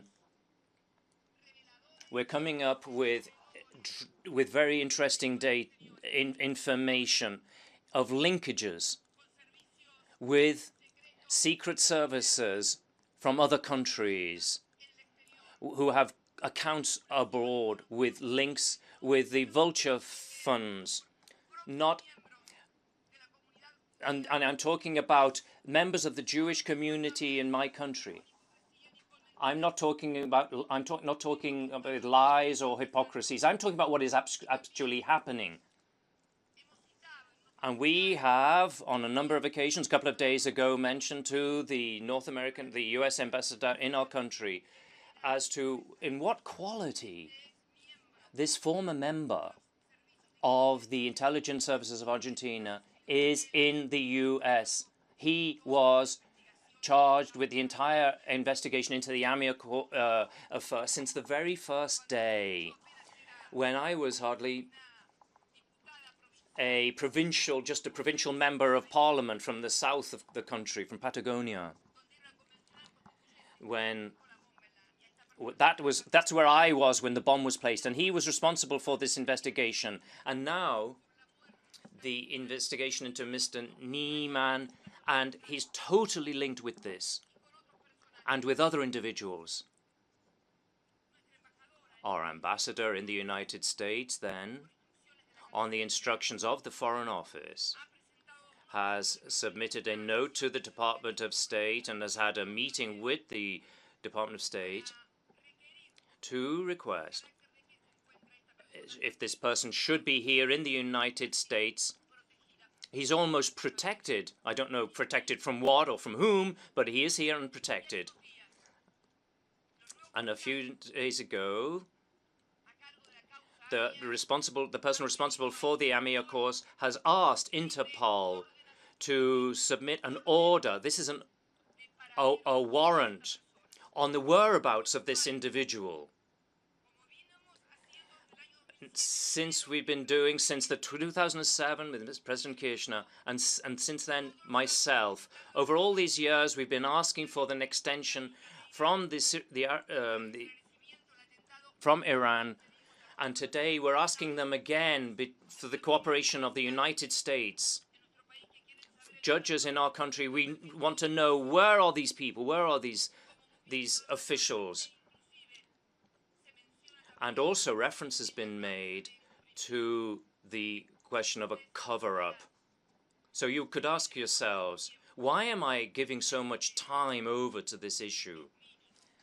It's the least amount of time I can give in terms of what the time that these vulture funds have allocated to criticizing us and saying that we are complicit with the Iranian regime. If we are complicit with the Iranian regime, then what is President Obama in that case? Also, we can't have double standards in diplomacy. We cannot.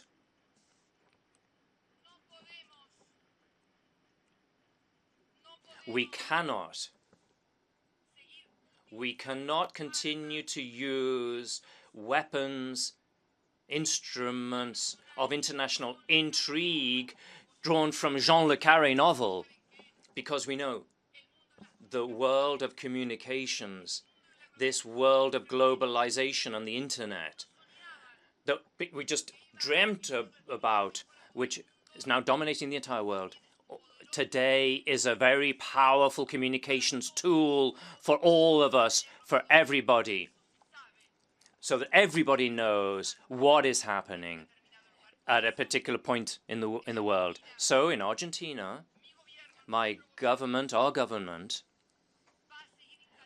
will tirelessly seek the truth and justice in the AMIA case, and we call for the cooperation, therefore, of the countries whose citizens are accused, and this country here, the USA, so that they should also contribute to clarifying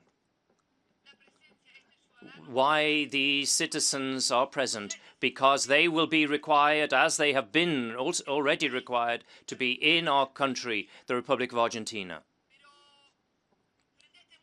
But faced with this world of economic crisis, I listened closely to some of today's speeches, and the truth is that these are changes taking place at an amazing speed.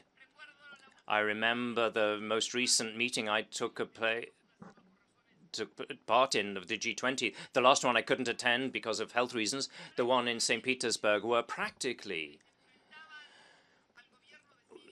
the government of Syria were faced by the freedom fighters, and they wanted they were supported by the entire Western world. But today, the freedom fighters are part of ISIS. And the truth is, I would like to ask you, actually, I'd like to ask you, I have a question as to how this group actually functions, the apparently Islamic group. Who finances them? When you see these horrendous scenes, when you see clearly that there are 3 or 4 cameras who are filming, it's like a movie, that this is not simply a homemade film like a fundamentalist group could make with a tiny camera or no, there is almost a Hollywood set there. It's like a Ford Coppola movie. And we never see these cameras. It would be good for us to ask ourselves, how? Where does all the money come to fund all this? This would help to ensure that we can find the keys to combat one of the worst scourges that is facing humanity today. And this is the fundamentalism of whatever nature, whatever dogmatic, religious, and basically those which consider the neighbor as their enemy, as a target to be eliminated. Now, I'd like to leave this assembly today with these problems of debt and the economic problems and terrorist attacks and international complicities. I also wish to pay a homage today to the continent that I belong to, Latin America. A few hours ago, I was here. Before I spoke, a president, a compañero that I admire and love very much, the president of Cuba, Raúl Castro, now, for the first time in 17 years, the president of Cuba is back here in this GA. Now, the truth is that for us, Latin Americans, those members of Mercosur, UNASUR, and CELAC, who have struggled so much, who have so much discussed to ensure that Cuba can return to be part of these multilateral entities. We see this as a triumph of the perseverance on the part of the region and fundamentally achievement of Cuba. And we also recognize the government of the USA, who has just opened its mind and has understood that things could not continue as they were in the past. And I'd like to thank another Latin American who was also in this very same hall, perhaps has greater authority than the rest of us, because he sits on the seat of St. Peter in Rome and who played a determining role in establishing the agreement between the US and Cuba. And he came here and he said to the world, and he spoke from this platform to the world, and he said that money cannot continue to determine politics, and that it's fundamental. There's a basic principle that is respected by all religions here. Do not do to others what you would not like others to do to you. As a Latin American, also, the joy of seeing a few days ago in Havana the photograph of the president of Colombia, the president of Cuba, and the representative FARC launching the end of a conflict that has been going on for more than 50 years. And they tried to put an end to the guns. That no, the social, political, and cultural conflicts cannot be resolved by guns and bombs. They're resolved by talking together and by accepting the other person.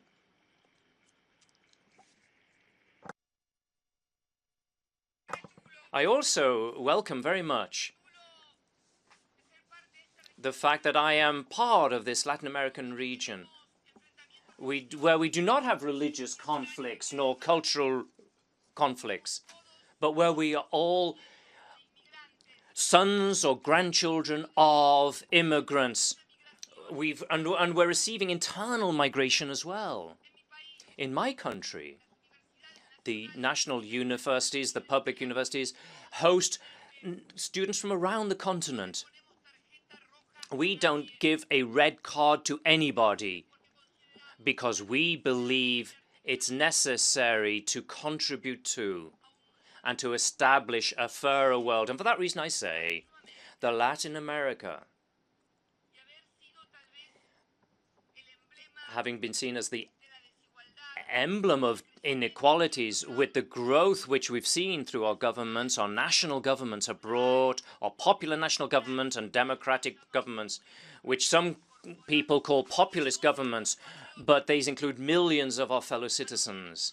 They allow our citizens to enjoy the benefits of education, health, housing. We say that we are a growing continent, a continent that is integrating together. And perhaps this contribution that we have made from Argentina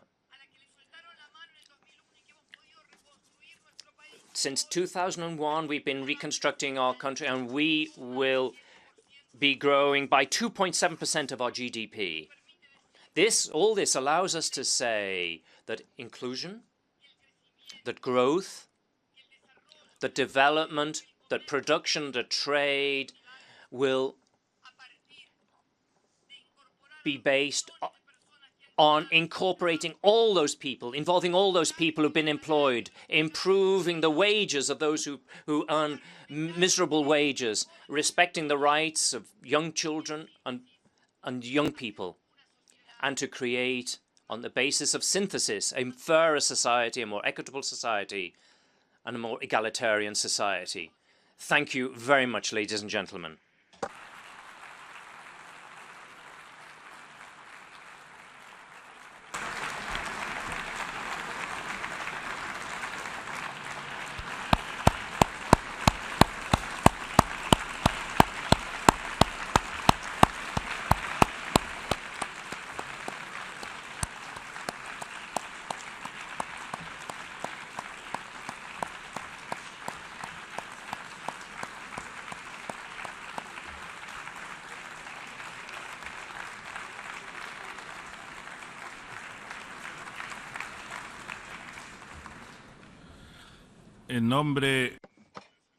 On behalf of the General Assembly, I wish to thank the President of the Republic of Argentina for the statement just made.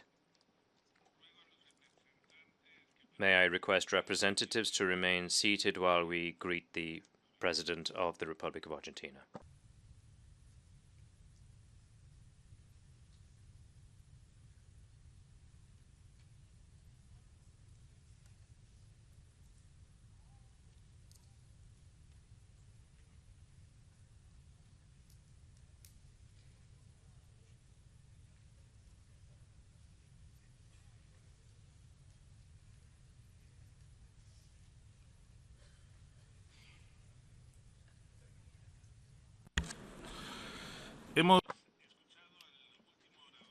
We've heard the last speaker for this session. The next plenary will start immediately following the adjournment of this meeting in order to continue with the general debate. The meeting is adjourned. Se declara abierta. I call to order the 15th plenary meeting of the General Assembly. We will now continue. The Assembly will now hear an address by His Excellency Alexander Lukashenko, President of the Republic of Belarus. I request protocol to escort His Excellency.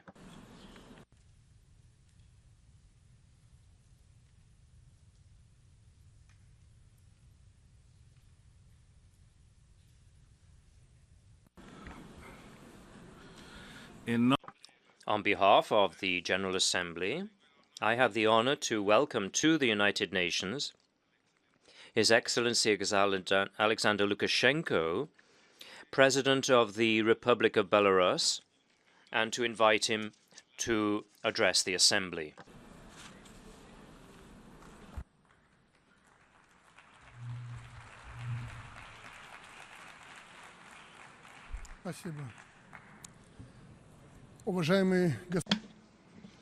Mr. President, ladies and gentlemen, 70 years ago, after the end of the Second World War, mankind had a hope that a just world order based on universal understanding and cooperation may be established. However, what followed after that, the Cold War that is, once again split the world into opposing blocs. And after the breakup of the Soviet Union and the socialist camp, many thought that the reasons for confrontation between states and for military conflicts would finally disappear. Alas, unfortunately, these hopes have not been realized. It is with regret that we have to state that our world has not become more stable, more predictable, or more comfortable for the majority of the people on the planet to live, despite the enormous work and tremendous efforts made to implement the large-scale plans of the United Nations. At the summit yesterday, we have adopted an ambitious agenda for the UN for the next 15 years. The outcome document focuses on 5 strategic areas that are, for all of us, vitally important. And they are people, planet, prosperity, peace, and partnership. And these notions have not emerged from nowhere. They are a logical continuation of efforts to achieve the Millennium Development Goals. Nonetheless, these efforts give rise to conflicting emotions. Yes, there are certain shifts in reducing global levels of poverty, in increasing the level of protection, and improving the health of mothers and children, in ensuring access to education. But speaking about achievements, we also have to acknowledge that we did not have a qualitative breakthrough for the good of human civilization. Moreover, we see that the world today is being engulfed by new challenges, and then old problems are getting more acute. And these challenges and problems do not concern just one area, but rather all of the more important aspects of human activity. Firstly, today we're confronted with something that is absolutely new geopolitical phenomena in military conflicts, and this was mentioned by many an orator before me. What we are noticing is that the very high level of tension in international relations in the unprecedented level, and threats are coming to the fore which cannot be reacted to. Focusing on minor disputes over secondary issues, the global community has overlooked the emergence of aggressive terrorist states. The entire system of international security is undergoing a severe crisis. There's a loss of mutual trust between global players. There's an unwillingness to compromise, and a return to a bloc-like confrontation have basically put the world on the verge of a new war. New efforts continue to impose a new development model on other countries. Now, what does this lead to? As a result of foreign interference, export of color revolutions, and artificial regime change, countries which used to be stable beforehand have now been plunged into chaos and anarchy. And this is all given the gloss of democracy. Well, instead of the promised democracy and prosperity, people in these countries are living through extreme suffering and have been forced to flee. Crowds of migrants are besieging Europe today, and this too has now become a very acute international problem. Today, we increasingly depend on each other, and actions of one country have direct implications on the interests of many others.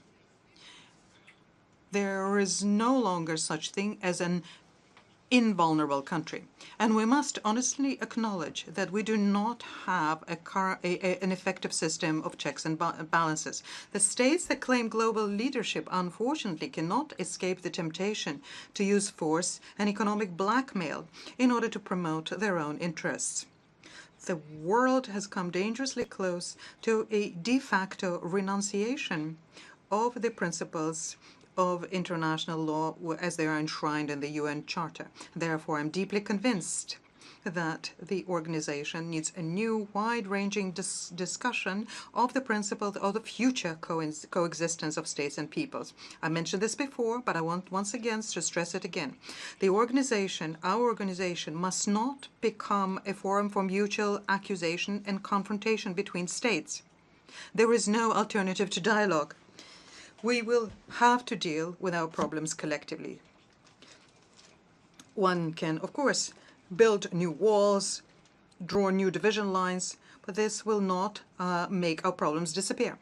Secondly, what is a serious challenge to the world's stability today is global economic threats. Currency wars, sanctions, the redivision of commodity markets, unfair competition, and other negative phenomena do compound the global crisis. And attempts on the part of a number of leading states to solve their problems at the expense of other countries also add to the confrontation and the feeling of estrangement. We can get out of this deadlock only through a comprehensive cooperation of economies of all countries and sustainable development for the benefit of the entire community, not just individual countries.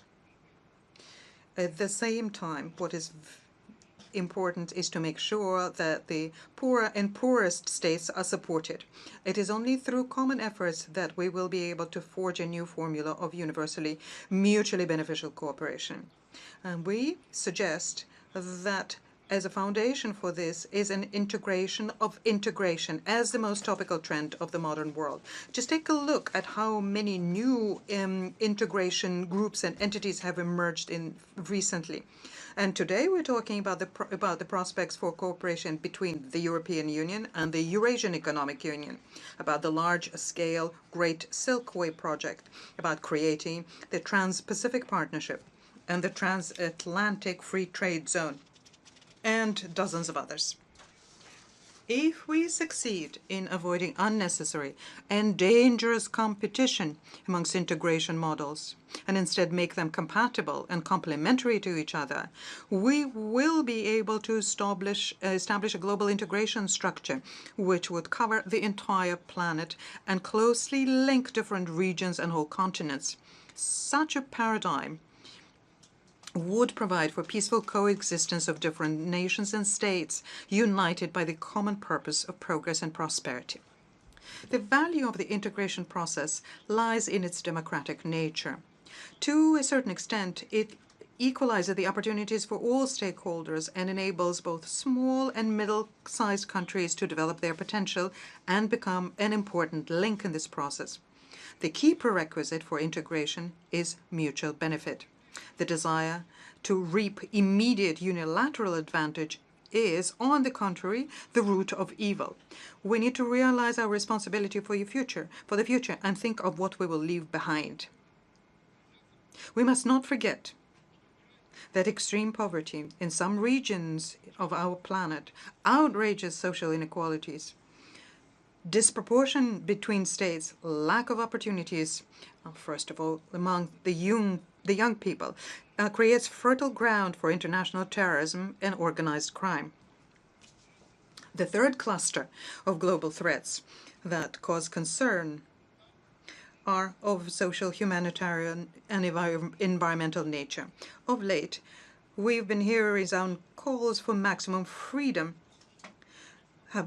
and they have put to the test the basic foundations of human society, including such notions as family, morals, and virtue. Irresponsible social ideas may lead to new divisions between different cultures and to give birth to harsh religious rejection and ethnic conflicts. Do these social innovators consider the consequences of their words and actions, I wonder? The same selfish attitude is characteristic of the mankind's approach to nature. For many years now, the international community has been trying, with no success, to meet the challenge of climate change, and many simply prefer to shift the burden of responsibility onto others, the next generation. Thinking about such problems, one cannot help but arrive at one idea.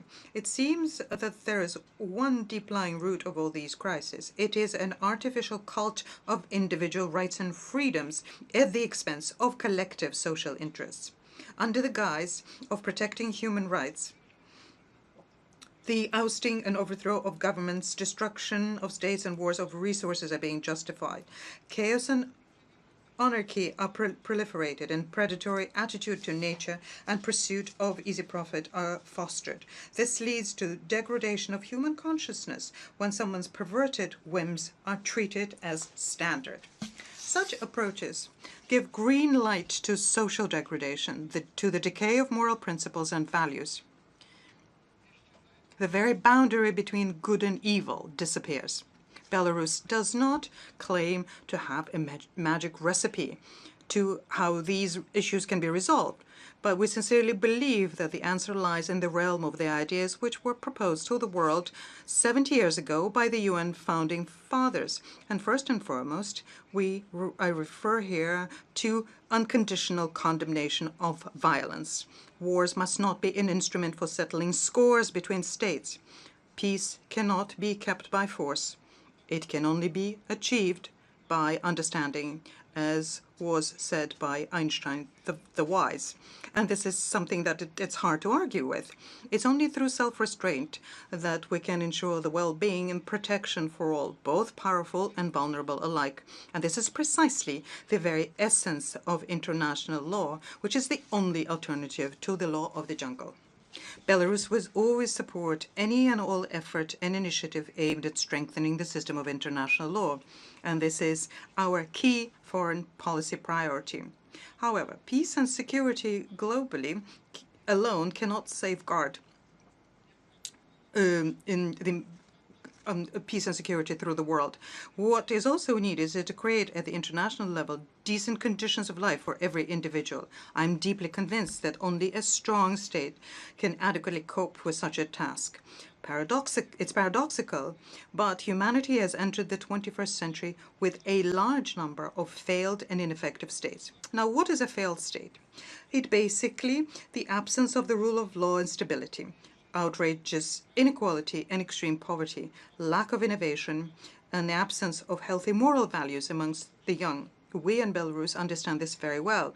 Over the past 2 decades, we have been purposefully building a sovereign, independent state with a socially oriented economy. We have paid and continue paying utmost attention to the policies that strengthen the family and help young people fully realize their potential. Let me be frank, we're very concerned by the ongoing destruction of the traditional family values in a number of countries. We particularly do not like being invited to accept certain moral deviations and various social innovations as natural. I do not want to dwell this too much. I am afraid I will get bogged down here and will be criticized. But I feel compelled to ask the following. Who is going to be giving birth to children?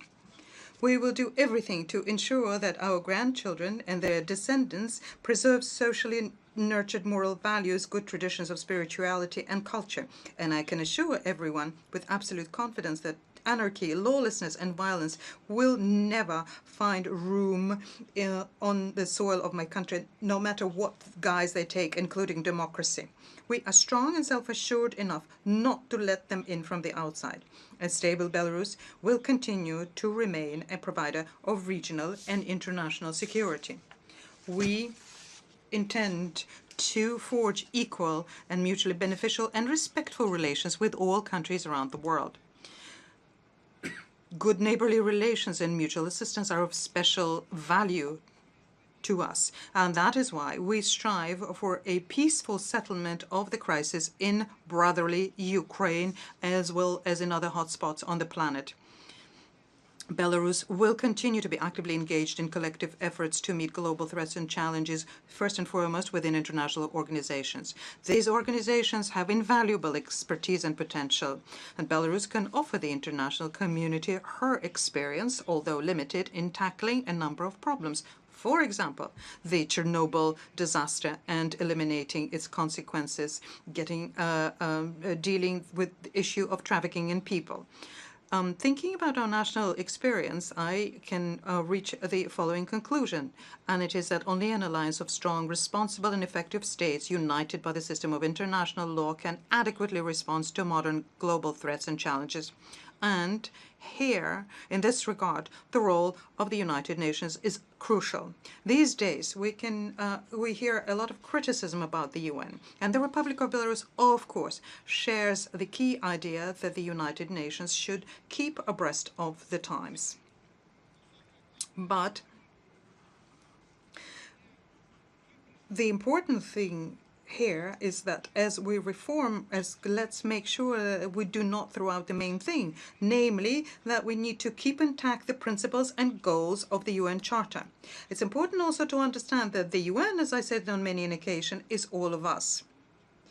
And depending on how coordinated and constructive we will be, that will determine the well-being of the world community. Mr. President, I certainly do not want to sound once again as a prophet here on the second day of our work. But we cannot escape the feeling that what we're witnessing in the world is a specter of a new massive war. We must not allow this sinister vision to turn into reality. Yesterday, we discussed very important issues, the program for the future of the United Nations, which is very important. But when we're talking about mentioning sustainable people, to millions of people, this sounds as a sacrilege because they are dying. Children and the old people are dying. What we need to do is come together and pass one decision only, put an end to all wars and conflicts, to all of those which have erupted and are ravaging our planet. To conclude, I would like to quote an eminent personality, Nelson Mandela. This unbroken fighter for justice in the world once said, "Sometimes it falls on a generation to be great." You can be that generation. I hope very much that such a destiny will indeed befall our generation. I'm confident that we will find strength and common sense to do whatever it takes to change the world for the better. That's the only option we have. Thank you very much.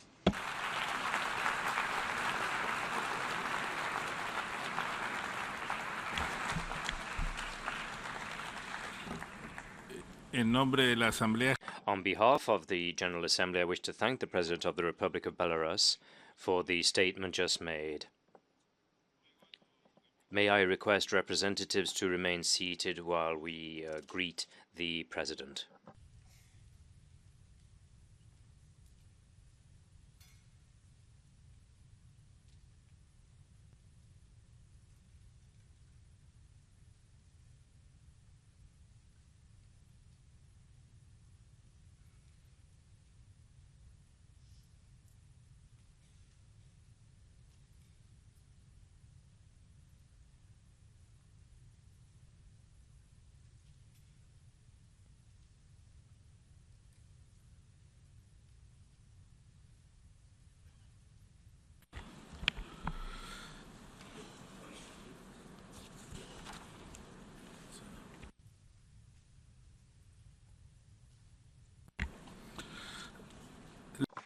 The Assembly will now hear an address by His Excellency Muhammadu Buhari, President of the Federal Republic of Nigeria. I request protocol to escort His Excellency.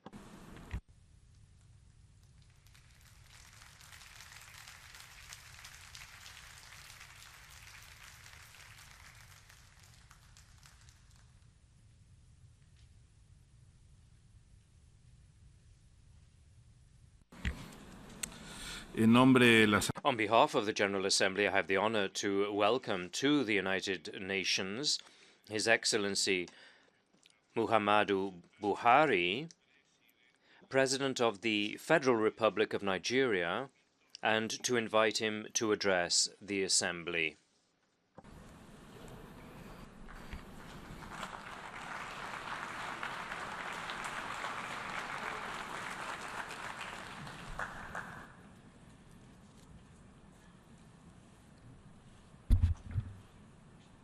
President of the General Assembly, Your Excellencies, heads of state and governments, distinguished delegates, ladies and gentlemen, I would like, Mr. President, on behalf of the government and people of Nigeria, to congratulate you and your country on your election to preside over the 70th session of the United Nations General Assembly. May I also express appreciation to your predecessor, Mr. Sam Kahamba Kutesa, and the Secretary General, Mr. Ban Ki-moon, both of whom worked tirelessly to ensure proper articulation of the post-2015 development agenda and to maintain the focus and commitment to the ideals of the United Nations. I thank Mr. Ban Ki-moon for his recent visit to Nigeria when we held very useful discussions. Mr. President, 55 years ago, almost to the day, my predecessor, Nigeria's first Prime Minister, Alhaji Abubakar Tafawa Balewa, stood on this forum to declare Nigeria's desire to develop and maintain friendly relations with all countries. He also assured the world of our country's commitment to uphold the principles upon which the United Nations was founded. Mr. President, my country, Nigeria, has lived by this conviction, even when judgment went against us in territorial disputes with our neighbors. We respected those judgments and abided by them as a mark of respect for the rule of law and the charter of this organization. Nigeria's record in the United Nations peacekeeping is second to none. I myself, as a young officer in the Nigerian Army, did tours of duty in Congo and the Lebanon.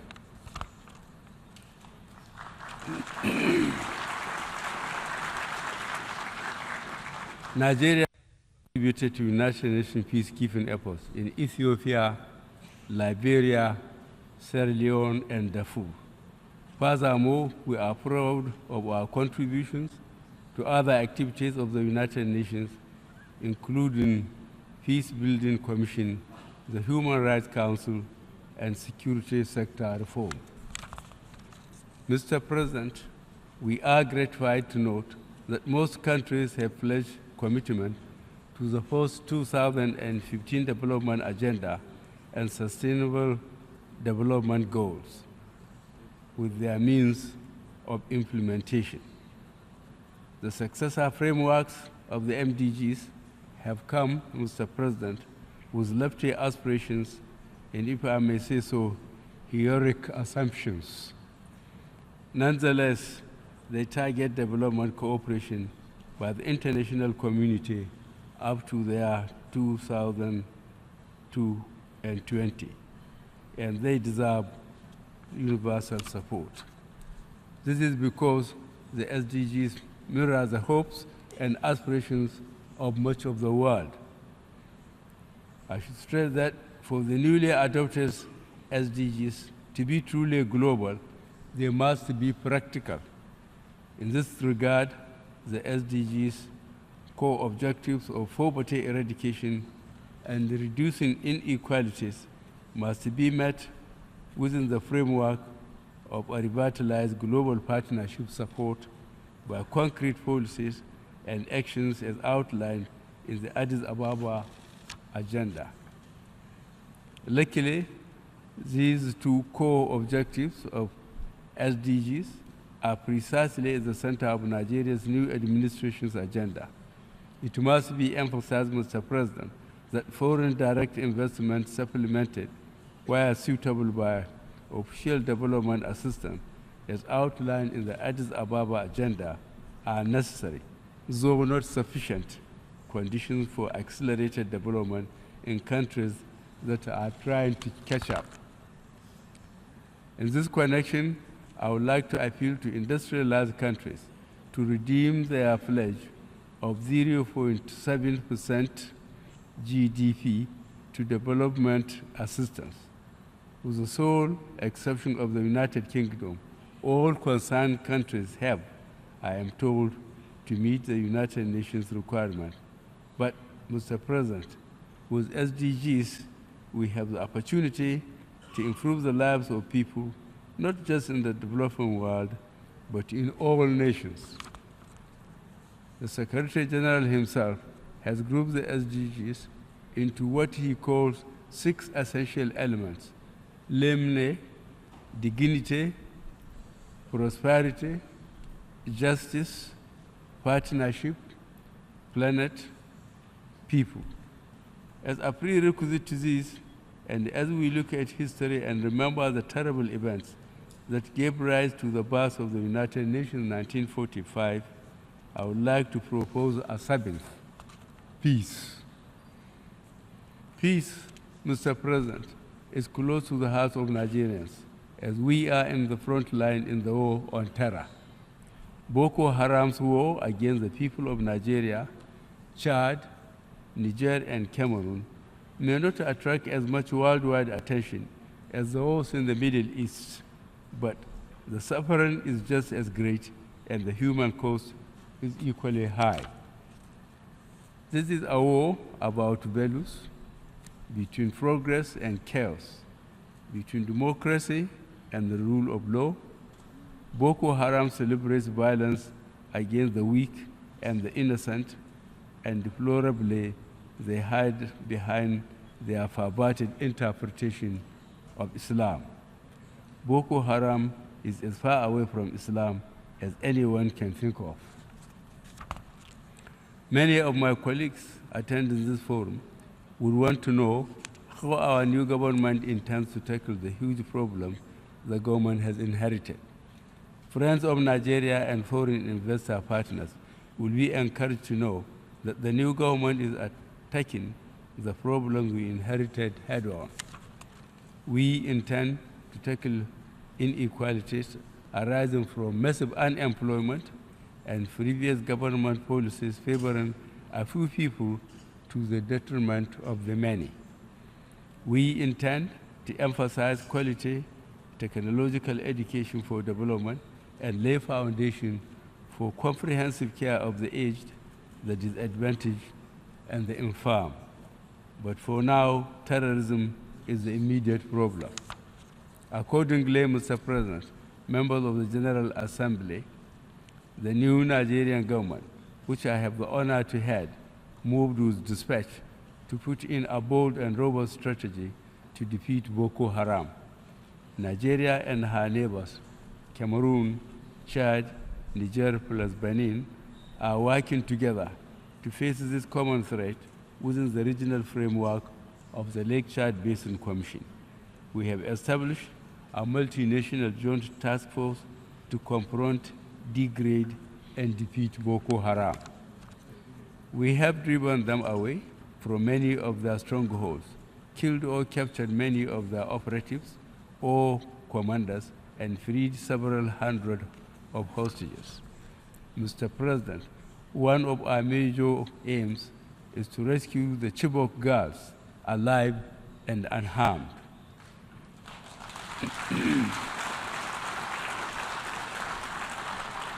We are working around the clock to ensure their safety and eventual reunion with their families. Chibok girls are constantly on our minds and in our plans. Mr. President, terrorism is by no means the major or the only evil threatening and undermining the well-being of societies around the world. Corruption, cross-border financial crimes, cyber crimes, human trafficking, spread of communicable diseases, climate change, proliferation of weapons are all major challenges of the 21st century, which the international community must tackle collectively. Let me reaffirm Nigerian government's unwavering commitment to fight corruption and illicit financial flows. By any consideration, corruption and cross-border financial crimes are impediments to development, economic growth, and the realization of well-being of citizens across the globe. Nigeria is ready and willing to partner with international agencies and individual countries on a bilateral basis to confront crimes and corruption. In particular, I call upon the global community to urgently redouble efforts towards strengthening the mechanism for dismantling safe havens for proceeds of corruption and ensuring the return of stolen funds and assets to their countries of origin.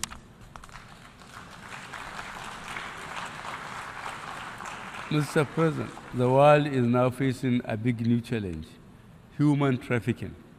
This is an old evil taking an altogether new and dangerous dimension, threatening to upset international relationships.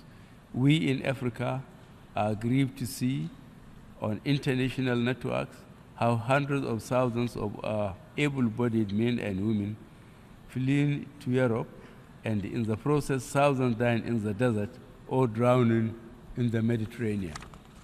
We condemn in the strongest terms these people traffickers and will support any measures to apprehend and bring them to justice.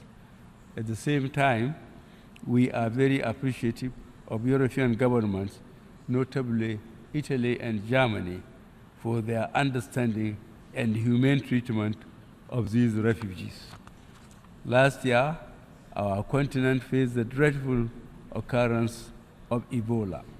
We sincerely thank the international community for the collective efforts to contain this deadly disease. We are not out of the woods yet, but we would like to record our appreciation to the United States, United Kingdom, France, and China for their outstanding assistance in arresting the spread of Ebola and care of those infected in collaboration with host countries. Mr. President, Nigeria fully subscribes to and fully endorses goals 13, 14, and 15 of the SDGs regarding climate change. In Nigeria, desertification and land erosion and degradation leading to biodiversity loss are real threats to our environment, and we shall propose, under the auspices of the Lake Chad Basin Commission, a regional approach to combat these environmental challenges. We look forward to the United Nations Summit on Climate Change in Paris in December 2015. This summit should provide optimism to humanity on addressing the looming threat faced by many communities around the world.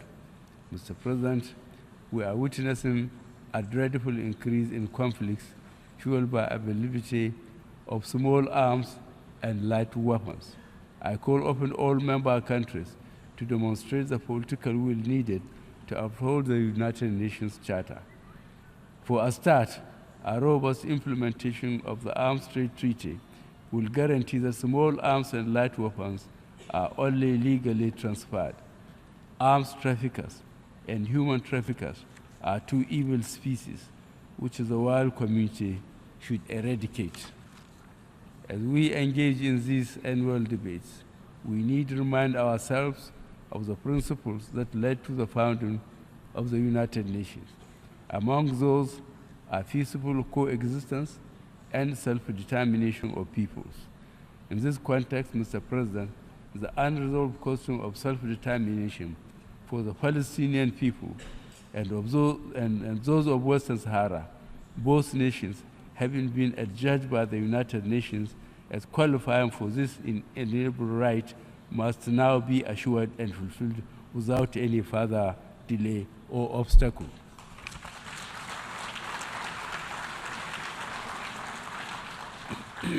The international community has come to pin its hopes on the resolving Palestinian issue through the two-state solution, which recognizes the legitimate right of each state to exist in peace and security. The world has no more excuses or reasons to delay the implementation of the long list of Security Council resolutions on this question. Neither do we have the moral right to deny any people their freedom or condemn them indefinitely to occupation and blockade. Mr. President, delegates of member countries, United Nations is 70 years old. It can count many more than 70 major achievements. As the World Forum and Family Reunion, it is my hope that in the next 70 years, it will achieve control of climate, help to eliminate communicable diseases, eliminate major and local conflicts, and therefore eliminate the problem of refugees, take major steps towards reducing harmful inequalities between nations and within nations, and above all, eliminate nuclear weapons. Mr. President, as this is my first address in this assembly, I thank you and the delegates for listening so patiently. Thank you very much.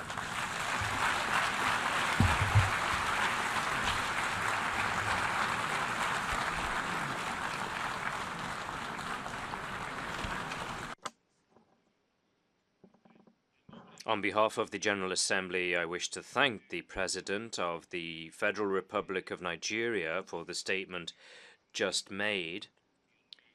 May I request representatives to remain seated while we greet the President.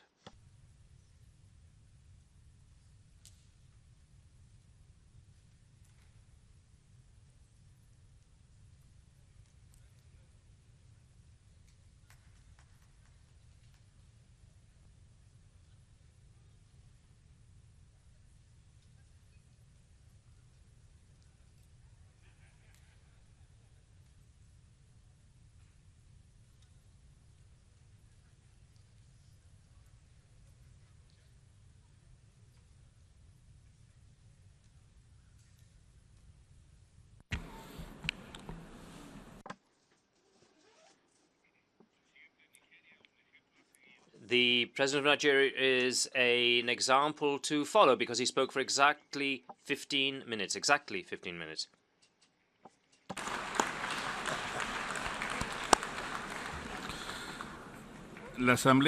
The Assembly will hear an address by His Excellency Ali Bongo Ondimba, President of the Gabonese Republic. I request protocol to escort His Excellency.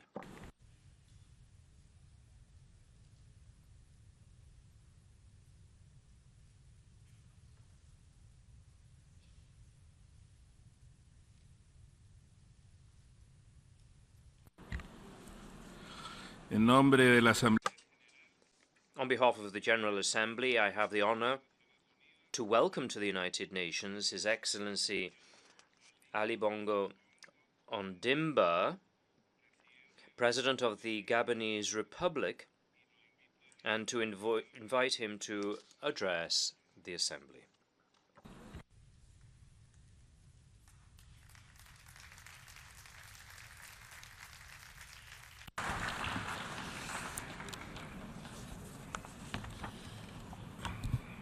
Monsieur le Président, Mr. President, heads of state and governments, Secretary General, ladies and gentlemen, this session is taking place at a time when humanity is facing numerous challenges, one more difficult than the other, and they are migration crises, humanitarian crises, deadly conflicts, terrorism, economic crisis, climate change, and pandemics. It is obvious that 70 years after the establishment of the United Nations, we are increasingly aware of the dangers of these situations, both for us and the future generations. And this explains our presence and our activity here and elsewhere. And our people are pinning their hopes and aspirations on the United Nations more than ever before. More than ever before, our organization is a unique forum which is universal of nature. Mr. President, The topic of this session provides us with an opportunity to take a look on the functioning of our organization. It also provides us with an opportunity to formulate forecasts, define new prospects for our activity and future, whilst basing ourselves on the main pillars of our agenda, namely peace, security, and human rights. It is now time to acknowledge the solid nature of the United Nations and its leadership expressed through constant activity of its member states in the management of international affairs. We have together organized the fight against poverty, major illnesses such as HIV/AIDS, tuberculosis, malaria, and we are now conquering Ebola. Together, we have fought for the rights of the vulnerable groups such as the handicapped, the elderly, the indigenous people, the women, and the children, including in that number the widows and the orphans. Let me underscore in passing that the General Assembly adopted in 2010, at the initiative of Gabon, the resolution which established the International Day of the Widow. Together, we have mobilized ourselves to meet humanitarian emergencies, and global warming and other cross-border scourges. Together, we continue working in order to provide an effective answer to a number of security challenges stemming from terrorism and other cross-border threats. Together, we have moved forward international criminal justice in order to be more efficient in fighting impunity. Together, we have also developed a dialogue amongst cultures and civilizations, strengthened relations amongst people of the world, and lowered identity barriers. Mr. President, above and beyond our many efforts, peace and international security continue, unfortunately, to be threatened as we witness the appearance of new kinds of challenges. The United Nations has to restructure itself in order to adapt to new international realities. New threats appear, in particular terrorism, but also maritime piracy, all kinds of trafficking, smuggling, and they ask for new kind of responses. My country welcomes the fact that the Security Council takes into account these new challenges. Gabon, when we were in the Security Council in 2010-2011, we contribute towards the adoption of the Council of a historic resolution having to do with the impact on HIV epidemics on international peace and security. In the same vein, I would like to mention also the presidential statement made by the Security Council, which on the topic on the circulation of small arms and light weapons in Central Africa. In the same register, at the initiative of Gabon and Germany, the General Assembly on the 30th of July 2015 adopted a resolution which had to do with illegal trafficking in wildlife. And I am very happy to see was happy to see a great number of co-sponsors which demonstrated a high level of support. This resolution also expresses our will to pool our efforts of the countries of origin, transit, and destination in order to end this phenomenon. I remain convinced that it is through cooperation that we will become more effective. We would like to encourage the United Nations, in particular the Security Council, to continue its efforts in dealing with these threats in order to provide comprehensive responses which are best adapted to current security challenges. Mr. President, in Africa, several crises continue despite the efforts made by the Security Council, African Union, and sub-regional organizations. In Central African Republic in particular, despite advances made this year, the situation remains fragile and worrying. The recent events show that the stability of the country absolutely has to be consolidated. And we have to redouble our efforts in order to ensure that we move towards transition. I would like to invite the stakeholders to exercise greater restraint and to to become involved in the dialogue in order not to undermine the efforts already made. International community has to become greater mobilized in order to help the Central African Republic in order to hold elections by the end of the year.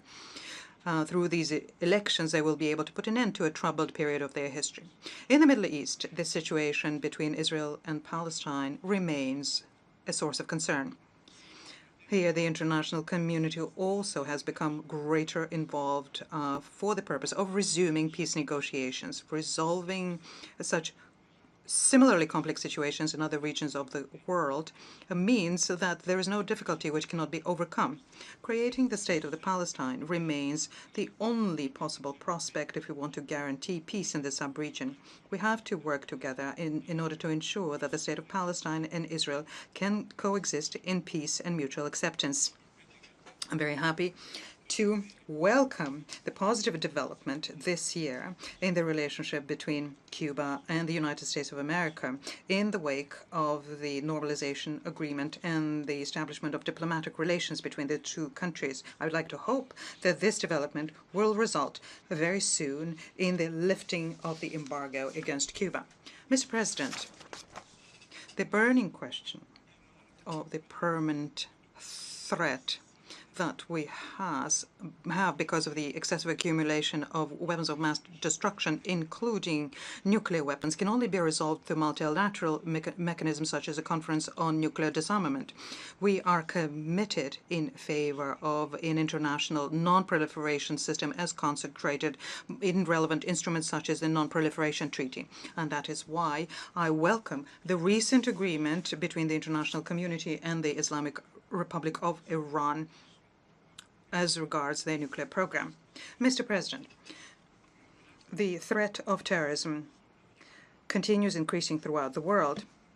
And besides the Middle East, Africa has become a new area where numerous terrorist groupings multiply.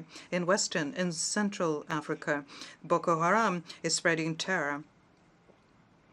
In Eastern Africa, and particularly in Somalia, Al-Shabaab continues committing atrocities and continues challenging AMISOM. In order to be more effective, the fight against terrorism has to necessarily be strengthened through international cooperation. We need to pool our efforts as we face this scourge. And in this sense, I think it would be beneficial for us to monitor the financial flows which feed this phenomenon. My country reaffirms its solidarity with all of the initiatives aiming at combating international terrorism in all of its forms. Mr. President, significant and undeniable progress has been achieved in the area of human rights throughout the world. Thanks to the assistance extended by the United Nations, political systems have become open. Institutions guaranteeing equality and justice for all have been put together. At the request of its members, the United Nations reformed the Human Rights Commission. It had been transformed and became the Human Rights Council. The goal here was to make this body more proactive, less politicized, and especially more efficient. And I'm happy to announce that my country participated in this. In your support to my country's chairmanship of the Human Rights Council has enabled us to move closer towards the implementation of the objectives that we pursued through the reform. And I'm happy to see that, and I would like to thank you all very much for your support. For my country, improving the human rights is something that we need to be looking at as a pedagogical rather than political phenomenon. The United Nations has to continue permanent dialogue with member states in order to help them overcome challenges in the area of human rights. And confrontation in this area does not seem to me to be a constructive thing. Mr. President, keeping and consolidating peace is something that has to be done through the reform of the Security Council of the United Nations.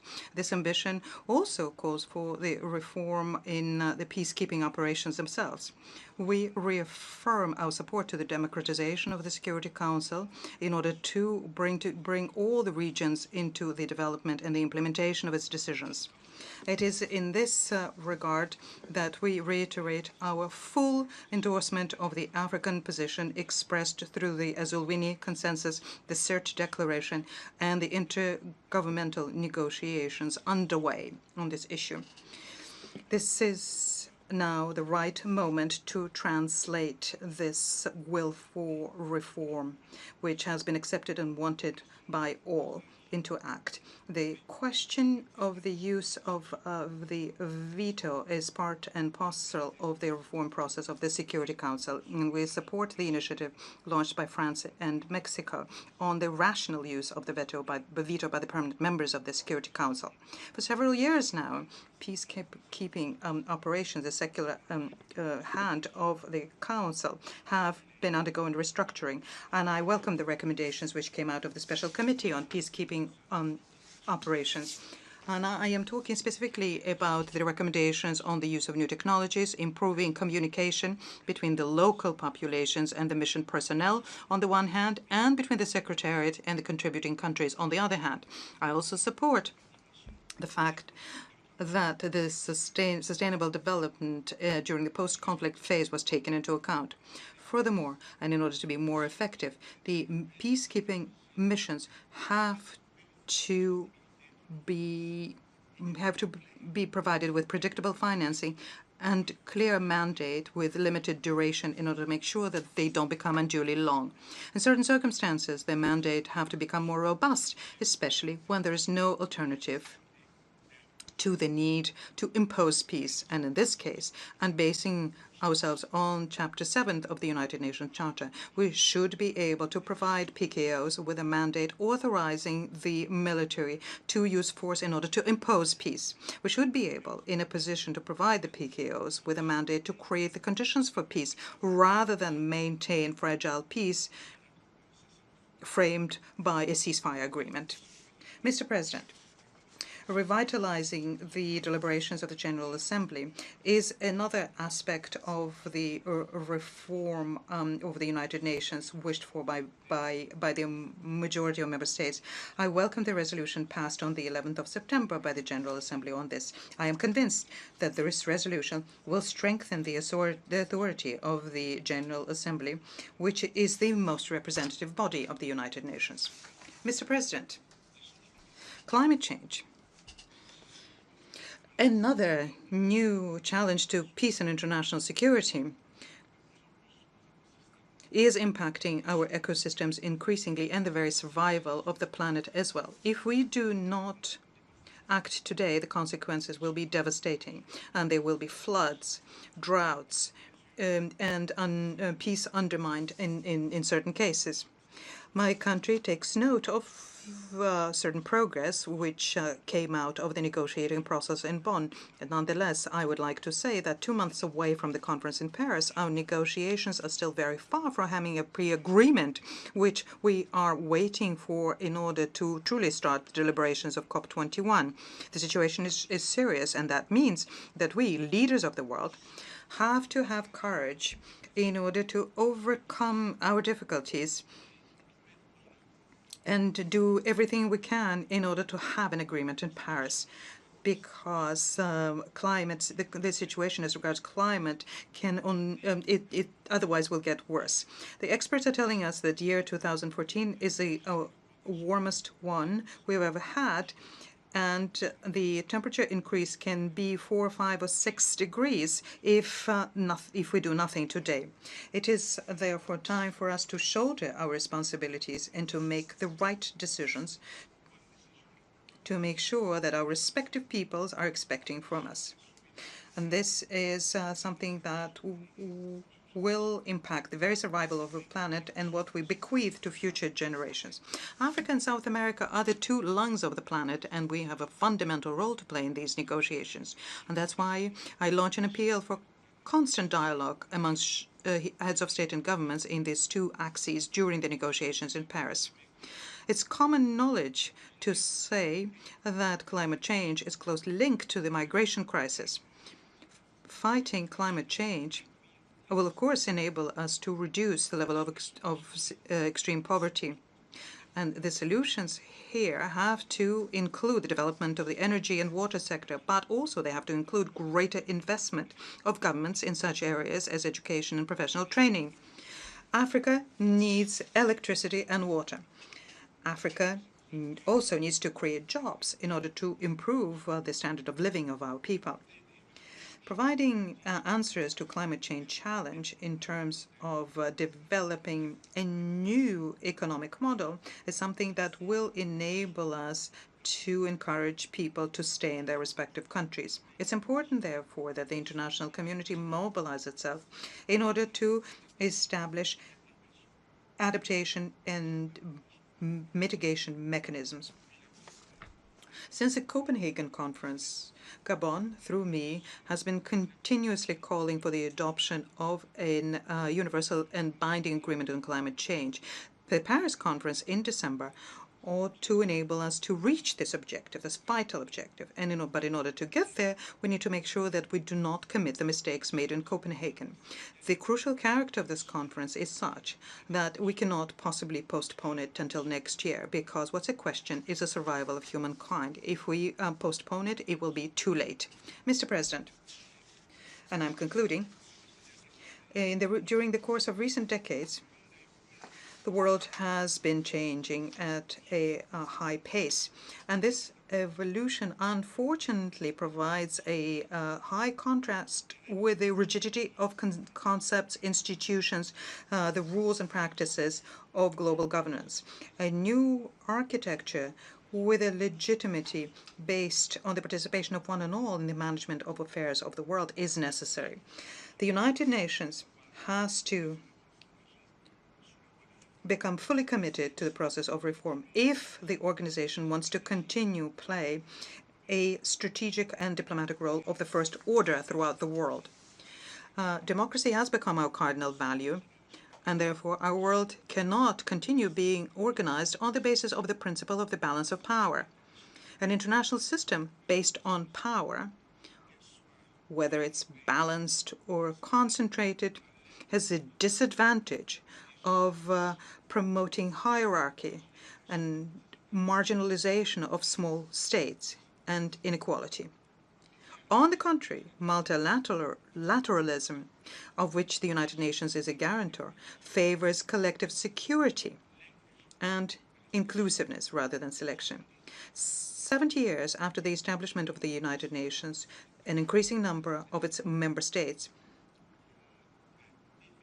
shows in itself that the world definitely has opted for multilateralism. Such an architecture means that we need an innovative political project based on the principles of equality, inclusion, indivisibility, and reciprocity. This is a number one goal of the United Nations, and may the Almighty help us reach this outcome. Thank you very much.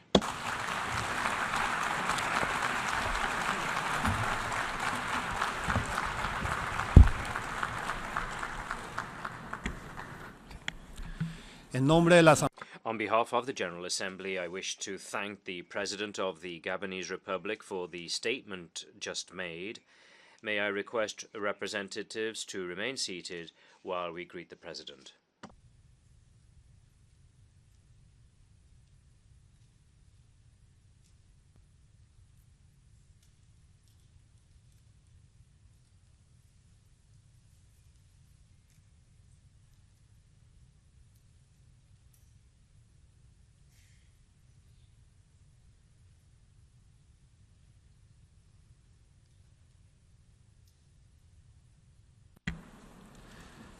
The Assembly will hear an address by His Excellency Horacio Manuel Cartes Yara, President of the Republic of Paraguay.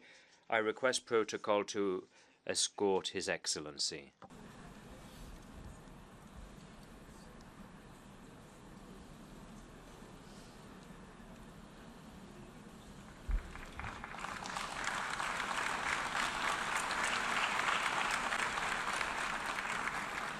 En nombre de la Asamblea General.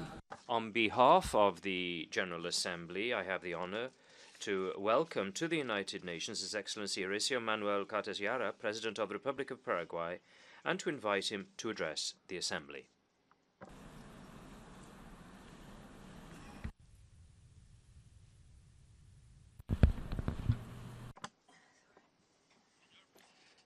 Mr. President, heads of state and government, distinguished delegates, 70 years ago, on the ruins of the Second World War, the United Nations was born with the purpose of maintaining world peace and security and promoting cooperation between all nations across the globe. The Republic of Paraguay was one of the 51 states that signed the Founding Act, the UN Charter, which has become a historic contribution to the international community. For Paraguay, the right to equality and respect for sovereignty among states, both large and small, justifies our hoping for the full consolidation of this organization. Mr. President, I express my best wishes for the success in your performance at the outset of this, the 70th session of the United Nations General Assembly.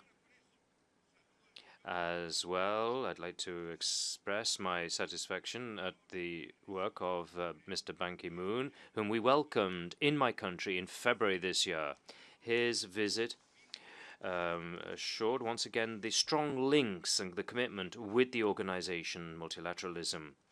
And I take this opportunity to reiterate to the Secretary General my gratitude for recognizing the work and the results of our government's fight against poverty, as well as his appreciation for the abundant and renewable clean energy that Paraguay is blessed with. Mr. President, the strengthening of this organization should aim specifically at the construction of a truly fair world, one of solidarity with the face of human dignity at a universal scale. This entails overcoming inequities and inequalities that still overshadow the world order, which will be a reality as long as the effective enforcement of international law is achieved and the dream of a peaceful era and one of well-being shared among all our nations is fulfilled. With regards to Paraguay, the main objective of our government is to reduce poverty in the short term through public policies to eradicate poverty. Therefore, we maintain and are increasing the scope of assistance programs, especially those focusing on extreme poverty and through tied aid. The generation of opportunities, employment, decent housing, respect, equity, and access to education, health, and high-quality basic public services constitutes the arsenal of our tireless struggle to eradicate extreme poverty in our country. These programs provide comprehensive and permanent solutions to enable people to become autonomous and self-fulfilled. We strive for an inclusive economic growth in our country so that progress reaches all Paraguayans. We are encouraged by the fact that Paraguay is one of the countries with the highest economic growths in the region, which has been achieved by improving our production capacity and through fiscal discipline and through competitiveness. The value added of our raw materials, which requires domestic and international investments, are exponentially adding to the construction industry, which is rapidly changing the very profile of our cities. Similarly, We aim to expand and modernize the infrastructure works with the conviction that by transforming the country, we are reducing poverty.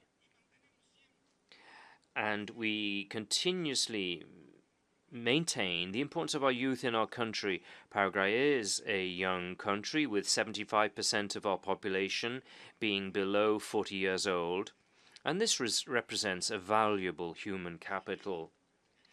I welcome the enthusiasm of young people, particularly Paraguayan students who, the past couple of days, united their voices in the pursuit of transparency within public administration and through quality education.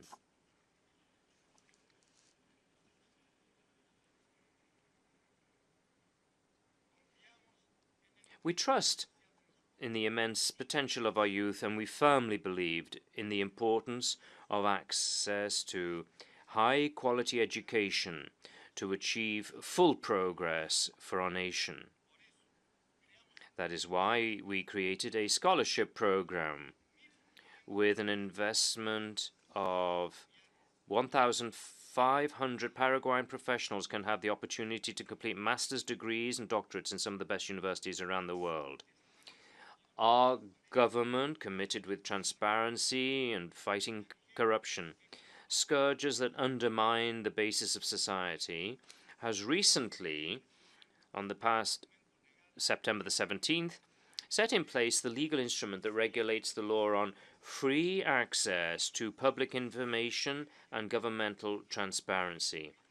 This allows all citizens to exercise their constitutional right to be informed. We promote a culture of transparency, and from the beginning of our term of office, we have ratified the fact and said that may the public be public. Those national efforts will not be enough without international policies that promote effective cooperation, equitable exchanges, and adequate complementarity between countries and regions.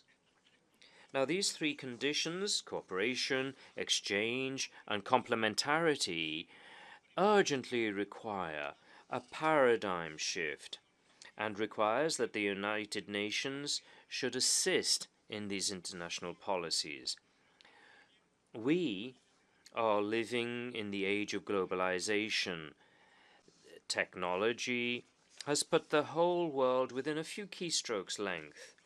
We are almost instantly aware of what happens halfway across the world, which affects us directly and personally. We live connected. Now, within this context, how does one get on board the train of development? The 21st century requires a key asset, and that is the qualified human factor. The new challenges are designed to the extent of qualified individuals where their fitness for survival is directly related to the degree of their real and effective academic training. Following the political and industrial revolutions, and as a result of globalization, the knowledge revolution has taken place. Therefore, at this time, the human element remains the most important and essential resource, but provided that men are sufficiently trained. Education is the key. Therefore, it's imperative that UNESCO be strengthened. The developed countries are obliged, through fairness and ethics, to make an increased contribution for its financing. Quality education and scientific research should not only be deemed the patrimony of some countries, but a public good of universal nature. Mr. President, we witness with great concern today a huge and endless exodus of families fleeing conflicts, as our brothers are living in Syria and other countries, due to the violence of radical and intolerant groups. We cannot turn our backs on this human tragedy that is currently occurring. We call upon our organization to appeal to member states, in particular those in this region, to adopt the necessary measures in favor of the most vulnerable sectors of civil society.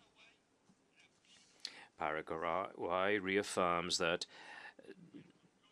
non-proliferation and arms control are essential factors for international peace and security, and they are the guarantee that the most vulnerable countries can rely on in order to secure a sustainable economic and social development.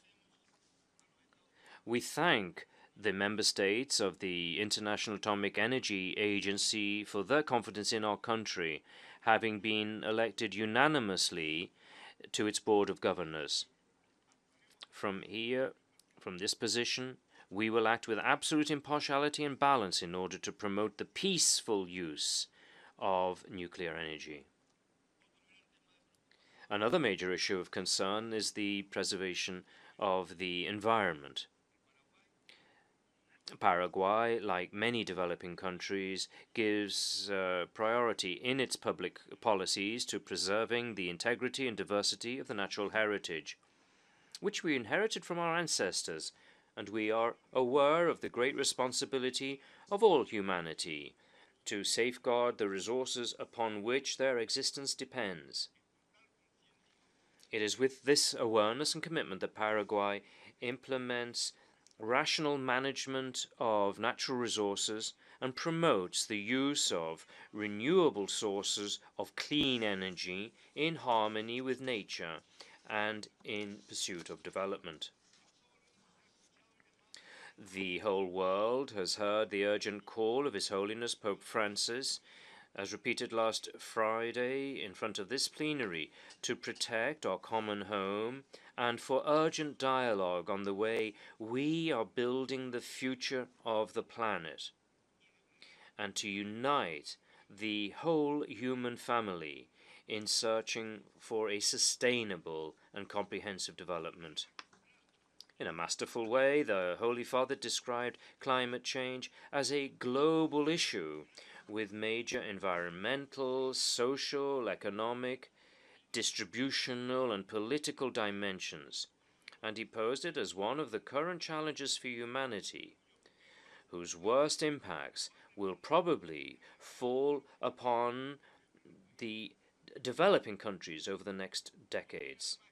He further argued that the worsening of the environment and society affects particularly the weakest in the world, and that inequity affects not only individuals but entire countries, forcing us to think about the issue of an ethical international relations.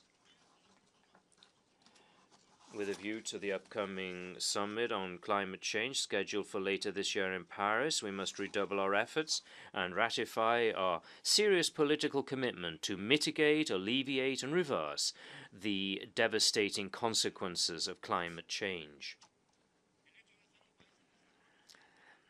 The landlocked condition of a country has its relevance, and to address this situation, we propose, together with 32 other countries in the same situation, a special and differential treatment from more developed countries in order to allow us to improve our competitiveness without high tariff barriers and non-tariff barriers. Real integration also entails the transfer of knowledge and capital investment, and simultaneously goes through a balance in terms of trade and bilateral and multilateral treaties.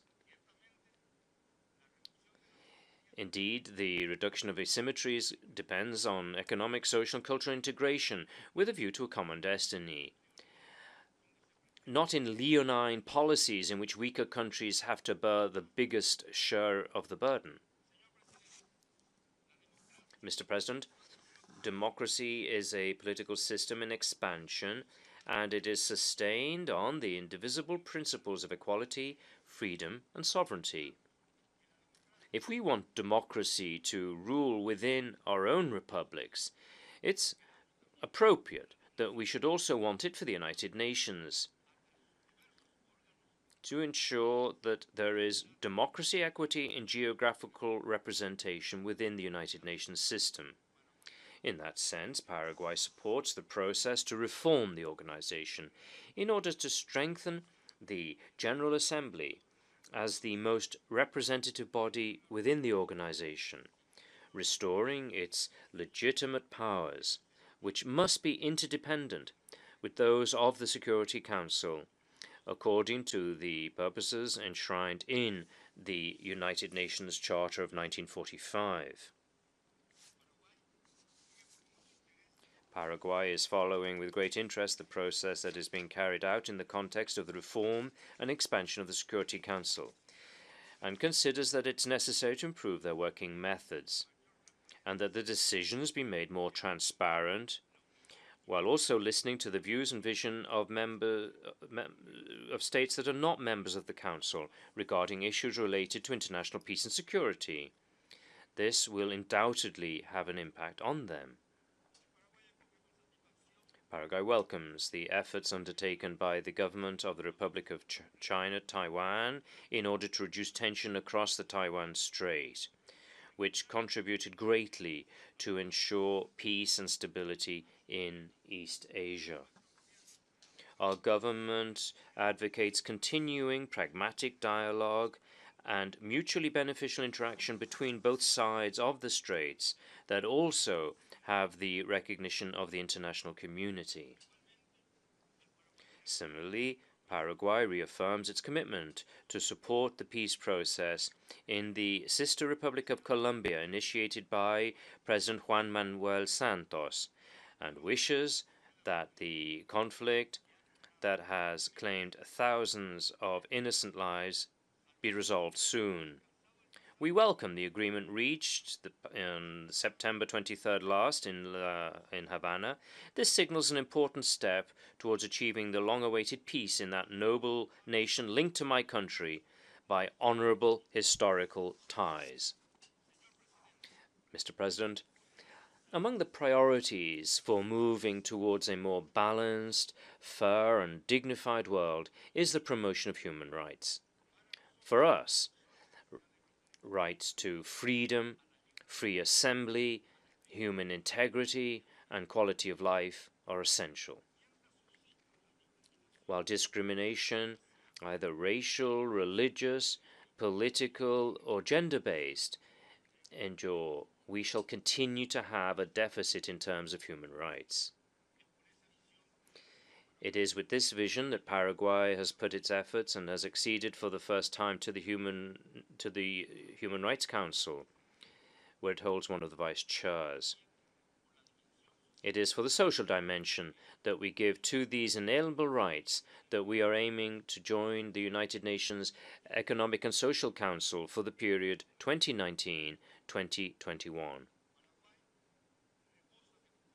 Paraguay is brimming with youth, and this inspires us vigorously to promote the active participation of young people in building a more just and free society, in addition to the protection of the rights of children and women in our country.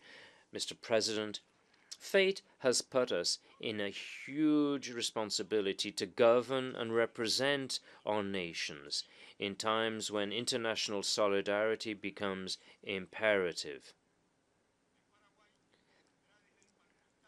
Paraguay brings from the beating heart of America a commitment to continue caring and participating in that beautiful dream that emerged 70 years ago to strengthen peace and security in the world. Today's reality also calls upon us, more than ever before, to protect our common home, our damaged and mistreated planet. Let's fully assume this challenge so that we can be able to bequeath to future generations a world at peace, one which is fairer, healthier, more inclusive, and a better place to live. May God bless you all. Thank you very much.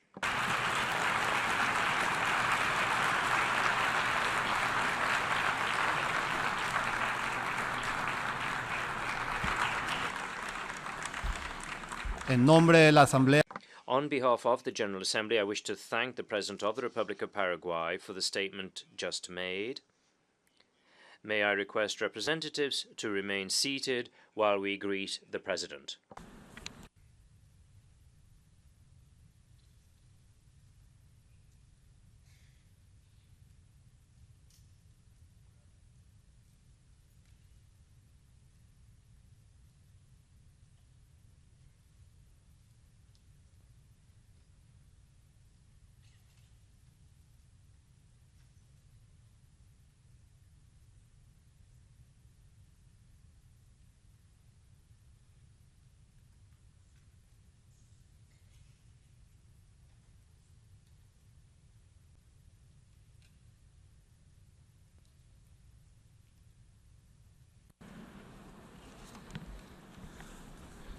La Asamblea.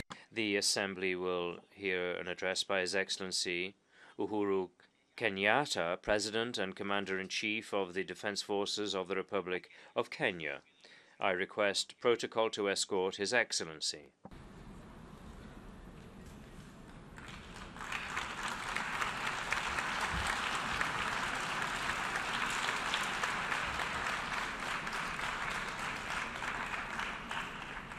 On behalf of the General Assembly, I have the honor to welcome to the United Nations His Excellency Uhuru Kenyatta, President and Commander-in-Chief of the Defense Forces of the Republic of Kenya, and to invite him to address the Assembly.